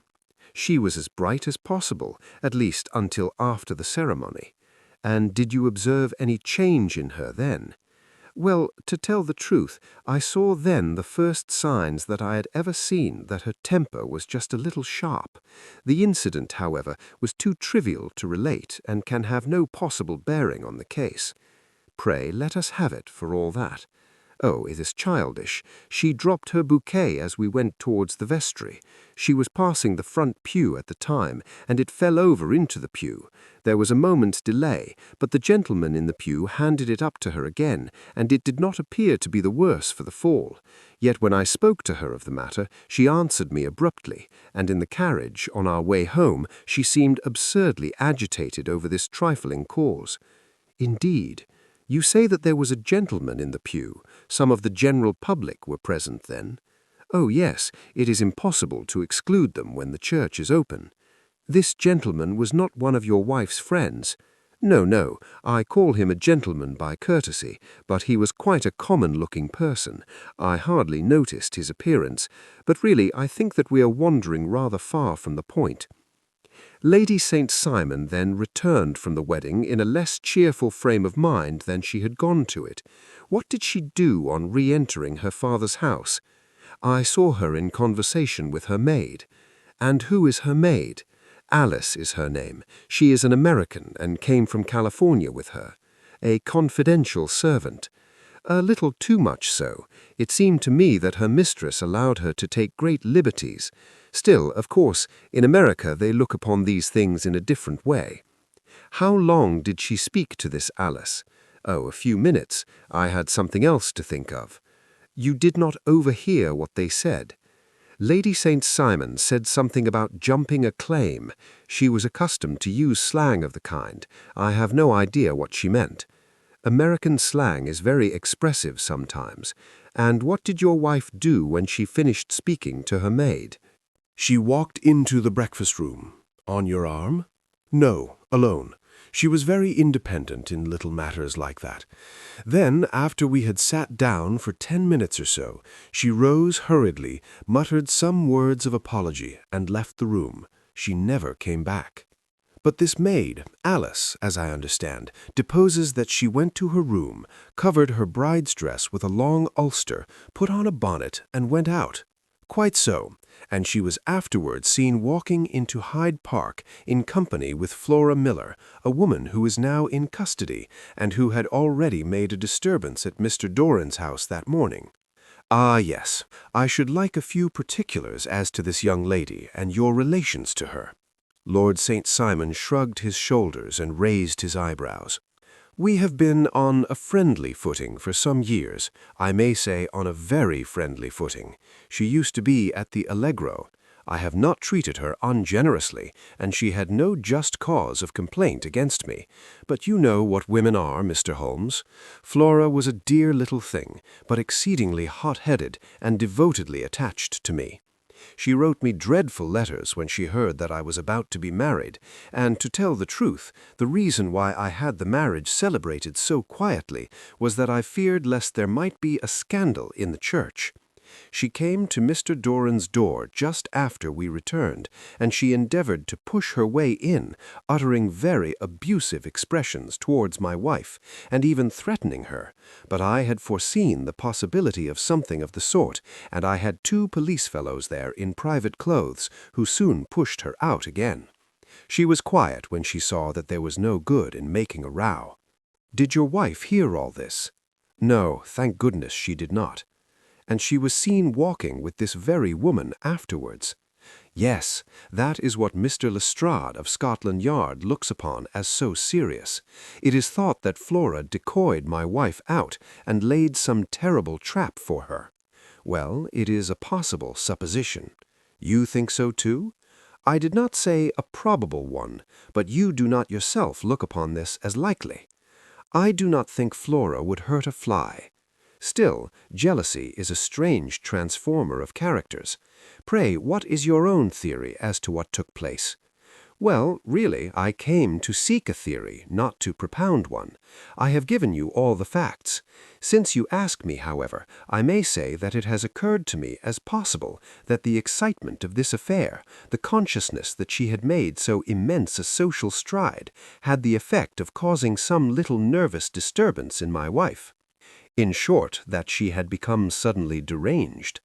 Well, really, when I consider that she has turned her back, I will not say on me, but on so much that many have aspired to without success, I can hardly explain it in any other fashion. Well, certainly, that is also a conceivable hypothesis, said Holmes, smiling. And now, Lord St. Simon, I think that I have nearly all my data. May I ask whether you were seated at the breakfast table so that you could see out the window? We could see the other side of the road and the park. Quite so. Then I do not think that I need to detain you longer. I shall communicate with you.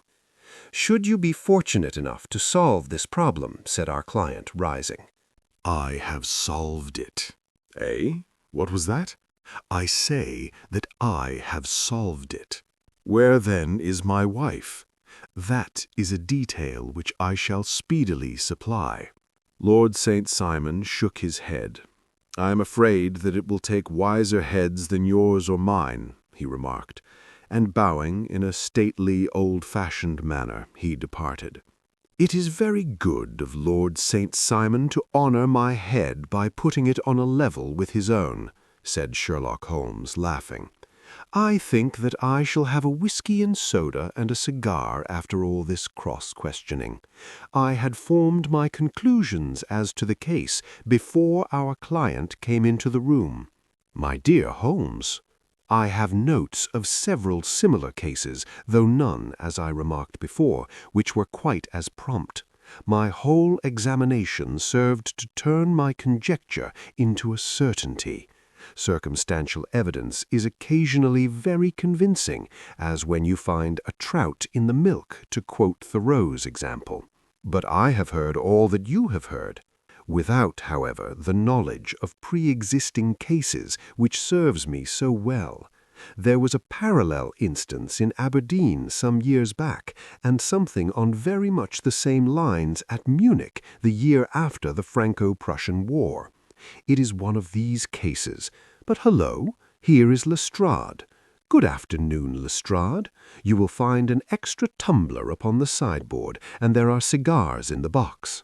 The official detective was attired in a pea-jacket and cravat, which gave him a decidedly nautical appearance, and he carried a black canvas bag in his hand. With a short greeting, he seated himself and lit the cigar which had been offered to him. "What's up, then?" asked Holmes, with a twinkle in his eye. "You look dissatisfied." "And I feel dissatisfied. It is this infernal St. Simon marriage case. I can make neither head nor tail of the business." "Really? You surprise me. Who ever heard of such a mixed affair? Every clue seems to slip through my fingers. I have been at work upon it all day." "And very wet it seems to have made you," said Holmes, laying his hand upon the arm of the pea-jacket. "Yes, I have been dragging the Serpentine." "In heaven's name, what for?" "In search of the body of Lady St. Simon." Sherlock Holmes leaned back in his chair and laughed heartily. "Have you dragged the basin of Trafalgar Fountain?" he asked. "Why? What do you mean?" "Because you have as good a chance of finding this lady in the one as in the other." Lestrade shot an angry glance at my companion. "I suppose you know all about it," he snarled. "Oh, indeed? Then you think that the Serpentine plays no part in the matter?" "I think it very unlikely." "Then perhaps you will kindly explain how it is that we found this in it." He opened his bag as he spoke and tumbled onto the floor a wedding dress of watered silk, a pair of white satin shoes, and a bride's wreath and veil, all discolored and soaked in water. "There," he said, putting a new wedding ring on top of the pile. "There is a little nut for you to crack, Master Holmes." "Oh, indeed," said my friend, blowing blue rings into the air. "You dragged them from the Serpentine?" "No. They were found floating near the margin by a park-keeper. They have been identified as her clothes, and it seemed to me that if the clothes were there, the body would not be far off. By the same brilliant reasoning, every man's body is to be found in the neighborhood of his wardrobe. And pray, what did you hope to arrive at through this?" "At some evidence implicating Flora Millar in the disappearance." "I am afraid that you will find it difficult." "Are you indeed now?" cried Lestrade with some bitterness. "I am afraid, Holmes, that you are not very practical with your deductions and your inferences. You have made 2 blunders in as many minutes. This dress does implicate Miss Flora Millar." "And how?" "In the dress is a pocket. In the pocket is a card case. In the card case is a note. And here is the very note." He slapped it down upon the table in front of him. "Listen to this. You will see me when all is ready. Come at once. H.F.M." Now, my theory all along has been that Lady St. Simon was decoyed away by Flora Miller, and that she, with confederates no doubt, was responsible for her disappearance. Here, signed with her initials, is the very note which was no doubt quietly slipped into her hand at the door, and which lured her within their reach." "Very good, Lestrade," said Holmes, laughing. "You really are very fine indeed. Let me see it." He took up the paper in a listless way, but his attention instantly became riveted, and he gave a little cry of satisfaction. "This is indeed important," he said. "Ha, you find it so? Extremely so. I congratulate you warmly." Lestrade rose in his triumph and bent his head to look. "Why, you're shrieked! You're looking at the wrong side." "On the contrary, this is the right side." "The right side? You're mad! Here is the note written in pencil over here." "And over here is what appears to be a fragment of a hotel bill which interests me deeply." "There's nothing in it. I looked at it before," said Lestrade. "October 4th, rooms 8 shillings, breakfast 2 shillings and 6pence, cocktail 1 shilling, lunch 2 shillings and 6pence, glass sherry 8pence. "Very likely not. It is most important all the same. As to the note, it is important also, or at least the initials are, so I congratulate you again." "I've wasted time enough," said Lestrade, rising. "I believe in hard work and not in sitting by the fire spinning fine theories. Good day, Mr. Holmes, and we shall see which gets to the bottom of the matter first." He gathered up the garments, thrust them into the bag, and made for the door. "Just one hint to you, Lestrade," drawled Holmes before his rival vanished. "I will tell you the true solution of the matter. Lady St. Simon is a myth. There is not, and there never has been, any such person." Lestrade looked sadly at my companion. Then he turned to me, tapped his forehead 3 times, shook his head solemnly, and hurried away. He had hardly shut the door behind him when Holmes rose to put on his overcoat. "There is something in what the fellow says about outdoor work, so I think, Watson, that I must leave you to your papers for a little." It was after 5 o'clock when Sherlock Holmes left me, but I had no time to be lonely, for within an hour there arrived a confectioner's man with a very large flat box. This he unpacked with the help of a youth whom he had brought with him, and presently, to my very great astonishment, a quite Epicurean little cold supper began to be laid out upon our humble lodging-house mahogany. There were a couple of brace of cold woodcock, a pheasant, a pâté de foie gras pie with a group of ancient and cobwebby bottles. Having laid out all these luxuries, my 2 visitors vanished away like the genii of the Arabian Nights, with no explanation save that the things had been paid for and were ordered to this address. Just before 9 o'clock, Sherlock Holmes stepped briskly into the room. His features were gravely set, but there was a light in his eye which made me think that he had not been disappointed in his conclusions. "They have laid the supper, then," he said, rubbing his hands. "You seem to expect company. They have laid for 5. "Yes, I fancy we may have some company dropping in," said he. "I am surprised that Lord St. Simon has not already arrived. Ah, I fancy that I hear his step now upon the stairs." It was indeed our visitor of the afternoon who came bustling in, dangling his glasses more vigorously than ever, and with a very perturbed expression upon his aristocratic features. "My messenger reached you, then?" asked Holmes. "Yes, and I confess that the contents startled me beyond measure. Have you good authority for what you say?" "The best possible." Lord St. Simon sank into a chair and passed his forehead over his brow. "What will the Duke say when he hears that one of the family has been subjected to such humiliation?" "It is the purest accident. I cannot allow that there is any humiliation." "Ah, you look on these things from another standpoint." "I fail to see that anyone is to blame. I can hardly see how the lady could have acted otherwise, though her abrupt method of doing it was undoubtedly to be regretted. Having no mother, she had no one to advise her at such a crisis. "It was a slight, sir, a public slight," said Lord St. Simon, tapping his fingers upon the table. "You must make allowance for this poor girl, placed in so unprecedented a position." "I will make no allowance. I am very angry indeed, and I have been shamefully used." "I think that I heard a ring," said Holmes.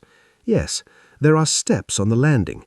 If I cannot persuade you to take a lenient view of the matter, Lord St. Simon, I have brought an advocate here who may be more successful." He opened the door and ushered in a lady and gentleman. "Lord St. Simon," said he, "allow me to introduce you to Mr. and Mrs. Francis Hay Moulton. The lady, I think, you have already met." At the sight of these newcomers, our client had sprung from his seat and stood very erect, with his eyes cast down and his hand thrust into the breast of his frock-coat, a picture of offended dignity. The lady had taken a quick step forward and had held out her hand to him, but he still refused to raise his eyes. It was as well for his resolution, perhaps, for her pleading face was one which it was hard to resist. "You're angry, Robert," said she. "Well, I guess you have every cause to be." "Pray make no apology to me," said Lord St. Simon bitterly. "Oh, yes, I know that I have treated you real bad and that I should have spoken to you before I went, but I was kind of rattled, and from the time when I saw Frank here again I just didn't know what I was doing or saying. I only wonder I didn't fall down and do a faint right there before the altar. Perhaps, Mrs. Moulton, you would like my friend and me to leave the room while you explain this matter." "If I may give an opinion," remarked the strange gentleman, "we've had just a little too much secrecy over this business already. For my part, I should like all Europe and America to hear the rights of it." He was a small, wiry, sunburnt man, clean-shaven, with a sharp face and alert manner. "Then I'll tell our story right away," said the lady. "Frank here and I met in '84, in Macquire's camp near the Rockies, where Pa was working a claim. We were engaged to each other, Frank and I, but then one day Pa struck a rich pocket and made a pile, while poor Frank here had a claim that petered out and came to nothing. The richer Pa grew, the poorer was Frank, so at last Pa wouldn't hear of our engagement lasting any longer, and he took me away to Frisco.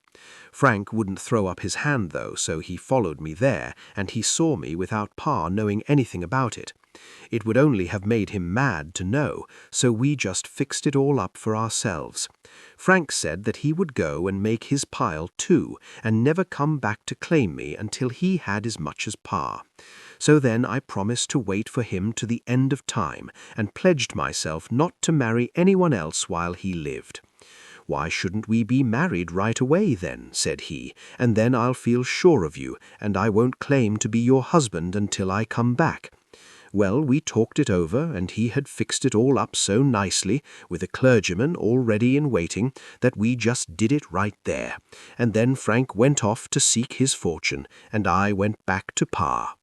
The next I heard of Frank was that he was in Montana, and then he went prospecting in Arizona, and then I heard of him from New Mexico. After that came a long newspaper story about how a miners' camp had been attacked by Apache Indians, and there was my Frank's name among the killed. I fainted dead away, and I was very sick for months after. Pa thought I had a decline and took me to half the doctors in Frisco. Not a word of news came for a year and more, so that I never doubted that Frank was really dead.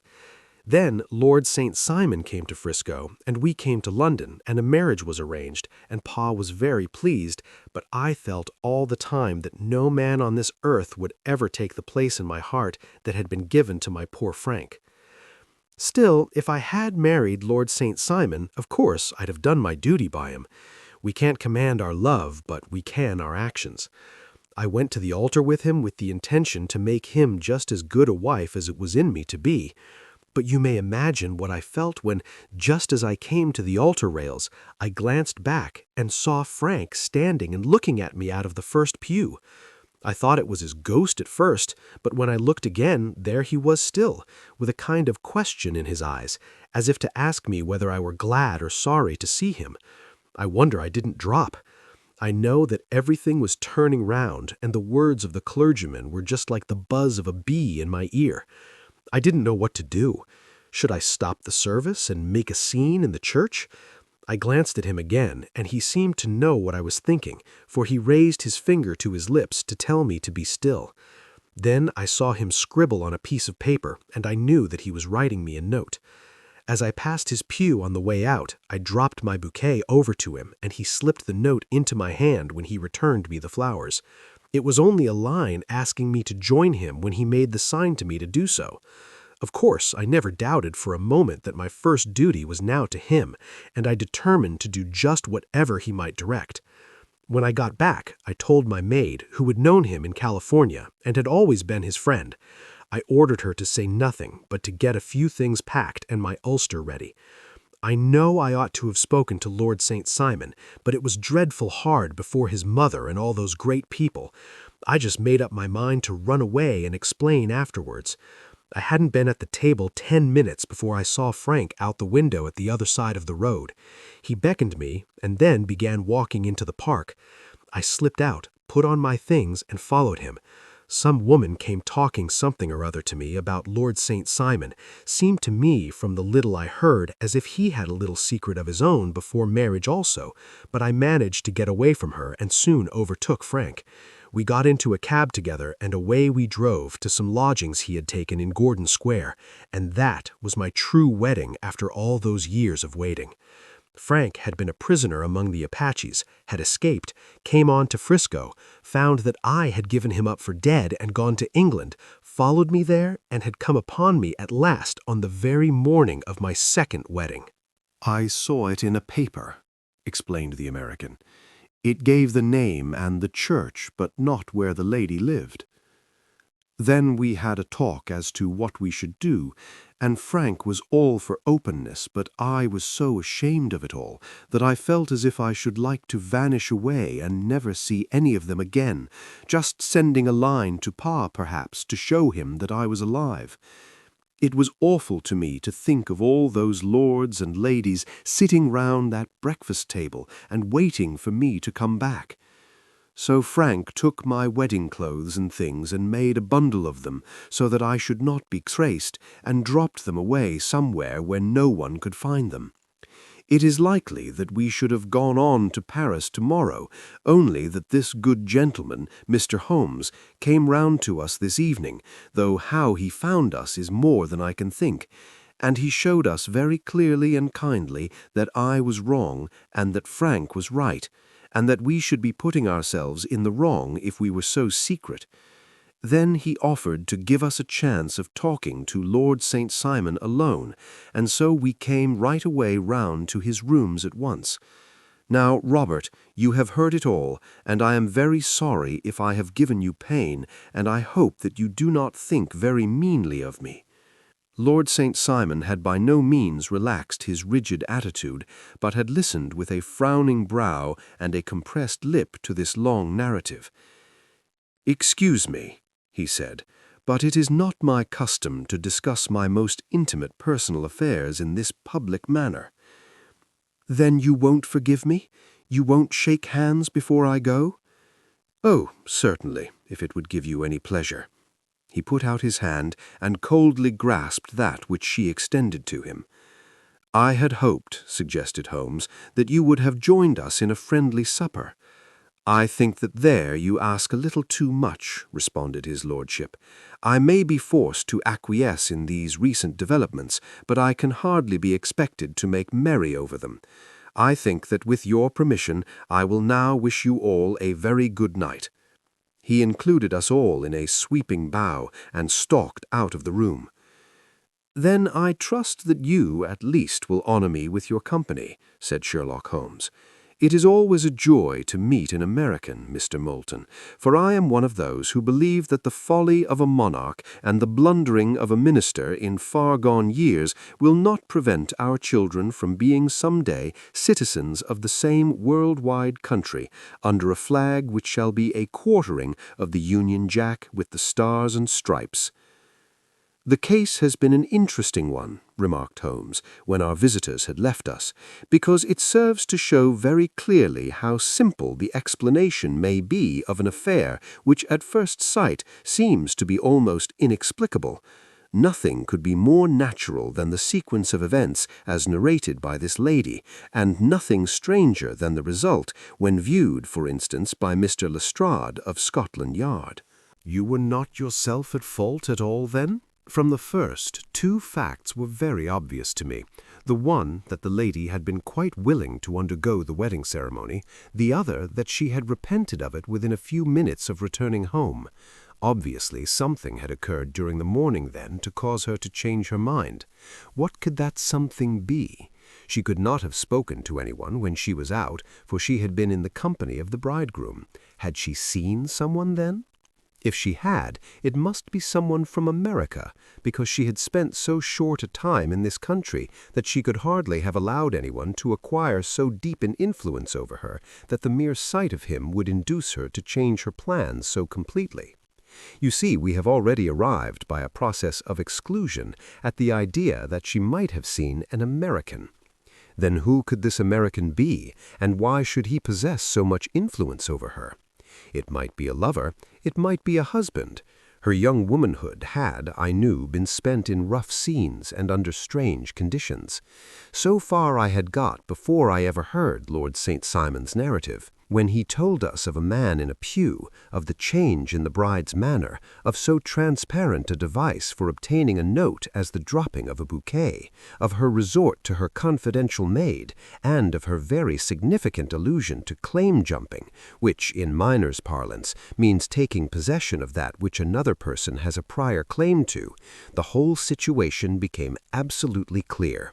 She had gone off with a man, and the man was either a lover or was a previous husband, the chances being in favor of the latter. And how in the world did you find them? It might have been difficult, but friend Lestrade held information in his hands the value of which he did not himself know. The initials were of course of the highest importance, but more valuable still was it to know that within a week he had settled his bill at one of the most select London hotels. How did you deduce the select? By the select prices. 8 shillings for a bed and 8 pence for a glass of sherry pointed to one of the most expensive hotels. There are not many in London which charge at that rate. In the second one, which I visited in Northumberland Avenue, I learned by an inspection of the book that Francis H. Moulton, an American gentleman, had left only the day before. And on looking over the entries against him, I came upon the very items which I had seen in the duplicate bill. His letters were to be forwarded to 226 Gordon Square, so thither I travelled, and, being fortunate enough to find the loving couple at home, I ventured to give them some paternal advice, and to point out to them that it would be better in every way that they should make their position a little clearer, both to the general public and to Lord St. Simon in particular. I invited them to meet him here, and as you see, I made him keep the appointment. But with no very good result, I remarked. His conduct was certainly not very gracious. "Ah, Watson," said Holmes, smiling, "perhaps you would not be very gracious either, if after all the trouble of wooing and wedding, you found yourself deprived in an instant of wife and of fortune. I think that we may judge Lord St. Simon very mercifully, and thank our stars that we are never likely to find ourselves in the same position. Draw your chair up and hand me my violin, for the only problem we have still to solve is how to while away these bleak autumnal evenings." This is the complete, unabridged mystery of the Beryl Coronet by Sir Arthur Conan Doyle. Let's head to 221B Baker Street. "Holmes," said I, as I stood one morning in our bow window looking down the street, "here is a madman coming along. It seems rather sad that his relatives should allow him to come out alone." My friend rose lazily from his armchair and stood with his hands in the pockets of his dressing gown, looking over my shoulder. It was a bright, crisp February morning, and the snow of the day before still lay deep upon the ground, shimmering brightly in the wintry sun. Down the center of Baker Street it had been ploughed into a brown, crumbly band by the traffic, but at either side, and on the heaped-up edges of the footpaths, it still lay as white as when it fell. The grey pavement had been cleaned and scraped, but was still dangerously slippery, so that there were fewer passengers than usual. Indeed, from the direction of the Metropolitan Station, no one was coming save the single gentleman whose eccentric conduct had drawn my attention. He was a man of about 50, tall, portly, and imposing, with a massive, strongly marked face and a commanding figure. He was dressed in a sombre yet rich style, in black frock coat, shining hat, neat brown gaiters, and well-cut pearl-grey trousers.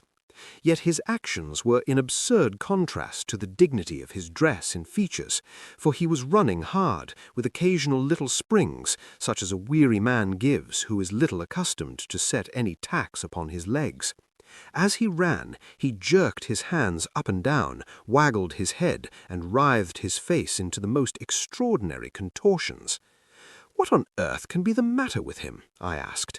"He is looking up at the numbers of the houses." "I believe that he is coming here," said Holmes, rubbing his hands. "Here?" "Yes. I rather think he is coming to consult me professionally. I think that I recognize the symptoms. Ha! Did I not tell you?" As he spoke, the man, puffing and blowing, rushed at our door and pulled at our bell until the whole house resounded with the clanging. A few moments later he was in our room, still puffing, still gesticulating, but with so fixed a look of grief and despair in his eyes that our smiles were turned in an instant to horror and pity.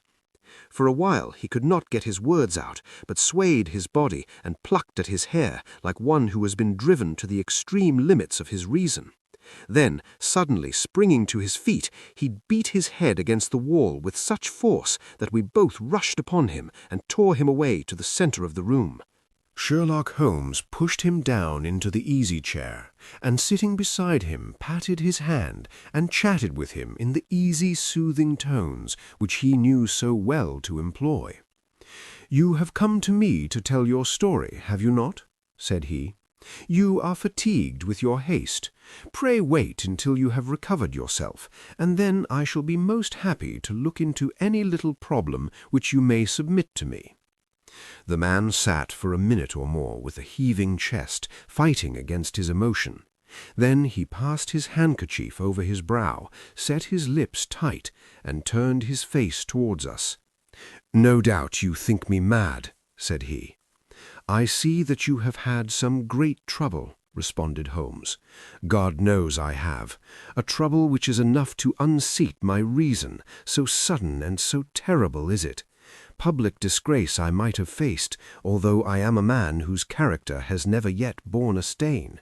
Private affliction also is the lot of every man, but the two coming together, and in so frightful a form, have been enough to shake my very soul. Besides, it is not I alone. The very noblest in the land may suffer, unless some way be found out of this horrible affair." "Pray compose yourself, sir," said Holmes, "and let me have a clear account of who you are and what it is that has befallen you." "My name," answered our visitor, "is probably familiar to your ears. I am Alexander Holder, of the banking firm of Holder and Stevenson, of Threadneedle Street." The name was indeed well known to us as belonging to the senior partner in the second largest private banking concern in the city of London. What could have happened, then, to bring one of the foremost citizens of London to this most pitiable pass? We waited, all curiosity, until, with another effort, he braced himself to tell his story. "I feel that time is of value. That is why I hastened here when the police inspector suggested that I should secure your cooperation. I came to Baker Street by the Underground and hurried from there on foot, for the cabs go slowly through this snow. That is why I was so out of breath, for I am a man who takes very little exercise. I feel better now, and I will put the facts before you as shortly and yet as clearly as I can. It is, of course, well known to you that in a successful banking business, as much depends on our being able to find remunerative investments for our funds as upon our increasing our connection and the number of our depositors. One of our most lucrative means of laying out money is in the shape of loans, where the security is unimpeachable. We have done a good deal in this direction during the last few years, and there are many noble families to whom we have advanced large sums upon the security of their pictures, libraries, or plate. Yesterday morning I was seated in my office at the bank when a card was brought in to me by one of the clerks. I started when I saw the name, for it was that of none other than, well, perhaps even to you I had better say no more than it was a name which is a household word all over the earth, one of the highest, noblest, most exalted names in England. I was overwhelmed by the honor, and attempted when he entered to say so, but he plunged at once into business with the air of a man who wishes to hurry quickly through a disagreeable task. "Mr. Holder," said he, "I have been informed that you are in the habit of advancing money." "The firm does so when the security is good," I answered. "It is absolutely essential to me that I should have £50,000 at once. I could, of course, borrow so trifling a sum 10 times over from my friends, but I much prefer to make it a matter of business and to carry out that business myself. In my position you can readily understand that it is unwise to place oneself under obligations." "For how long, may I ask, do you want this sum?" I asked. "Next Monday I have a large sum due to me, and I shall then most certainly repay what you advance, with whatever interest you think it right to charge, but it is very essential to me that the money should be paid at once." "I should be happy to advance it without further parley from my own private purse," said I, "were it not that the strain would be rather more than it could bear. If, on the other hand, I am to do it in the name of the firm, then in justice to my partner, I must insist that even in your case every business-like precaution should be taken." "I should much prefer it to be so," said he, raising up a square black morocco case which he had laid beside his chair. "You have doubtless heard of the Beryl Coronet." "One of the most precious public possessions of the empire," said I. "Precisely." He opened the case, and there, embedded in soft, flesh-colored velvet, lay the magnificent piece of jewelry which he had named. "There are 39 enormous beryls," he said, "and the price of the gold chasing is incalculable. The lowest estimate would put the worth of the coronet at double the sum which I have asked. I am prepared to leave it with you as my security."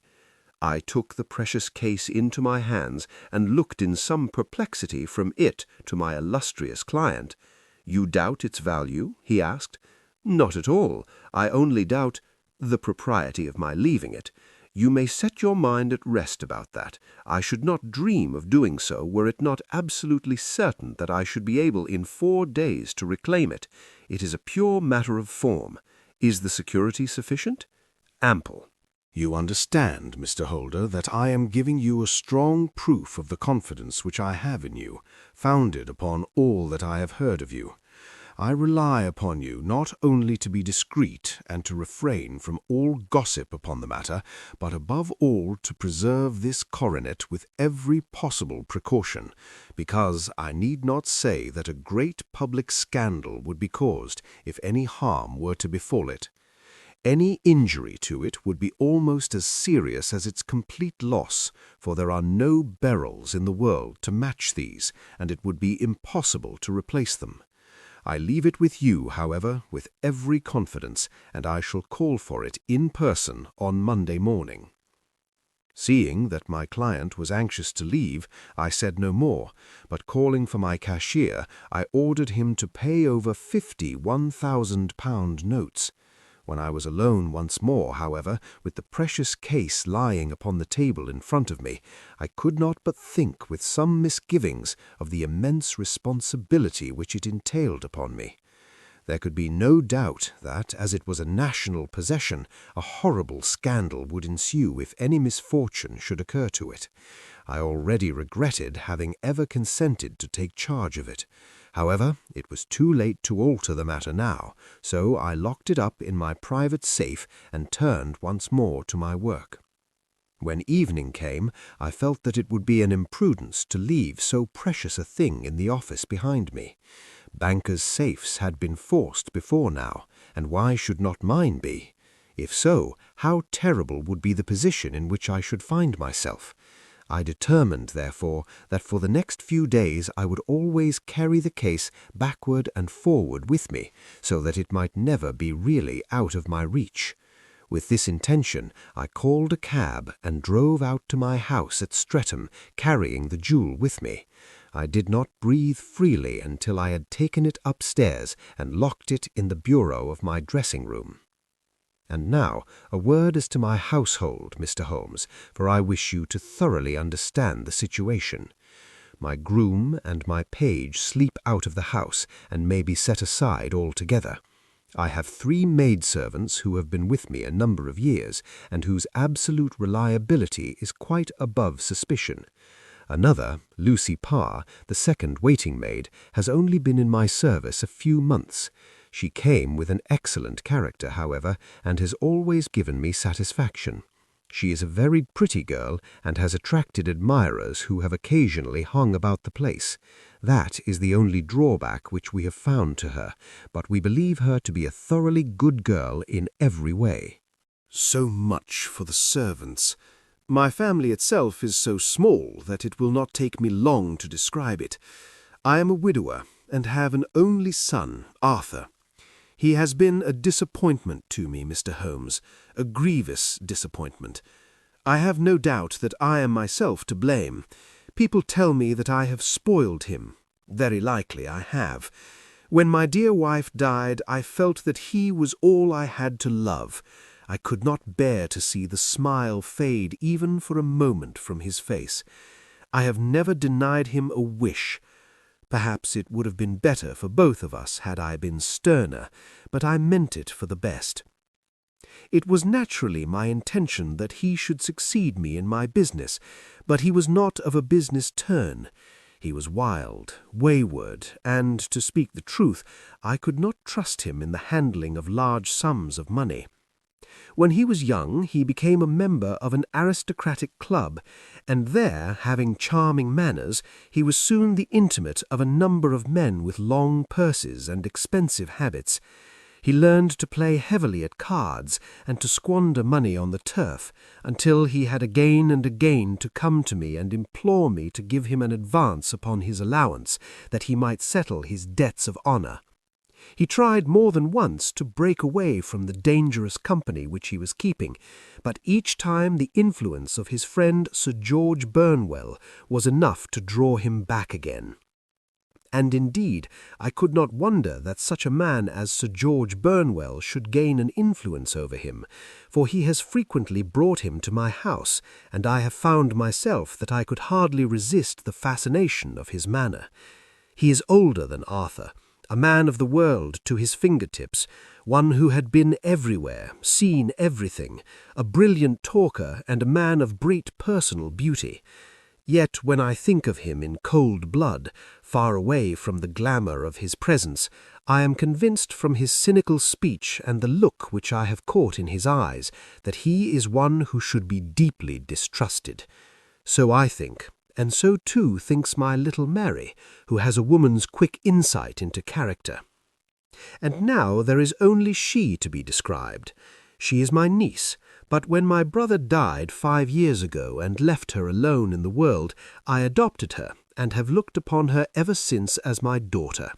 She is a sunbeam in my house, sweet, loving, beautiful, a wonderful manager and housekeeper, yet as tender and quiet and gentle as a woman could be. She is my right hand. I do not know what I could do without her. In only one matter has she ever gone against my wishes. Twice my boy has asked her to marry him, for he loves her devotedly, but each time she has refused him. I think that if anyone could have drawn him into the right path, it would have been she, and that his marriage might have changed his whole life. But now, alas, it is too late, forever too late. Now, Mr. Holmes, you know the people who live under my roof, and I shall continue with my miserable story.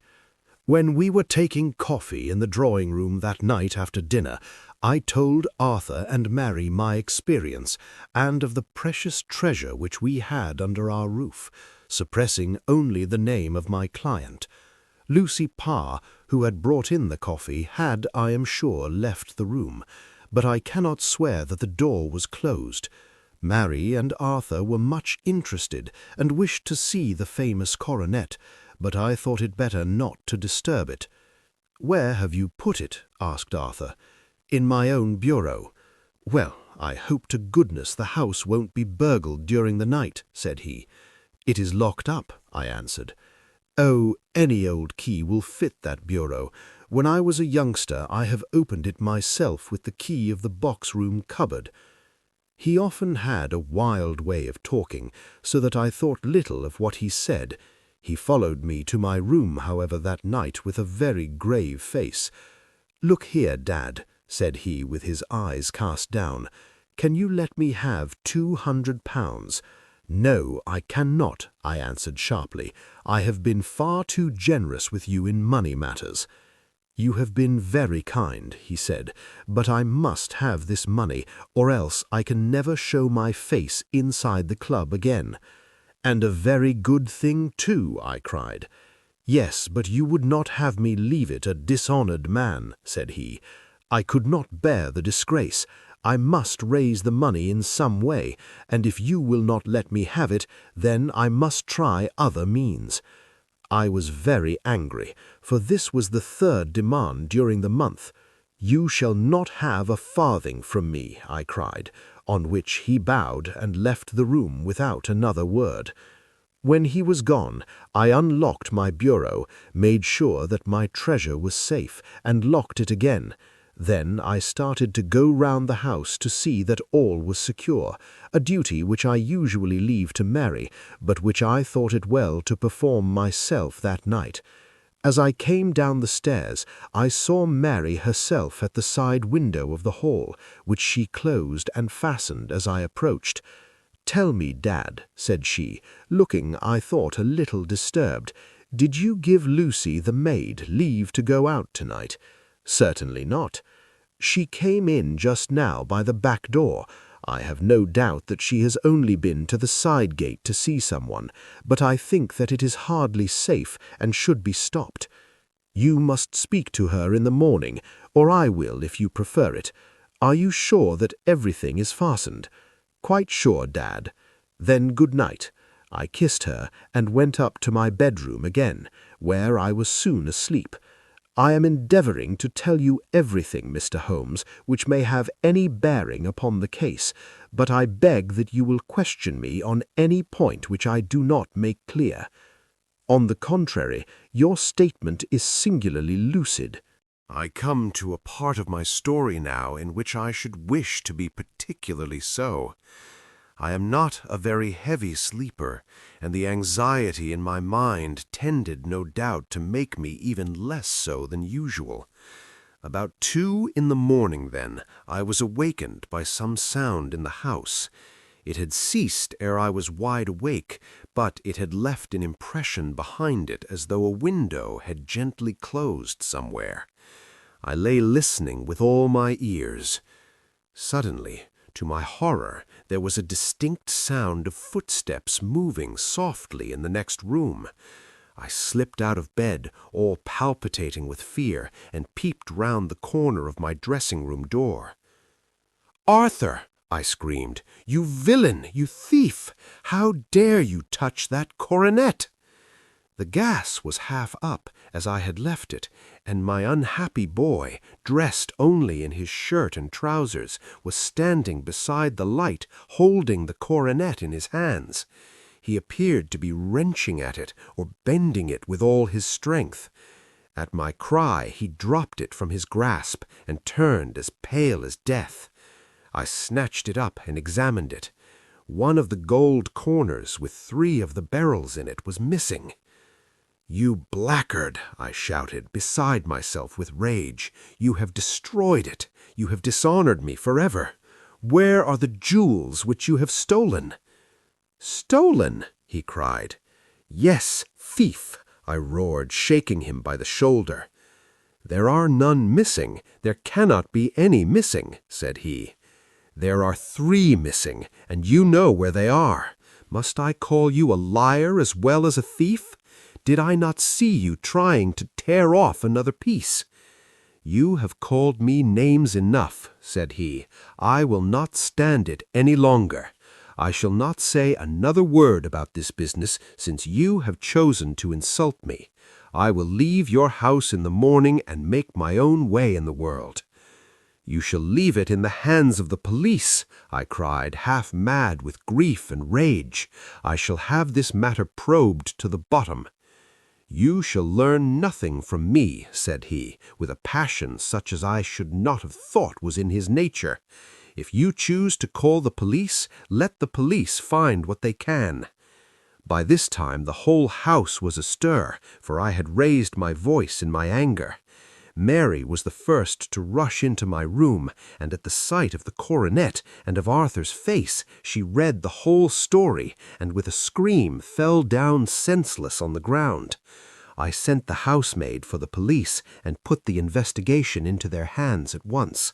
When the inspector and a constable entered the house, Arthur, who had stood sullenly with his arms folded, asked me whether it was my intention to charge him with theft. I answered that it had ceased to be a private matter, but had become a public one, since the ruined coronet was national property. I was determined that the law should have its way in everything. "At least," said he, "you will not have me arrested at once. It would be to your advantage as well as mine if I might leave the house for 5 minutes. That you may get away, or perhaps that you may conceal what you have stolen," said I. And then, realizing the dreadful position in which I was placed, I implored him to remember that not only my honor, but that of one who was far greater than I, was at stake, and that he threatened to raise a scandal which would convulse the nation. He might avert it all if he would but tell me what he had done with the 3 missing stones. "You may as well face the matter," said I. "You have been caught in the act, and no confession could make your guilt more heinous. If you but make such reparation as is in your power, by telling us where the beryls are, all shall be forgiven and forgotten." "Keep your forgiveness for those who ask for it," he answered, turning away from me with a sneer. I saw that he was too hardened for any words of mine to influence him. There was but one way for it. I called in the inspector and gave him into custody. A search was made at once, not only of his person, but of his room and of every portion of the house where he could possibly have concealed the gems, but no trace of them could be found, nor would the wretched boy open his mouth for all our persuasions and our threats. This morning he was removed to a cell, and I, after going through all the police formalities, have hurried round to you to implore you to use your skill in unravelling the matter. The police have openly confessed that they can at present make nothing of it. You may go to any expense which you think necessary. I have already offered a reward of £1,000. My God, what shall I do? I have lost my honor, my gems, and my son in one night. Oh, what shall I do?" He put a hand on either side of his head and rocked himself to and fro, droning to himself like a child whose grief has got beyond words. Sherlock Holmes sat silent for some few minutes, with his brows knitted and his eyes fixed upon the fire. "Do you receive much company?" he asked. "None save my partner with his family and an occasional friend of Arthur's. Sir George Burnwell has been several times lately. No one else, I think. Do you go out much in society? Arthur does. Mary and I stay at home. We neither of us care for it. That is unusual in a young girl. She is of a quiet nature. Besides, she is not so very young. She is 24. This matter, from what you say, seems to have been a shock to her also. Terrible. She is even more affected than I. You have neither of you any doubt as to your son's guilt. How can we have when I saw him with my own eyes with the coronet in his hands? I hardly consider that a conclusive proof. Was the remainder of the coronet at all injured? Yes, it was twisted. Do you not think, then, that he might have been trying to straighten it? God bless you. You are doing what you can for him and for me, but it is too heavy a task. What was he doing there at all? If his purpose were innocent, why did he not say so? Precisely. And if it were guilty, why did he not invent a lie? His silence appears to me to cut both ways. There are several singular points about the case. What did the police think of the noise which awoke you from your sleep? They considered that it might be caused by Arthur's closing his bedroom door. A likely story, as if a man bent on felony would slam his door so as to wake a household. What did they say then of the disappearance of these gems? They are still sounding the planking and probing the furniture in the hope of finding them. Have they thought of looking outside the house? Yes, they have shown extraordinary energy. The whole garden has already been minutely examined. Now, my dear sir, said Holmes, is it not obvious to you now that this matter really strikes very much deeper than either you or the police were at first inclined to think? It appeared to you to be a simple case. To me it seems exceedingly complex. Consider what is involved by your theory. You suppose that your son came down from his bed, went at great risk to your dressing-room, opened your bureau, broke off by main force a small portion of it, went off to some other place, concealed 3 gems out of the 39 with such skill that nobody can find them, and then returned with the other 36 into the room in which he exposed himself to the greatest danger of being discovered. I ask you now, is such a theory tenable? But what other is there? Cried the banker with a gesture of despair. If his motives were innocent, why does he not explain them? It is our task to find that out. So now, if you please, Mr. Holder, we will set off for Streatham together and devote an hour to glancing a little more closely into details. My friend insisted upon my accompanying them in their expedition, which I was eager enough to do, for my curiosity and sympathy were deeply stirred by the story to which we had listened. I confess that the guilt of the banker's son appeared to me to be as obvious as it did to his unhappy father, but still I had such faith in Holmes's judgment that I felt that there must be some grounds for hope as long as he was dissatisfied with the accepted explanation. He hardly spoke a word the whole way out to the southern suburb, but sat with his chin upon his breast and his hat drawn over his eyes, sunk in the deepest thought.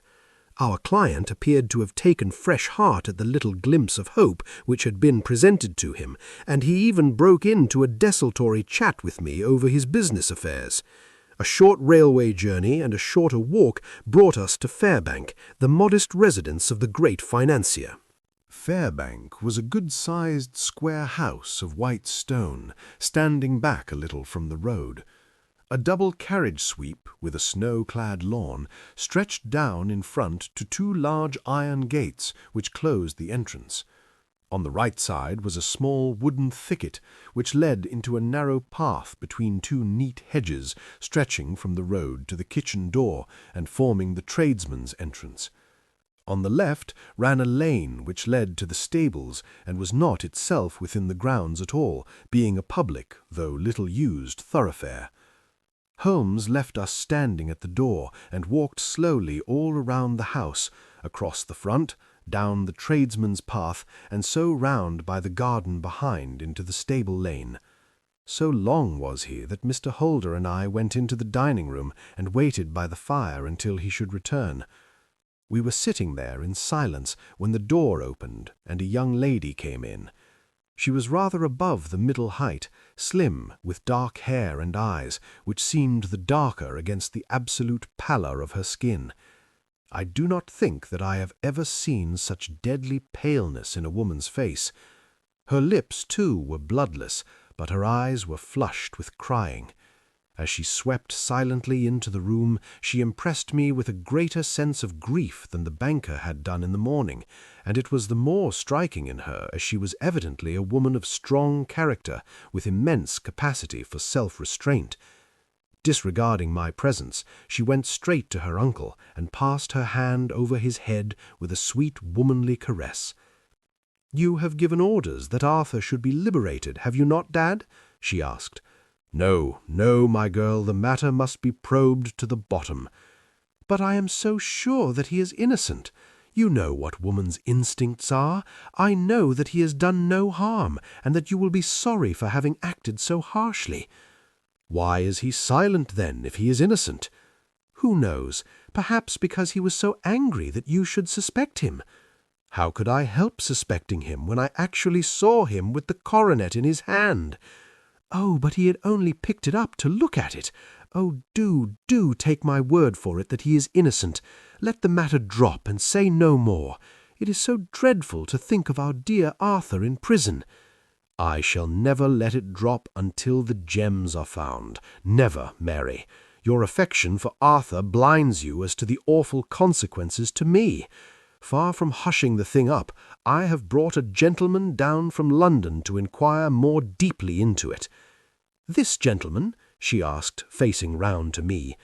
"No, his friend. He wished us to leave him alone. He is round in the stable lane now."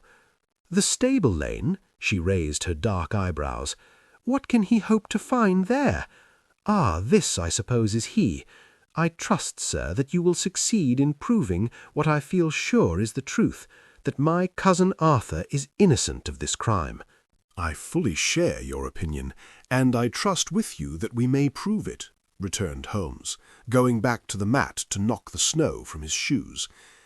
"I believe I have the honor of addressing Miss Mary Holder. Might I ask you a question or two? Pray do, sir, if it may help to clear this horrible affair up. You heard nothing yourself last night?" "Nothing, until my uncle here began to speak loudly. I heard that, and I came down." "You shut up the windows and doors the night before. Did you fasten all the windows?" "Yes." "Were they all fastened this morning?" "Yes." "You have a maid who has a sweetheart. I think that you remarked to your uncle last night that she had been out to see him?" "Yes, and she was the girl who waited in the drawing-room, and who may have heard uncle's remarks about the coronet." "I see. You infer that she may have gone out to tell her sweetheart, and that the two may have planned the robbery."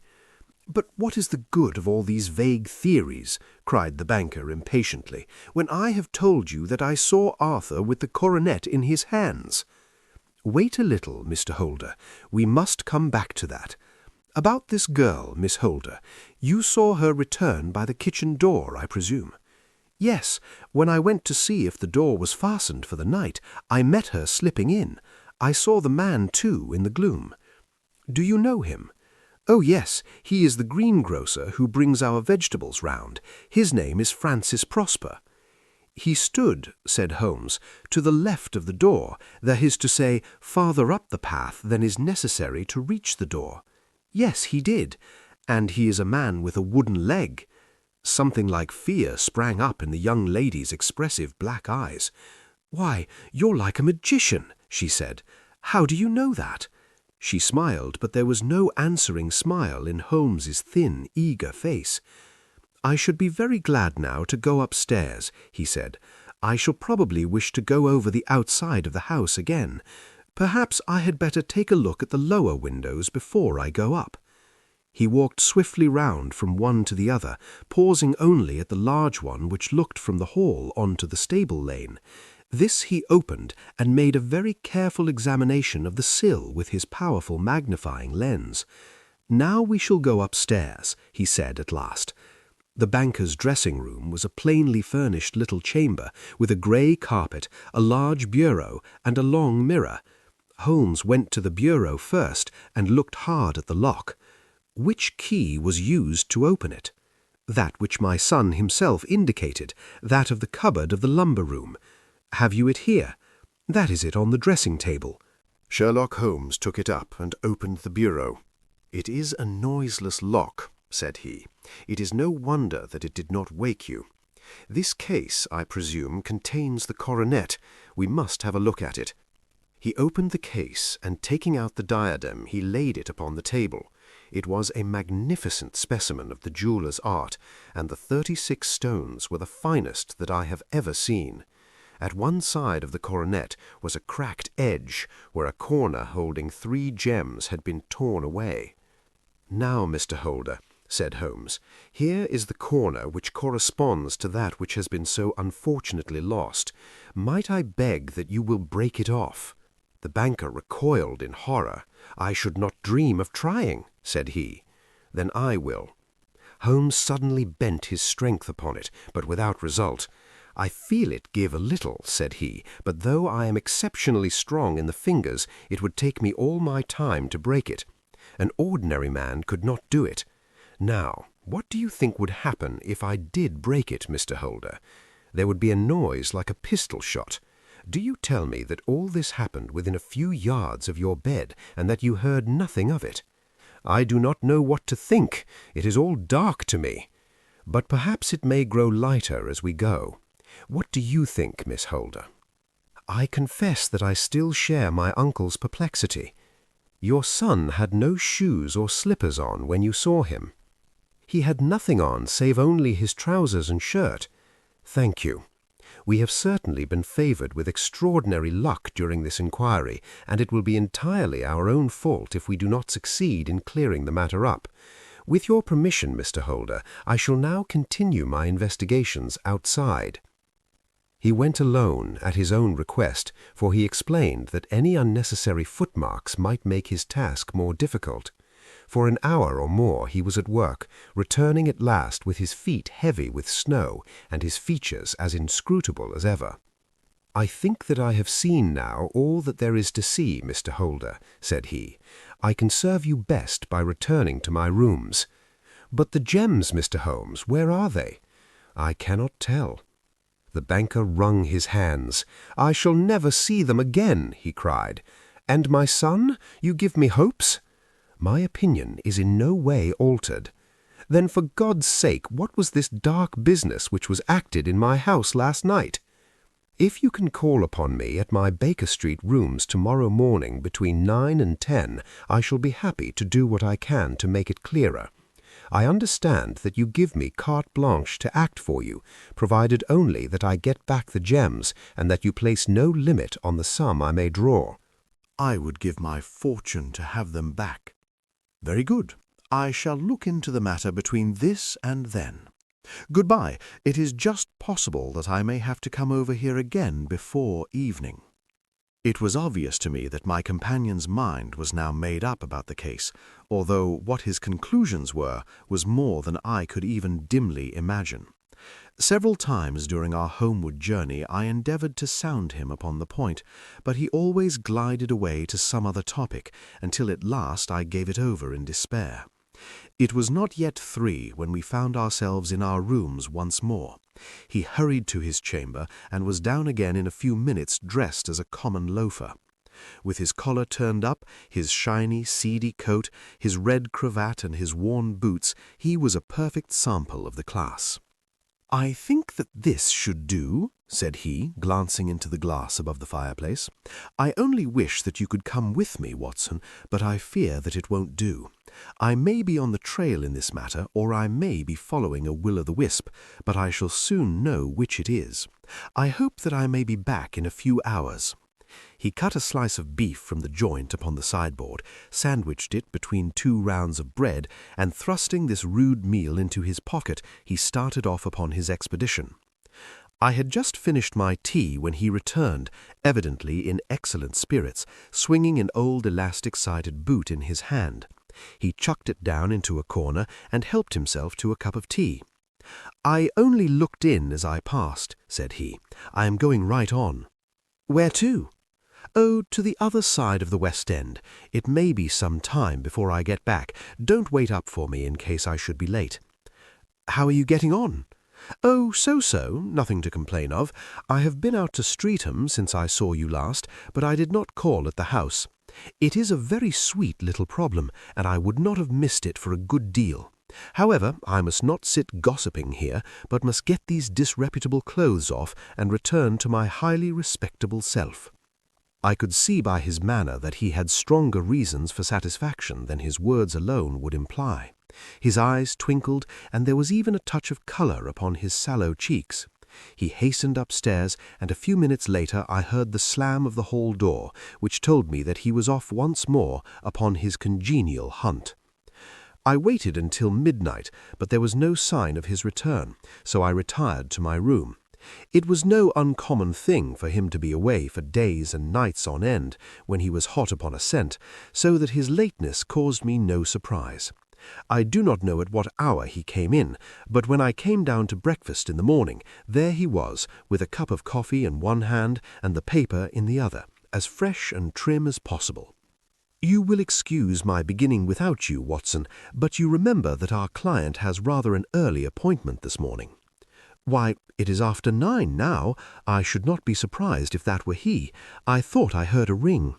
It was indeed our friend the financier.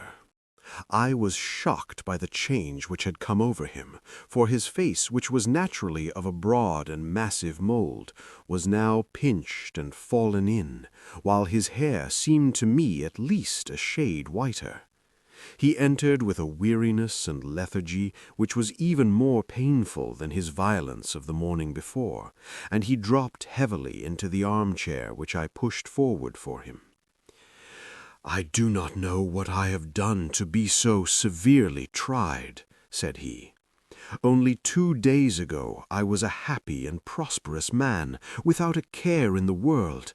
Now I am left to a lonely and dishonored age. One sorrow comes close upon the heels of another. My niece, Mary, has deserted me." "Deserted you?" "Yes, her bed this morning had not been slept in, her room was empty, and a note for me lay upon the hall table. I had said to her last night, in sorrow and not in anger, that if she had married my boy, all might have been well with him. Perhaps it was thoughtless of me to say so. It is to that remark that she refers in this note. My dearest uncle, I feel that I have brought trouble upon you, and that if I had acted differently, this terrible misfortune might never have occurred. I cannot, with this thought in my mind, ever again be happy under your roof, and I feel that I must leave you forever. Do not worry about my future, for that is provided for, and above all do not search for me, for it will be fruitless labor and an ill service to me. In life or in death, I am ever your loving Mary." What could she mean by that note, Mr. Holmes? Do you think it points to suicide? No, nothing of the kind. It is perhaps the best possible solution. I trust, Mr. Holder, that you are nearing the end of your troubles. "Ha! You say so. You have heard something, Mr. Holmes. You have learned something. Where are the gems?" "You would not think £1,000 apiece an excessive sum for them. I would pay 10. That would be unnecessary. 3,000 will cover the matter. And there is a little reward, I fancy. Have your cheque-book. Here is a pen. Better make it out for £4,000. With a dazed face, the banker made out the required cheque. Holmes walked over to his desk, took out a little triangular piece of gold with 3 gems in it, and threw it down upon the table. With a shriek of joy, our client clutched it up. "You have it!" he gasped. "I am saved! I am saved!" The reaction of joy was as passionate as his grief had been, and he hugged his recovered gems to his bosom. "There is one other thing you owe, Mr. Holder," said Sherlock Holmes, rather sternly. "Oh!" He caught up a pen. "Name the sum, and I will pay it." "No, the debt is not to me. You owe a very humble apology to that noble lad, your son, who has carried himself in this matter as I should be proud to see my own son do, should I ever chance to have one." Then it was not Arthur who took them? I told you yesterday, and I repeat today, that it was not. You are sure of it? Then let us hurry to him at once to let him know that the truth is known. He knows it already. When I had cleared it all up, I had an interview with him, and finding that he would not tell me the story, I told it to him, on which he had to confess that I was right, and to add the very few details which were not yet quite clear to me. Your news of this morning, however, may open his lips. For heaven's sake, tell me then what is this extraordinary mystery? I will do so, and I will show you the steps by which I reached it.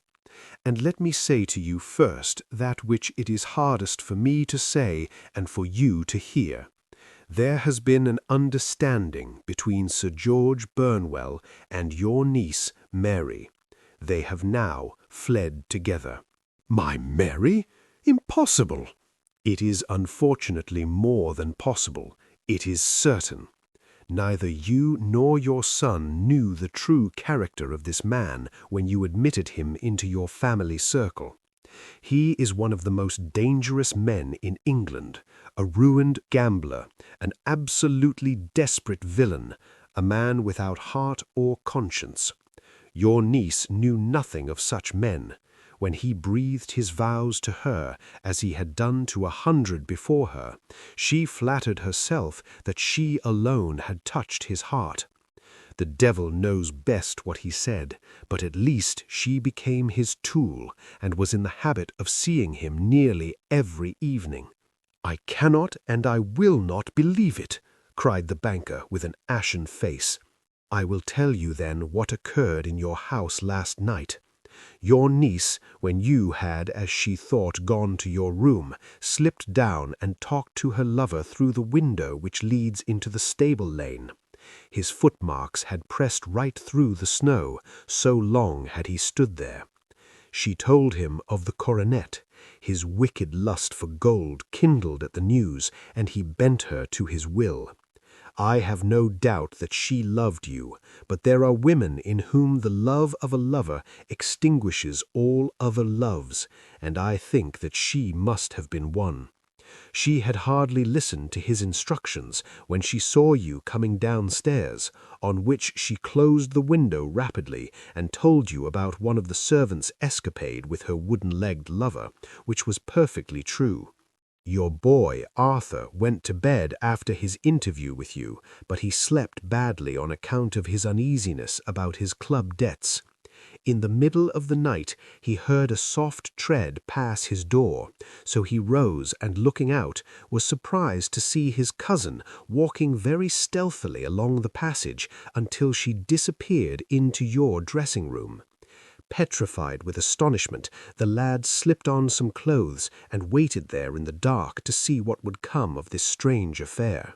Presently she emerged from the room again, and in the light of the passage lamp your son saw that she carried the precious coronet in her hands. She passed down the stairs, and he, thrilling with horror, ran along and slipped behind the curtain near your door, whence he could see what passed in the hall beneath. He saw her stealthily open the window, hand out the coronet to someone in the gloom, and then, closing it once more, hurry back to her room, passing quite close to where he stood hid behind the curtain. As long as she was on the scene, he could not take any action without a horrible exposure of the woman whom he loved. But the instant that she was gone, he realized how crushing a misfortune this would be for you, and how all-important it was to set it right. He rushed down, just as he was, in his bare feet, opened the window, sprang out into the snow, and ran down the lane where he could see a dark figure in the moonlight. Sir George Burnwell tried to get away, but Arthur caught him, and there was a struggle between them, your lad tugging at one side of the coronet and his opponent at the other. In the scuffle, your son struck Sir George and cut him over the eye. Then something suddenly snapped, and your son, finding that he had the coronet in his hands, rushed back, closed the window, ascended to your room, and had just observed that the coronet had been twisted in the struggle, and was endeavouring to straighten it, when you appeared upon the scene. "Is it possible?" gasped the banker. You then roused his anger by calling him names at a moment when he felt that he had deserved your warmest thanks. He could not explain the true state of affairs without betraying one who certainly deserved little enough consideration at his hands. He took the more chivalrous view, however, and preserved her secret. "And that was why she shrieked and fainted when she saw the coronet?" cried Mr. Holder. "Oh, my God, what a blind fool I have been! And his asking to be allowed to go out for 5 minutes? The dear fellow wanted to see if the missing piece were at the scene of the struggle. How cruelly I have misjudged him!" "When I arrived at the house," continued Holmes, "I at once went very carefully round it to observe if there were any traces in the snow which might help me. I knew that none had fallen since the evening before, and also that there had been a strong frost to preserve impressions. I passed along the tradesman's path, but found it all trampled down and indistinguishable. Just beyond it, however, at the far side of the kitchen door, a woman had stood and talked with a man, whose round impressions on one side showed that he had a wooden leg.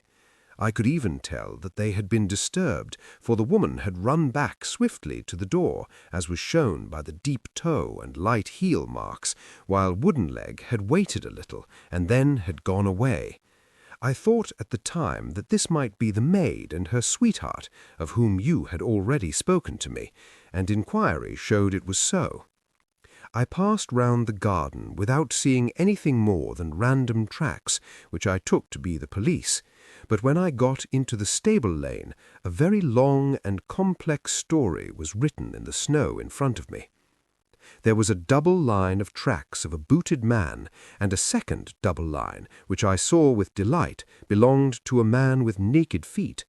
I was at once convinced from what you had told me that the latter was your son. The first had walked both ways, but the other had run swiftly, and as his tread was marked in places over the depression of the boot, it was obvious that he had passed after the other. I followed them up and found they led to the hall window, where Boots had worn all the snow away while waiting. Then I walked to the other end, which was 100 yards or more down the lane. I saw where Boots had faced round, where the snow was cut up as though there had been a struggle, and finally where a few drops of blood had fallen to show me that I was not mistaken. Boots had then run down the lane, and another little smudge of blood showed that it was he who had been hurt. When he came to the high road at the other end, I found that the pavement had been cleared, so there was an end to that clue. On entering the house, however, I examined, as you remember, the sill and framework of the hall window with my lens, and I could at once see that someone had passed out. I could distinguish the outline of an instep where the wet foot had been placed in coming in. I was then beginning to be able to form an opinion as to what had occurred. A man had waited outside the window. Someone had brought the gems. The deed had been overseen by your son. He had pursued the thief, had struggled with him. They had each tugged at the coronet, their united strength causing injuries which neither alone could have effected. He had returned with the prize, but had left a fragment in the grasp of his opponent. So far I was clear. The question now was who was the man, and who was it that brought him the coronet? It is an old maxim of mine that when you have excluded the impossible, whatever remains, however improbable, must be the truth. Now, I knew that it was not you who had brought it down, so there only remained your niece and the maids. But if it were the maids, why should your son allow himself to be accused in their place? There could be no possible reason. As he loved his cousin, however, there was an excellent explanation why he should retain her secret, the more so as the secret was a disgraceful one. When I remembered that you had seen her at that window, and how she had fainted on seeing the coronet again, my conjecture became a certainty. And who could it be who was her confederate? A lover, evidently, for who else could outweigh the love and gratitude which she must feel to you? I knew that you went out little, and that your circle of friends was a very limited one, but among them was Sir George Burnwell. I had heard of him before as being a man of evil reputation among women. It must have been he who wore those boots and retained the missing gems. Even though he knew that Arthur had discovered him, he might still flatter himself that he was safe, for the lad could not say a word without compromising his own family. Well, your own good sense will suggest what measures I took next. I went in the shape of a loafer to Sir George's house, managed to pick up an acquaintance with his valet, learned that his master had cut his head the night before, and finally, at the expense of 6 shillings, made all sure by buying a pair of his cast-off shoes. With these I journeyed down to Streatham, and saw that they exactly fitted the tracks. "I saw an ill-dressed vagabond in the lane yesterday evening," said Mr. Holder. "Precisely, it was I. I found that I had my man, so I came home and changed my clothes. It was a delicate part which I had to play then, for I saw that a prosecution must be avoided to avert scandal, and I knew that so astute a villain would see that our hands were tied in the matter. I went and saw him. At first, of course, he denied everything, but when I gave him every particular that had occurred, he tried to bluster and took down a life-preserver from the wall. I knew my man, however, and I clapped a pistol to his head before he could strike. Then he became a little more reasonable. I told him that we would give him a price for the stones he held, £1,000 apiece. That brought out the first signs of grief that he had shown. "Why, dash it all," said he, "I've let them go at 600 for the 3. I soon managed to get the address of the receiver who had them, on promising him that there would be no prosecution. Off I set to him, and after much chaffering, I got our stones at £1,000 apiece. Then I looked in upon your son, told him that all was right, and eventually got to my bed about 2 o'clock, after what I may call a really hard day's work." "A day which has saved England from a great public scandal," said the banker, rising. "Sir, I cannot find words to thank you, but you shall not find me ungrateful for what you have done. Your skill has indeed exceeded all that I have heard of it. And now I must fly to my dear boy to apologize to him for the wrong which I have done. As to what you tell me of poor Mary, it goes to my very heart. Not even your skill can inform me where she is now. I think that we may safely say that she is wherever Sir George Burnwell is. It is equally certain, too, that whatever her sins are, they will soon receive a more than sufficient punishment." The Copper Beeches, an adventure of Sherlock Holmes. "To the man who loves art for its own sake," remarked Sherlock Holmes, tossing aside the advertisement sheet of the Daily Telegraph, "it is frequently in its least important and lowliest manifestations that the keenest pleasure is to be derived. It is pleasant to me to observe, Watson, that you have so far grasped this truth, that in these little records of our cases, which you have been good enough to draw up, and, I am bound to say, occasionally to embellish, you have given prominence not so much to the many cause célèbres and sensational trials in which I have figured, but rather to those incidents which may have been trivial in themselves, but which have given room for those faculties of deduction and of logical synthesis which I have made my special province." "And yet," said I, smiling, "I cannot quite hold myself absolved from the charge of sensationalism which has been urged against my records." "You have erred, perhaps," he observed, taking up a glowing cinder with the tongs and lighting it with the long cherry-wood pipe which was wont to replace his clay when he was in a disputatious rather than a meditative mood. "You have erred, perhaps, in attempting to put color and life into each of your statements, instead of confining yourself to the task of placing upon record that severe reasoning from cause to effect, which is really the only notable feature about the thing."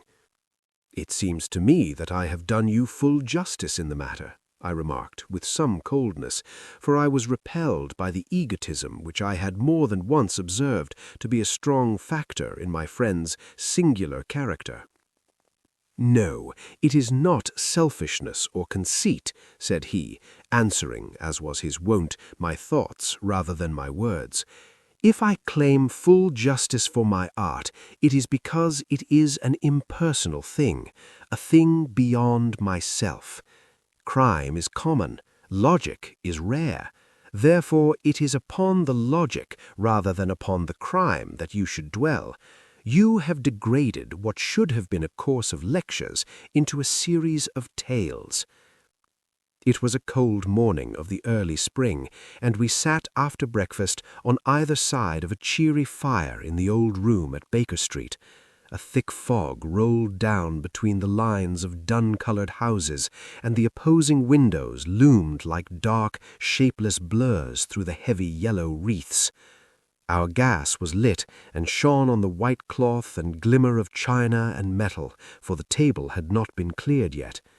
Sherlock Holmes had been silent all the morning, dipping continuously into the advertisement columns of a succession of papers, until at last, having apparently given up his search, he had emerged in no very sweet temper to lecture me on my literary shortcomings.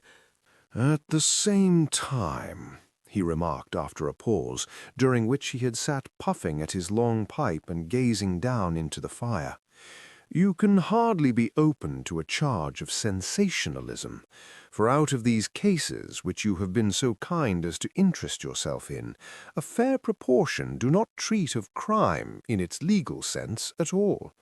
The small matter in which I endeavoured to help the King of Bohemia, the singular experience of Miss Mary Sutherland, the problem connected with the man with the twisted lip, and the incident of the Noble Bachelor were all matters which are outside the pale of the law. But in avoiding the sensational, I fear that you may have bordered on the trivial." "The end may have been so," I answered, "but the methods I hold to have been novel and of interest." "Pshaw, my dear fellow, what do the public, the great unobservant public, who could hardly tell a weaver by his tooth or a compositor by his left thumb, care about the finer shades of analysis and deduction? But indeed, if you are trivial, I cannot blame you, for the days of the great cases are past. Man, or at least criminal man, has lost all enterprise and originality. As to my own little practice, it seems to be degenerating into an agency for recovering lost lead pencils and giving advice to young ladies from boarding schools. I think that I have touched bottom at last, however. This note I had this morning marks my 0 point, I fancy. Read it." He tossed a crumpled letter across to me. It was dated from Montague Place upon the preceding evening, and ran thus: "Dear Mr. Holmes, I am very anxious to consult you as to whether I should or should not accept a situation which has been offered to me as a governess. I shall call at 10:30 tomorrow if I do not inconvenience you. Yours faithfully, Violet Hunter." "Do you know the young lady?" I asked. "Not I." "It is 10:30 now." "Yes, and I have no doubt that is her ring." "It may turn out to be of more interest than you think. You remember that the affair of the Blue Carbuncle, which appeared to be a mere whim at first, developed into a serious investigation. It may be so in this case also." "Well, let us hope so, but our doubts will very soon be solved, for here, unless I am much mistaken, is the person in question." As he spoke, the door opened and a young lady entered the room. She was plainly but neatly dressed, with a bright, quick face, freckled like a plover's egg, and with the brisk manner of a woman who has had her own way to make in the world.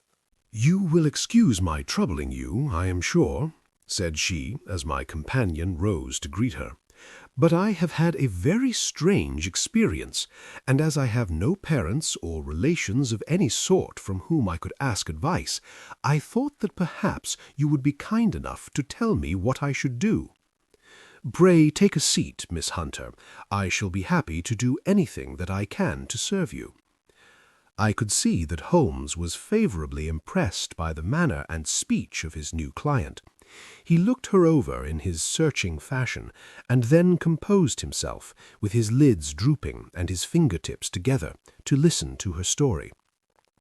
"I have been a governess for 5 years," said she, "in the family of Colonel Spence Munro, but 2 months ago the colonel received an appointment at Halifax in Nova Scotia, and took his children over to America with him, so that I found myself without a situation. I advertised, and I answered advertisements, but without success. At last the little money which I had saved began to run short, and I was at my wits' end as to what I should do. There is a well-known agency for governesses in the West End called Westways, and there I used to call about once a week in order to see whether anything had turned up which might suit me. Westaway was the name of the founder of the business, but it is really managed by Miss Stoper. She sits in her own little office, and the ladies who are seeking employment wait in an anteroom, and are then shown in one by one, when she consults her ledgers and sees whether she has anything which would suit them. Well, when I called last week, I was shown into the little office as usual, but I found that Miss Stoper was not alone. A prodigiously stout man, with a very smiling face and a great heavy chin which rolled down in fold upon fold over his throat, sat at her elbow with a pair of glasses on his nose, looking very earnestly at the ladies who entered. As I came in, he gave quite a jump in his chair, and turned quickly to Miss Stoper. "That will do," said he. "I could not ask for anything better. Capital, capital." He seemed quite enthusiastic, and rubbed his hands together in the most genial fashion. He was such a comfortable-looking man that it was quite a pleasure to look at him. "You are looking for a situation, miss?" he asked. "Yes, sir." "As governess?" "Yes, sir." "And what salary do you ask?" "I had £4 a month in my last place with Colonel Spence Munro." "Oh, tut, tut! Sweating, rank sweating!" he cried, throwing his fat hands out into the air like a man who was in a boiling passion. "How could anyone offer so pitiful a sum to a lady with such attractions and accomplishments?" "My accomplishments, sir, may be less than you imagine," said I. "A little French, a little German, music and drawing." "Tut, tut!" he cried. "This is all quite beside the question. The point is, have you or have you not the bearing and deportment of a lady? There it is in a nutshell. If you have not, you are not fitted for the rearing of a child who may some day play a considerable part in the history of the country. But if you have, why then, how could any gentleman ask you to condescend to accept anything under the 3 figures? Your salary with me, madam, would commence at £100 a year." You may imagine, Mr. Holmes, that to me, destitute as I was, such an offer seemed almost too good to be true. The gentleman, however, seeing, perhaps, the look of incredulity upon my face, opened a pocket-book and took out a note. "It is also my custom," said he, smiling in the most pleasant fashion, until his eyes were just 2 little shining slits amid the white creases of his face, "to advance to my young ladies half their salary beforehand, so that they may meet any little expenses of their journey and their wardrobe." It seemed to me that I had never met so fascinating and so thoughtful a man. As I was already in debt to my tradesman, the advance was a great convenience, and yet there was something unnatural about the whole transaction which made me wish to know a little more before I quite committed myself. "May I ask where you live, sir?" said I. "Hampshire. Charming, rural place. The Copper Beeches, 5 miles on the far side of Winchester. It is the most lovely country, my dear young lady, and the dearest old country house." "And my duties, sir? I should be glad to know what they would be." "One child, one dear little romper, just 6 years old. Oh, if you could see him killing cockroaches with a slipper! Smack, smack, smack! 3 gone before you could wink." He leaned back in his chair and laughed his eyes into his head again. I was a little startled at the nature of the child's amusement, but the father's laughter made me think that perhaps he was joking. "My sole duties, then," I asked, "are to take charge of a single child." "No, no, not the sole, not the sole, my dear young lady," he cried. "Your duty would be, as I am sure your good sense would suggest, to obey any little commands my wife might give, provided always that they were such commands as a lady might with propriety obey. You see no difficulty, hey? I should be happy to make myself useful." Quite so. In dress now, for example. We are faddy people, you know, faddy but kind-hearted. If you were asked to wear any dress which we might give you, you would not object to our little whim? Eh? No, said I, considerably astonished at his words. Or to sit here or sit there, that would not be offensive to you? Oh, no. Or to cut your hair quite short before you come to us? I could hardly believe my ears. As you may observe, Mr. Holmes, my hair is somewhat luxuriant and of a rather peculiar tint of chestnut. It has been considered artistic. I could not dream of sacrificing it in this off-hand fashion. "I am afraid that is quite impossible," said I. He had been watching me eagerly out of his small eyes, and I could see a shadow pass over his face as I spoke. "I am afraid that it is quite essential," he said. "It is a little fancy of my wife's, and ladies' fancies, you know, madam, ladies' fancies must be consulted. And so you won't cut your hair?" "No, sir, I really could not," I answered firmly. "Ah, very well, then that quite settles the matter. It is a pity, because in other respects you would really have done very nicely. In that case, Miss Stoper, I had best inspect a few more of your young ladies." The manageress had sat all this while busy with her papers, without a word to either of us, but she glanced at me now with so much annoyance upon her face that I could not help suspecting that she had lost a handsome commission through my refusal. "Do you desire your name to be kept upon the books?" she asked. "If you please, Miss Stoper." "Well, really, it seems rather useless, since you refuse the most excellent offers in this fashion," said she sharply. "You can hardly expect us to exert ourselves to find another such opening for you. Good day to you, Miss Hunter." She struck a gong on the table, and I was shown out by the page. Well, Mr. Holmes, when I got back to my lodgings and found little enough in the cupboard and 2 or 3 bills on the table, I began to ask myself whether I had not done a very foolish thing. After all, if these people had strange fads and expected obedience on the most extraordinary matters, they were at least ready to pay for their eccentricity. Very few governesses in England are getting £100 a year. Besides, what use was my hair to me? Many people are improved by wearing it short, and perhaps I should be among the number. Next day I was inclined to think that I had made a mistake, and by the day after I was sure of it. I had almost overcome my pride so far as to go back to the agency and inquire whether the place was still open, when I received this letter from the gentleman himself. I have it here, and I will read it to you. "The Copper Beeches, near Winchester. Dear Miss Hunter, Miss Stoper has very kindly given your address, and I write from here to ask you whether you have reconsidered your decision. My wife is very anxious that you should come, for she has been much attracted by my description of you. We are willing to give £30 a quarter, or £120 a year, so as to recompense you for any little inconvenience which our fads may cause you.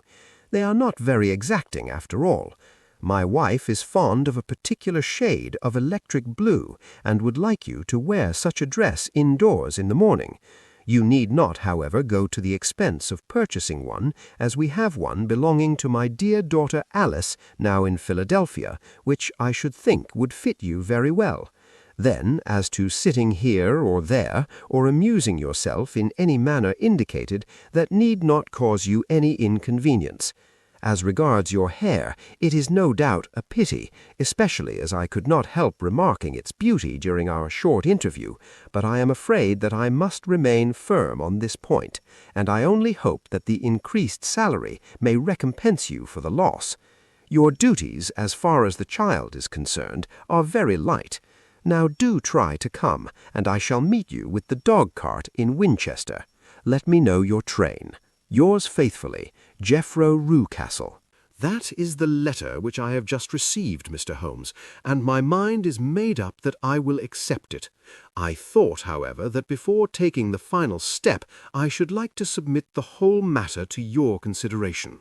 "Well, Miss Hunter, if your mind is made up, that settles the question," said Holmes, smiling. "But you would not advise me to refuse?" "I confess that it is not the situation which I should like to see a sister of mine apply for. What is the meaning of it all, Mr. Holmes?" "Ah, I have no data. I cannot tell. Perhaps you have yourself formed some opinion." "Well, there seems to me to be only one possible solution. Mr. Rucastle seemed to be a very kind, good-natured man. Is it not possible that his wife is a lunatic, that he desires to keep the matter quiet for fear she should be taken to an asylum, and that he humors her fancies in every way in order to prevent an outbreak? That is a possible solution. In fact, as matters stand, it is the most probable one. But in any case, it does not seem to be a nice household for a young lady." "But the money, Mr. Holmes, the money." "Well, yes, of course, the pay is good, too good. That is what makes me uneasy. Why should they give you £120 a year, when they could have their pick for £40? There must be some strong reason behind." "I thought that if I told you the circumstances, you would understand afterwards if I wanted your help. I should feel so much stronger if I felt that you were at the back of me. Oh, you may carry that feeling away with you. I assure you that your little problem promises to be the most interesting which has come my way for some months. There is something distinctly novel about some of the features. If you should find yourself in doubt or in danger—" "Danger? What danger do you foresee?" Holmes shook his head gravely. "It would cease to be a danger if we could define it," said he. "But at any time, day or night, a telegram would bring me down to your help. That is enough." She rose briskly from her chair with the anxiety all swept from her face. "I shall go down to Hampshire quite easy in my mind now. I shall write to Mr. Rucastle at once, sacrifice my poor hair tonight, and start for Winchester tomorrow." With a few grateful words to Holmes, she bade us both good night and bustled off upon her way. "At least," I said, as we heard her quick, firm steps descending the stairs, "she seems to be a young lady who is very well able to take care of herself." "And she would need to be," said Holmes gravely. "I am much mistaken if we do not hear from her before many days are past." It was not very long before my friend's prediction was fulfilled. A fortnight went by, during which I frequently found my thoughts turning in her direction and wondering what strange side-alley of human experience this lonely woman had strayed into. The unusual salary, the curious conditions, the light duties, all pointed to something abnormal, though whether a fad or a plot, or whether the man were a philanthropist or a villain, it was quite beyond my powers to determine. As to Holmes, I observed that he sat frequently for half an hour on end, with knitted brows and an abstracted air, but he swept the matter away with a wave of his hand when I mentioned it. "Data, data, data," he cried impatiently. "I can't make bricks without clay." And yet he would always wind up by muttering that no sister of his should ever have accepted such a situation. The telegram which we eventually received came late one night, just as I was thinking of turning in, and Holmes was settling down to one of those all-night chemical researches which he frequently indulged in, when I would leave him stooping over a retort and a test tube at night, and find him in the same position when I came down to breakfast in the morning. He opened the yellow envelope, and then, glancing at the message, threw it across to me. "Just look up the trains in Bradshaw," said he, and turned back to his chemical studies. The summons was a brief and urgent one.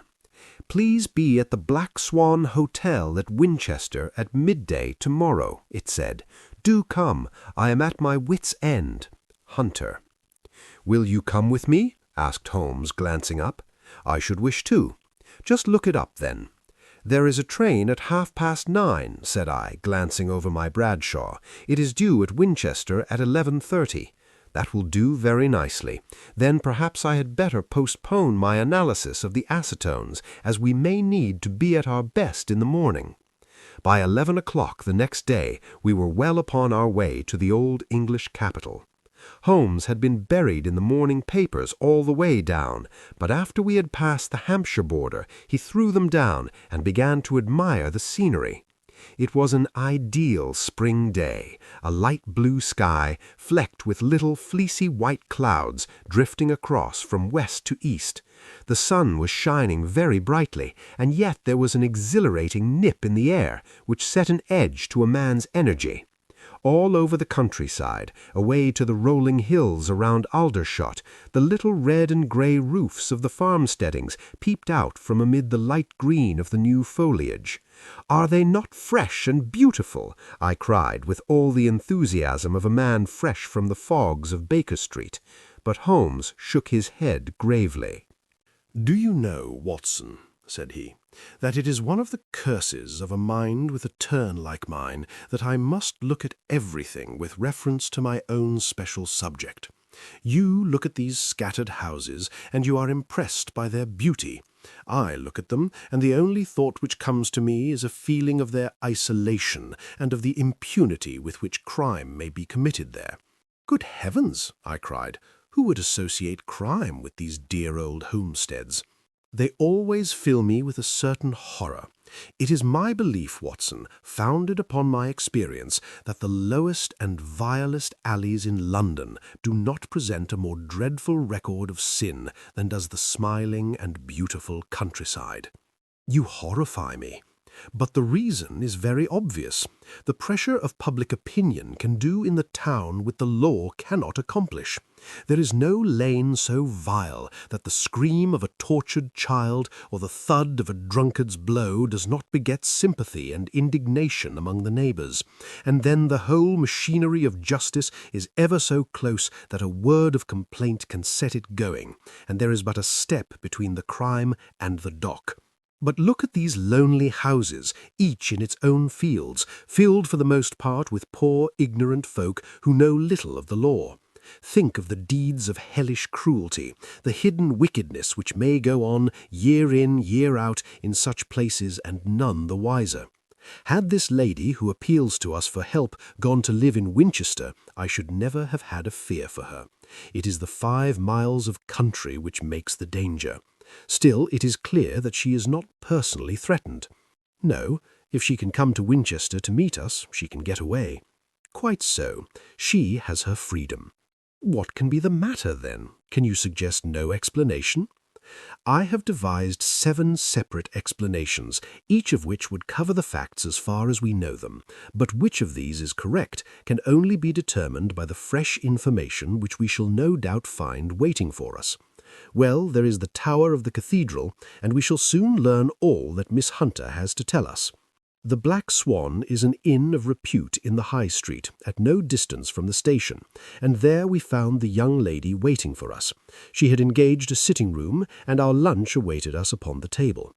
"I am so delighted that you have come," she said earnestly.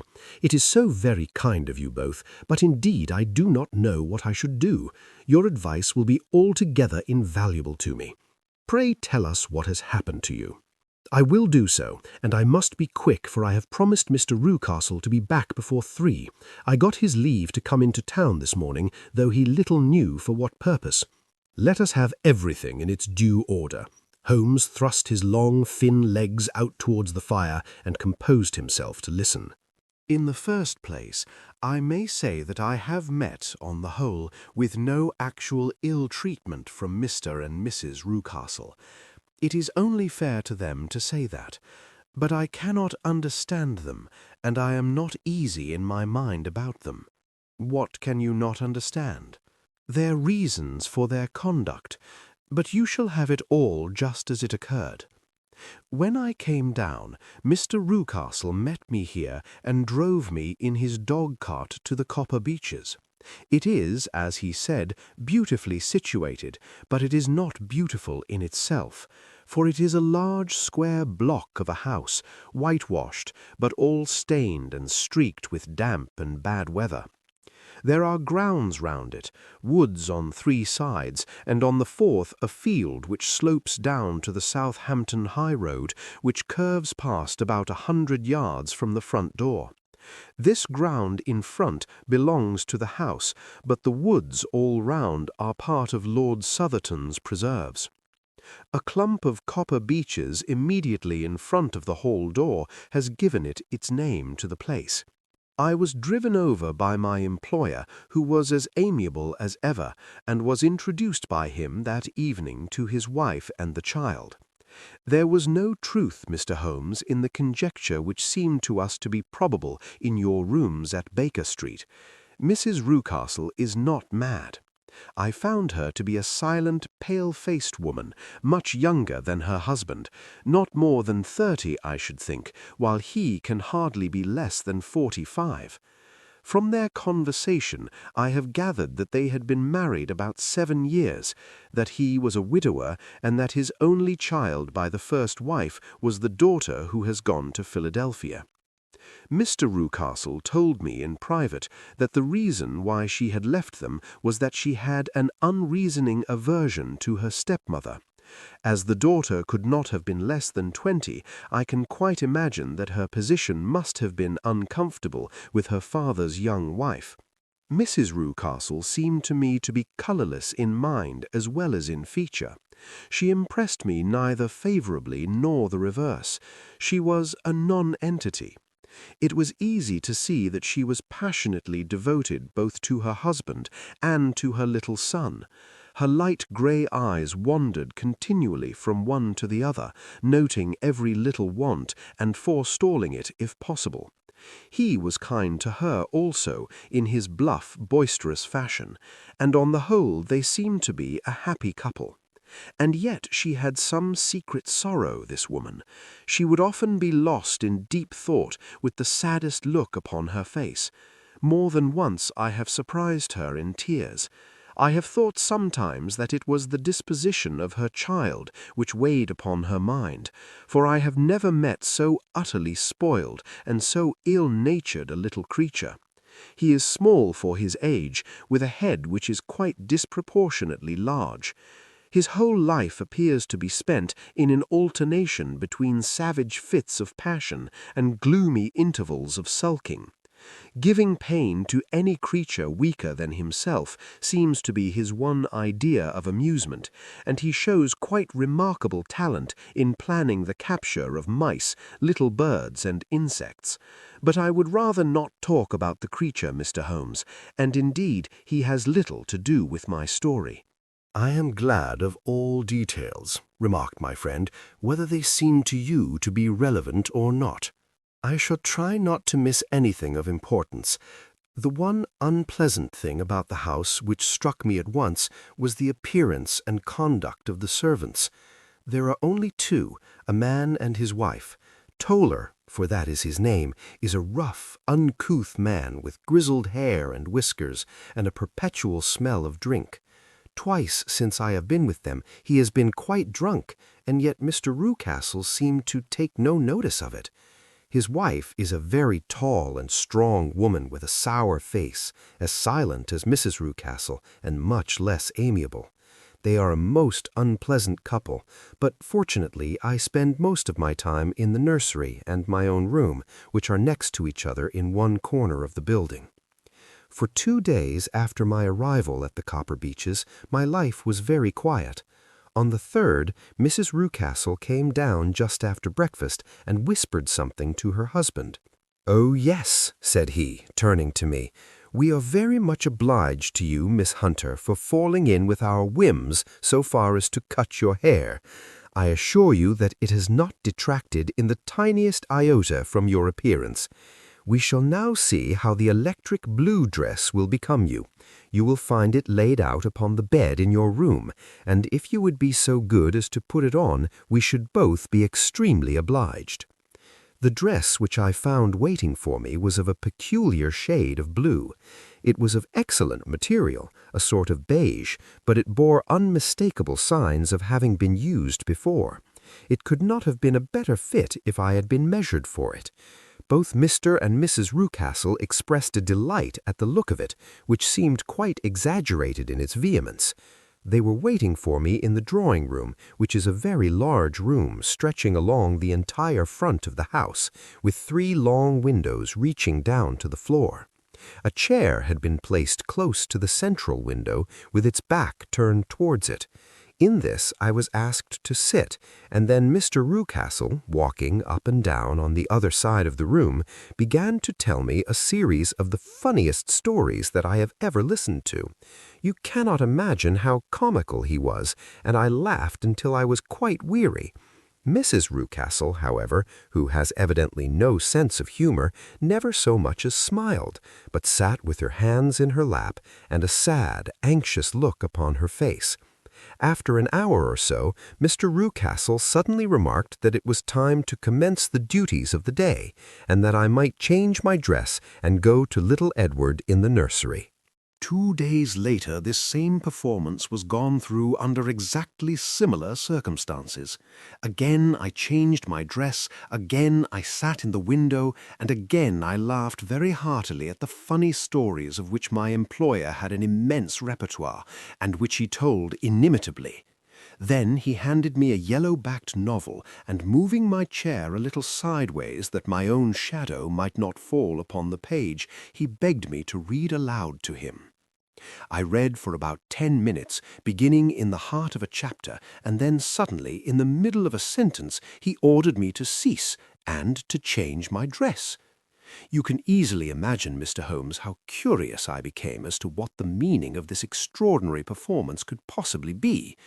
They were always very careful, I observed, to turn my face away from the window, so that I became consumed with the desire to see what was going on behind me. At first it seemed to be impossible, but I soon devised a means. My hand mirror had been broken, so a happy thought seized me, and I concealed a piece of the glass in my handkerchief. On the next occasion, in the midst of my laughter, I put my handkerchief up to my eyes, and was able with a little management to see all that there was behind me. I confess that I was disappointed. There was nothing. At least, that was my first impression. At the second glance, however, I perceived that there was a man standing in the Southampton Road, a small bearded man in a grey suit, who seemed to be looking in my direction. The road is an important highway, and there are usually people there. This man, however, was leaning against the railings which bordered our field, and was looking earnestly up. I lowered my handkerchief and glanced at Mrs. Rucastle to find her eyes fixed upon me with a most searching gaze. She said nothing, but I am convinced that she had divined that I had a mirror in my hand and had seen what was behind me. She rose at once. "Jeffro," said she, "there is an impertinent fellow upon the road there who stares at Miss Hunter." "No friend of yours, Miss Hunter?" he asked. "No, I know no one in these parts." "Dear me, how very impertinent! Kindly turn round and motion to him to go away." "Surely it would be better to take no notice. No, no, we should have him loitering here always. Kindly turn round and wave him away like that." I did as I was told, and at the instant Mrs. Rucastle drew down the blind. That was a week ago, and from that time I have not sat again in the window, nor have I worn the blue dress, nor seen the man in the road. "Pray continue," said Holmes. "Your narrative promises to be a most interesting one." You will find it rather disconnected, I fear, and there may prove to be little relation between the different incidents of which I speak. On the very first day that I was at the Copper Beeches, Mr. Rucastle took me to a small outhouse which stands near the kitchen door. As we approached it, I heard the sharp rattling of a chain and the sound as of a large animal moving about. "Look in here," said Mr. Rucastle, showing me a slit between 2 planks. "Is he not a beauty?" I looked through and was conscious of 2 glowing eyes and of a vague figure huddled up in the darkness. "Don't be frightened," said my employer, laughing at the start which I had given. "It's only Carlo, my mastiff. I call him mine, but really old Toller, my groom, is the only man who can do anything with him. We feed him once a day, and not too much then, so that he is always as keen as mustard. Toller lets him loose every night, and God help the trespasser whom he lays his fangs upon. For goodness sake, don't you ever on any pretext set your foot over the threshold at night, for it's as much as your life is worth. The warning was no idle one, for 2 nights later I happened to look out of my bedroom window about 2 o'clock in the morning. It was a beautiful moonlight night, and the lawn in front of the house was silvered over and almost as bright as day. I was standing, wrapped in the peaceful beauty of the scene, when I was aware that something was moving under the shadow of the Copper Beeches. As it emerged into the moonshine, I saw what it was. It was a giant dog, as large as a calf, tawny tinted with hanging jaw, black muzzle, and huge projecting bones. It walked slowly across the lawn and vanished into the shadow upon the other side. That dreadful sentinel sent a chill to my heart, which I do not think that any burglar could have done. And now I have a very strange experience to tell you. I had, as you know, cut off my hair in London, and I had placed it in a great coil at the bottom of my trunk. One evening, after the child was in bed, I began to amuse myself by examining the furniture of my room and by rearranging my own little things. There was an old chest of drawers in the room, the 2 upper ones empty and open, the lower one locked. I had filled the first 2 with my linen, and as I still had much to pack away, I was naturally annoyed at not having the use of the 3rd drawer. It struck me that it might have been fastened by a mere oversight, so I took out my bunch of keys and tried to open it.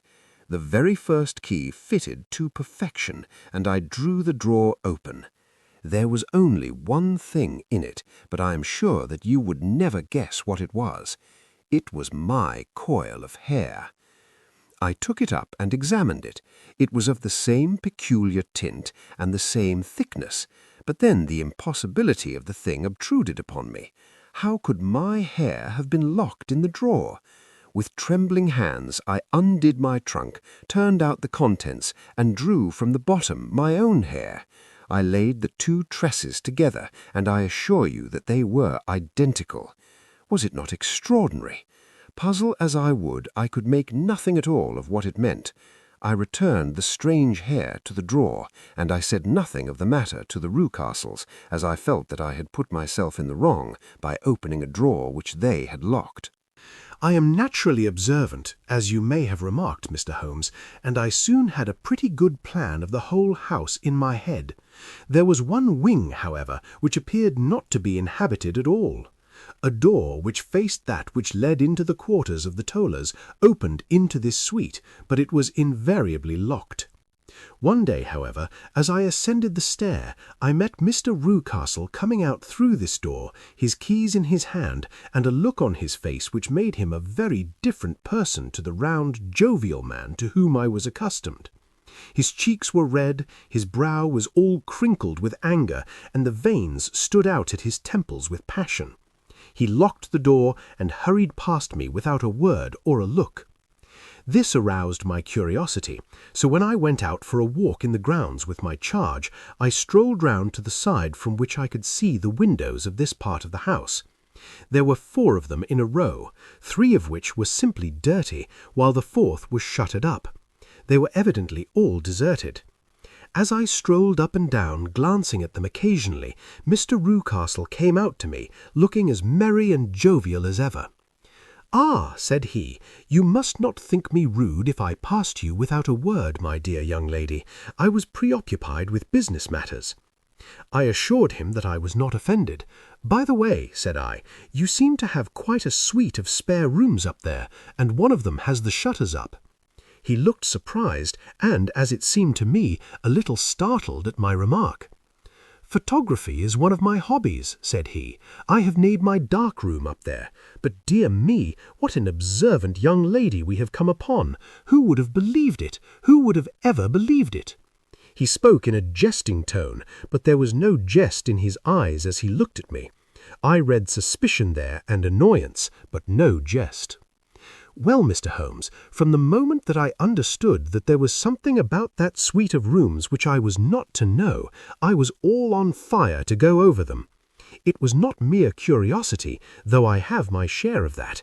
It was more a feeling of duty, a feeling that some good might come from my penetrating to this place. They talk of woman's instinct. Perhaps it was woman's instinct which gave me that feeling. At any rate, it was there, and I was keenly on the lookout for any chance to pass the forbidden door. It was only yesterday that the chance came. I may tell you that besides Mr. Rucastle, both Toller and his wife find something to do in these deserted rooms, and I once saw him carrying a large black linen bag with him through the door. Recently he has been drinking hard, and yesterday evening he was very drunk, and when I came upstairs there was the key in the door. I have no doubt at all that he had left it there. Mr. and Mrs. Rucastle were both downstairs, and the child was with them, so that I had an admirable opportunity. I turned the key gently in the lock, opened the door, and slipped through. There was a little passage in front of me, unpapered and uncarpeted, which turned at a right angle at the farther end. Round this corner were 3 doors in a line, the first and third of which were open. They each led into an empty room, dusty and cheerless, with 2 windows in the one and one in the other, so thick with dirt that the evening light glimmered dimly through them. The centre door was closed, and across the outside of it had been fastened one of the broad bars of an iron bed, padlocked at one end to a ring in the wall, and fastened at the other with stout cord. The door itself was locked as well, and the key was not there. This barricaded door corresponded clearly with the shuttered window outside, and yet I could see by the glimmer from beneath it that the room was not in darkness. Evidently there was a skylight which let in light from above.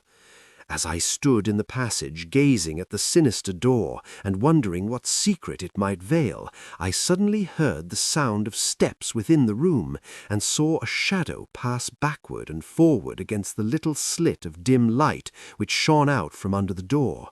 A mad, unreasoning terror rose up in me at the sight, Mr. Holmes. My overstrung nerves failed me suddenly, and I turned and ran as though some dreadful hand were behind me, clutching at the skirt of my dress. I rushed down the passage, through the door, and straight into the arms of Mr. Rucastle, who was waiting outside. "So," he said, smiling, "it was you, then? I thought that it must be when I saw the door open." "Oh, I'm so frightened," I panted. "My dear young lady, my dear young lady." You cannot think how caressing and soothing his manner was. "And what has frightened you, my dear young lady?" But his voice was just a little too coaxing. He overdid it. I was keenly on my guard against him. "I was foolish enough to go into the empty wing, but it is so lonely and eerie in this dim light that I was frightened and ran out again. Oh, it is so dreadfully still in there." "Only that?" said he, looking at me keenly. "Why, what did you think?" I asked. "Why do you think that I lock this door? I am sure that I do not know. It is to keep people out who have no business there. Do you see?" He was still smiling in the most amiable manner. "I am sure if I had known—" "Well, then you know now, and if you ever put your foot over that threshold again—" Here, in an instant, the smile hardened into a grin of rage, and he glared down at me with the face of a demon. "I'll throw you to the mastiff." I was so terrified that I do not know what I did. I suppose that I must have rushed past him into my room. I remember nothing until I found myself lying on my bed, trembling all over. Then I thought of you, Mr. Holmes. I could not live there longer without some advice. I was frightened of the house, of the man, of the woman, of the servants, even of the child. They were all horrible to me. If I could only bring you down, all would be well. Of course, I might have fled from the house, but my curiosity was almost as strong as my fears. My mind was soon made up. I would send you a wire. I put on my hat and cloak, went down to the office, which is about half a mile from the house, and then returned, feeling much easier. A horrible doubt came into my mind as I approached the door, lest the dog might be loose, but I remembered that Tola had drunk himself into a state of insensibility that evening, and I knew that he was the only one in the household who had any influence with the savage creature, or who would venture to set him free. I slipped in safety and lay awake half the night in my joy at the thought of seeing you. I had no difficulty in getting leave to come into Winchester this morning, but I must be back before 3 o'clock, for Mr. and Mrs. Rucastle are going on a visit and will be away all the evening, so that I must look after the child. Now, I have told you all my adventures, Mr. Holmes, and I should be very glad if you could tell me what it all means, and above all, what I should do. Holmes and I had listened spellbound to this extraordinary story. My friend rose now and paced up and down the room, his hands in his pockets, and an expression of the most profound gravity upon his face. "Is Tola still drunk?" "Yes, I heard his wife tell Mrs. Rucastle that she could do nothing with him." "That is well. And the Rucastles go out tonight?" "Yes." "Is there a cellar with a good strong lock?" "Yes, the wine cellar." "You seem to me to have acted all through this matter like a very brave and sensible girl, Miss Hunter. Do you think that you could perform one more feat? I should not ask it of you if I did not think you a quite exceptional woman." I will try. What is it? We shall be at the Copper Beeches by 7 o'clock, my friend and I. The Rucastles will be gone by that time, and Tola will, we hope, be incapable. There only remains Mrs. Tola, who might give the alarm. If you could send her into the cellar on some errand, and then turn the key upon her, you would facilitate matters immensely. I will do it. Excellent. We shall then look thoroughly into the affair. Of course, there is only one feasible explanation. You have been brought there to personate someone, and the real person is imprisoned in this chamber. That is obvious. As to who this prisoner is, I have no doubt that it is the daughter, Miss Alice Rucastle, if I remember right, who was said to have gone to America. You were chosen, doubtless, as resembling her in height, figure, and the color of your hair. Hers had been cut off, very possibly in some illness through which she has passed, and so, of course, yours had to be sacrificed also. By a curious chance, you came upon her tresses. The man in the road was undoubtedly some friend of hers, possibly her fiancé, and no doubt, as you wore the girl's dress and were so like her, he was convinced from your laughter whenever he saw you, and afterwards from your gesture, that Miss Rucastle was perfectly happy, and that she no longer desired his attentions. The dog is let loose at night to prevent him from endeavoring to communicate with her. So much is fairly clear. The most serious point in the case is the disposition of the child. "What on earth has that to do with it?" I ejaculated. "My dear Watson, you as a medical man are continually gaining light as to the tendencies of a child by the study of the parents. Don't you see that the converse is equally valid? I have frequently gained my first real insight into the character of parents by studying their children. This child's disposition is abnormally cruel, merely for cruelty's sake, and whether he derives this from his smiling father, as I should suspect, or from his mother, it bodes evil for the poor girl who is in their power." "I am sure that you are right, Mr. Holmes," cried our client. "1,000 things come back to me which make me certain that you have hit it. Oh, let us lose not an instant in bringing help to this poor creature.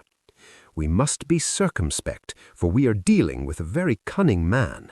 We can do nothing until 7 o'clock. At that hour we shall be with you, and it will not be long before we solve the mystery." We were as good as our word, for it was just 7 when we reached the Copper Beeches, having put up our trap at a wayside public house. The group of trees, with their dark leaves shining like burnished metal in the light of the setting sun, were sufficient to mark the house even had Miss Hunter not been standing smiling on the doorstep. "Have you managed it?" asked Holmes. A loud thudding noise came from somewhere downstairs. "That is Mrs. Toller in the cellar," said she. "Her husband lies snoring on the kitchen rug. Here are his keys, which are the duplicates of Mr. Rucastle's. "You have done well indeed," cried Holmes with enthusiasm. "Now lead the way, and we shall soon see the end of this black business." We passed up the stair, unlocked the door, followed on down a passage, and found ourselves in front of the barricade which Miss Hunter had described. Holmes cut the cord and removed the transverse bar. Then he tried the various keys in the lock, but without success. No sound came from within, and at the silence Holmes's face clouded over. "I trust that we are not too late," he said. "I think, Miss Hunter, that we had better go in without you. Now, Watson, put your shoulder to it, and we shall see whether we cannot make our way in." It was an old rickety door, and gave at once before our united strength. Together we rushed into the room. It was empty. There was no furniture save a little pallet bed, a small table, and a basketful of linen. The skylight above was open, and the prisoner gone. "There has been some villainy here," said Holmes. "This beauty has guessed Miss Hunter's intentions and has carried his victim off. But how? Through the skylight. We shall soon see how he managed it." He swung himself up onto the roof. "Ah, yes," he cried. "Here's the end of a long, light ladder against the eaves. That is how he did it." "But it is impossible," said Miss Hunter. "The ladder was not there when the Rucastles went away." "He has come back and done it. I tell you that he is a clever and dangerous man. I should not be very much surprised if this were he whose step I hear now upon the stair. I think, Watson, that it would be as well for you to have your pistol ready." The words were hardly out of his mouth before a man appeared at the door of the room, a very fat and burly man with a heavy stick in his hand. Miss Hunter screamed and shrank against the wall at the sight of him, but Sherlock Holmes sprang forward and confronted him. "You villain! Where's your daughter?" The fat man cast his eyes round and then up at the open skylight. "It is for me to ask you that," he shrieked. "You thieves! Spies and thieves! I have caught you, have I? You are in my power. I'll serve you." He turned and clattered down the stairs as hard as he could go. "He's gone for the dog," cried Miss Hunter. "I have my revolver," said I. "Better close the front door," cried Holmes, and we all rushed down the stairs together. We had hardly reached the hall when we heard the baying of a hound, and then a scream of agony, with a horrible worrying sound which it was dreadful to listen to. An elderly man with a red face and shaking limbs came staggering out at a side door. "My God!" he cried. "Someone has loosed the dog. It's not been fed for 2 days. Quick, quick, or it'll be too late." Holmes and I rushed out and round the angle of the house, with Toller hurrying behind us. There was the huge, famished brute, its black muzzle buried in Rucastle's throat, while he writhed and screamed upon the ground. Running up, I blew its brains out, and it fell over with its keen white teeth still meeting in the great creases of his neck. With much labor we separated them, and carried him, living but horribly mangled, into the house. We laid him upon the drawing-room sofa, and having dispatched the sobered Toller to bear the news to his wife, I did what I could to relieve his pain. We were all assembled round him when the door opened, and a tall, gaunt woman entered the room. "Mrs. Toller!" cried Miss Hunter. "Yes, miss. Mr. Rucastle let me out when he came back before he went up to you. Ah, miss, it is a pity you didn't let me know what you were planning, for I would have told you that your pains were wasted." "Ha!" said Holmes, looking keenly at her. "It is clear that Mrs. Toller knows more about this matter than anyone else. Yes, sir, I do, and I am ready enough to tell what I know." "Then pray sit down, and let us hear it, for there are several points on which I must confess that I am still in the dark." "I will soon make it clear to you," said she, "and I'd have done so before now if I could have got out from the cellar.